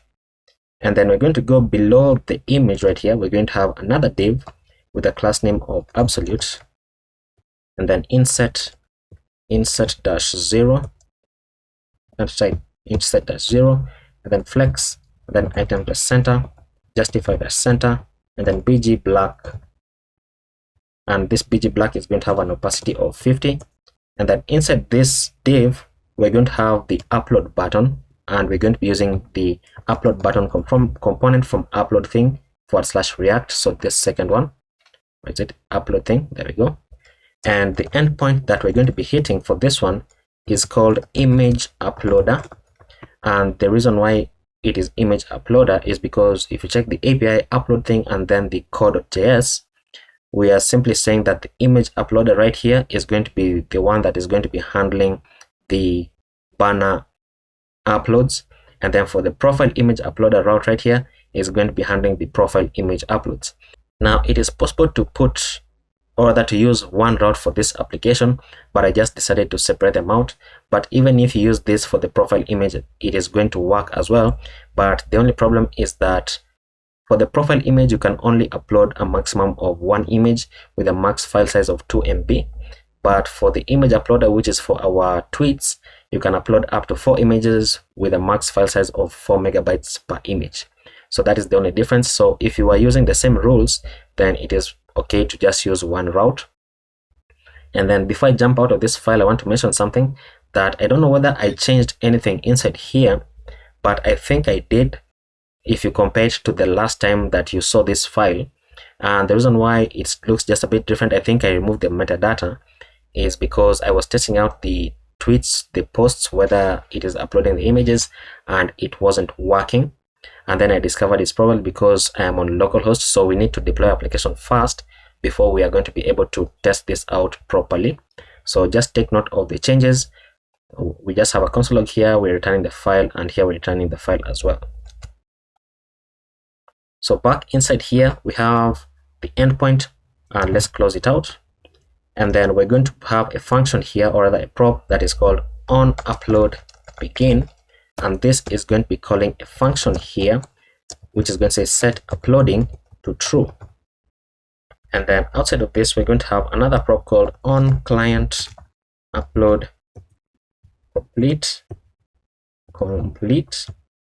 This is going to be taking in the response, where we're going to open this up and call the function called handle banner upload, and then pass in res, get the first image, and get the UFS URL so that you get the link to the image. And then I'm going to say set uploading back to false. And then outside of this, we're going to have on upload error. And then we're going to open this up. This is going to be taking the error. Then we can open up the function. And you know what, let me save it so that it looks a bit better. This is how it looks. So on upload error, we're going to say set uploading to false. And then we're going to have toast.error that says upload failed. And then pass in the error.message. So error.message. And then the appearance for this button is going to be an object. And we're going to have the button here with some class names, and then we're going to have the allowed content with some class names, or rather it's going to be hidden so that it doesn't show that max file size 4 MB. It's not going to show that. But then we're also going to have the content here for the button. So open this up, and we're going to say that for the button we want to check if uploading is true, and if it is true, then the text for the button is going to say uploading ... But otherwise we want to show the camera icon from Lucid React. This is going to have a class name of size-5, and then close it out. And I think I've misspelled this, so class name. And then back on the button is going to have an appearance of bg-black with an opacity of 50, and then text-white. And then on hover, we're going to say bg-black with an opacity of 70, and then border-none. And then once we do that, that should be everything about the upload button. But below it right here, we want to go ahead and check if banner preview is true, and only when banner preview is true, that's when we want to have a button, and this button is going to be a type of button with a variant of secondary, and then the size is going to say small. And then on click, we're going to have, or we're going to be calling the function called remove banner, and then close that out. Oops, close it out. And then inside the button, we're going to have the X icon from Lucid React. This is going to have a class name of size-5, and then close it out. Like so. So basically what we're saying is that if the banner preview is true, then it means that we have uploaded the image. So we want to have a button here with an X, which when you click on it, it's going to remove the banner. Otherwise, we're going to have this other button that shows the upload. So we can save that to test it out. And let's see, and there we go. So there is our but it hadn't reloaded, so I was waiting for it to reload. So this is our upload button with the icon of the camera right here. And let me set the size of the icon. Where is it? Where's the button? Can't find it. I wanted to go ahead and basically just maybe add some padding here, and this should be text white. Probably I can say maybe like padding on the X of 4. I don't know whether that is going to work, but let's see. I think that's better, so that you can select it. And when you select it, you can see that it opens up your model right here, and you can select a banner image. So if I open that up, it's probably not going to upload. If I say Ctrl-J, you can see that we're still getting that error from upload thing. And we're going to be able to test it out once we deploy our application, but it's just going to say uploading infinitely. And then once it uploads, then the X icon is going to appear on the top right, and not really on the top right, but somewhere here, so that when you click on it, it's going to remove the banner. Now next, let's go ahead and deal with our avatar upload. So we're going to go below these 3 divs, but still within the card content, we're going to have another div. This div is going to have the label. The text is going to say profile picture. And then below this, we're going to have a div with a class name of flex and items as center, and then space on the X of 4. And then inside this, we're going to have a div with the class name of relative. And then inside this, we're going to have the avatar component from components UI avatar. The class name is going to say size-20. Close it out. And then inside the avatar, we're going to have the avatar image from components UI avatar. The source is going to be the avatar preview. And then the class name is going to say object-cover. And then close that out. And then we're going to have avatar fallback. So in case the avatar fails to load, avatar fallback, this is going to have a class name of text-large. And the text is going to say get user initials, which is the function that we created quite a while ago. and then passing the user question mark dot name, so that it gets the initials of the user. And then below the avatar component, we're going to have a div with the class name of the following. So class name, so we're going to say absolute, and let's copy the classes on the top div, so basically these ones, and then you can paste them here. But then we're going to add a few class names. So you have absolute insert 0, flex item center justify center, and then we're going to have rounded dash full, and then bg black 50 is okay, and then we're going to have opacity dash 0, and then transition dash opacity, and then on hover we're going to say opacity dash 100, and then inside this div we're going to have another upload button. So let's go ahead and copy all that, because I don't want to type all of this out. So just copy the upload button, and then you can paste it inside here. But now the endpoint is going into the profile image uploader, and then on upload begin we're going to say set uploading to true, and then on upload complete we want to get the response, and then we're going to say handle avatar upload. So handle avatar upload, you want to get the first image.ufs URL and then set uploading to false. That's okay. And then on upload error we're getting the error set uploading to false, and then upload failed with error message. That's okay. And then for the appearance, the button is going to say bg-transparent, and then let's go ahead and say padding x of 4 is okay, text white, and then on hover bg black 70 is okay, and then border none, and then allowed content is going to be hidden. That's also okay. And then for the content of the button, we're going to say we just want to return the camera, so we can remove this, so that we're going to only return the camera. This should say button. So we're going to return the camera with a size of 5, and that's okay. And then below this we want to do something similar, so we're going to say when avatar preview is true, then we're going to have a button component here once again with the type of button, and then the variant is going to say ghost, the size is going to say small, and then on click we're going to call the remove avatar.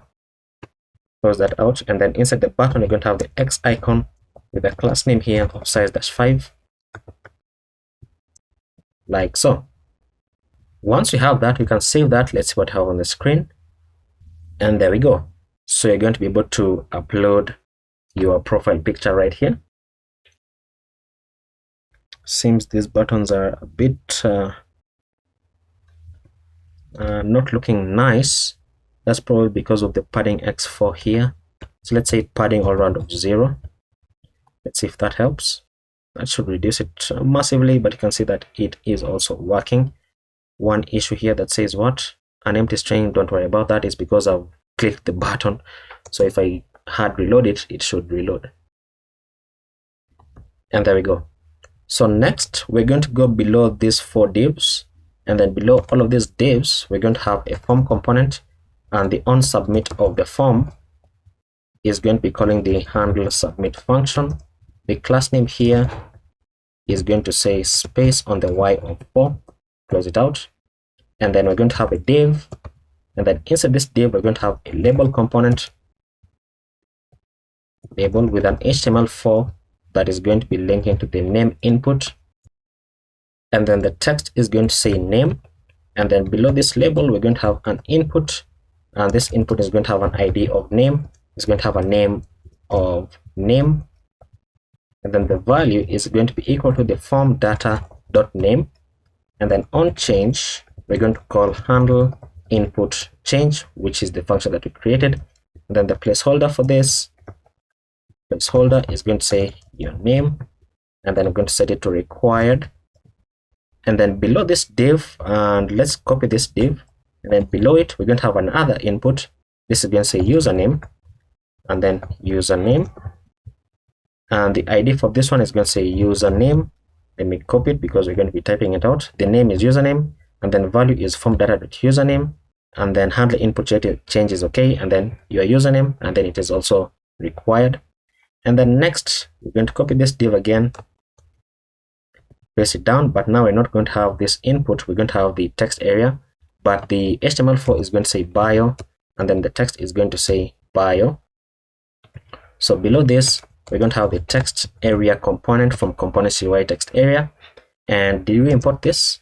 We did not. So import it from components UI input. So just say control spacebar right here, and then it gives you the drop down. The text area is going to have an ID of bio, a name of bio. The value is going to say form data dot bio, and then on change, we're going to say handle input change, and then the placeholder is going to say tell us about yourself, and then the number of rows is going to be 3, and then the maximum length is going to be 160 characters, and then close that out. And then below the text area, still within the div of the text area, we're going to have another div with the class name of margin top of 1, and then text-sm, and then text-gray-500, and then inside here we're going to say 160 minus the form data dot bio dot length, and we're going to say characters remaining, so that it shows the number of characters that you have left as you're typing inside your bio. And then we're going to go below this div. We're going to have another div, and let's just copy this one because it's easier. So copy and paste it here. So the div for this one is going to say location. So copy this, copy. This one is going to say location. The ID of the input is going to say location, name is location, value is form data dot location, and then handle input change, and then the placeholder is going to say where are you located. And then next, below this div, we're going to have another div. So copy this, paste it here, and this one is going to say website. So you can just say Control D to highlight all of them, and then change it into website like so. Then change this into a capital W, and then the placeholder is going to say https://yourwebsite.com. And then this is not going to be required, by the way. I think I missed that one as well. And the location is not required, and the bio is also not required. So the bio, where is the bio? Oh, I haven't set required on the bio because we typed it out, but the username is required and your name is also required. Okay, that looks okay. And then once we have all that, then we're going to go below this div. We're going to have a button component from shardcn. Is going to have a type of submit so that it triggers the handle submit event on the form. The disabled state for this button is going to be depending on saving or uploading. So if either of them are false, then the button is going to be disabled. The class name is going to say width-full, and then bg-blue-500, and then on hover, we're going to say bg-blue-600.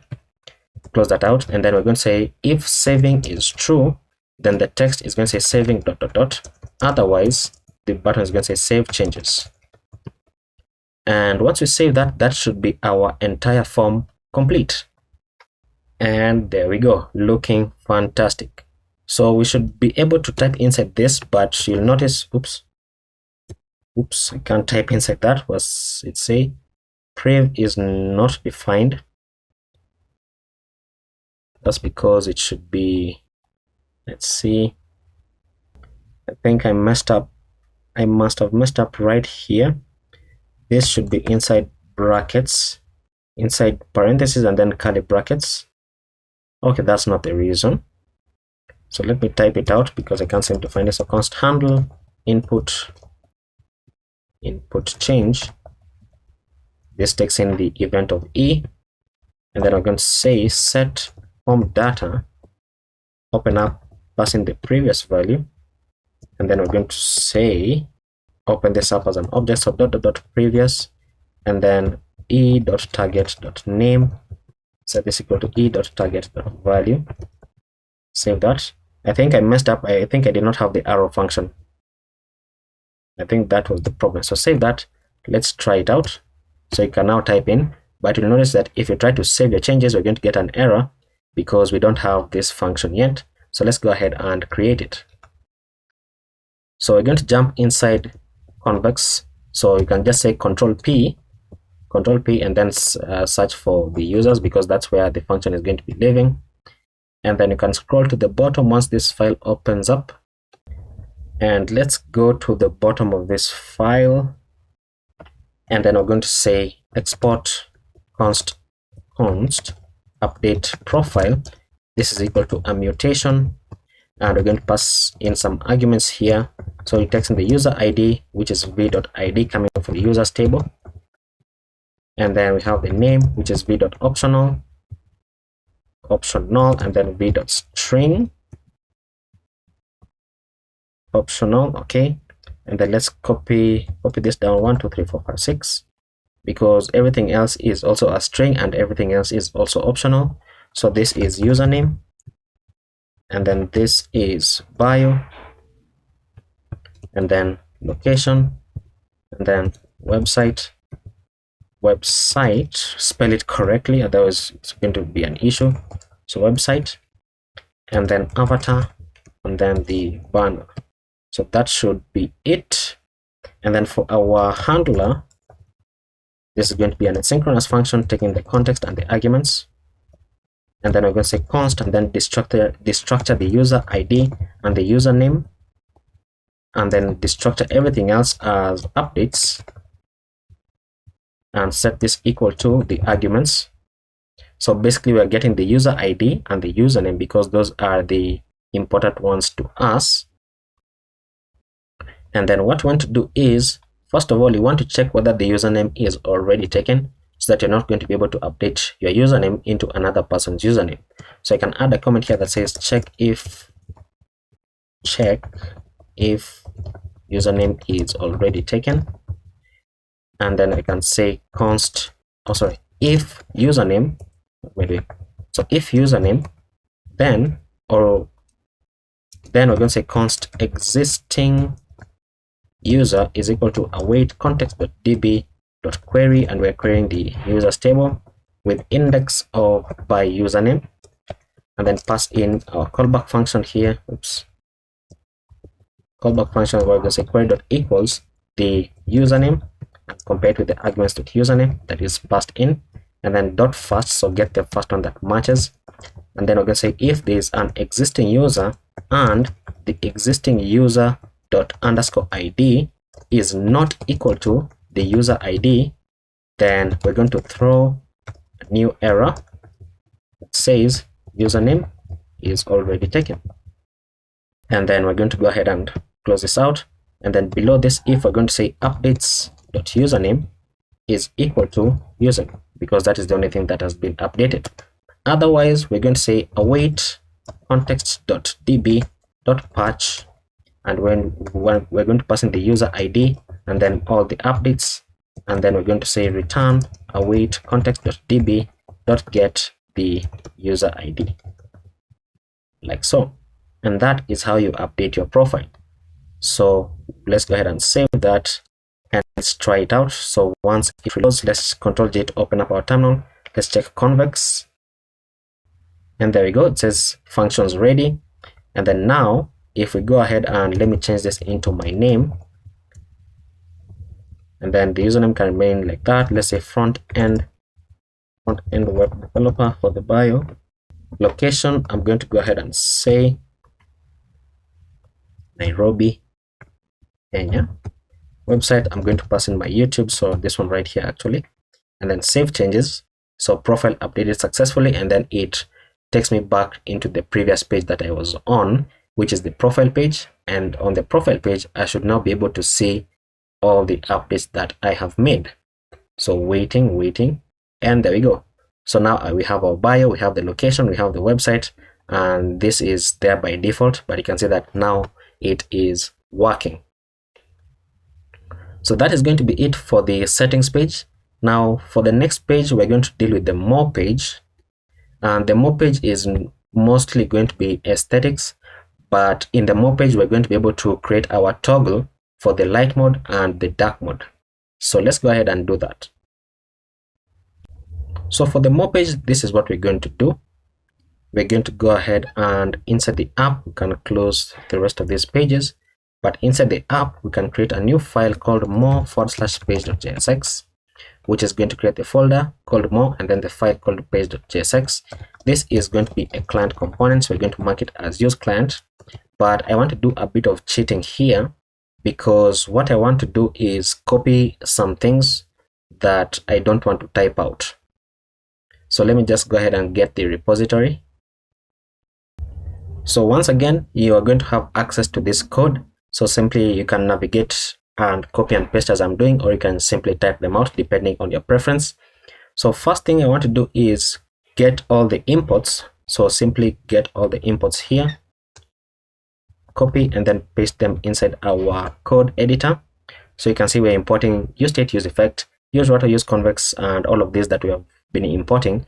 And the only new import that we're going to have is this use theme hook from Next Themes, because this is what we're going to be using to create our light mode and dark mode toggle.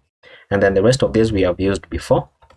And then what I also want to get is this menu items. So const menu items, I don't want to type all that out. So copy and then paste them right here.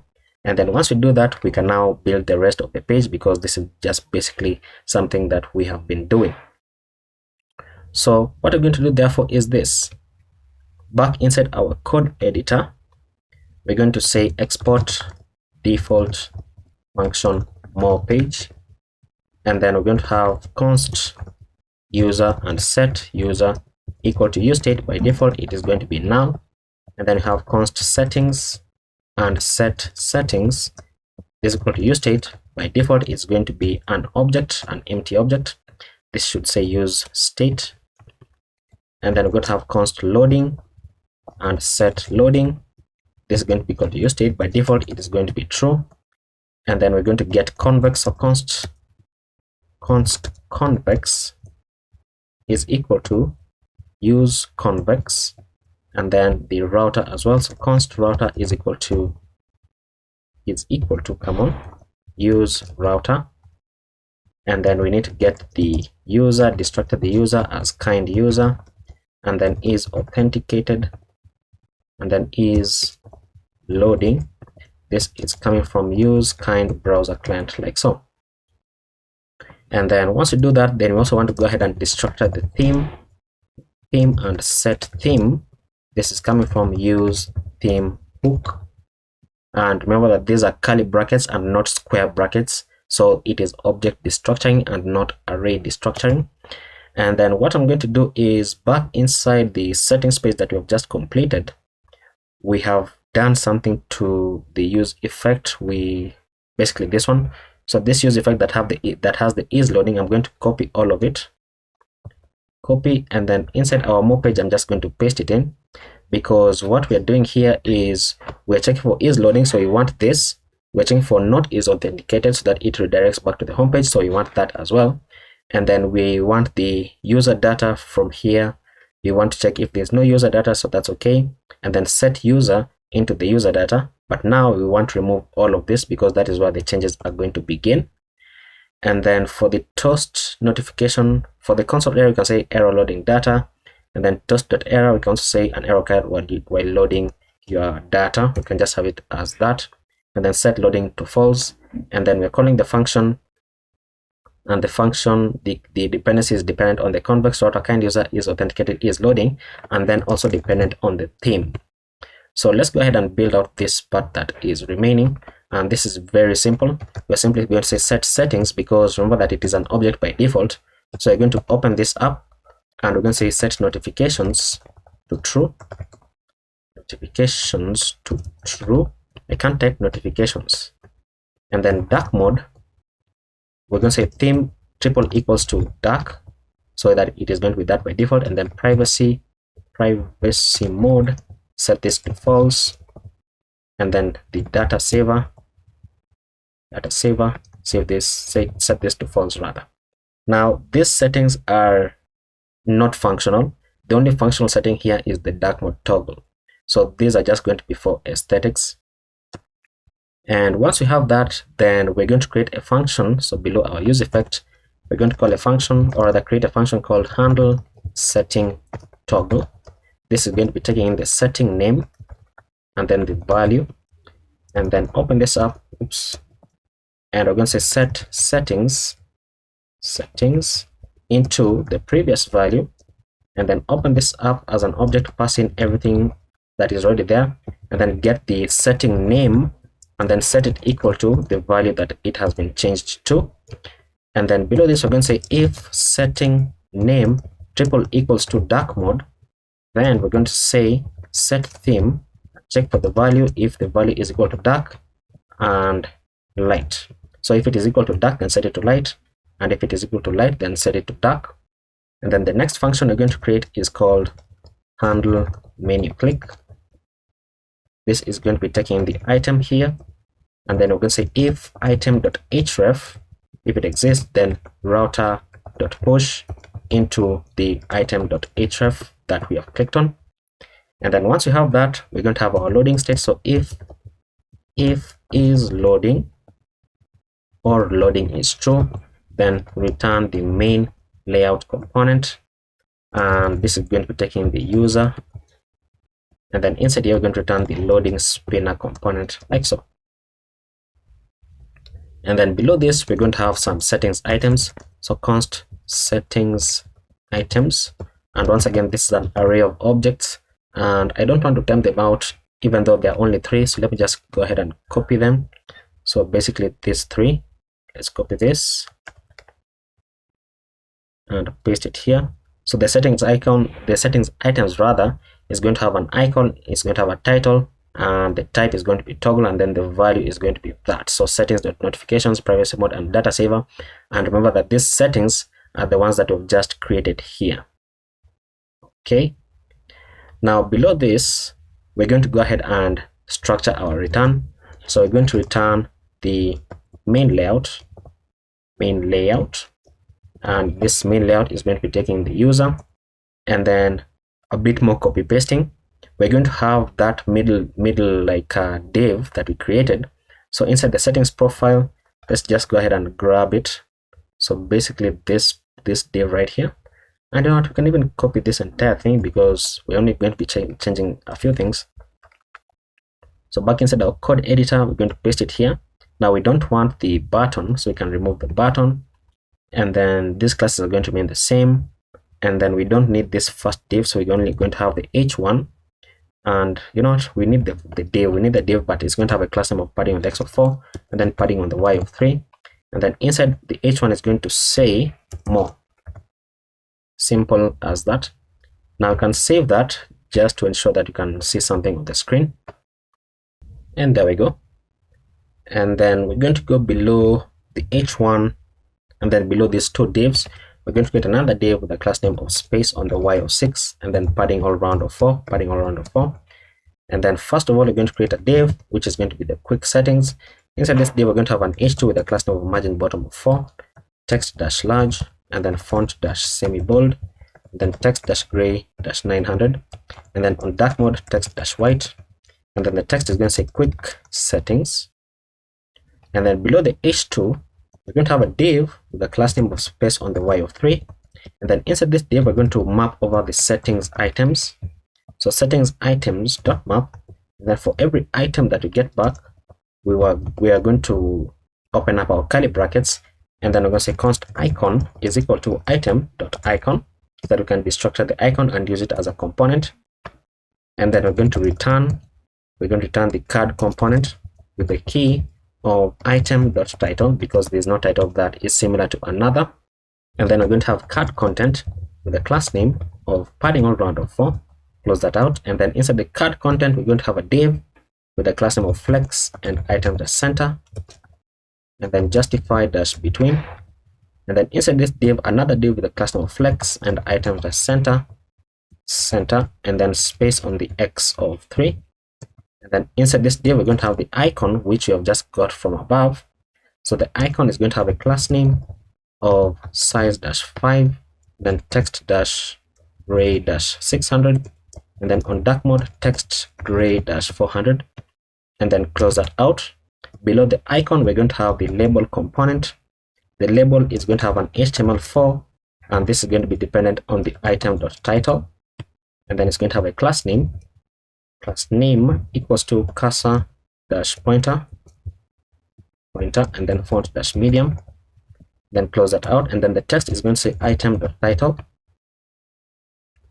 And then we're going to go below the label, and then below the div, And then below this div, we're going to have the switch component, and the switch is going to have an ID of item.title, so that when you click on the label, it's going to highlight the switch. And then the checked state of the switch is going to be dependent on the item.value, or it's going to be false by default. And then unchecked change, we're going to access the, oops, I'm doing it wrong. Okay, yeah, we're going to access the checked, and then we're going to open this up, and then we're going to say handle setting toggle, and then pass in the item.title.to lowercase, like so, dot replace, and then replace the space here with no space. And then outside of this, this first parenthesis, we're going to pass in checked, like so, and that should create the toggle finally. And then you can close out the switch because it is self-closing. And then you can go ahead and save that. Let's see what you have on the settings page. And there we go. So these are the 3 settings. Now next, we are going to go below this, and then below this div, we're going to have another card component. The card component is going to have card header, and then card header is going to have card title, and it's going to say choose theme. And then below the card header, we're going to have card content with a class name of flex, then items.center, and then justify dash around. And then inside the card content, we're going to have a button component.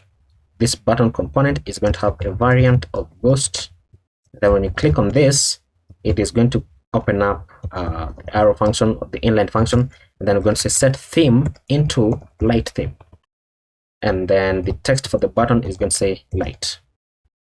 And because it's easier, let's go ahead and copy this 1 and then 2. Oops, what was happening? Okay, the variant for this is going to be ghost. The theme here, we're going to be setting it into the dark theme, and then the text is going to say dark. And then next, we're going to have here, this is system, and then the text for the button says system. And we can save that. Let's see what we have on the screen. Let me close this one because I'll keep navigating to it. There we go. So now I can choose between the light theme, because we already set it up, remember, and the dark theme. And obviously you know that I like the dark theme better, but you can see that everything changes according to what according to the theme that we have selected. And if you had to go ahead and look at the other pages, then they would also respond to the theme that you have selected. Now below the card and then below this first div, we're going to create another div, and this div is going to have an h2 with a class name of margin bottom of 4, and then text dash large, and then font dash semi bold, and then text gray dash 900, and then on dark mode we're going to say text dash white, and then this text is going to say tools and settings. And then below the h2 we're going to have a div with a class name of space dash y dash 2, and then inside there you're going to say menu items dot map, because we created them. And then for every item that we get back, then once again we are destructuring, or rather we're getting the icon. This comes from item.icon, and then we're going to say return, and returning a card with the key of item.title. And then the class name for this is going to say cursor dash pointer. And then on hover we're going to say bg gray dash 50, and then on dark mode and then on hover we're going to say bg dash gray dash 800. And then on click, so when you click on this, open this up, and we're going to say handle menu click, and then pass in the item like so. Close out the card, and then inside the card we're going to have card content. Card content is going to have a class name of padding all round of 4. And then inside the card content we're going to have a div with a class name of flex and items dash center and justify dash between. And then inside this div we're going to have another div with a class name of flex, items dash center, and space on the x of 3, and then spell center correctly. And then inside this div we're going to have the icon, and this icon is going to have a class name of size dash 5, and then text gray dash 600, and then on dark mode text gray dash 400. And then below the icon we're going to have a div, and then inside this div we're going to have a paragraph with a class name of font dash medium, and then text gray dash 900. and then on dark mode text dash white, and then the text is going to say item.title, and then below this paragraph another paragraph. So below this paragraph we're going to have another paragraph with the class name of text-sm, text gray-500, and then on dark mode text gray-400, and then this is going to say item.description. So you can save that, and then let's see what you have on the screen. Okay, looking nice. So next we're going to go below this paragraph and then below two divs, and then we're going to have an icon here that says chevron right, which is coming from Lucid React, and then give it a class name of size-5 and then text-gray-400, and then close that out. And then once we do that, we're going to go below these two divs, and we're going to create another div, and this div is going to have the account actions settings. So it's going to have an h2, so you can just copy this h2 because it's the same h2 with the same class names.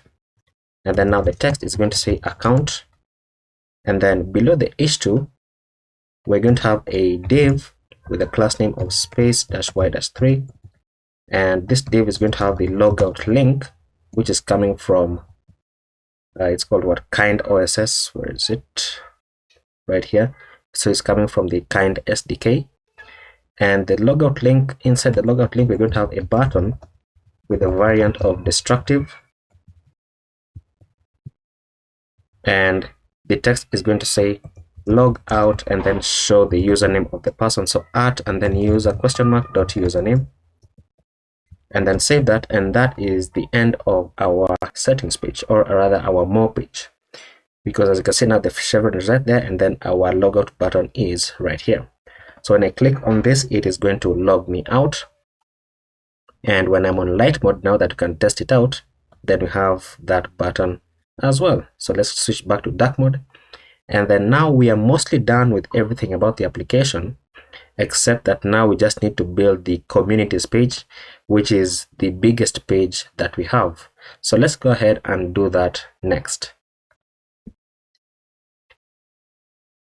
So for the communities page, we are going to go ahead and do the following. Inside the app folder, we're going to create a new file called communities/page.jsx, and we're going to mark this file as use client, and then we're going to say export default function communities page, and then we're just simply going to go ahead and return a div that says communities page. We can save that, and then this is what we're going to have on the screen once it reloads.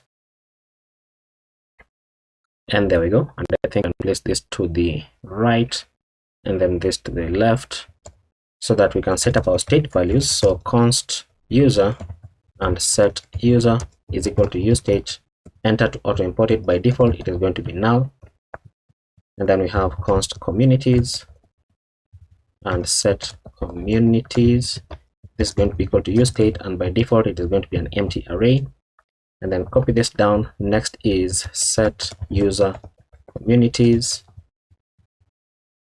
and then user communities, and then next we have loading. So const loading and set loading is equal to useState. By default it is going to be true. Then const create dialog open and set create dialog open. This is going to be equal to useState. By default it is going to be false. And then const form data and set form data is equal to useState, and it is going to be an object, and it's going to have a name which is an empty string, and then a description which is also an empty string. And then we're going to have const creating and set creating. This is going to be equal to useState. By default it is going to be false. And then we're going to get convex. So const convex is equal to use convex, auto import it, so auto import use convex, and then const router is equal to use router from next navigation. And then const destructure the user as kind user is authenticated, then is loading. This comes from use kind browser client, like so, not use kind auth but use kind browser client, like so. And then next is something that we have done in the other pages. So it's going to be easier just to copy them. So I'm going to go into the settings and then page, but you're going to have this use effect in most of the other pages. So we want to copy everything from this function that is called handle input change, because we're going to need it, and then copy everything up to the beginning of the use effect. So copy, and then you can just paste it here. But we're going to remove this part from the form data up to this banner preview, and we're going to remain with everything else. And then we need to import this, so control space bar right here and then enter to auto import it. So this part remains the same, and then this redirects the user. And then for the loading data, we need to get the user data, and then we set the user data into the user data that we get back. And then now we need to get all the communities, so const, and then open up the curly bracket, your square brackets rather, and then all communities, and this is something that we did in another page, I can't remember which one, and user communities. This is equal to await promise.all, and then we want to open this up, and then the first query is going to be convex.query, and then pass in api.communities.get communities, which is a function that we don't have, and then we want to set this limit to 10. And then the second is going to say convex.query, and then api.communities get user communities, and then this is going to be taking the user ID, which is coming from user data._id. And just to explain this once again, we are using promises here, and we're saying that in order to populate this, then this is the query that is going to run, and then in order to populate the second one, then this is the query that is going to run. So once we have that, then we're going to say set communities into the all communities that we're getting back from the promise, and then set user communities into user communities, just like that. And not user communities, because we already have this state value, so we don't want to run into issues. So let's call this user communities data, and then right here user communities data, like so. Now once we have that, then the error is going to say error loading data, and then the toast is going to say an error card while loading your communities data, or rather your communities, just like that. That should be okay. And then set loading to false, and then we are calling the function, and then this is the dependency array, and then handle input change, just like we did on the profile page. And then the next function that we're going to create is called handle create community, and then this is going to be an asynchronous function which is taking event, and we're going to say e.prevent default, and then we want to check if there is no user or there is no form data name trim. Oops. So if it has not been typed or rather populated, and then or if there is no form data description trim, then we want to return. Otherwise, we're going to say set creating to true, and then we're going to open up a try catch block here. So try catch block. For the try block, what we're going to do is we're going to be awaiting a function called create community. So we're going to say await convex.mutation, and then pass in api.communities.create community, and then this is going to be taking in the name as form data.name.trim, so that it removes any extra spaces at the end. And then description is going to say form data.description.trim, and then the creator ID is user._id, because that is how it is structured in our database as well. And then once we do that, we're going to say set form data, and then open this up, and then reset the name back to an empty string, and then the description back to an empty string as well. And then we're going to call set create dialog open to false, so that it closes the dialog that is going to open, and then toast.success, and then we're going to go ahead and say community, or rather maybe like created, or you have what is that, can say you have created a new community. And then once we do that, then we need to go ahead and refresh the community so that it shows you the new communities that you've created. So right here, we can add a comment that says refresh communities. And then I'm going to say const and then open up our square brackets, all communities and user communities data is equal to await promise.all. Open this up. And then I'm going to say convex.query api.communities.get communities, and we're going to limit this to 10. And then the second query is convex.query api.communities.get user communities. This takes in the user ID as user._id. And then once we do that, then we're going to say set communities. Set communities into all communities, and then set user communities into user communities data, like so. And then we can have our catch. For the catch, we're simply going to say toast.error, and then we're going to say failed to create community. And then for our finally, we're going to say set creating false.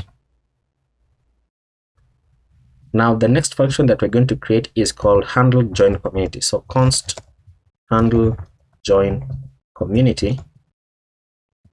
This is an asynchronous function that is going to be taking the community ID. And then we're going to open this up, and then we're going to say that if there is no user, then return. Otherwise, we're going to open up a try catch block. For the try, we're going to say await convex.mutation. Then pass in api.communities.join community, which is a function that we don't have. This is going to take in the community ID as community ID, which is coming from right here. There we go. And because this is named, the key is named the same as the value in JavaScript, you can just simply remove that and it is going to understand. And then it's also going to take in the user ID as user._id.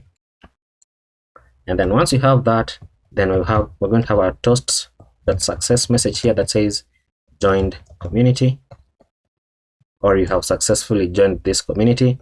And then once you do that, we want to refresh communities. So let's just go ahead and copy this and then copy this up to here, because that is basically the same thing. So refresh communities, we're getting all communities and user communities data, running our queries, and then populating our state values. And then for the catch right here, we're simply going to say toast.error.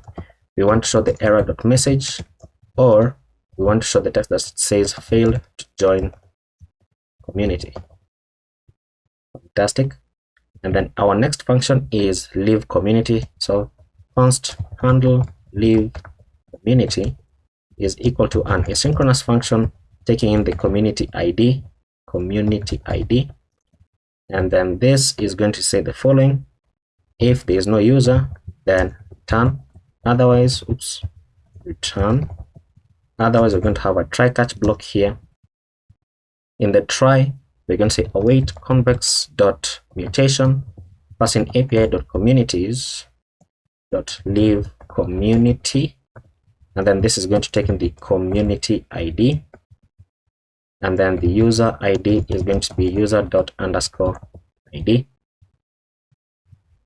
and then we're going to say toast.success left community, or you have left that community, or you can even show the community name. And then next we want to refresh the community, so simply once again paste that in because it's basically the same thing. And then for the catch, we're going to say toast.error, and then we're going to say failed to leave community. The next function that we're going to create is called isUserMember. This is going to be taking the community ID, and then we're going to open this up, and we're simply going to go ahead and return user communities dot sum, because we only want to get the communities where the user is a member. So dot sum, and then for every user community, so UC that we get back, we want to get the UC._ID, which is equal to the community ID, because it means that the user is a member of that community. Now next we're going to have our loading state. So if is loading, or loading is true, then we're going to return main layout from components UI main layout, texting the user as a prop, and then we're going to return the loading spinner like so. And then for our actual return, we're going to return main layout, and this is going to take in the user as a prop once again. And then we're going to build the communities page, and let's do a bit of cheating. So we're going to go ahead into the profile page right here, because we want to copy the class names on this div. So basically this div only, copy and then paste them here. And then inside this div, we're going to have another div with a class name of padding on the x of 4 and padding on the y of 3. And then inside this div, another div with a class name of flex and items.center and justify-between. And then inside this, we're going to have an h1 that says text-xl, font-bold, and then text-gray-900. And then on dark mode, text-white. And then the text is going to say communities. And then below the h1, we're going to have a dialog component. So dialog coming from components UI dialog. And the open prop for this dialog is going to be equal to the create dialog open state value. And then on open change, we're going to be calling set create dialog function. And then inside this, we're going to have dialog trigger from components UI dialog. And because it is a button, you can pass the as child prop on it, so that the actual button inside here from components UI button is going to take the class, the properties rather of the dialog trigger.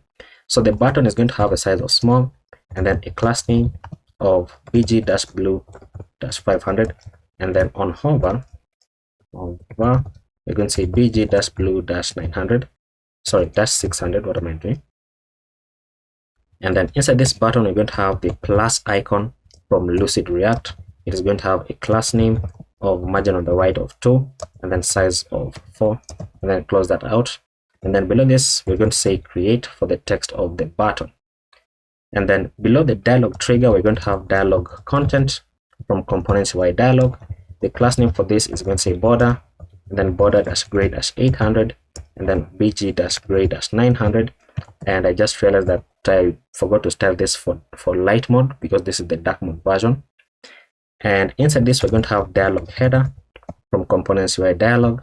Inside dialog header, we're going to have the dialog title from components UI dialog. The text is going to say create a community. And then below the dialog title, we're going to have a dialog description from components UI dialog once again. The text is going to say create a space for people to connect around shared interests. And then below the dialog description, and wait a minute, is that correct? Yes, below the dialog description and then below the dialog header, we're going to have our form, and the basic HTML form is going to have an on submit, which is going to be calling the handle create community function. And then the class name for this is space-y-4, close it out. Inside this form, we're going to have a div, and then inside this div, we're going to have the label component from components UI label. The HTML4 is going to be linking to the name, and the text is going to say community name. And then below the label, we're going to have an input from components UI input. The ID is going to be name, the name is going to be name, and the value is equal to form data dot name. And then on change, we're going to call the handle input change function. And then the placeholder for this placeholder is going to say enter community name, and then we're going to set it to required. And then let's go ahead and copy this div. So copy this div, paste it down, and then the label for this one is going to be the description, and then the text is going to say description, or maybe something like about the community, so you can make it whatever you want. So description.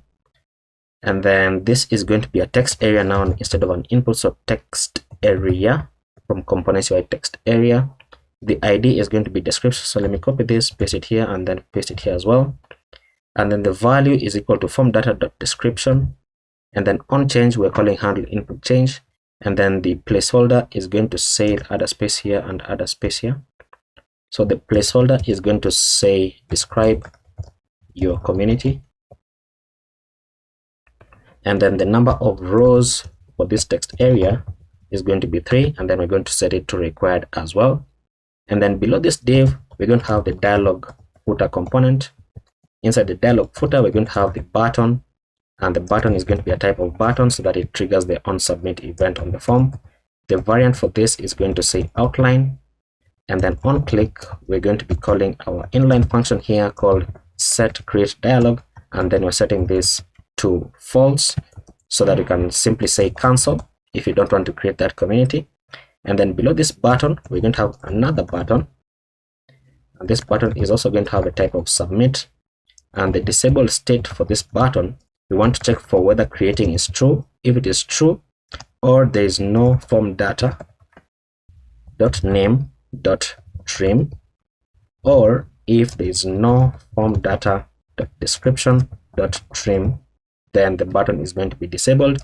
And then the button is going to have a class name of bg-blue-500, and then on hover we're going to say bg-blue-600, and then close that out. And then for the text of the button, we want to check if creating is true. If it is true, then the text is going to say creating ... Otherwise, it's going to say create community. And we can save that to see what we have on the screen. And there we go. So we get an issue here because we don't have this function yet, but as you can see, our UI is looking very, very nice. So this should say create community.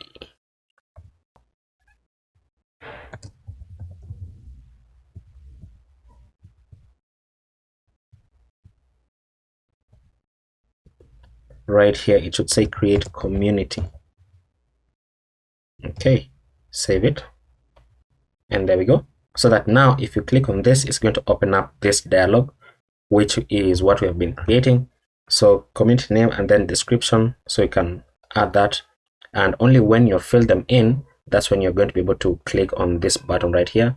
So if I say React developers, for example, and then just copy this and paste it here, you can see that the button becomes active. But if I click on it, we're going to get an error because we don't have that function from Convex.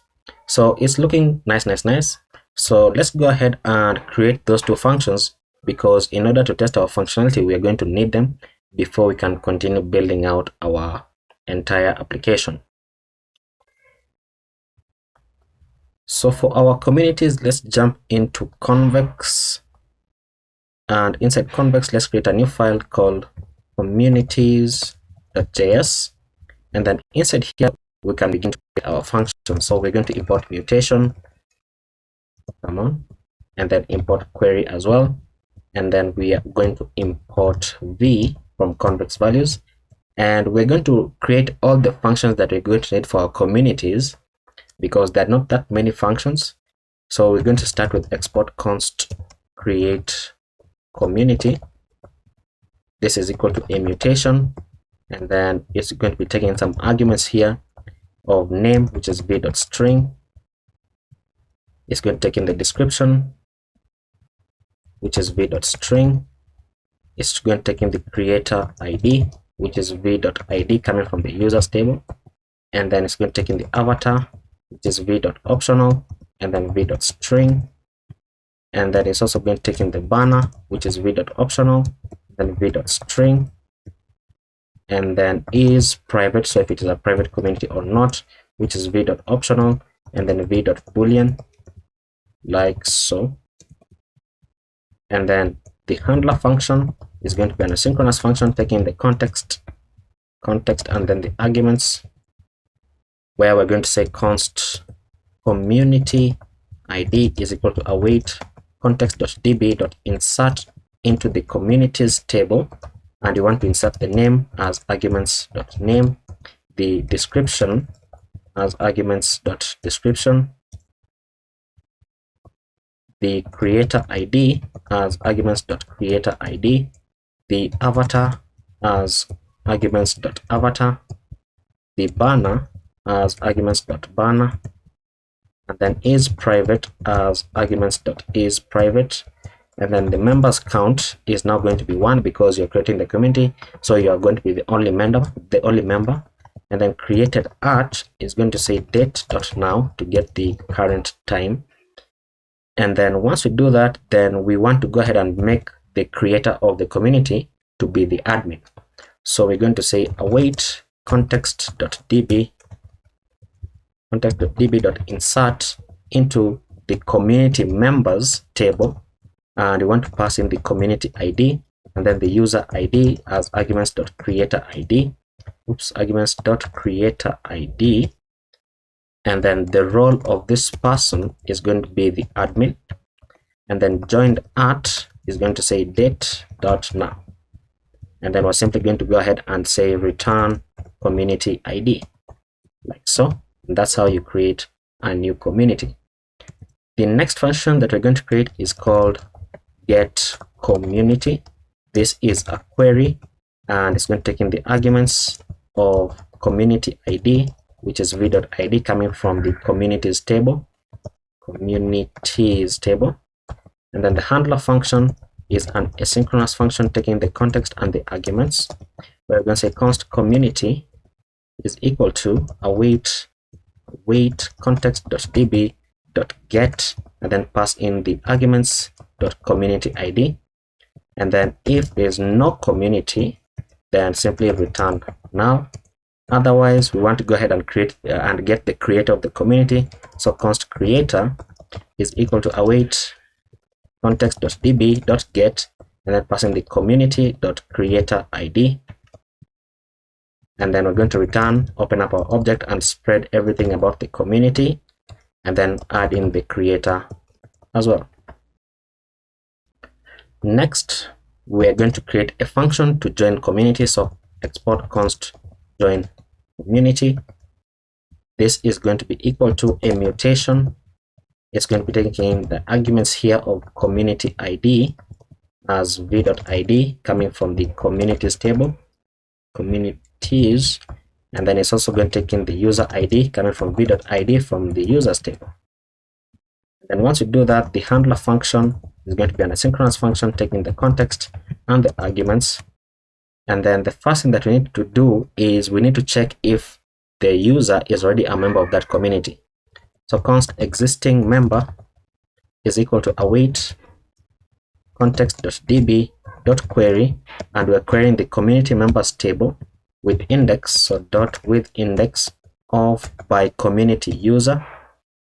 And then we're going to have our callback function here. We're going to say query.equals, passing the community ID, come on, and compare to the arguments.community ID that is passed in. And then once again, dot equals, pass in the user ID and compare to the arguments dot user ID that we have, and then get the first one that matches. And then if there's an existing member, then throw new error that says you are already a member of this community. Otherwise, we need to go ahead and add the user as a member. So I'm going to say await context.db.insert, and we are inserting into the community members table, and we're inserting the community ID as arguments.community ID. We're passing in the user ID as arguments.user ID, and then passing the role. Now the role for this person is going to be the member, and then joined at is going to say date.now. And then once we do that, then we need to update the number of members. So const community is equal to await context.db.get, and then passing the arguments.community ID. And then if there's a community, then we want to say await context.db.patch and passing the arguments.community ID. And then we want to update the members count. So members count as community.members count. And if there are no members, then the members number is going to be 0, and then add 1 to it. So simply like so. The next function that we need to create is the function to leave a community. So export const leave community. This is going to be equal to a mutation, taking the arguments here as community ID coming from v.id from the communities table, and then it also takes in the user ID as v.id from the users table. And then for our handler function is asynchronous, takes in the context and the arguments. And then we're going to say const member is equal to await context.db.query, and we're querying the community members table with index of by community user, and then passing in our callback here. We're going to say query.equals the community ID, and then passing arguments.community ID, and then check if this is equal, so dot equals to the user ID, and then passing the arguments dot user ID, and then get the first one that matches. And then once we do that, we want to check if there is no member, then throw new error that says you are not a member of this community. So you can't leave a community in which you are not a member. Otherwise, we're going to say await context.db.delete and delete the member ._id, and then we need to update the member count. So const community is equal to await context.db.get, and then pass in the arguments.community ID. And then we're going to say if there's a community, then await context.db.patch and pass in the arguments.community ID. Open this up. We want to update the members count as math.max. Then open this up, pass in the community.members count or 0, and then take away 1, and then comma 0, like so. Now next we need the function to get all the communities, so get communities. So export const get communities plural is equal to a query, takes in the arguments here, and it's going to take in the limit, which is v.optional, and then v.number. And then for our handler, this is going to be an asynchronous function taking the context and the arguments, where you're going to say const limit is equal to arguments.limit if a limit is passed in. If there's no limit passed in, we're going to pass in 20 as the limit. And then we're going to say const communities is equal to await context.db.query, and we're querying the communities table with index of by created at, and then order them in descending order, and then take, so how many do you want to get from the database? We're going to pass in the limit, and the limit is coming from here as one of the arguments. And if there's no limit, then we simply want to give 20 of them. And then once you do that, we're going to say return await promise.all, and then open this up. We want to map over the communities, so communities.map, and then this is going to be asynchronous. And then open this up for every community that we get back. Then you want to get the creator of that community, so const creator is equal to await context.db.get, and then passing the community.creator ID, not created at, but creator ID. And then we want to go ahead and return, open up this, spread every other property about the community, and then pass in the creator as well. And then I think this should now be our second last function. It is called get user communities. So export const get user communities. So get communities that are specific to a user. And this is going to be equal to a query, which is going to be taking in the arguments of user ID coming in from v.id from the users table. And then we're going to have our handler function here, async context and then arguments. And then we're going to say const memberships. So get all the communities in which the user is a member is equal to await context.db.query, then pass in the community members. So we're querying from the community members table with index of by user, and then passing our callback function here, where we're going to say query.equals, and then check for the user ID if it is equal to the arguments.user ID, and then collect all of them. So dot collect all of them. And then we're going to say const communities is equal to await promise.all open this up, and then we're going to say memberships dot map, and then this is a sync. This is a single p, a sync, and then for every membership that we get back, then we're going to open this up and say const community is equal to await context.db.get, and then pass in the membership dot community ID, and then if there is no community, then return null. Otherwise, we're going to say const creator can spell is equal to await context.db.get, and then passing the community dot creator ID, and then we're going to return, open up our object, pass in every detail about the community, then pass in the creator and then creator, which we have just gotten from there, and then we're also going to pass in the role as membership.role. So, and then outside of this right here, we're going to say return communities.filter, and then return it as a boolean, and then export const is community member.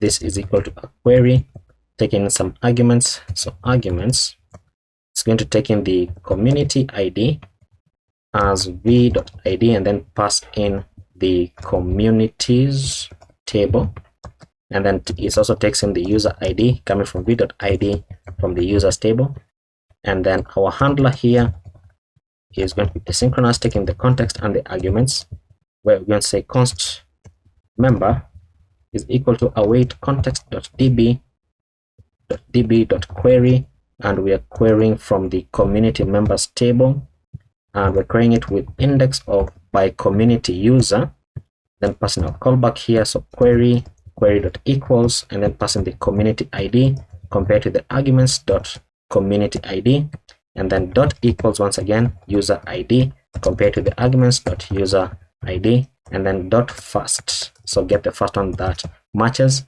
and then don't be like me and spell this correctly. And then outside of this, we're simply going to say return not member. So basically we're saying that return either true or false, because we want to confirm if the user is a member of that community. So return, this is how you turn it into a boolean in JavaScript. You just return 2 exclamation marks, and then your variable is going to turn into a boolean. So you can save that, and are all the functions that we're going to need.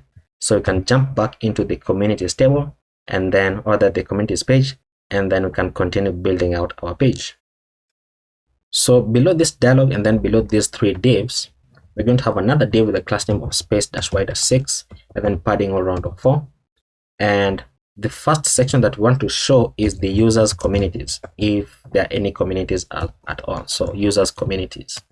So we're going to open this up and say user communities dot map, but dot length is greater than 0. I can type only when this is true. That's when we want to open up this and create a div inside. Create a div, and then inside this div we're going to have an h2 with a class name of margin bottom of 4, and then text dash large, font dash semi bold, then text dash gray dash 900, and then on dark mode we're going to say text dash white, and then the text is going to say your communities, and then below the h2 we're going to have another div with a class name of space dash y dash 4, and then inside this div we're going to say user communities dot map, and then for every community that we get back, then we're going to open this up. We're going to have a link component from next link, which is going to be going into an href here of community dot underscore id. So we are going to need to create that unique page, and you know what am I doing? This is the key, and then the href for this is going to be going into a dynamic value. So it's going to go into /community $community dot underscore id, and you can make this link to another page, such as, like, because we're on the communities, you can make it link into /communities and then the dynamic community. But this is how I built it out, so this is what I'm going to stick to. And then inside the link, we're going to have the card component from components UI card, and then we're going to have card content once again from components UI card. It's going to have a class name of padding on round of 4, close it out. And then inside this card content, we're going to have a div with a class name of flex and items dash center, and then justify dash between. And then inside the div, we're going to have another div with a class name of flex and items dash center, and then space on the x of 3. And then inside this div, we're going to have the avatar from components UI avatar. The class name for this is going to say size dash 12. And then inside the avatar, you're going to have the avatar image from components UI avatar. The source for this is going to say community.avatar, and this should be self-closing. And then it's going to have a class name here of object-cover. And then below this, we're going to have the avatar fallback. So avatar fallback. So for the fallback, we're going to be calling get user initials, which is our function from libutils, and then pass in the community.name, like so. Now below the avatar, we're going to have another div with a class name of flex-1, and then inside this another div with a class name of flex and items-center, and then space on the x of 2. And then inside this, we have an h3 with a class name of font-semi-bold, then text gray-900, and then on dark mode, we're going to have text-white, and it's going to say community.name. And then below the h3, we're going to go ahead and show the role of the person. So community.role is equal to admin. Then we want to go ahead and show this. We're going to open this up. We're going to have a span here with a class name of rounded-large, and then bg-blue-100, and then padding on the x of 2, padding on the y of 1, text-extra small, and then text-blue-800, and then the text is going to say admin. And then below this and below this div, we're going to have a paragraph with a class name of margin bottom of 1, text-small, text gray-500, and then on dark mode, text-gray-400, and then the text is going to say community.description. So, and then below this paragraph, let's space it out so that it doesn't confuse us. So below this paragraph, we're going to have another paragraph with a class name of text-extra small, and then text-gray-400, and then this is going to say community.members count. If this is true, so members count .to local string, or it's simply going to show 0. And then we're going to open up a curly brackets here, add in our string right here, and then add a space so that it's just going to separate out the text that says members. Now we can save that, and we are still not going to be able to see anything on the screen because we have not added any kind of empty state, but that's okay. But when we begin to create a community, and I think we can actually do that, so we have that already filled in because I filled it in when I was testing it out.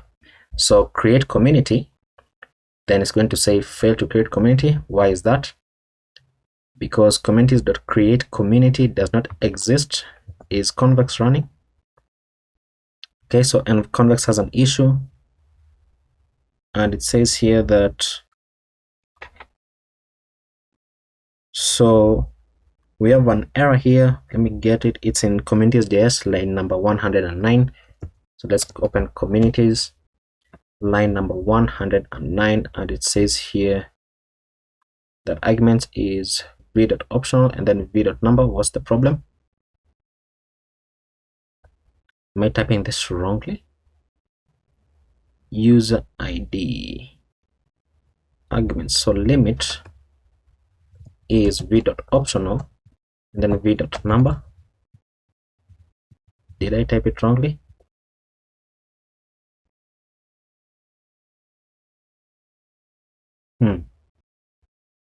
So it says here create community once again, this should be in the communities page. What did I call this function, by the way? Create community. Let's copy that, create community. It doesn't have any typos, so let's search for create community. Community.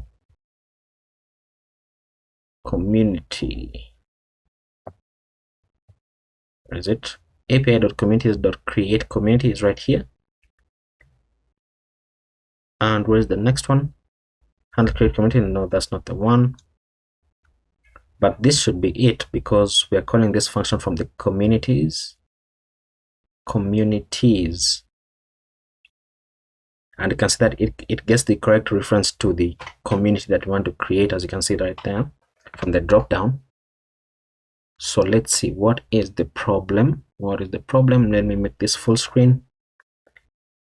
Could not find public function for communities, create community. So that means that Convex cannot detect it. Let me just ensure that I'm in the correct folder. I'm in xclone. Okay, so pnpx convex dev.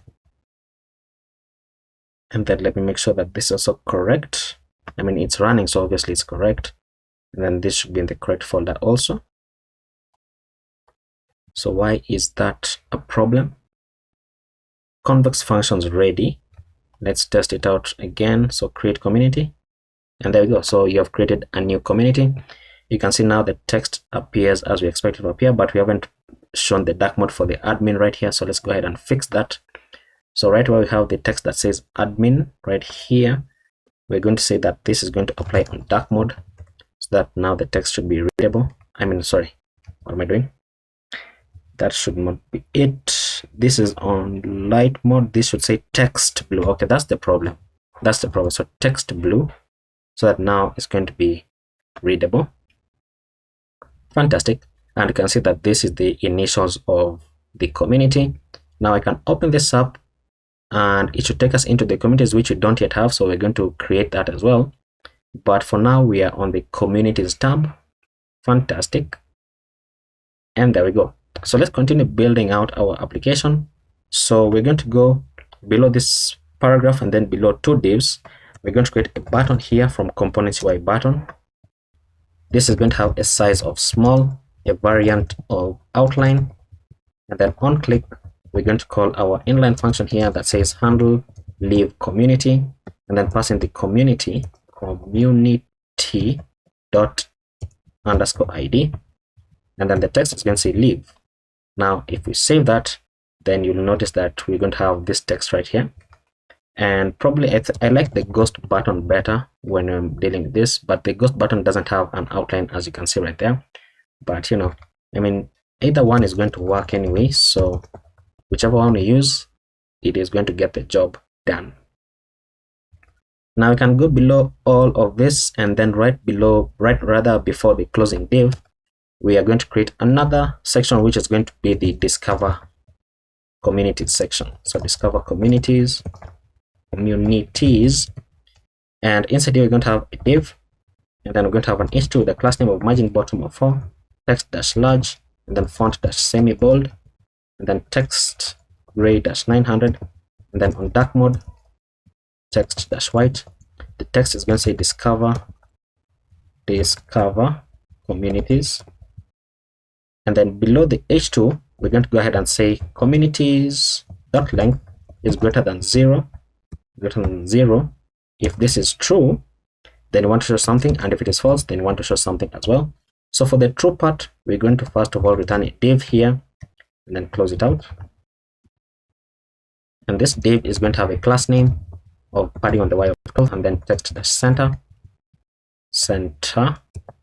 and then inside this div we're going to show the user's icon from Lucid React with a class name here of mx auto, margin bottom of 4, and then size dash 16, and then text dash gray dash 400, and then close this out. And then below this we're going to have an h3 with a class name of margin bottom of 2, text dash xl, and then font dash medium, and then text dash gray dash 900, and then on dark mode text dash white, and then the text is going to say no communities yet.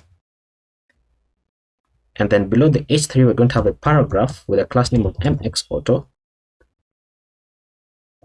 and then margin bottom of 6, and it's going to have a max width of small, hence we have the class of mxauto, and then text gray -500, and then on dark mode we're going to say text gray -400, and then the text is going to say be the first to create a community and bring people together around shared interests. And then below the paragraph we're going to have a button here. The button is going to have a class name of bg-blue-500, and then on hover we're going to say bg-blue-600, blue-600, and then on click we're going to be calling our inline function here that says set create dialog open to true, so that it shows the dialog to create a community. And then inside the button we're going to have the plus icon from Lucid React. It's going to have a class name of margin right of 2 and then size -4, and then the text is going to say create a community. And then once you do that, we're going to have, we can save that, by the way, you can save that. So there is our empty state, so when we don't have any communities, but I think it's wrong because we already have one community, so it should be showing this here. But as you can see that we can see it. So next we need to create this other state, so we're going to have a div here with a class name of space -y-4, and then inside this div we're going to have communities.map, and then for every community that we get back, let me copy this because it's hard to type. So every community that we get back, then we want to get the is member, so const is member is equal to is user member, and then passing the community._id, and then we can now have our return, and then open this up, and we're going to be linking this. This is going to have a key, rather it's going to have a key for community._id, and then the href for this is going to go into a dynamic value of community /$ and then community._id, and then close that out. And then inside this we're going to have a div, and you know what, this is basically the same as the link that we created above. So I'm simply going to copy this entire thing. So copy the entire link, and then I'm going to paste it here, and let's see if there's anything that changes. So we have community ID, and then we have that. I think this is correct, and then get user communities, community name, and then community name, and then the role, and then the community name, and then below the community name we don't want to show the role of this. We don't want to show the role. Instead, we want to have a paragraph here with a class name of margin bottom of 1, text-sm, text gray -500, and then on dark mode, text gray -400. This is going to say community.description. Let me copy this again. And then below this paragraph, we're going to have another paragraph with a class name of text-extra small and text gray -400. And then inside here, we want to show community.members count $to local string, or we want to show 0. And then we're going to have members like so, and then ampersand mid dot, so that it shows like a full stop in the middle. And then it's going to say created by.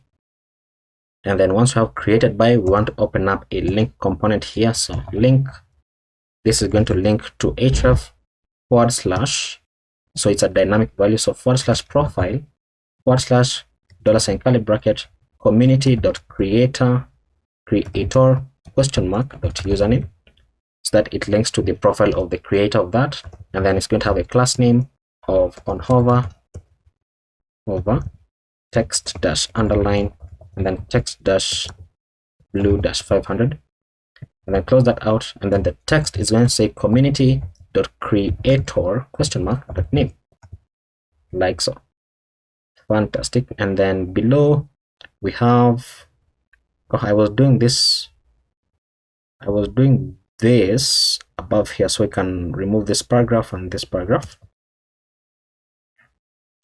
and remove the spaces. And then let's see, I think I've done something wrong. Where's this div? Okay, so this button should be inside this div. Yes, that's how it is. Now this button is going to be a bit different. The variant for this is going to be a dynamic value. So you want to check if isMember is true. If it is true, then you want to show the button that's the variant that says outline. Otherwise, we're going to show the default variant. And then onClick is going to also be dependent on the isMember. So if isMember is true, then the function that you want the button to trigger is called handle leave community, because you're already a member of that community. Then passing community._id. And if it is not true, then you want the button to trigger the handle join community function, which also takes in the community._id, like so. And then the class name for this button is going to say bg blue-500, and then on hover bg blue-600. And you know what, I'm doing this wrongly actually, so let's just copy that and then open up this, and I want to say if isMember, or rather if not isMember is true, then you want to have those class names, and then otherwise you just want to have an empty string. And then the text is going to check for isMember. So if you're a member, then the text is going to say leave, and if you're not a member, then the text is going to say join. And I think that is the end. You can see we are on line number 400, so quite a huge page. So let's save that, and then let's see. Okay, still not reloading. I thought that this should also appear here, so let's say create a community. Let's say new community, copy this and then just paste it here, because I can't think of anything creative to write. So create community. You can see that now this is showing a new community, and the spacing here is off, and it's still not showing the discover communities. So let me check. Discover communities is dependent on what function? The communities. So where's this communities coming from? Coming from here. So where is set communities? Set communities is here from all communities, and all communities is waiting on community.getCommunities. So get communities is the function. So let's get the function called get communities, and it is a query here. So query the communities table by creator communities.map. That's an issue. So I'm inside convex and I want to check the communities whether it's being filled. Okay, so we have 2 communities, so that's okay, and community members should be filled also. Yes. And then what's the problem therefore? What is the problem therefore? Because this is running, because we can oh, wait a minute, let's check the functions. Let's check the get communities right here, and you can see that it's running, but it has an error here. It has an error here. This was because of why. Let's say run function. Let's see what happens. Okay, so you can see that it gets all the communities as we expected, right? It gets both communities, as you can see right there.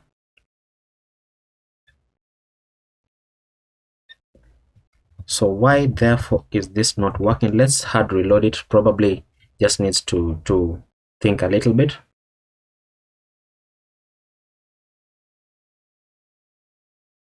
No communities yet. So I'm starting to think probably it's an issue with our logic that we have here, where we have communities. Where is it? Communities.length is greater than 0.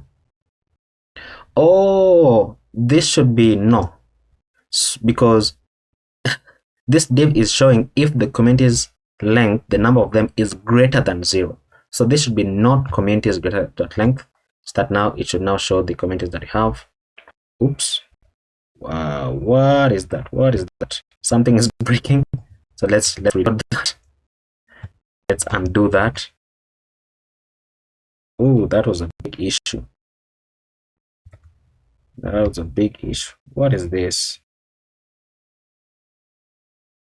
Okay, so the reason for that spazzing out is because of I didn't think about this logic.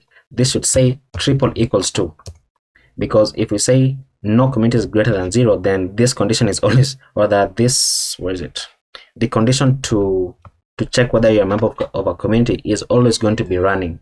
So you're always going to get that error. So now if this is triple equal to 0, then we should now show the communities. Oh, come on. Really? Really?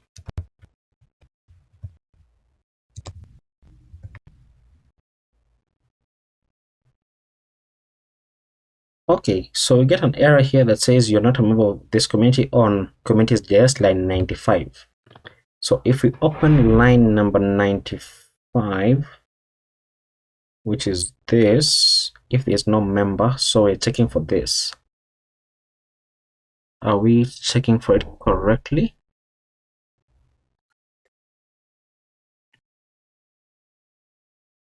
I'm not seeing an issue here. I mean, leave community and then join community also says you're already a member of this community. So let's do this. Let's do this. Let's go back into our data and let's close that into the communities. Let's delete these two communities. So delete, confirm. Okay. So that now if we reload this, then there should not be any communities. And that back inside communities, let's make this into triple equals. Then save that. And now we should not have any issues. Right, Control J. Okay. Nothing is happening. So let me shut this down, clear the terminal, and npx convex dev, that it shows me if there are any errors.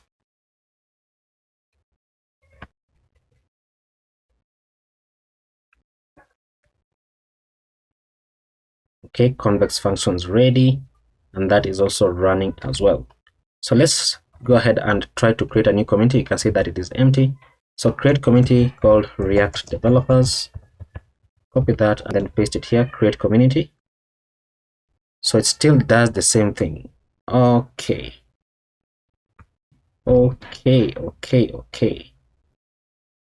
So let's shut this down. Our app is going to misbehave. Let's make this greater than, because it seems it's some logic that I messed up somewhere. So let me just go ahead and find out where I messed it up. Okay, I have shut down my server. Let's restart convex or pnpx convex dev, and then let's also restart localhost. So pnpm dev, and then let's jump into convex and delete this community. Delete, and then let's wait for this to open up. There we go. So let's reload our application. So once this restarts, let's try to create a community again. So React Developers, and then create community. Now it's working. So now it's working, and I don't know whether we changed anything significant, but we need to change the communities. Where is it? Right here. Okay, it's working because of this. I changed it back to greater than. So if I change it to triple equals, because we need to check if it is 0, or maybe we can say if community is less than 0, if that is true, then we do that. And then otherwise, we go ahead and check. So let's grab this entire div that ends somewhere here. So let's say, then remove this bracket first of all. Let's say communities dot length is greater than 1, and only when this is true, that's when you want to show that. So let's save that. Let's see whether that logic is going to help.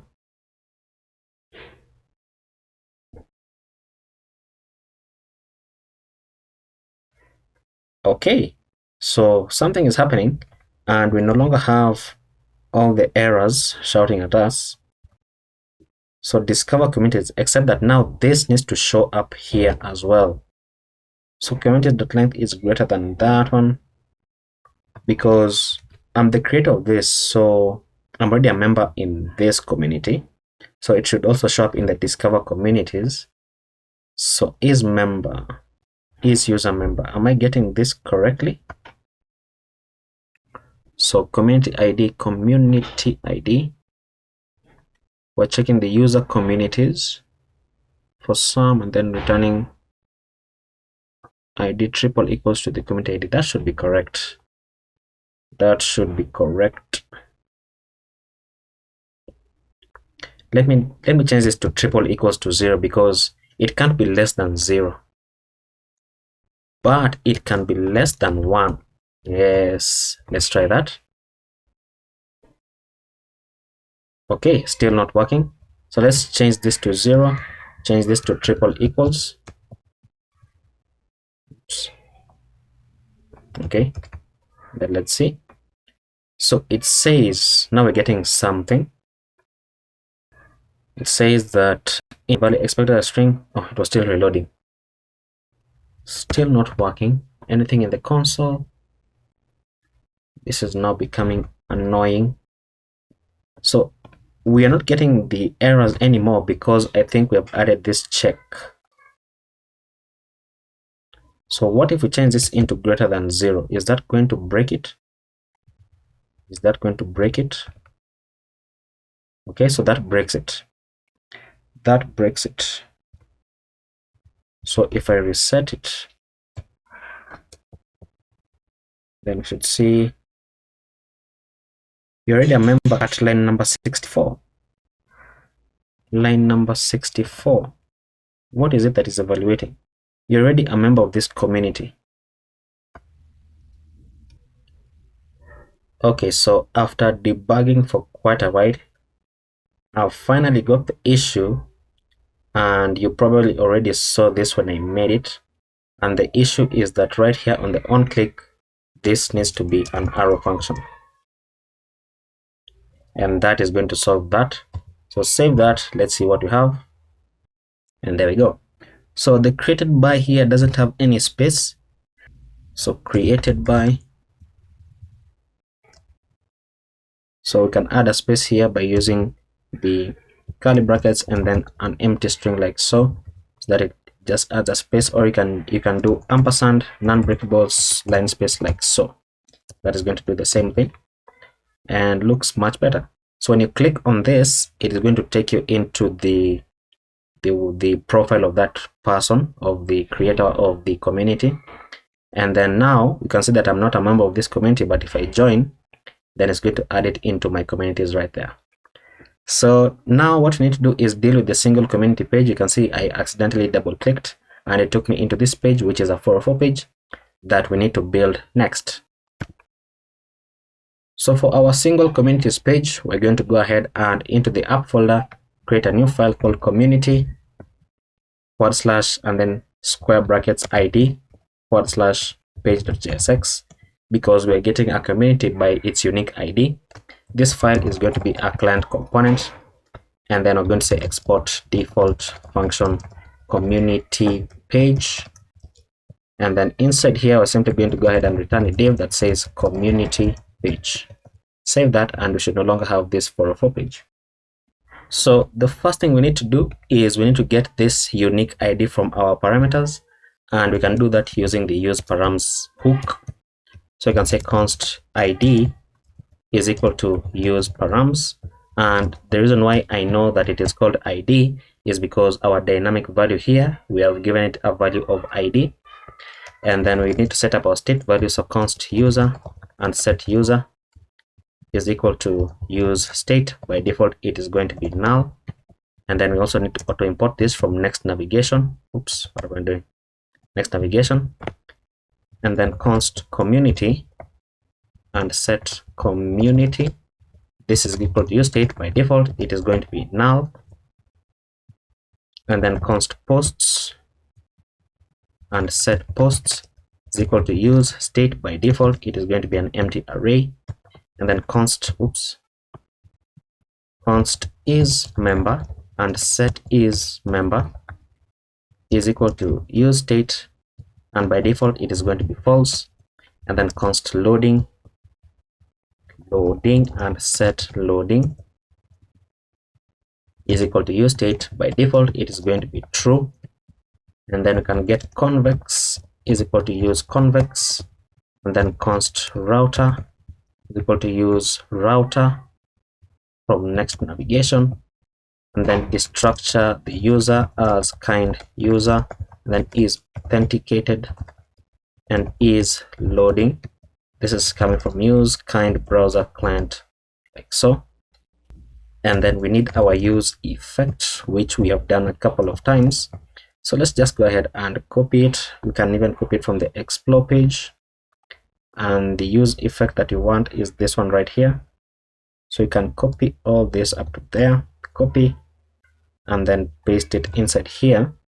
But now the dependency array is also going to be dependent on the ID, the unique ID for each community. And then we can remove this part because we don't need this part, but we need the rest of this to get the user data and then populate our state value. And then once we do that, then we need to get the community data. So const community data is equal to await convex convex.query, and passing api.communities is API imported, api.communities. It's not giving me the dropdown. Okay, there we go. Get community, and then this is taking the community ID as the ID that we're getting from use params. And then once you do that, then you want to say if there's no community data, then you want to simply go ahead and router.push. So router.push and navigate them back into the /communities page, and then return. Otherwise, we're going to say set community into community data, so that now it populates our state value. And then using that, then we can get the post as well as the membership. So we're going to say const and then open up a square brackets, community posts and membership. What am I typing? Membership status is equal to await promise.all. Then open this up in square brackets. The first query is going to be convex.query, and then passing api.posts.get community posts, which is a function that we don't have. And then we're going to pass in the community ID as the ID from use params. And then the second one is convex.query, then passing api.communities communities.is community member, is community member. Then this takes in the community ID from the ID of use params, and then the user ID is user data._ID. And then once we do that, then we're going to say set posts into community posts, and then set is member to the membership status, like so. And then the console.error can say error loading data, and then the toast.error is going to say there was a problem loading community data, please try again. And then we need to get toast, so control space and then enter to auto import it. And then finally we're setting loading to false, and that it looks okay. Next, we need to go ahead and create a function here called handle post created, and this is going to be used by one of our components, which is called the post card or the post list. I can't remember which one. This is going to be an asynchronous function. We're going to check if community exists, and if it does, then we're going to say const community posts is equal to await convex.query, then passing api.posts.get community posts. Once again, we don't have it, but this is going to be taking in the community ID as community._ID. And then once we do that, then we're going to say set posts into community posts, like so. And then we need to create another function. Community has a Y, so the other function that we're going to create is called handle join leave. So handle joining or leaving a community, and inside we're going to say if there's no user or there's no community, then return. Otherwise, we're going to open up a try catch block here, And inside the try, we're going to say that if is member is true, then await convex.mutation, then passing api.communities.leave community, and we have that function that takes in the community ID as community._ID, and then the user ID as user._ID.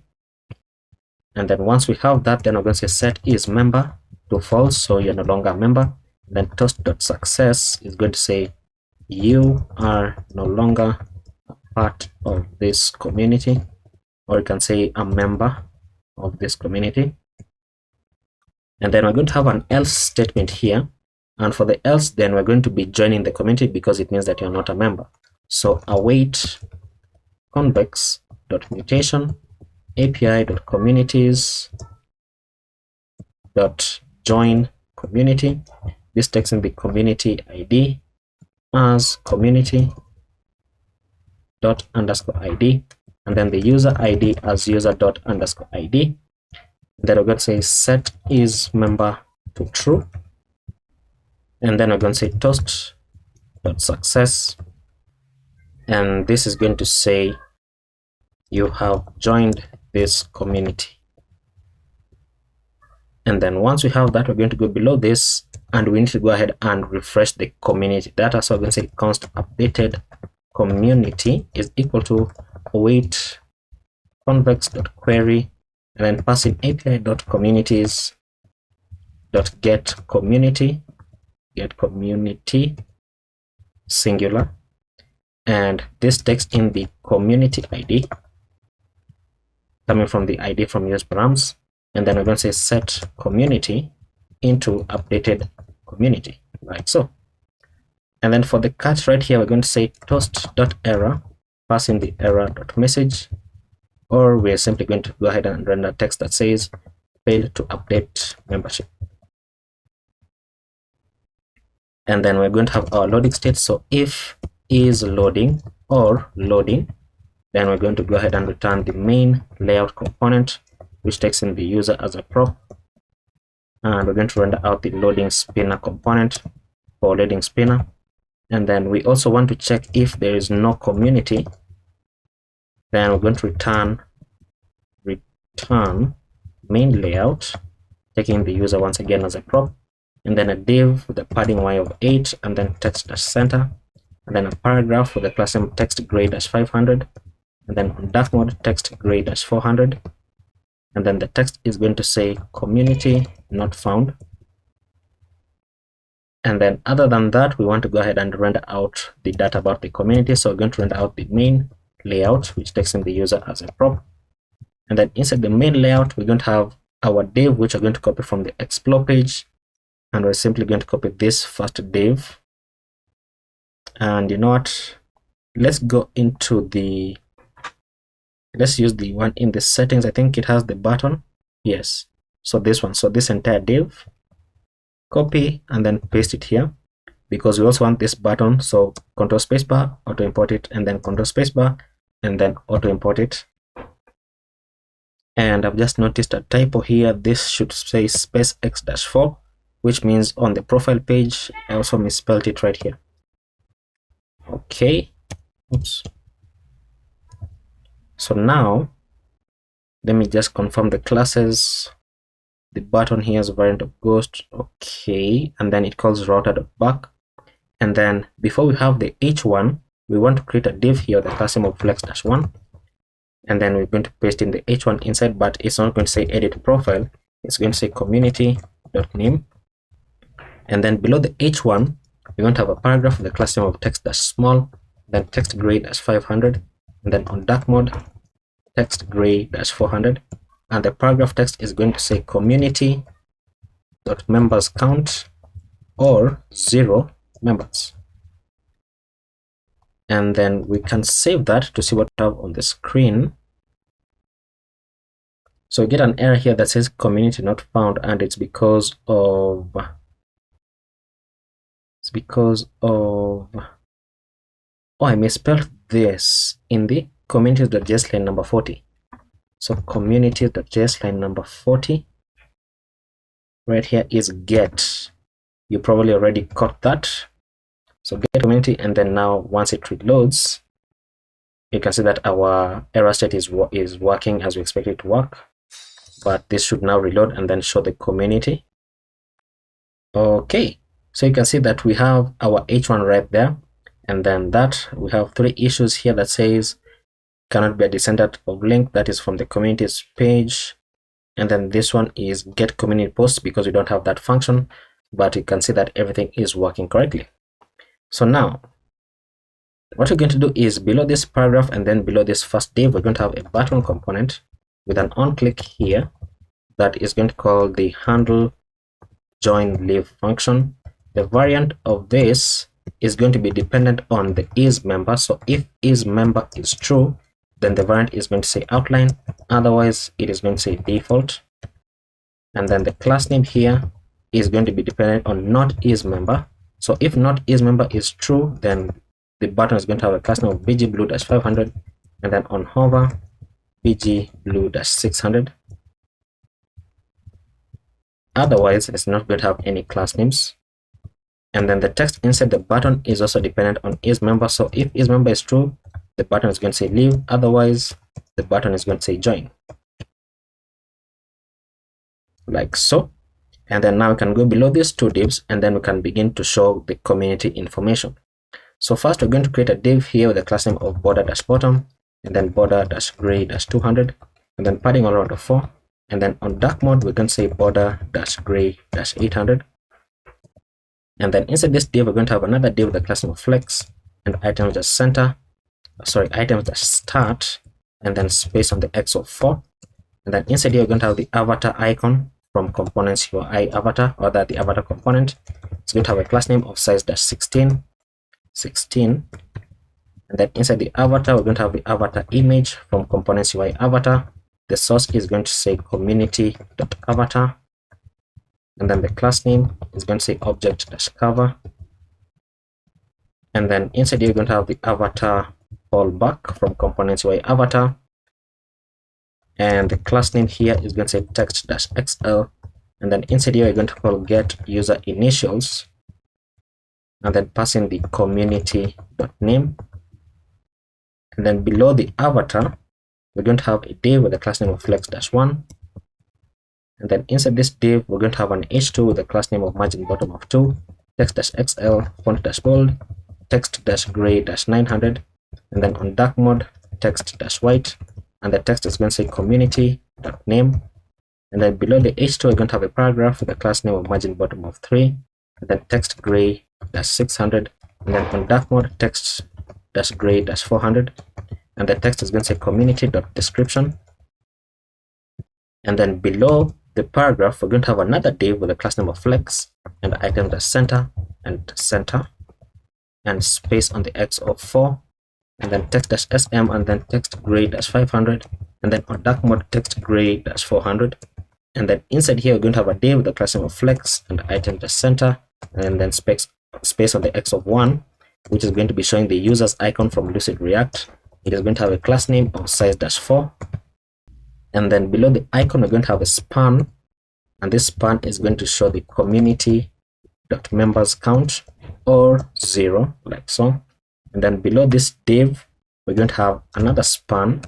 This span is going to say created by, and then add a space here, so curly brackets and then a space, and then this is going to be showing the link component from next link. The href for this is going to be going into /profile/ and then $ curly bracket community.creator ? .user, and then the class name for this is going to say text blue-500. Then on hover we're going to have underline, then close that out, and then this is going to say community.creator ? .name. Now I've just realized something. You can save that, by the way, but I've just realized that in the communities page we have where, actually it's right here, so where we're showing the name, there's no class that is called text underline, it is called underline. So I just realized that I wrote that And then now we can go below this span and then below the rest of these divs, and we're going to show the post form for members only.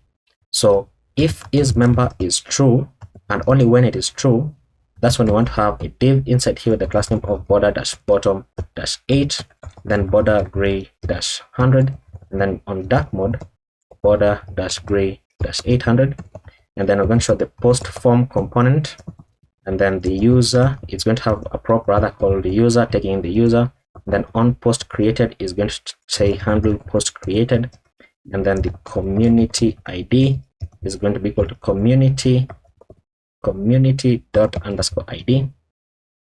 like so. And then we want to show the posts only for members. So once again, we want to say not isMember. If not isMember is true, then we're going to be doing something, and then if it is false, we're also going to be showing something on the screen. So if not isMember is true, we're going to have a div here with a class name of padding on the y of 12, and then text-center.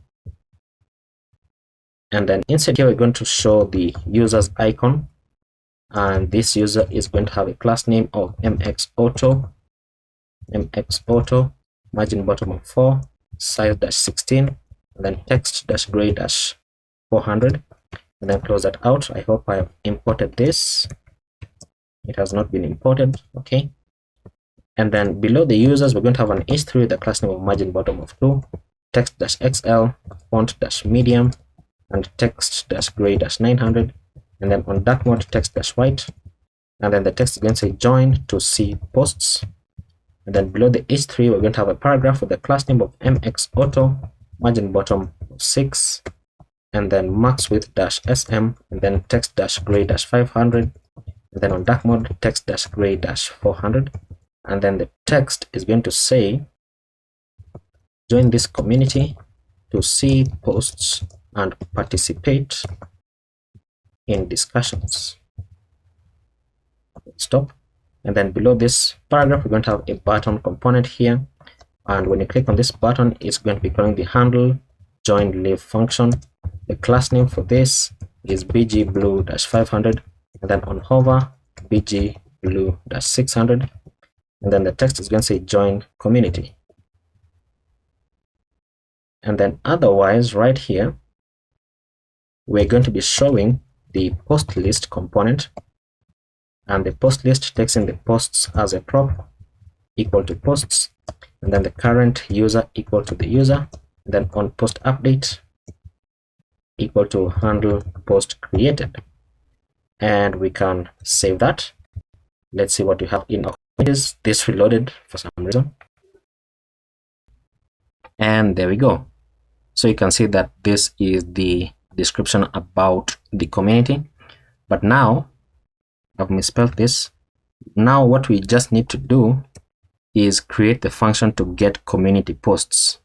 So inside convex, we have posts.js. We're simply going to go to the bottom, and to the bottom, and then we're going to say export const get actually what was it, get community posts, get community posts. So copy this, paste it here, and then let's go ahead and create this function. And this is a query, and it takes in the arguments here as community ID coming from v.id and from the communities table.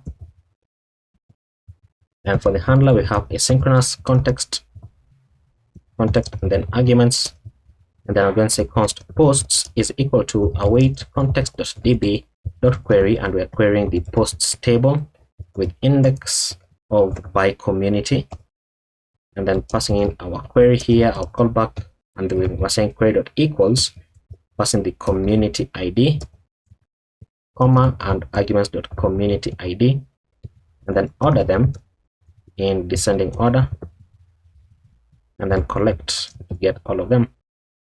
And then once we do that, then we're going to say return await promise.all, and then posts.map, and then this is asynchronous, and then for every post that we get back, we're going to open this up and get the author of the post being equal to await context db.get, and then passing the post.author id, and then we're going to say return post, and then the author as well. Now once we do that, then that's how we get community posts. And let's see, let's Control J first of all. Let's just make sure that this is working. Okay, we don't have any issues. So now if we say join community, I mean, we're already a member of this community, right? We are already a member of this community. Yes, so there's something that broke somewhere. I mean, I think it broke. So join to see community. We should not be seeing this. Instead, we should be seeing the other state. So let's see. If not is member. So it's not registering me as a member. So let me just enable this so that I see whether this is actually showing the post list. Okay, so we're still getting an issue. So let me add back the exclamation, and then let's go into the communities tab. And this is a hydration issue, so that's why we're getting that error.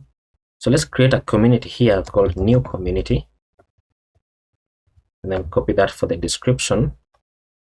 So now I'm the admin here. So let me say new community. Let me open this up, and there we go. Yeah, so I think the reason why we were getting that issue is because of I created this perhaps before fixing the other issue that we have. I can't even remember the error that we were getting. But then we can see that the role that I have here is admin. So I can open this up, and it's community posts. And if I add a new post here, so this is a community post. If I tweet it inside here, it should show. Okay, it's not showing. Let's check the homepage just to confirm that it's not showing on the homepage. Okay, so it is showing on the homepage. So that's a problem. That is a problem. That is a problem.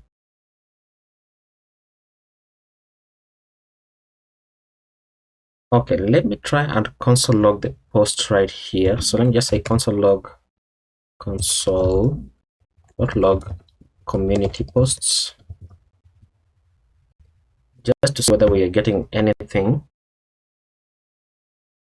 So let's go into the communities, and this should be the community that I've been viewing. So it should now log the community posts once it loads in. Okay, so it shows an empty string. This is the React developers. Oh, so it reset. So even this now is fixed. Sometimes programming is annoying. Sometimes programming is annoying. Let's tweet. So it is not adding to the community posts. API.posts.get community posts. Get community posts from communities. So instead, it is adding it to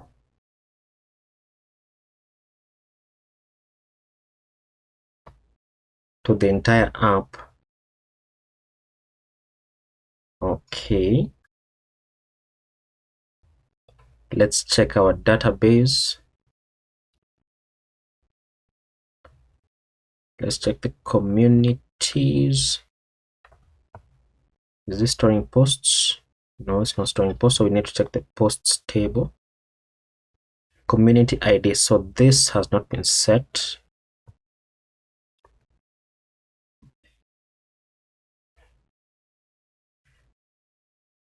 Okay, so the community ID has not been set here. Community ID.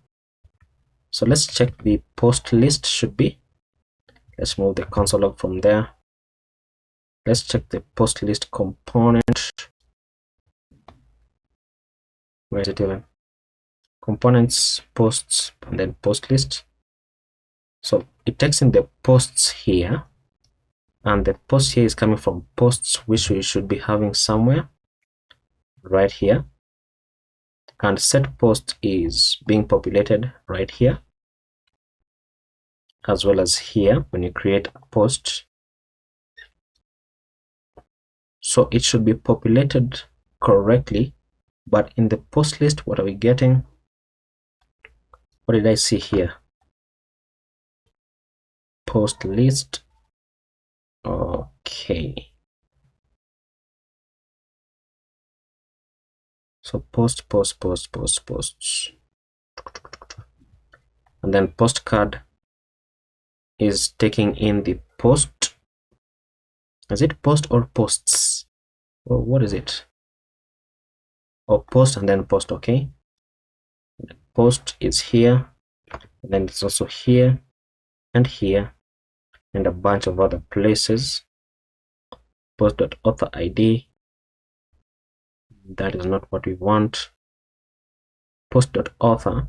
So I mean the postcard is working as we expect it to work, because it is showing the post on the homepage instead of the communities page. So there's nothing wrong with the postcard. I think the problem might be somewhere in our logic for the communities page. So I think that is where the problem is, and let me go ahead and try to figure it out using the good old, what is it called, copy and paste. So I have this project on GitHub, so let me just go ahead and try to do something here. So we are in the community page, then here, and just copy this entire thing, paste it here, paste it, save it, and then let's test it out. Let's reload. Okay, so we are still able to see the community posts here. So let's go into the communities tab. Let's open this up, and we can't see any posts inside here. So now I'm thinking the problem is not even this. So let's Control Z to just reload that, so that you have like what we have been recording. So probably I'm even thinking the problem might be, could it be in convex or in our post list?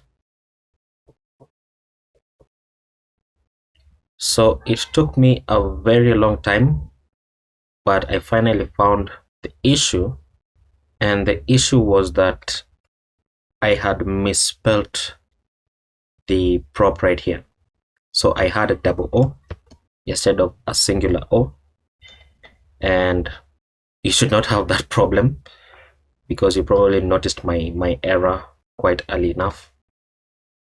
And you can see that now if I create a new tweet here, then it is created in the community, and if I go back to the home page, then it is not going to appear on the home page, as you can see right there. Fantastic. So I think with that we are finally done with the project, and we just need to go ahead and deploy it. So we need quite a few things. We need a few things that we need to do. So first of all is we need to go ahead and open up GitHub, and in my GitHub I'm going to create a new repository called xclone-yt, and it is going to be public so that they can share the link, and then we're just going to say create repository. And then inside here we're going to copy this link, and then I think we can now close this, and then we can now shut down our dev server. We can remain with the installs, and then we're simply going to say git add all, git commit -m. I'm going to say initial commit, and then git remote add origin, then paste in the link that I copied, and I'm going to go ahead and say, and recently GitHub changed their authentication settings, So now you need to go ahead and provide a key before you can push anything to GitHub. And you can see that you need to go ahead and say get remote set URL origin and then HTTPS. So basically your unique key and then the link to the repository. So x-clone-yt and enter. And then once I do that, I can say git branch -m, capital M main, then git push -u origin main, which is now going to push it to GitHub. So I can reload this page. And there we go. So once that is done, we're going to jump into Vercel to deploy our application. And inside Vercel, I'm going to say add new and add a new project. And it should detect the repository that I've just added right now. So this one right here. So import this project. And I'm going to call this project TsbSankara-xclone-yt. And this is very important. So I'm going to copy that. And then actually we need to add the environment variables first. So inside the env local, just select all this. And before you do that, actually, we need to go ahead and change localhost, because now our site URL is not localhost. It is rather going to be this. So I'm going to select this and then Control D, remove that, change it into HTTPS colon and then / and then paste that in. And then we don't need the 3000, but we're going to say .vercel.app. So the site URL is going to be this one. On logout, we want to log out to this link. And then when you log in, then you want to go into the home page. So we can now copy that. And then inside our environment variables, we're going to paste them in right here so that it's going to auto detect them. And then we're going to say deploy. And then we are going to wait for it to finish deploying. And then about a minute later, you can see that it has deployed our project. So you can go to the dashboard and then test out whether everything is okay. So let's just open this up. And there we go. There is our application. Now, one more thing that we need to do is that if you click on sign in right here, you're going to get an error from kind that says that this needs to be added into our callbacks. So you can copy this, or you can simply click on this button right here. So add application is going to redirect you into kind so that you can add this in your callbacks. So of course, log in first of all. And then we need to find the application, which is called xclone-yt, view details, and then inside our callbacks, we need to add it here. So add it as the first one. I don't think if adding it as the second one matters. And then the homepage URI, we're going to redirect the user rather, into that. And then the login is going to be handled by kind anyway, so we don't need that. And then logout redirects, we need to redirect the user back to that as well, to the homepage. And then you can say save and then close that. And then now let's try to reopen it again and then sign in. And there we go. Oh, I've just noticed something. This is something that I added, but I forgot to record it. So continue with Google, you have the option to add Google in your application, and you can do it very simply. So you just need to go into kind and log in. And once you log in, you need to find the application that you want. In this case, it is xclone. And then you need to go into, let me get it, should be, where is it? Sessions, tokens, authentication. So inside the authentication tab, inside social connections right here, you just need to enable this, and then that is going to add Google to your application. So it's much easier. It's a much easier login flow. And then you can also manage connections. So if you want to add more of them, they are right here. But I just added Google because it's the easiest to add. And then now if you continue the Google, you can do that. Or you can simply sign in. And once you sign in, look at that. You have access to all that, looking very, Very nice. And you can go ahead and test out the other pages. You can see you have a who to follow here, so you can view that, and then you can follow this person, and it's going to come in their notifications, and then you can explore to see who is saying what, where, and then you have your notifications. And I've just remembered that we did not test the messages tab, but we should be able to test it right now. You can see that now that I'm following him, I can now click on him to start messaging him. So if I say new message and then enter is the send button, you can see it appears here. And then if I open his account, then it's going to be visible as well. And then of course the messages are unique to every user. So if you follow another person, then it's going to open up a new chat for that person. And then we have the bookmarks right here. Bookmarks are working. We have the communities, and communities is the one that we built last. So if you want to join this community, you can join this. It's now going to say 2 members, and right there, and I double clicked it accidentally, so I can say what's happening and then tweet it, and then that appears there but doesn't appear on the home page. As you can see, nothing. And then you have the profile page looking very, very nice. If I want to update the profile, and we need to go ahead and test out whether uploading is working. So let's go ahead and change this profile, and I'm going to select this image. Let's see whether it uploads. So uploading to upload thing, and there we go. So it now uploads. Remember, we were having a problem with upload thing when we were testing it out, and it's still not giving the exact URL. But let's open up our DevTools to check something.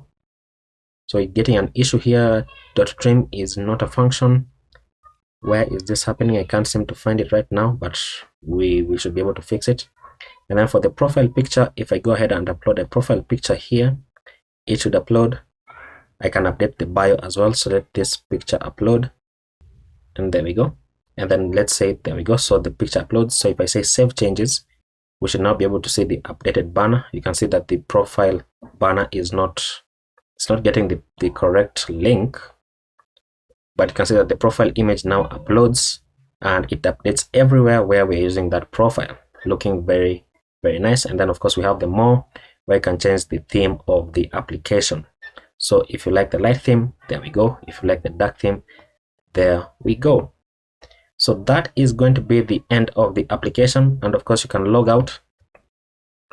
And if you enjoyed it, and this project took about 7 days to record. I'm not sure how long it took, but it took an even longer time to build it out for the first time. So any kind of support is appreciated on these videos. If you enjoyed, then please like the video and share it out as well. It greatly helps the channel, and I will see you in the next one. Bye bye.